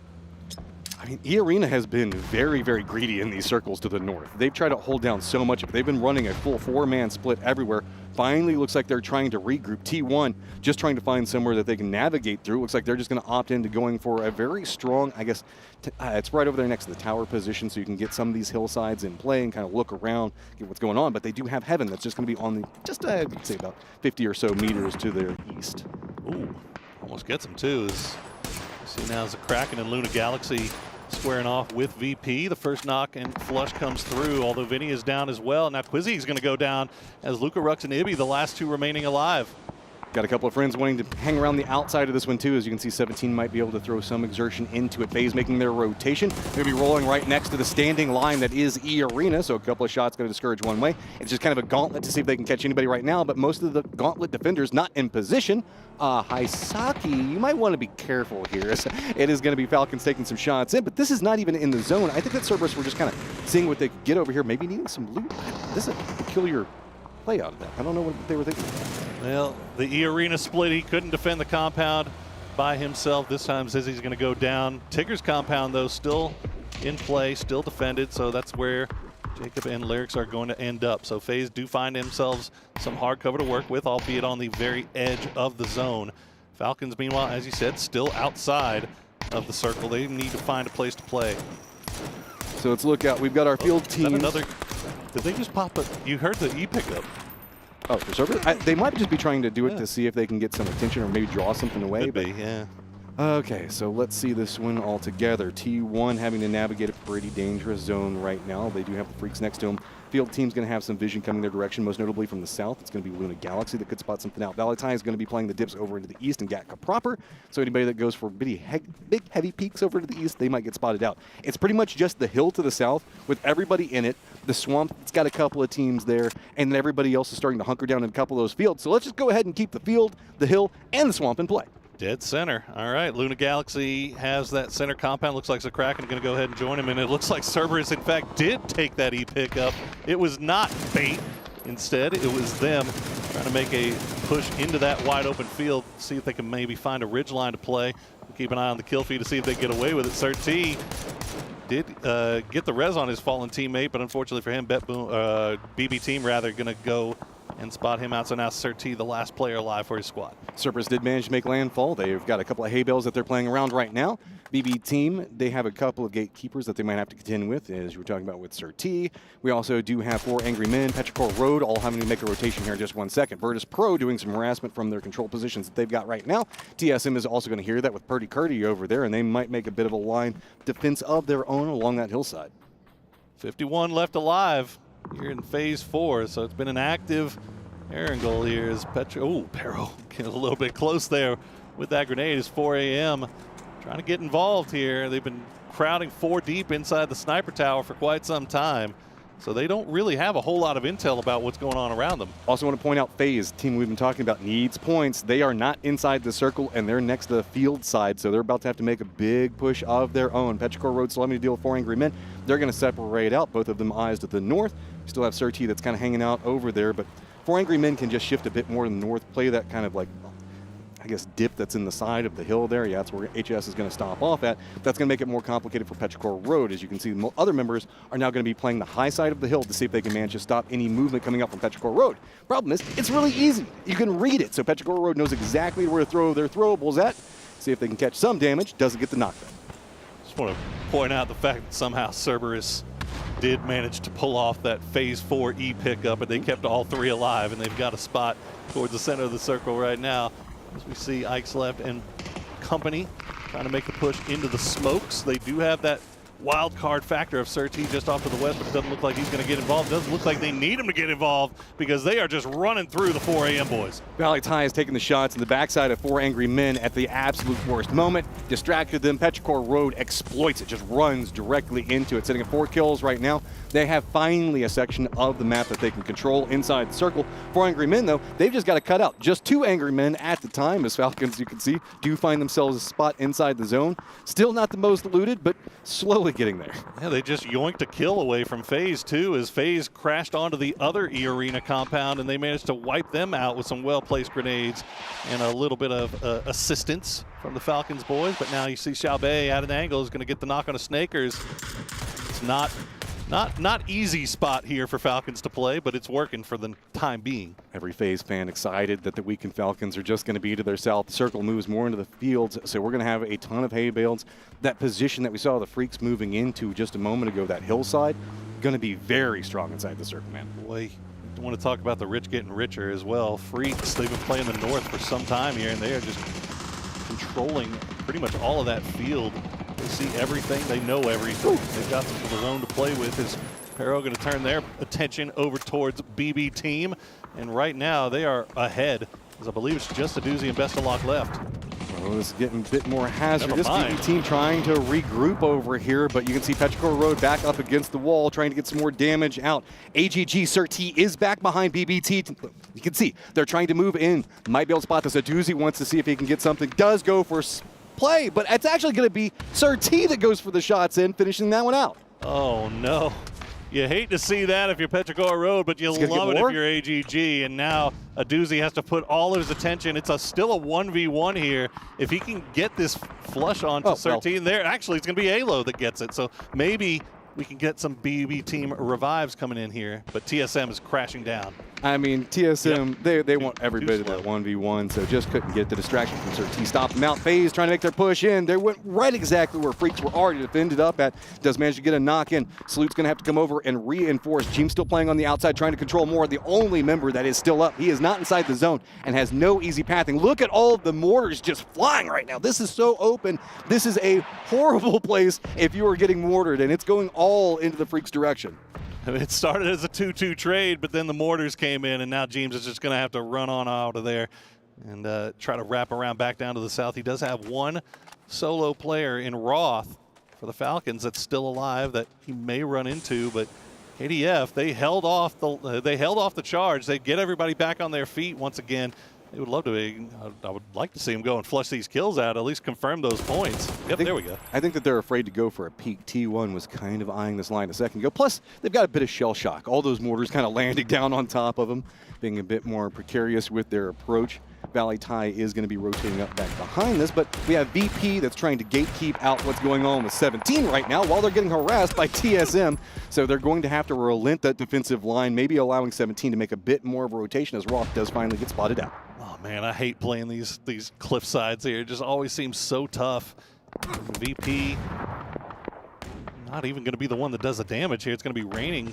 T1 just forcing 17 to have to push into to VP here, and at least the first spray will come out. Suju will find the first knock onto Ibiza. 17 just has to fight their way through. They've got T1 on one angle, and they've got VP on the other. There is just nothing that they can manage to make work. TSM, though, wanted to try to exploit anything that 17 managed to set up. They don't manage to do it. So instead, TSM's just going to hard push, directly run right up into the faces of VP. But VP is doing a great job of trying to defend everything that's been thrown at them so far. Looks back in, do manage to get the knock onto Alo. So TSM, they still need to finish this fight and walk into the circle, but VP has their own plan in mind. Sitting at 3 kills right now, 2 members still up. They have all of the control and defense.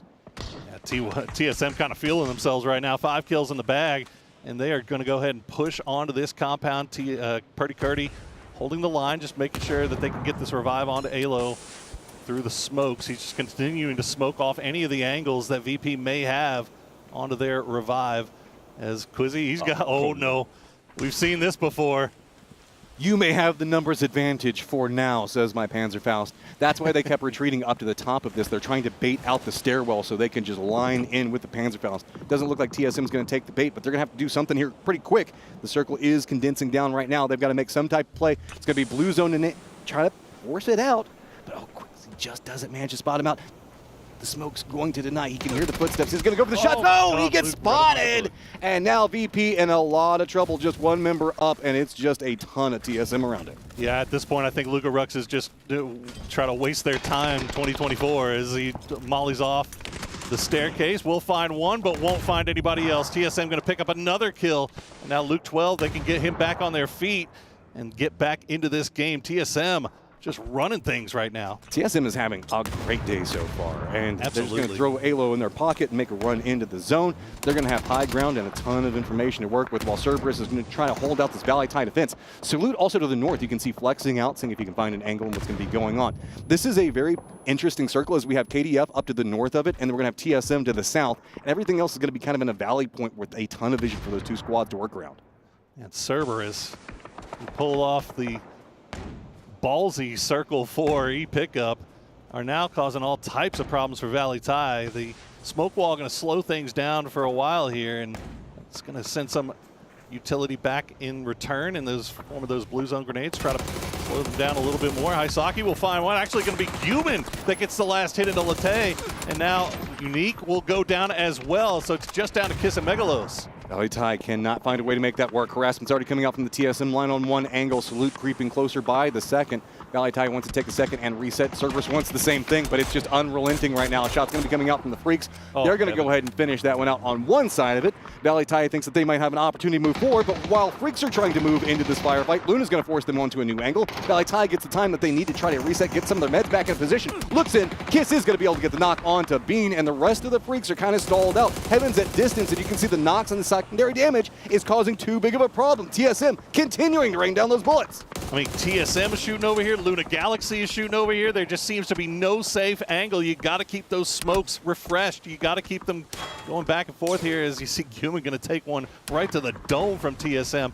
But they will get everybody back on their feet. Valley Tie now down to Kiss. Kiss going to make the push through the blue zone. What a play. Kiss has just been holding this defense together right now. He needs to make something happen. They've got to finish this out. This is going to be a terrible rotation. They managed to spot it. Kiss wants some more, but there's just so much secondary damage coming in. He can't take the time to stop. Heaven wants to try to finish it out. Does manage to spot out Kiss. Gets the knock onto him. And this is a long-range 1v1 with everybody else from Luna and TSM just trying to feast on any kill that pops into vision. Oh, and it looks like Megalos is just going to go ahead and lie prone. And just we're back to wasting time here. Heaven not even in zone as the new circle has popped. It's going to go off to the left. TSM still using that high ground to their advantage. T1 is just sitting there in their compound, just magnets on their shoes for this zone. We'll see if they can maybe stop the movable object that is TSM right now. 11 kills for TSM, 7 for Freaks. The rich are getting richer by the second. 83 points with a 9-point lead over Valley Tie. So these guys neck and neck. That's why they were going for it. They want to try to get some security and trying to take out the teammates, but it was mutually assured destruction as finally Valley Tie is going to go down. So Freaks going to at least get some points out of survival. Seven looks like he managed to get back into his vehicle, but he can't make a rotation, dude. You can see I think he's just going to feed it over the blue maybe. Yep, that's what he's going to do. So Luna, T1, and TSM all up on top of each other, 4v4, v3. A little low on ammo there, Kirk. Might want to stop down and get something up off of those VP boys. Is T1 going to send some more shots back in return, force them to not peek over that ridge line. But now TSM is in a little bit of a pickle here because you got T1 looking at you, you got Luna Galaxy looking at you as well, and everybody is expecting you to push down, and here it comes. The smokes haven't even bloomed yet. Luke 12 going to try to send it. Good shots from Purdy will prevent End from just free farming onto him.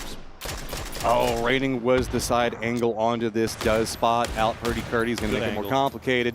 See the rest of the squad seeing if maybe they can deny out anything that's going to be going on. Reining's kind of the sacrificial pawn over here, but more of a queen. He is just making sure to hold down every single play, deny it out. Luna now moving forward, realizing the opportunity in front of them. They have to be careful. Luke 12 could have some vision in, but a good nade is going to stop anything TSM is trying to cook over here. Just nothing they could do at the end of there, as Luke 12 will hide out in the crates for as long as he can. LG, they are Luna Galaxy rather, pulled up on the high ground there, but they immediately were spotted by T1. They'll have to retreat once again, but they've got their backs against the blue. There's not really a clear path for them to get into this next zone. Yeah, this is just very well defended right now from T1. They've got this entrenched position. They've got the walls. They've got that bit of a dip around the road, and they can exploit so much. Opposing side of this one, Luna is all having to funnel in right on top of each other. Luke's kind of the point that they're having to funnel into. T1's raining, you can see slowly creeping out. Kraken's trying to find something. Does get the knock. That's going to be big. Can this be enough for Luna to find some way to maneuver around the zone?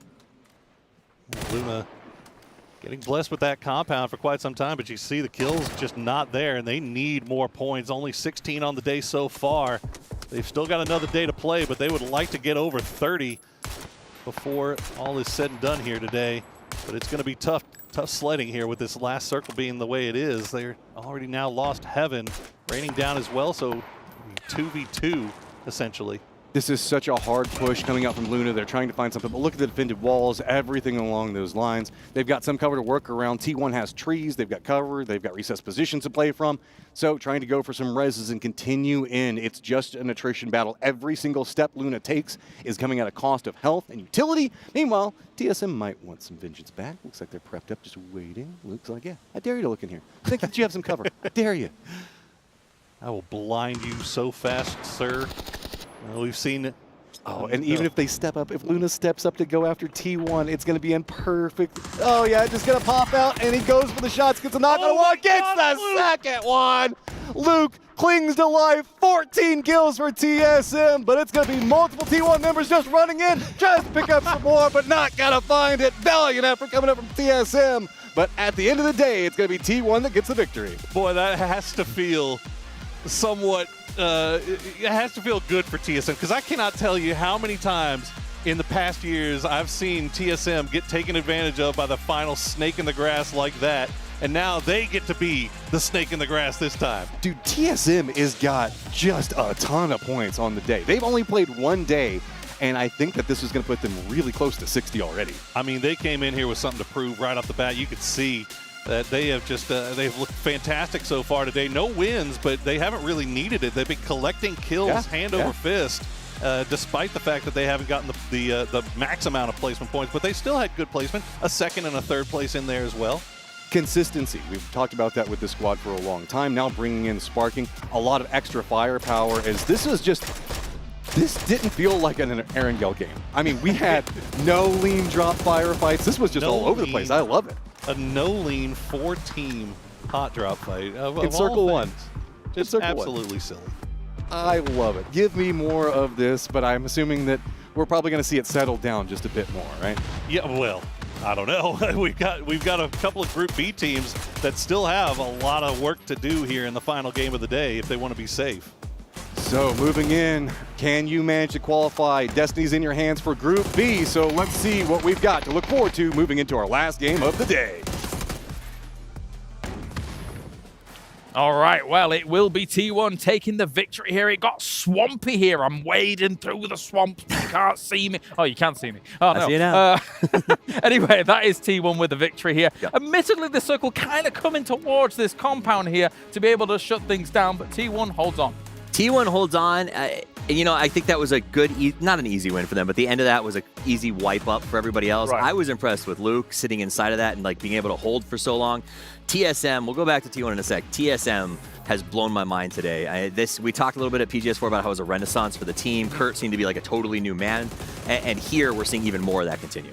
Yeah, always love a good pedigree, especially after what we saw at PGS3 and 4. They did extremely well there, and so far, what they've done today in just 5 games is better what we've seen from FaZe Clan, Cerberus, and Furia in 11 games, which is extremely impressive. And I love it because we talked about old guard versus new guard. You know, we have a joke, Purdy 30, but I think it looks good on him. Like, it seems like this is a team that has really leaned into their maturity and their style of play. Yeah. And it's nice to watch that sort of maturity in the way that they handle themselves outside of and in-game now is incredible. I just find it weird that Martin described it as I just like a good Purdy Curdy, as if it's like some drink he's ordering. I'm like, oh, okay, yeah, well. If he keeps playing like this, he might get to sponsor a drink. Yeah. It's very explosive due to his nade skill. Yeah, well, it was very impressive to see them perform the way they did. Luke salvaging it towards the end. I mean, of course, yes, T1 wins this game, but there was just impressive stuff coming from Luke here, who eventually gets cleaned up by the end. But he, it was insane. And 2 kills from him, 2 points from the kills, 1 point from the placement there. That's a huge clutch towards the end. I would say, I would give a shout out, as the American likes to say, to Luke here.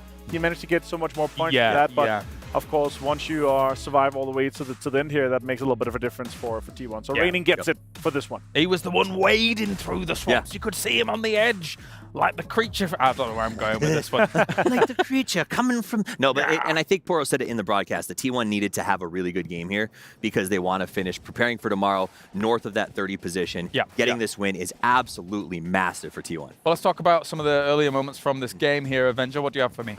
We have a little bit of a show here in terms of a little bit of a change of the drop, of course. We're going to be going into a situation where we have a little bit of a change, you know, with Falcons and Na'Vi going into the no-lean so-called compound here. They're going to be fighting out for that. The plane path was very far west. We couldn't see Falcons going to the usual drop spot, so they ended up in a little bit of a fight here. But that ended up going into another situation where we have them taking an emergency pickup. And of course, that's kind of interesting because they come from very far away and take it to on the other side of the map, on the west side of the map. They didn't get too much out of it. But as you can see here, once we get into the other clip here, a little bit later, you can see they're going to be pulling up and they're going to be coming in with that emergency pickup here. And it was kind of far away, of course. They were able to do it as we put in the arrow here. Oh, multiple arrows. That's nice. You've got one. Yeah, You've got one shot. Got one shot. Ta-da! They're going to be going all the way from that western side. There's a little bit of a zoom out, but it's a long emergency pickup, and it's based on no information, right? And they were fighting for so long with them. Right. And they had to, of course, take emergency pickup, so it's good for them to get it. And yeah, they got into later stages of the game, but didn't get as many points as they could have. Again, it's not a day for points focus for them. It's more putting pressure on your opponents, and they still managed to get out of it, kind of. I think that's the key to the emergency pickup. There's 2 types, right? There's the desperation emergency pickup, and then there's the precision emergency pickup that you use in the late game. Dropping on Na'Vi made sense to me, and that was a good way to get out of it. Yeah, and this is kind of why we were looking for when it comes to the match rankings to maybe Luke could have maybe squeaked out an MVP if the MVP wasn't coming from the winner. The fact that it's 20 points going the way of TSM, despite the second place. Luke with 7 of those. Fantastic stuff from him, but that's not to say that T1 hasn't done well with the 19 points going their way. And Freaks, as if they needed any more points, a cheeky 11. And also, Luna gets 4th. There's been a very slow start to the day for these guys. This is at least going to be something as they get ready to go into tomorrow. That's a 6. To get a boost. And I expect them to do well in the next one. Orangle's a better map for them. Oh, you mean 4th place? Yes, 4th. Luna 15 so far. One more game to go. Yes. It's not going to be enough. They're going to have an insane day tomorrow. And as we know, always, when we go to the Group C, the last day, the teams with the most points, they are going to be putting pressure on the other teams to keep them out of that top 16. Luna, so far, did they impress you in Americas? No, a little. Okay. They're the best that we've got, from that region right now. Cameron and I talked about it this morning, and I said I don't really know what they're going to do. I don't have a big expectations. I do think they're better on this map, and so the fact that they're ending here and starting there tomorrow may give them the boon they need to make it to finals. But when we get to finals, I think that's the end for them. Another question, quick for that. Do you think that for Americas and for South America in general, is the talent spread out too much, like we've seen kind of in Korea, where we have 4, 5, 6 teams where the talent is spread out? Of course, Sparking and TSM. The problem we have down there is there's different language usages as well. So it's the same thing you guys run into Europe. We're not used to that in the Americas. Everybody speaks English up there, and you can mix and match teams. So we used to talk about America's condensed talent, and they did that, right? We see now Falcons, Sonics. We've created a tighter talent pack up there in the Americas. You can't necessarily do that sometimes down in Latin America American region because you have so many different variations of language. So I do think that's something that's hurting them. This is the best Brazilian roster that I believe we can put together, with the exception of the fact that Sparking is playing for TSM. Right. And now there were some personality issues maybe that prevented him from playing with those guys, but I think this is the best that Luna can put together. They just need to develop a little better. All right, well, thank you very much for that breakdown. We're going to go to a break ourselves, and when we return, it is the final game for the day, but most importantly, the final game for Group B. We'll break it down right after this.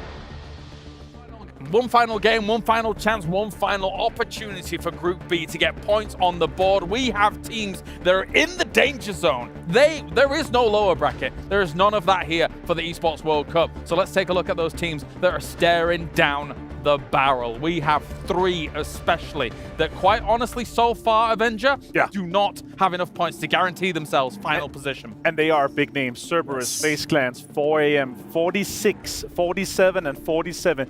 TSM have played 5 games. They have played 11 games. TSM is 7 points ahead. That is huge. Oh, that's interesting. Good to see, yeah. But yeah, one more game to go, and this could be the cutoff. So these 3 teams, they need to finish ahead of each other. Right. If they don't make it into the top 50s or even the 60s, they are very likely to be taken over tomorrow. I was going to say, steady on, let him finish his point, but go on, Toffee. No, you're so excited for TSM. You're so excited. Yes, TSM. I wasn't trying to cut in. I was just like, it hadn't really clicked in my head because TSM's had these big moments, but like the actual score has been such a even smooth climb. It's been when very you pointed out, I was like, oh my gosh, that really is impressive. But it is. Those 3 teams, I expect them to be better. We want our GPT teams to be the best teams in the world. Right. And here we are saying, please, guys, get to 55, so maybe you get through. Like, I should not be saying that about these teams. No, exactly. And that makes me angry. But also TSM's performance makes me happy. Yeah. And also Freaks, very impressive. They have now, with 5 games, taken over the maximum points what we saw yesterday. They're around 57 points for the day. And we saw Falcons, of course, finish on 56 yesterday. TSM 54. So it's very close. Still not, you know, our big 70-plus points bangers in terms of the sponging, in terms of taking all these points away in the top. So I still predict that our cutoff is going to, unless something crazy happens tomorrow, is going to be in that, you know, high 50s, low 60s for tomorrow. So for these 3 teams, for Cerberus, obviously, roster change. For 4 AM, God V in. Is it working out? For FaZe, they were first place in EMEA, for the qualifier at least, which did provide PGC points, by the way. So still very heavily fought, very heavily contested. Is there anybody that you're really keeping your eye on out of those 3? Do you think that one of them should be able to? I mean, normally we say, hey, FaZe is coming down to the last day, blah, blah, blah. We say that, but again, I think the FaZe legacy is sitting on their legacy. 4 AM, I had some friends in the crowd yesterday who saw God V dying and then leaning back in his chair and going to sleep. So if that's the attitude he's got, then I don't expect them to come up. So maybe my best hope is Cerberus. Cerberus has shown us many times that they can get crazy. They still got 3 big hitters on that roster. All they need is a circle that favors them and a chance to get there quickly, and maybe they pull out a win and put up a 20-point game and stay in the hunt. I think one thing that's interesting about these group stage so far is usually, I mean, especially after PGS3 when we watched him, it does feel like Himas has been a lot more quiet than we would expect on international soil. I feel like it's a problem with maybe acclimatizing fast enough, right? Traveling in, it's a longer travel for them as well, and it's not been a long time. It's been arrive, 2 media days straight into games. Sure, they have the practice rooms, they can do what they want. But I've not seen them in, you know, our internationals or European scrims. We've only seen Falcons and VP do that. So All right, well, thank you very much, guys. It's heating up here. We have one final opportunity for Group B. These teams have to put up points to guarantee themselves in the final. So many squads right on the edge of managing to make it into that next stage. Can they manage to make it to the grand final? One of them, the conversation topic repeatedly, is FaZe, and we know FaZe can, I don't know, manage to make that last push on a regular basis, but I'm getting a bit nervous right now for them. Yeah, I definitely was expecting more of that squad, especially after what we saw them do in the qualifier, finishing first place. I thought they looked great, and it's just been well. It's just not turning into points. Yeah. I mean, it's just been a struggle, and you know, and they're not the only ones, right? Like it's unfair to really just single them out, but they're one of the big names, right? So that's why they get singled out. I mean, you could say the same thing about 4 Angry Men. You could say the same thing about, I mean, shoot, you could say the same thing about Sonics yesterday, honestly. Virtus Pro, they're kind of struggling as well. So, I mean, there's a number of teams that are having a rough time, but unfortunately for FaZe, their chances are running out. Well, when we talk about all of these numbers, we'll just go ahead and give you guys some quick breakdowns on some math. Whenever you have a very big, heavy point sponge that's eating up everything, it makes it to where those numbers, where we're talking about 60-point threshold, they get a bit looser because the fact that all these points are going on to 1 or 2 teams, and therefore the threshold is going to drop down a bit. So whenever we see somebody like TSM just at 54 points in 5 games, holding down almost 11 points per game right now, if they have another big game, that will change the threshold. And with only, 12 games that each team is playing, that's very, very flexible. Yeah, I mean, TSM's been siphoning up points. KDF has been siphoning up points. I mean, they've got the most points on the day so far with 57. Those 2 wins coming in huge for them. So it's just not really leaving a lot of room for FaZe to negotiate. So another hard South plane. So maybe this time we'll see them get a circle that could be a little bit more favorable. See, T1's already playing for the Millie base. We've also got Falcons that are making a shift in rotation. I mean, Nolene's pretty far away from playing paths, so no surprise that they're going to go over there. I mean, who wants to go back to Nolene right now? If you are Na'Vi or oh, gross. That is spicy. I like it. Okay. Ew. That's how you want to end your day, huh? Okay. That's not great for our teams in Group B. I mean, it might be great for FaZe. Hey, yeah, this is a great circle for FaZe. Yeah, I mean, well, look, maybe. Maybe. Right? Like, maybe it's the best circle ever, and maybe it's the worst thing that could ever happen. Who knows? But Navi taking over the Falcons' normal looting spot over there near Milta Power, and oh no. Summer just getting spotted out. Cerberus. I mean, Cerberus needs points. They do. This is a great start to the last game for them. They definitely do. And yeah, I mean, you talk about the slow start for Himas, and you know, maybe it is, maybe look, duck my, he's happy about that one. I mean, that's one thing I can always love about this Cerberus team is every time you look at them, they're always laughing, they're always goofing off, they're always happy, and never seems like any amount of stress is getting to them, right? Slow day, slow start to the day so far. Could be tilting to some teams, not to this guy. I mean, they know that they're good. We've seen the capabilities of this squad, so I wouldn't be surprised if maybe this is the tear up, right? If you're going to really just go and have your best game of the day, this is the opportunity. This is the way to start it, and coming in with laps and having a good time, that's what you need to see. Well, 4 a.m., you saw them 4 deep in the Dacia. They are heading up to Yasnaya to do a little looting, probably a little late rotation into this zone, coming in from the north side now. Now the question here, though, Matchroom. Mm-hmm. So say you're Falcons or say you're T1. You're on Military Island. You're looting up. Falcons in particular in Novo, inside the zone.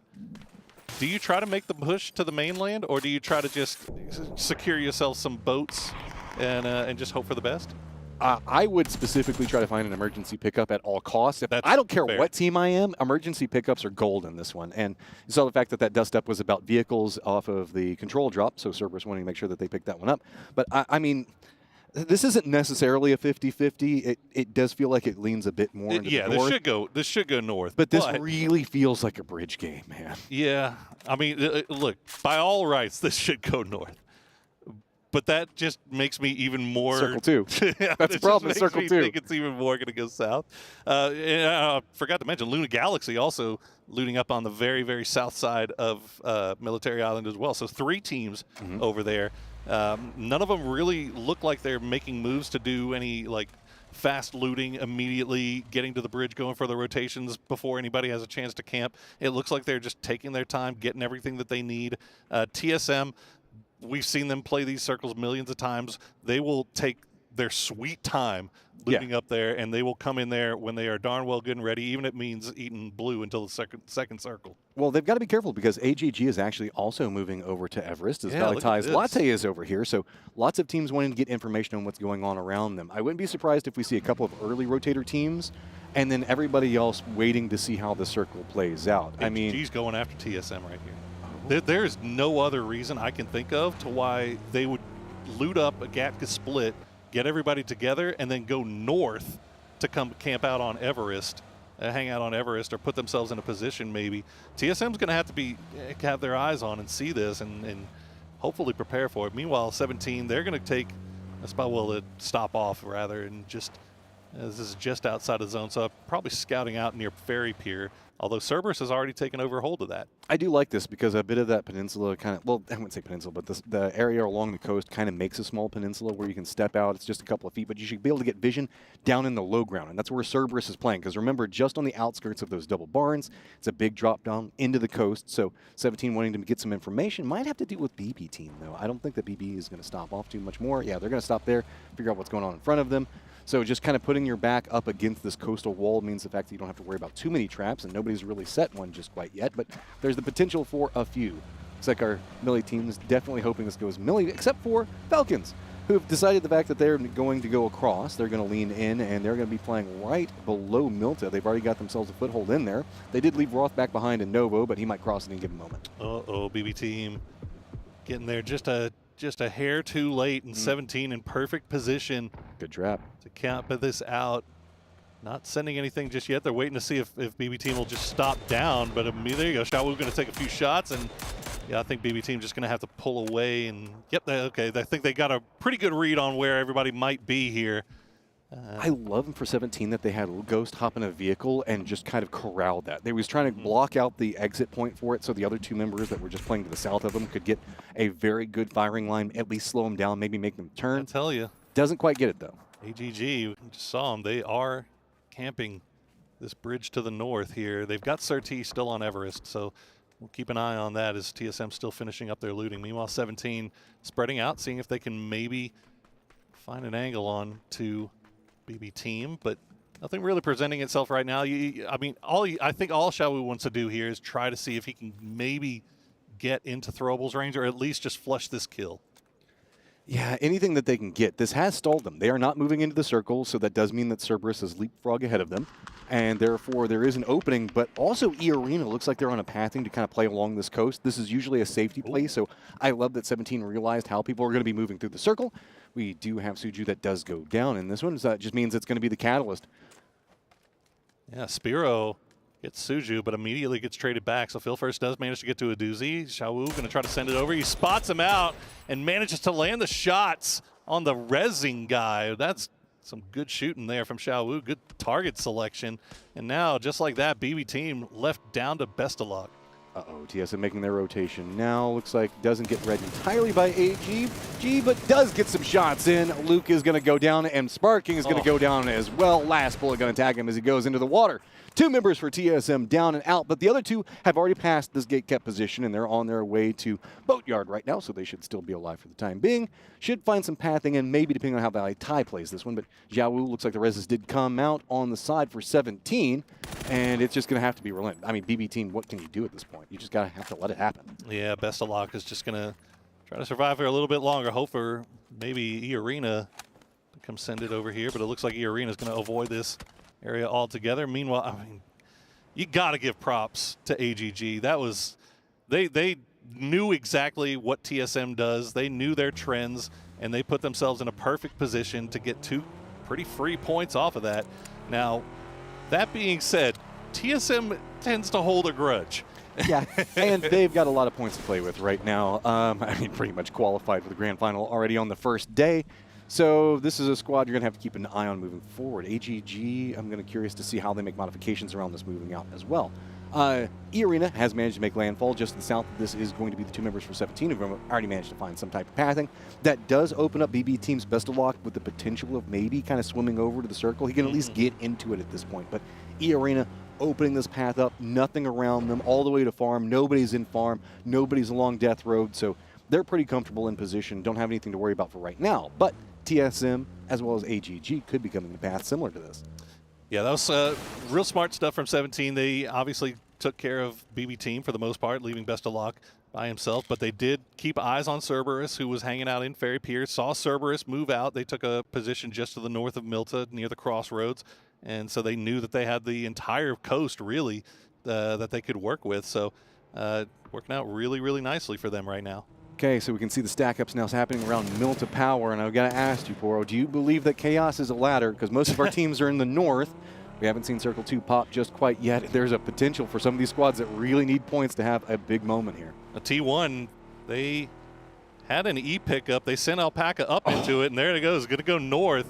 Alpaca, I think, just using that as an opportunity to scout out what was ahead of them, and he's going to find out that Luna Galaxy is ready and waiting. So Falcon's making the right call to make the push across the water already, and it is still, I mean, that's still 50% water circle right there. Here comes the Compress. We've already got VP and KDF hopping inside of vehicles. E-Arena is going to be having a path right back behind Cerberus, as it's going to be Valley Tai back behind them. 17 on the hunt for the circle just to the south of that. FaZe trying to regroup. Looks like they're going to go down to the, I guess, the repair shop that's going to be just down to the south, right along the line for the peninsula, close to where the Falcons are going to be. Team's going to be playing away from them, of course. No surprise, given the way we've been seeing them play. Luna Galaxy, T1, already making crosses around the bridge. Best of luck still forever away. If they're best of luck, this is the furthest circle you could possibly get away from where you were soloed out at the time, as TSM is going to take an emergency pickup and make their way into the circle as 2 members coming in blind. Pretty scary. We'll see what happens. I mean, this is one of those circles where you're not going to see any splits. You're going to see all teams 4-man deep in every single compound, because you can expect this to happen as E-Arena going to push right onto Virtus Pro. They immediately find 2. Can they find another one? The car's flipping as they make the push in. Luka Rux down to 15 HP. Only 8 bullets left in that AK. He's waiting to get crashed here. E-Arena just cannot find a point right now. Pretty good defense coming out from VP, but Petrogoro Road's going to spot out some of that defensive line already. Jacob at least manages to get in, get Nixie, get him down. VP holding the bottom part of this one. Jacob looks like he's got a good toss on that nade. Looks like a juke around. No, Lucarux doesn't quite hear it. He's going to go down. Now VP in a lot of trouble. Just 1 member up. EB playing medic right now, trying to make sure that he can get his team back together, as a lot of our focal point has managed to come into this moment. I love this. TSM actually went all the way out into the water. They're floating back into this one. T1 airborne right above this position just to the south. I'm curious to see where they go, as well, as this firefight is not quite done. Oh man, this is so brutal for Virtus Pro. They got there in time. They had all 4 members in. They had Quizzy just off to the side to be the little side angle man. And unfortunately for them, just Jacob just being a problem. As you see, Quizzy will get flushed out by SoSed, as 4 angry men will play along the coast. It doesn't look like they're looking over towards Alo or Purdy Curdy. Meanwhile, T1 trying to send it to Milton Minor, but Petrichor Road 4 deep inside. They'll find Raining, but Alpaca going to find themselves on the rooftop.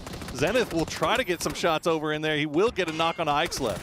There's nowhere to go. Unexpected. Alpaca up on top of everything, going to go ahead and rain down the damage. There was a cost coming in for T1. He's the last one up. He at least has a safety position play for right now. Hasn't been able to spot out anything. 2 members bleeding out.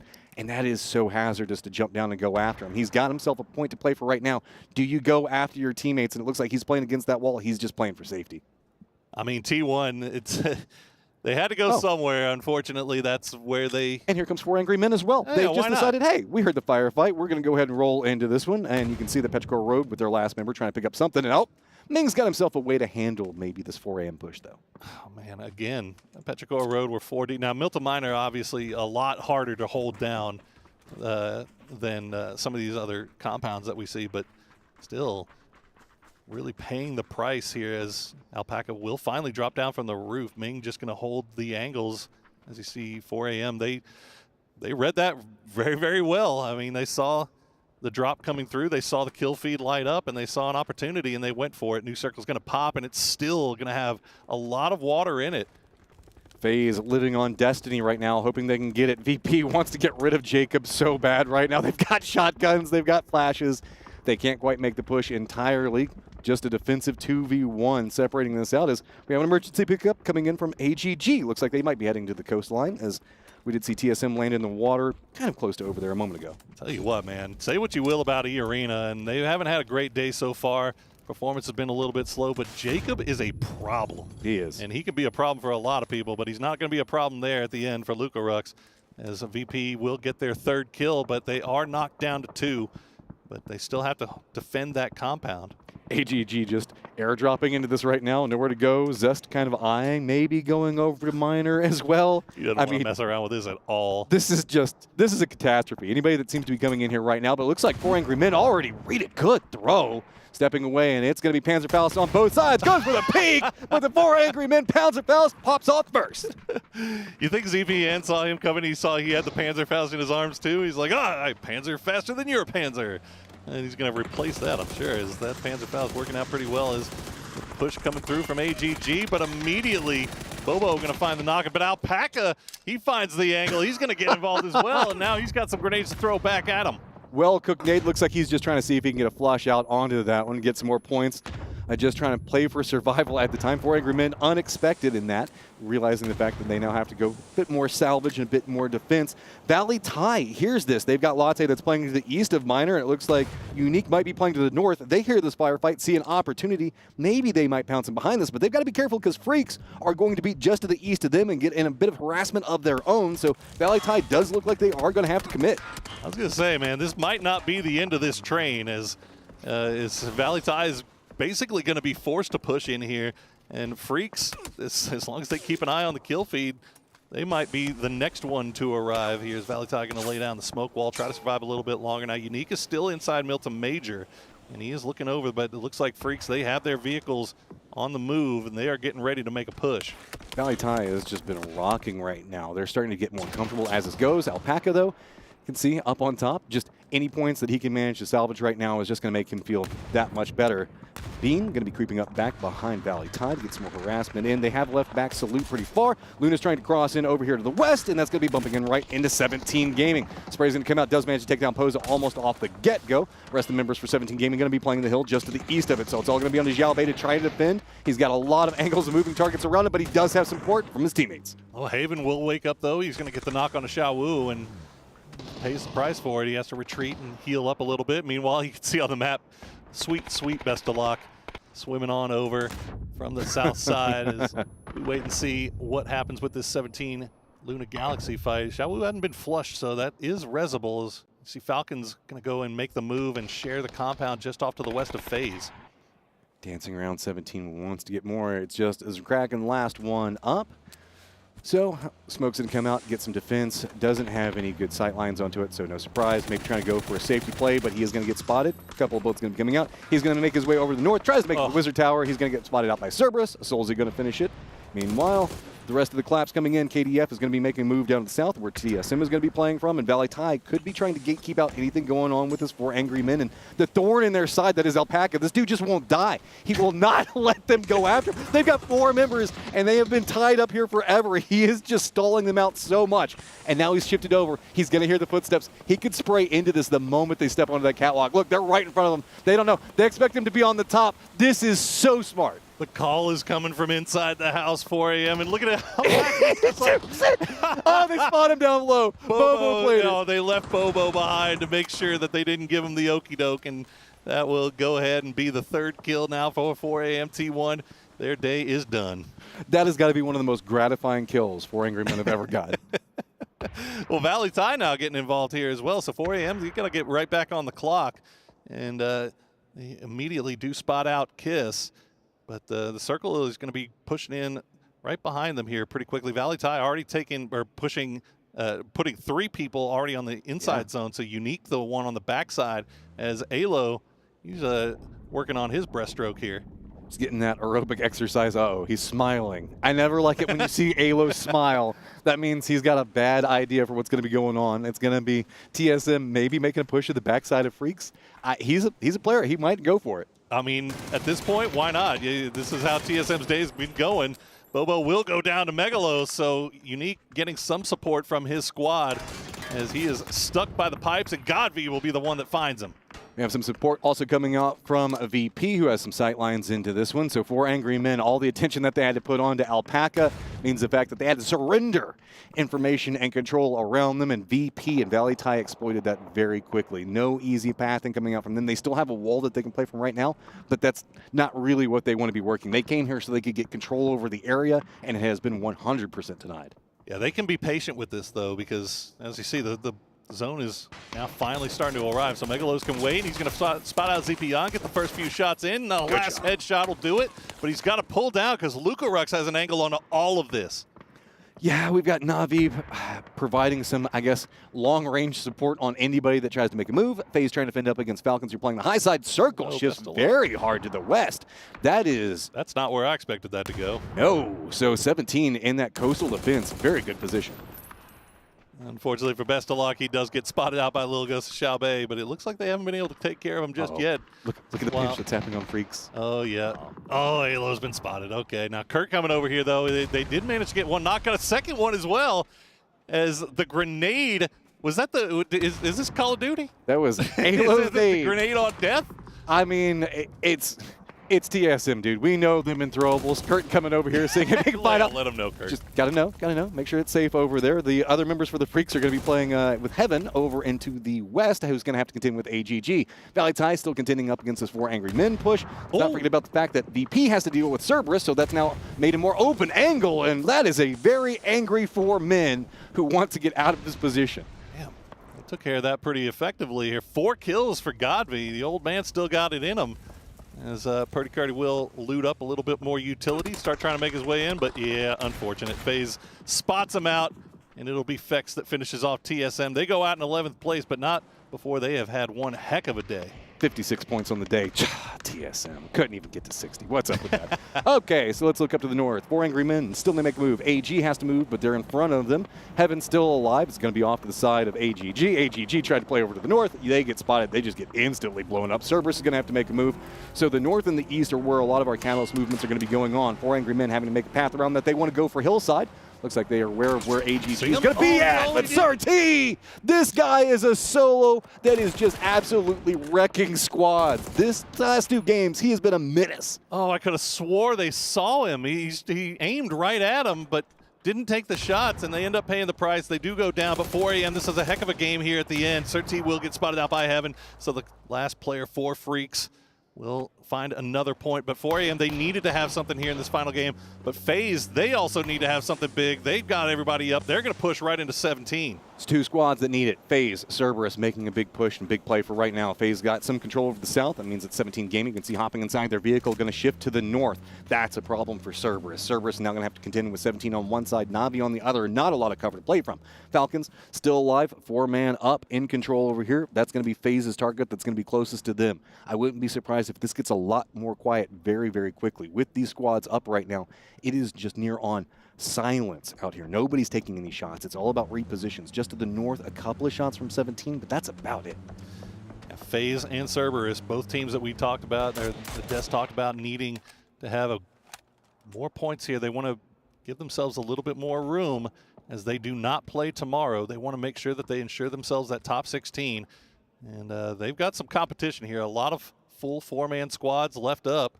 And Falcons, it has been an awful day for them so far here today. They did well enough yesterday that it should be okay, but they would like to probably try to pull something off here in the end just to ensure that.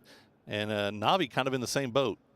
70 points for both the squads, so I mean, Navi's had a great day so far. Well, they had a big win in game 1, and then the rest of the day has been kind of meh, but they're set up here nicely for the end here. Falcons got themselves that wizard tower, and that's where we're seeing some of the jockeying around going for. Meanwhile, you can see that 17 Gaming want to make sure that they deny anything out from Cerberus. Cerberus's line of assault looks like it's going to be pretty much south. That's all they can really deal with. So a hillside, you can see playing around the wizard tower is also going to provide some cover on those peaks for the hillside. That's just a really dirty angle to play from for Zhao Bei. Like look at how much you have to expose yourself just to go for counter shots against him. Yeah, that's not one you want to take there, and I think Cerberus is starting to figure that out as the zone does pop, and Cerberus has a lot of work to do. Na'Vi as well. They just hanging out inside that compound as long as they possibly can.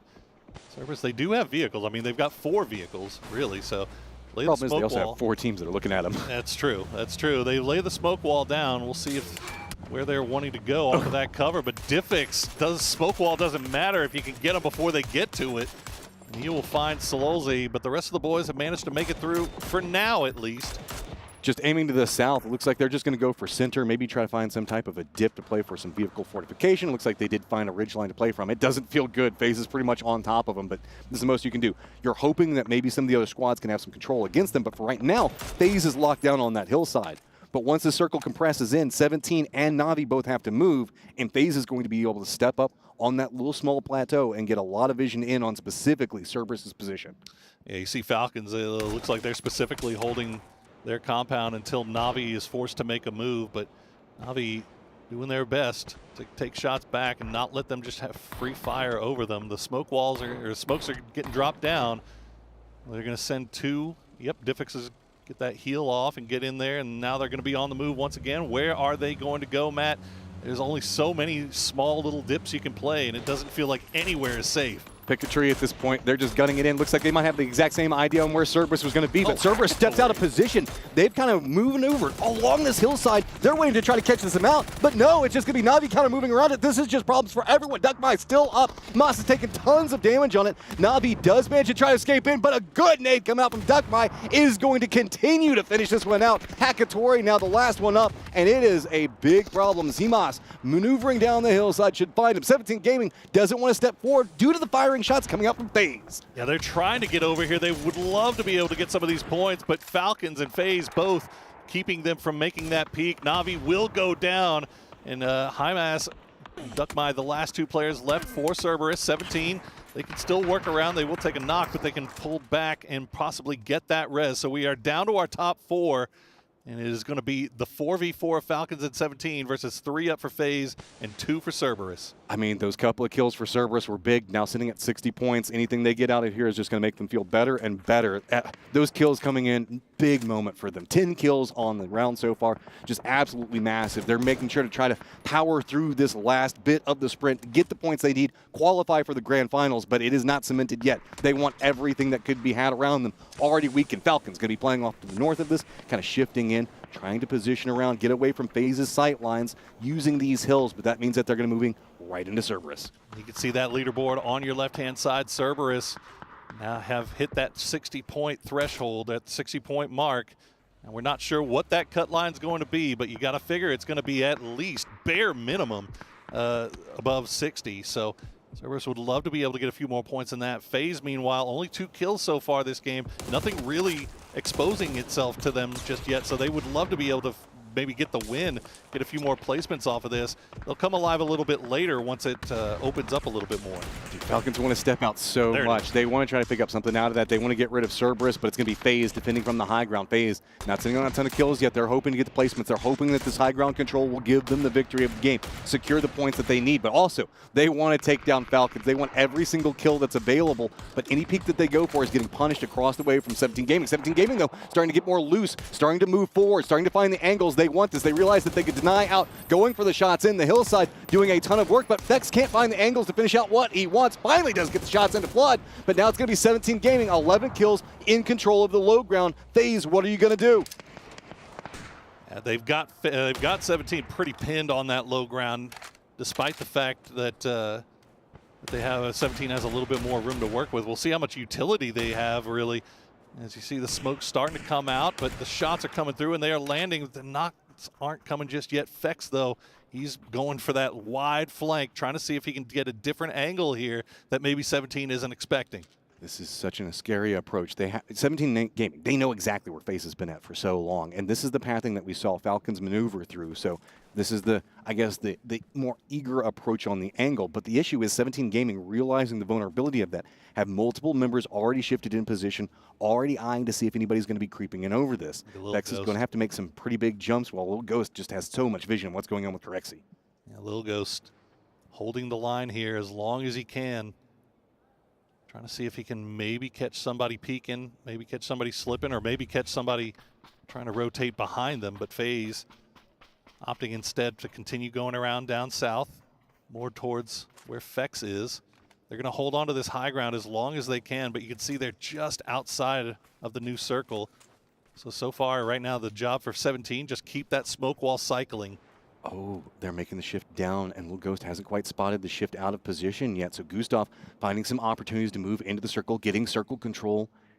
Covered from Fex, one side, Corexy on the other. Corexy still holding this high ground, just like you were talking about, going to have to make a move soon. But Little Ghost really hasn't been able to go for a peek. He's kind of trapped up into that position right now, and that means that multiple members for 17 Gaming are all stacked up on top of each other. Gustav is moving closer and closer, and yeah, that's what I thought. He's going to be trying to prep up the nade. He needs this. This is going to be big for FaZe if they can secure these points. That's going to give them so much better of a position to manage to make it into the grand finals. Fex finds one off to the side. It's going to be Zhao Wu that goes down, going for the flush, does manage to hit it, now lined into it, 3v3. That was phenomenal teamwork on the part of FaZe. The grenade forced them to move, and they forced them to pull around, and that put him right into the line of sight of Fex, who read the assignment. He got the knock, he got the flush, and now FaZe acting on that initial knock. I don't know if they know about Lil Ghost, though. Oh, dude, you can see Gustav keeps looking over in that direction, expecting something. He's just trying to maneuver in. He's playing stealth right now, drops down, waiting to see if anybody's going to go for the peek. He is revealed, goes for the shots onto Gustav. Gustav reads it, gets the knock on a Little Ghost. So FaZe, now sitting at 5 kills, has the chance for more numbers advantage finally going their way, but 17 Gaming has control over the center of the circle. It is neck and neck between them, though. Jockeying around the peak of this hillside means that every single time you go for any shots, you are going to get revealed, and Suju oversteps just a bit, takes a ton of damage, but does not go down. It was a hell of a read from Gustav to find Lil Ghost right off the bat, and then Corexy one shot away from taking out Suju.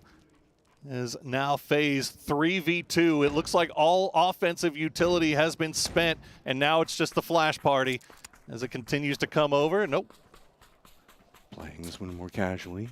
Got to be nervous about it, figuring out if you can go for a move in.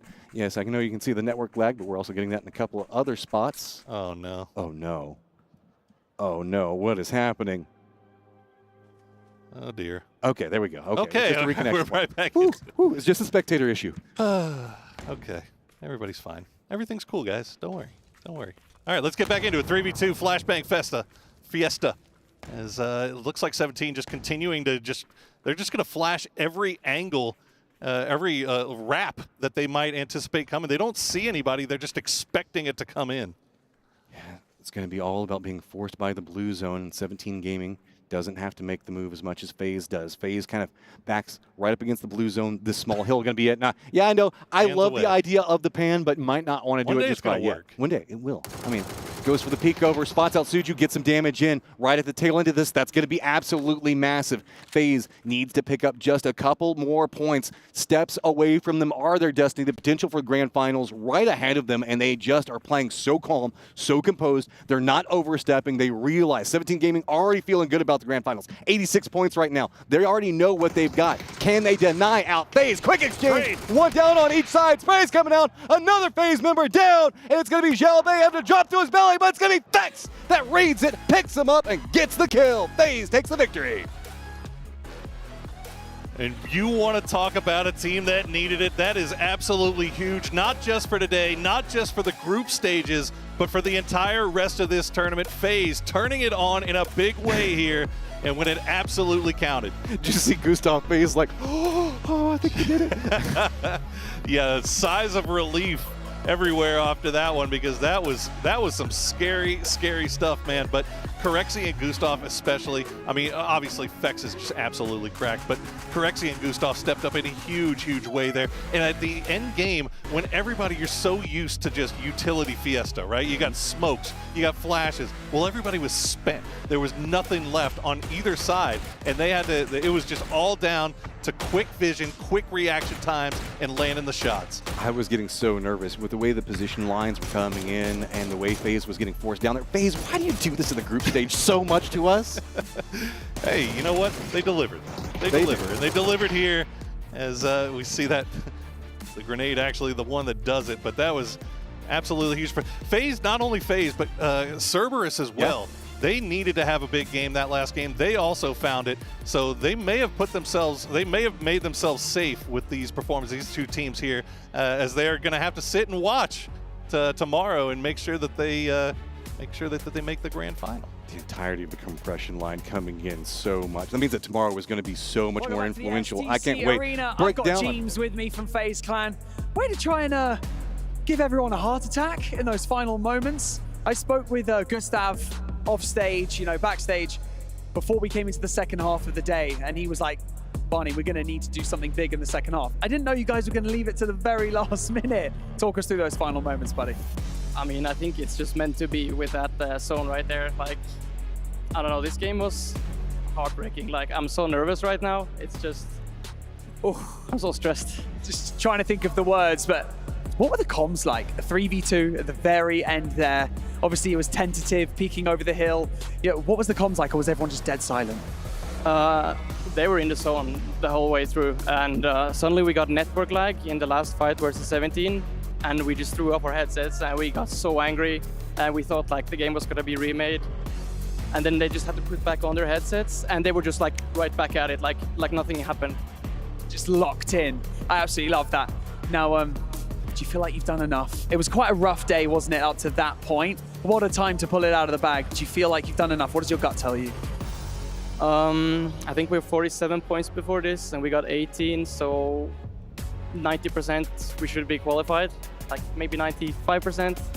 So, I don't know, whatever happens now happens, We'll be waiting with bated breath until the end of tomorrow. But James, thank you so much for joining me in this interview. You can go and chill out with your team and congratulate them. Give them a high five from us. But that's not it from us here on the main stage. We're going to go over to Sandstorm, who's got an incredible interview with another team. Enjoy. That we do indeed, because now I am joined by Xiaobei from 17 Gaming and Jin joining us to translate on the stage in the STC arena. Now, Xiaobei, you guys had an incredible performance over the 2 days. First place at the end of the group stage for you guys so far, definitely guaranteeing yourselves in the grand finals. How will you carry this momentum going into the grand finals? 首先，小北，恭喜17 Gaming 成功的拿下这个小组第一。然后呢，就想问你们现在准备如何保持这个势头进入决赛呢？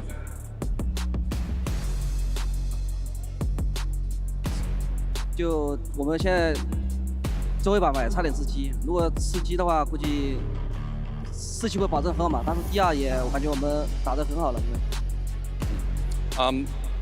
For the game just now, I mean, unfortunately, we didn't manage to get the chicken dinner. We got a second place, and we're still pretty satisfied with that, to be honest. And I think it would have been better if we have won. But right now, we're we are feeling pretty good, and we hope that this momentum, this emotion can be carried onwards into the grand finals as well. I hope so, because 17 Gaming, one of the strongest contenders that we have here at the tournament. But I want to ask you, when it comes to the performance today, it was a little bit of a slow start. You guys had 20 points in the first 5 games, but then when it came to the last game, it was a very high kill game for you guys. So what was the adaptation that was made? What were the changes that you guys made going into that last game?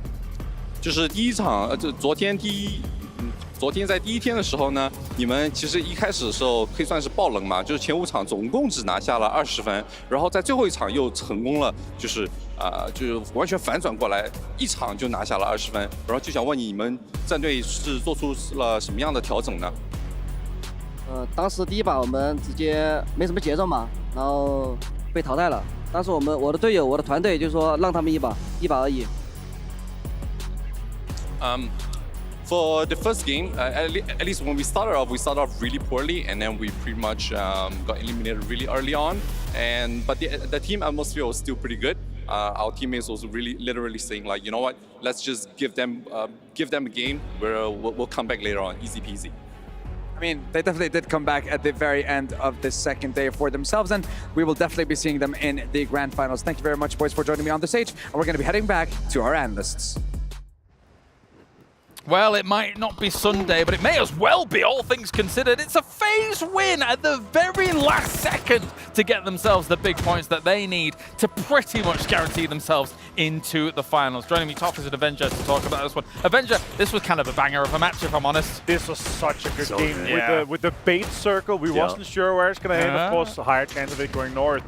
But so many teams already compacted, and then usually it actually ends in the compound or close to the compound where Na'Vi had to leave, right? But we saw so many southwest shifts that we have the teams here, and they were able to clean it up quite nicely. Of course, FaZe Clan managing to get out of the compound. I expect them to be held by Falcons more than did, but they managed to get a great rotation off. Of course, 17 having a good one too, but also Cerberus having quite a good game. FaZe Clan and Cerberus both getting into those 60+ points, which could very likely lead them to the finals. We talked about what GP teams have to do, right? So they're letting us down. This is why they have it, right? Cerberus and FaZe knew they needed to have big games. Yes. Both of them came out when the backs were against the wall. And it was one of the most difficult endings we've ever seen. It happened. Network lag happened, right? Sometimes the backboard breaks, sometimes a sewer cover hits an F1 car. Things happen. These guys took their headsets off, they got back into the match, and they won it, and that is so much respect. Well, we had our eyes on 3 teams, FaZe, Cerberus, and 4AM. 4AM did manage to put up 8 points as well, but the circles kept shifting away from them.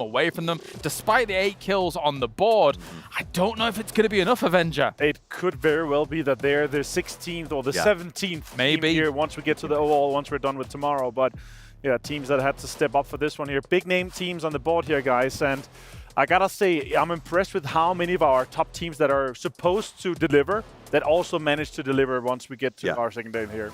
I mean, it really shows just the kind of the severity of the situation. Constantly, when there's kinds of moments when the chips are down, guys like FaZe are able to step up in these kinds of moments. Admittedly, maybe they should have stepped up a little earlier than this, so it doesn't get super frustrating. But that's where the experience comes in, right? This idea of they've had their back against the wall on various teams, on various rosters and various experiences, and so when the moment comes, they can handle that level of stress. Because we can't stress that enough. Like that, this is something that a lot of new teams, when they're pushed to that point, we haven't seen Na'Vi tested in that way, for instance. Can they handle that stress? Well, this is also a home turf circle for them, right? This is the circle that they have to get points compared to our Western Swamp circle. This is the one where they have to get double digits, otherwise it's bust. Well, let's check in who the MVP is going to be. Probably coming from FaZe after a game like that, and it will be Fex with almost 800 damage to his name here, showing up in this very last game.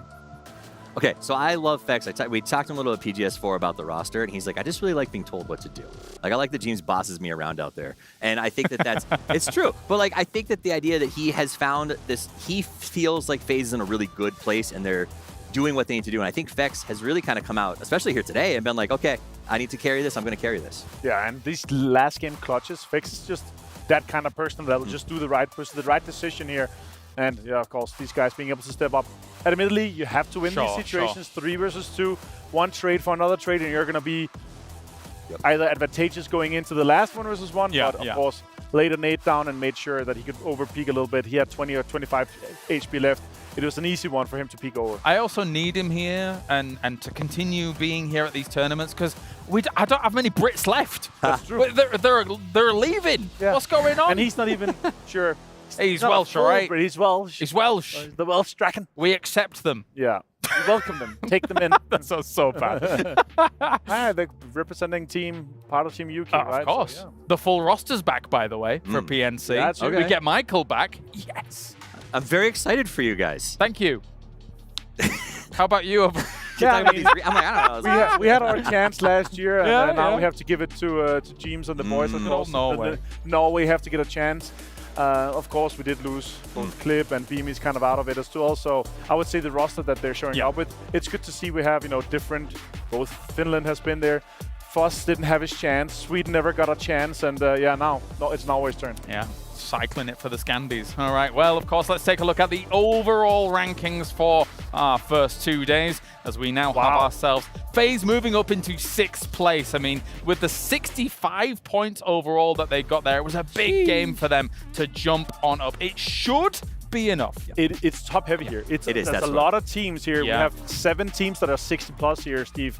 And remember, 4 a.m., don't play tomorrow, 55 points. That's our cutoff point we saw from PGS 3 and 4. It was 55 and 54. It could go lower. It feels like we have a very, very kind of high top stack lobby. If we see Smunches continue tomorrow with TSM, with these guys here, it could go lower. It could go in the mid-50s. And I think it's not what we've seen sometimes where there's 1 and 2 teams just sort of dominating the leaderboard. We're seeing such a wide spread up there from 1 to 5. It's created a weird super sponge. And then TSM, you just touched it, 56 points on the day is a huge get. And if they play, because they're going to have, they got nothing to lose tomorrow, right? They're in the same boat the Falcons is when they showed up, but maybe with a little bit of a stronger start point, and they can go out and get 40 points, and then maybe 4M's back in the conversation. Yeah, and the pressure's on tomorrow. Sonics, 29 points only. They need to make double, even 30 plus points to be sure to get into this final here. We want to see them in the final. They are technically the defending RIA champions from last year, right? So we really want to see them in there, and I think other teams will realize that it's a strong opponent. It's not a team that you want to see in the grand finals as an opponent playing against you. So that could be a focus going into tomorrow, now that we have that many teams that are secure. And if Sonics doesn't make it, again, maybe the power shifts in Americas. Who knows? But we'll see as tomorrow rolls in, of course.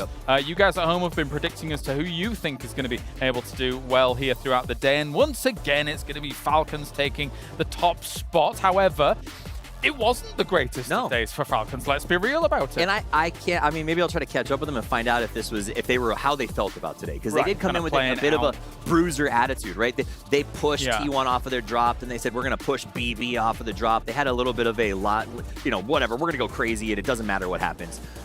That said, though, I think that sets a bad habit for what's about to come in the finals. You got to be on point. It's great for them that they have the off day tomorrow. They can mentally reset. They can chill a little bit. They can wake up a little bit earlier, because our finals are going to be starting quite a significant time earlier here going into that. So having that off day tomorrow is huge for some of these teams. Some of them, of course, are going to be watching nervous. 4 a.m. is going to be one of them, watching nervously to see the games unfold tomorrow. Well, let's take a look at the Kadia plays of the day as well here, as we have plenty of opportunity to see some great stuff coming out throughout the day. And it was, of course, Tycon taking this #1 spot. A 9-kill game coming in. This, for All Gamers Global, actually might be the catalyst to push them towards the finals. Listen, man, at every point in their career, some band has a guy go off on a solo project. Tycon is doing it right now and showing us just how good he is. But, we talked earlier about him as sort of he's been a little bit off, and I think part of that is the fact that he needs that Tycon, right? That idea of someone to take the pressure off of him at moments, and that's what they've always been good together. The fact that Tycon can do this by himself is actually phenomenally impressive. Yeah, 46 points on the day for them. That's huge. 62, though, for Freaks. What a day for them. That's been super impressive here. TSM also in the 50s. Good to see for them to step up. Multiple situations where they're clutching, where they're squeezing out more points that they were supposed to have. And again, we're kind of talking about this so often, right? You're supposed to be winning your kind of home turf circles. Right. Yes, and it's been a lot of that. It's been a lot of these teams that are, you know, the 2, 3, 4 teams that are looting close to where we're ending. Exactly. Those are also the teams that have been winning a lot. But TSM have been pulling a little bit of rabbits out of their hats and getting more of those points here. And here's our today's results as a whole. You can see that obviously for a lot of these teams really racking up some big points. But actually, before we finish things up, I do want to talk about the teams that have had a bit of a disaster over the last 2 days, who still have a day to play. I'm thinking your Gaming Gladiators. I'm thinking your E-Arena. We came into the start of the day thinking to ourselves, can they replicate something like the PGS3, PGS4 magic? So far, it's been anything but replicating. I mean, you heard him in the interview. He said, I'll be angry if we don't win this event. So they came in with some sort of high hopes based off of their performance at PGS. And while I do think like Jacob has been great and their team has had some great moments, they're flexible with other teams, I think Cameron might have been onto something, that maybe they had outlasted everybody else at the last couple of events, whereas here everyone's fresh and you're sort of meeting them where they are and it's just not working out. I think there's also that idea of like it's a very different comfort level out here they might not be used to. Yeah, and 6th and 2nd at PGS 3 and 4. Very impressive with the performance from there. And also, they had to travel for that as well. The same amount of travel they had to go to here. So for me, it's a case of we don't see the same crazy emergency pickup we saw from them. Very often we saw at PGS multiple times. They're hitting some really well-timed and good drops into either open compounds or compounds where they can take it away from 1 or 2 guys, right? And we've not seen that yet from them. And they just have 6 more games to do so. All right, well, thank you very much, gentlemen. Time to wrap things up for day number 2. It's been a banger of a day here, as we have got ourselves probably some guarantee names already in that grand final, but tomorrow we'll be figuring out who is going to join them, who our top 16 will be to try and crown themselves the champion here at the Esports World Cup. We'll see you tomorrow for Group Stage Day 3.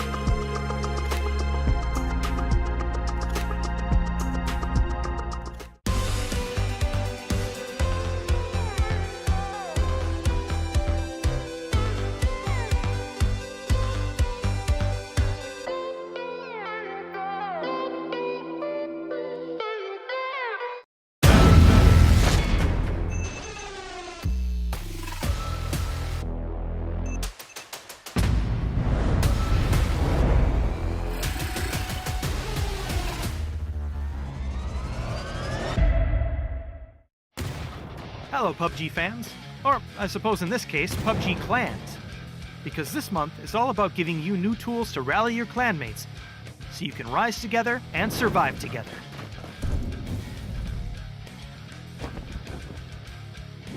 Starting with update 31.1, you'll have access to clan missions, a new clan supply airplane, clan tokens to purchase rewards from a new shop, and other clan exclusive rewards. You'll start by ranking up the new clan supply airplanes class as your clan completes clan challenges together. You'll have a full week to complete challenges once they appear. Planes downgrade a bit each week, so make sure you're always contributing to keep them in top shape. As your clan upgrades your airplane, your clanmates will earn better rewards for opening the clan loot caches they earn by completing clan member missions.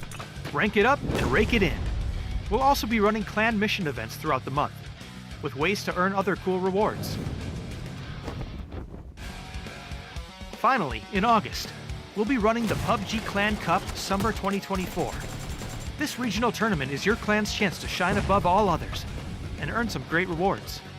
More info about what to expect from the PUBG Clan Cup will be coming out soon, so keep your eye out for more details. Full details on all the Clan Month features can be found in the Update 31.1 patch notes and on the official website. Summer is heating up, so remember, the clan that burns together, earns together. Complete missions, rank up your supply airplane, earn cool stuff, and show the rest of your region what your clan is made of. We'll see you on the battlegrounds.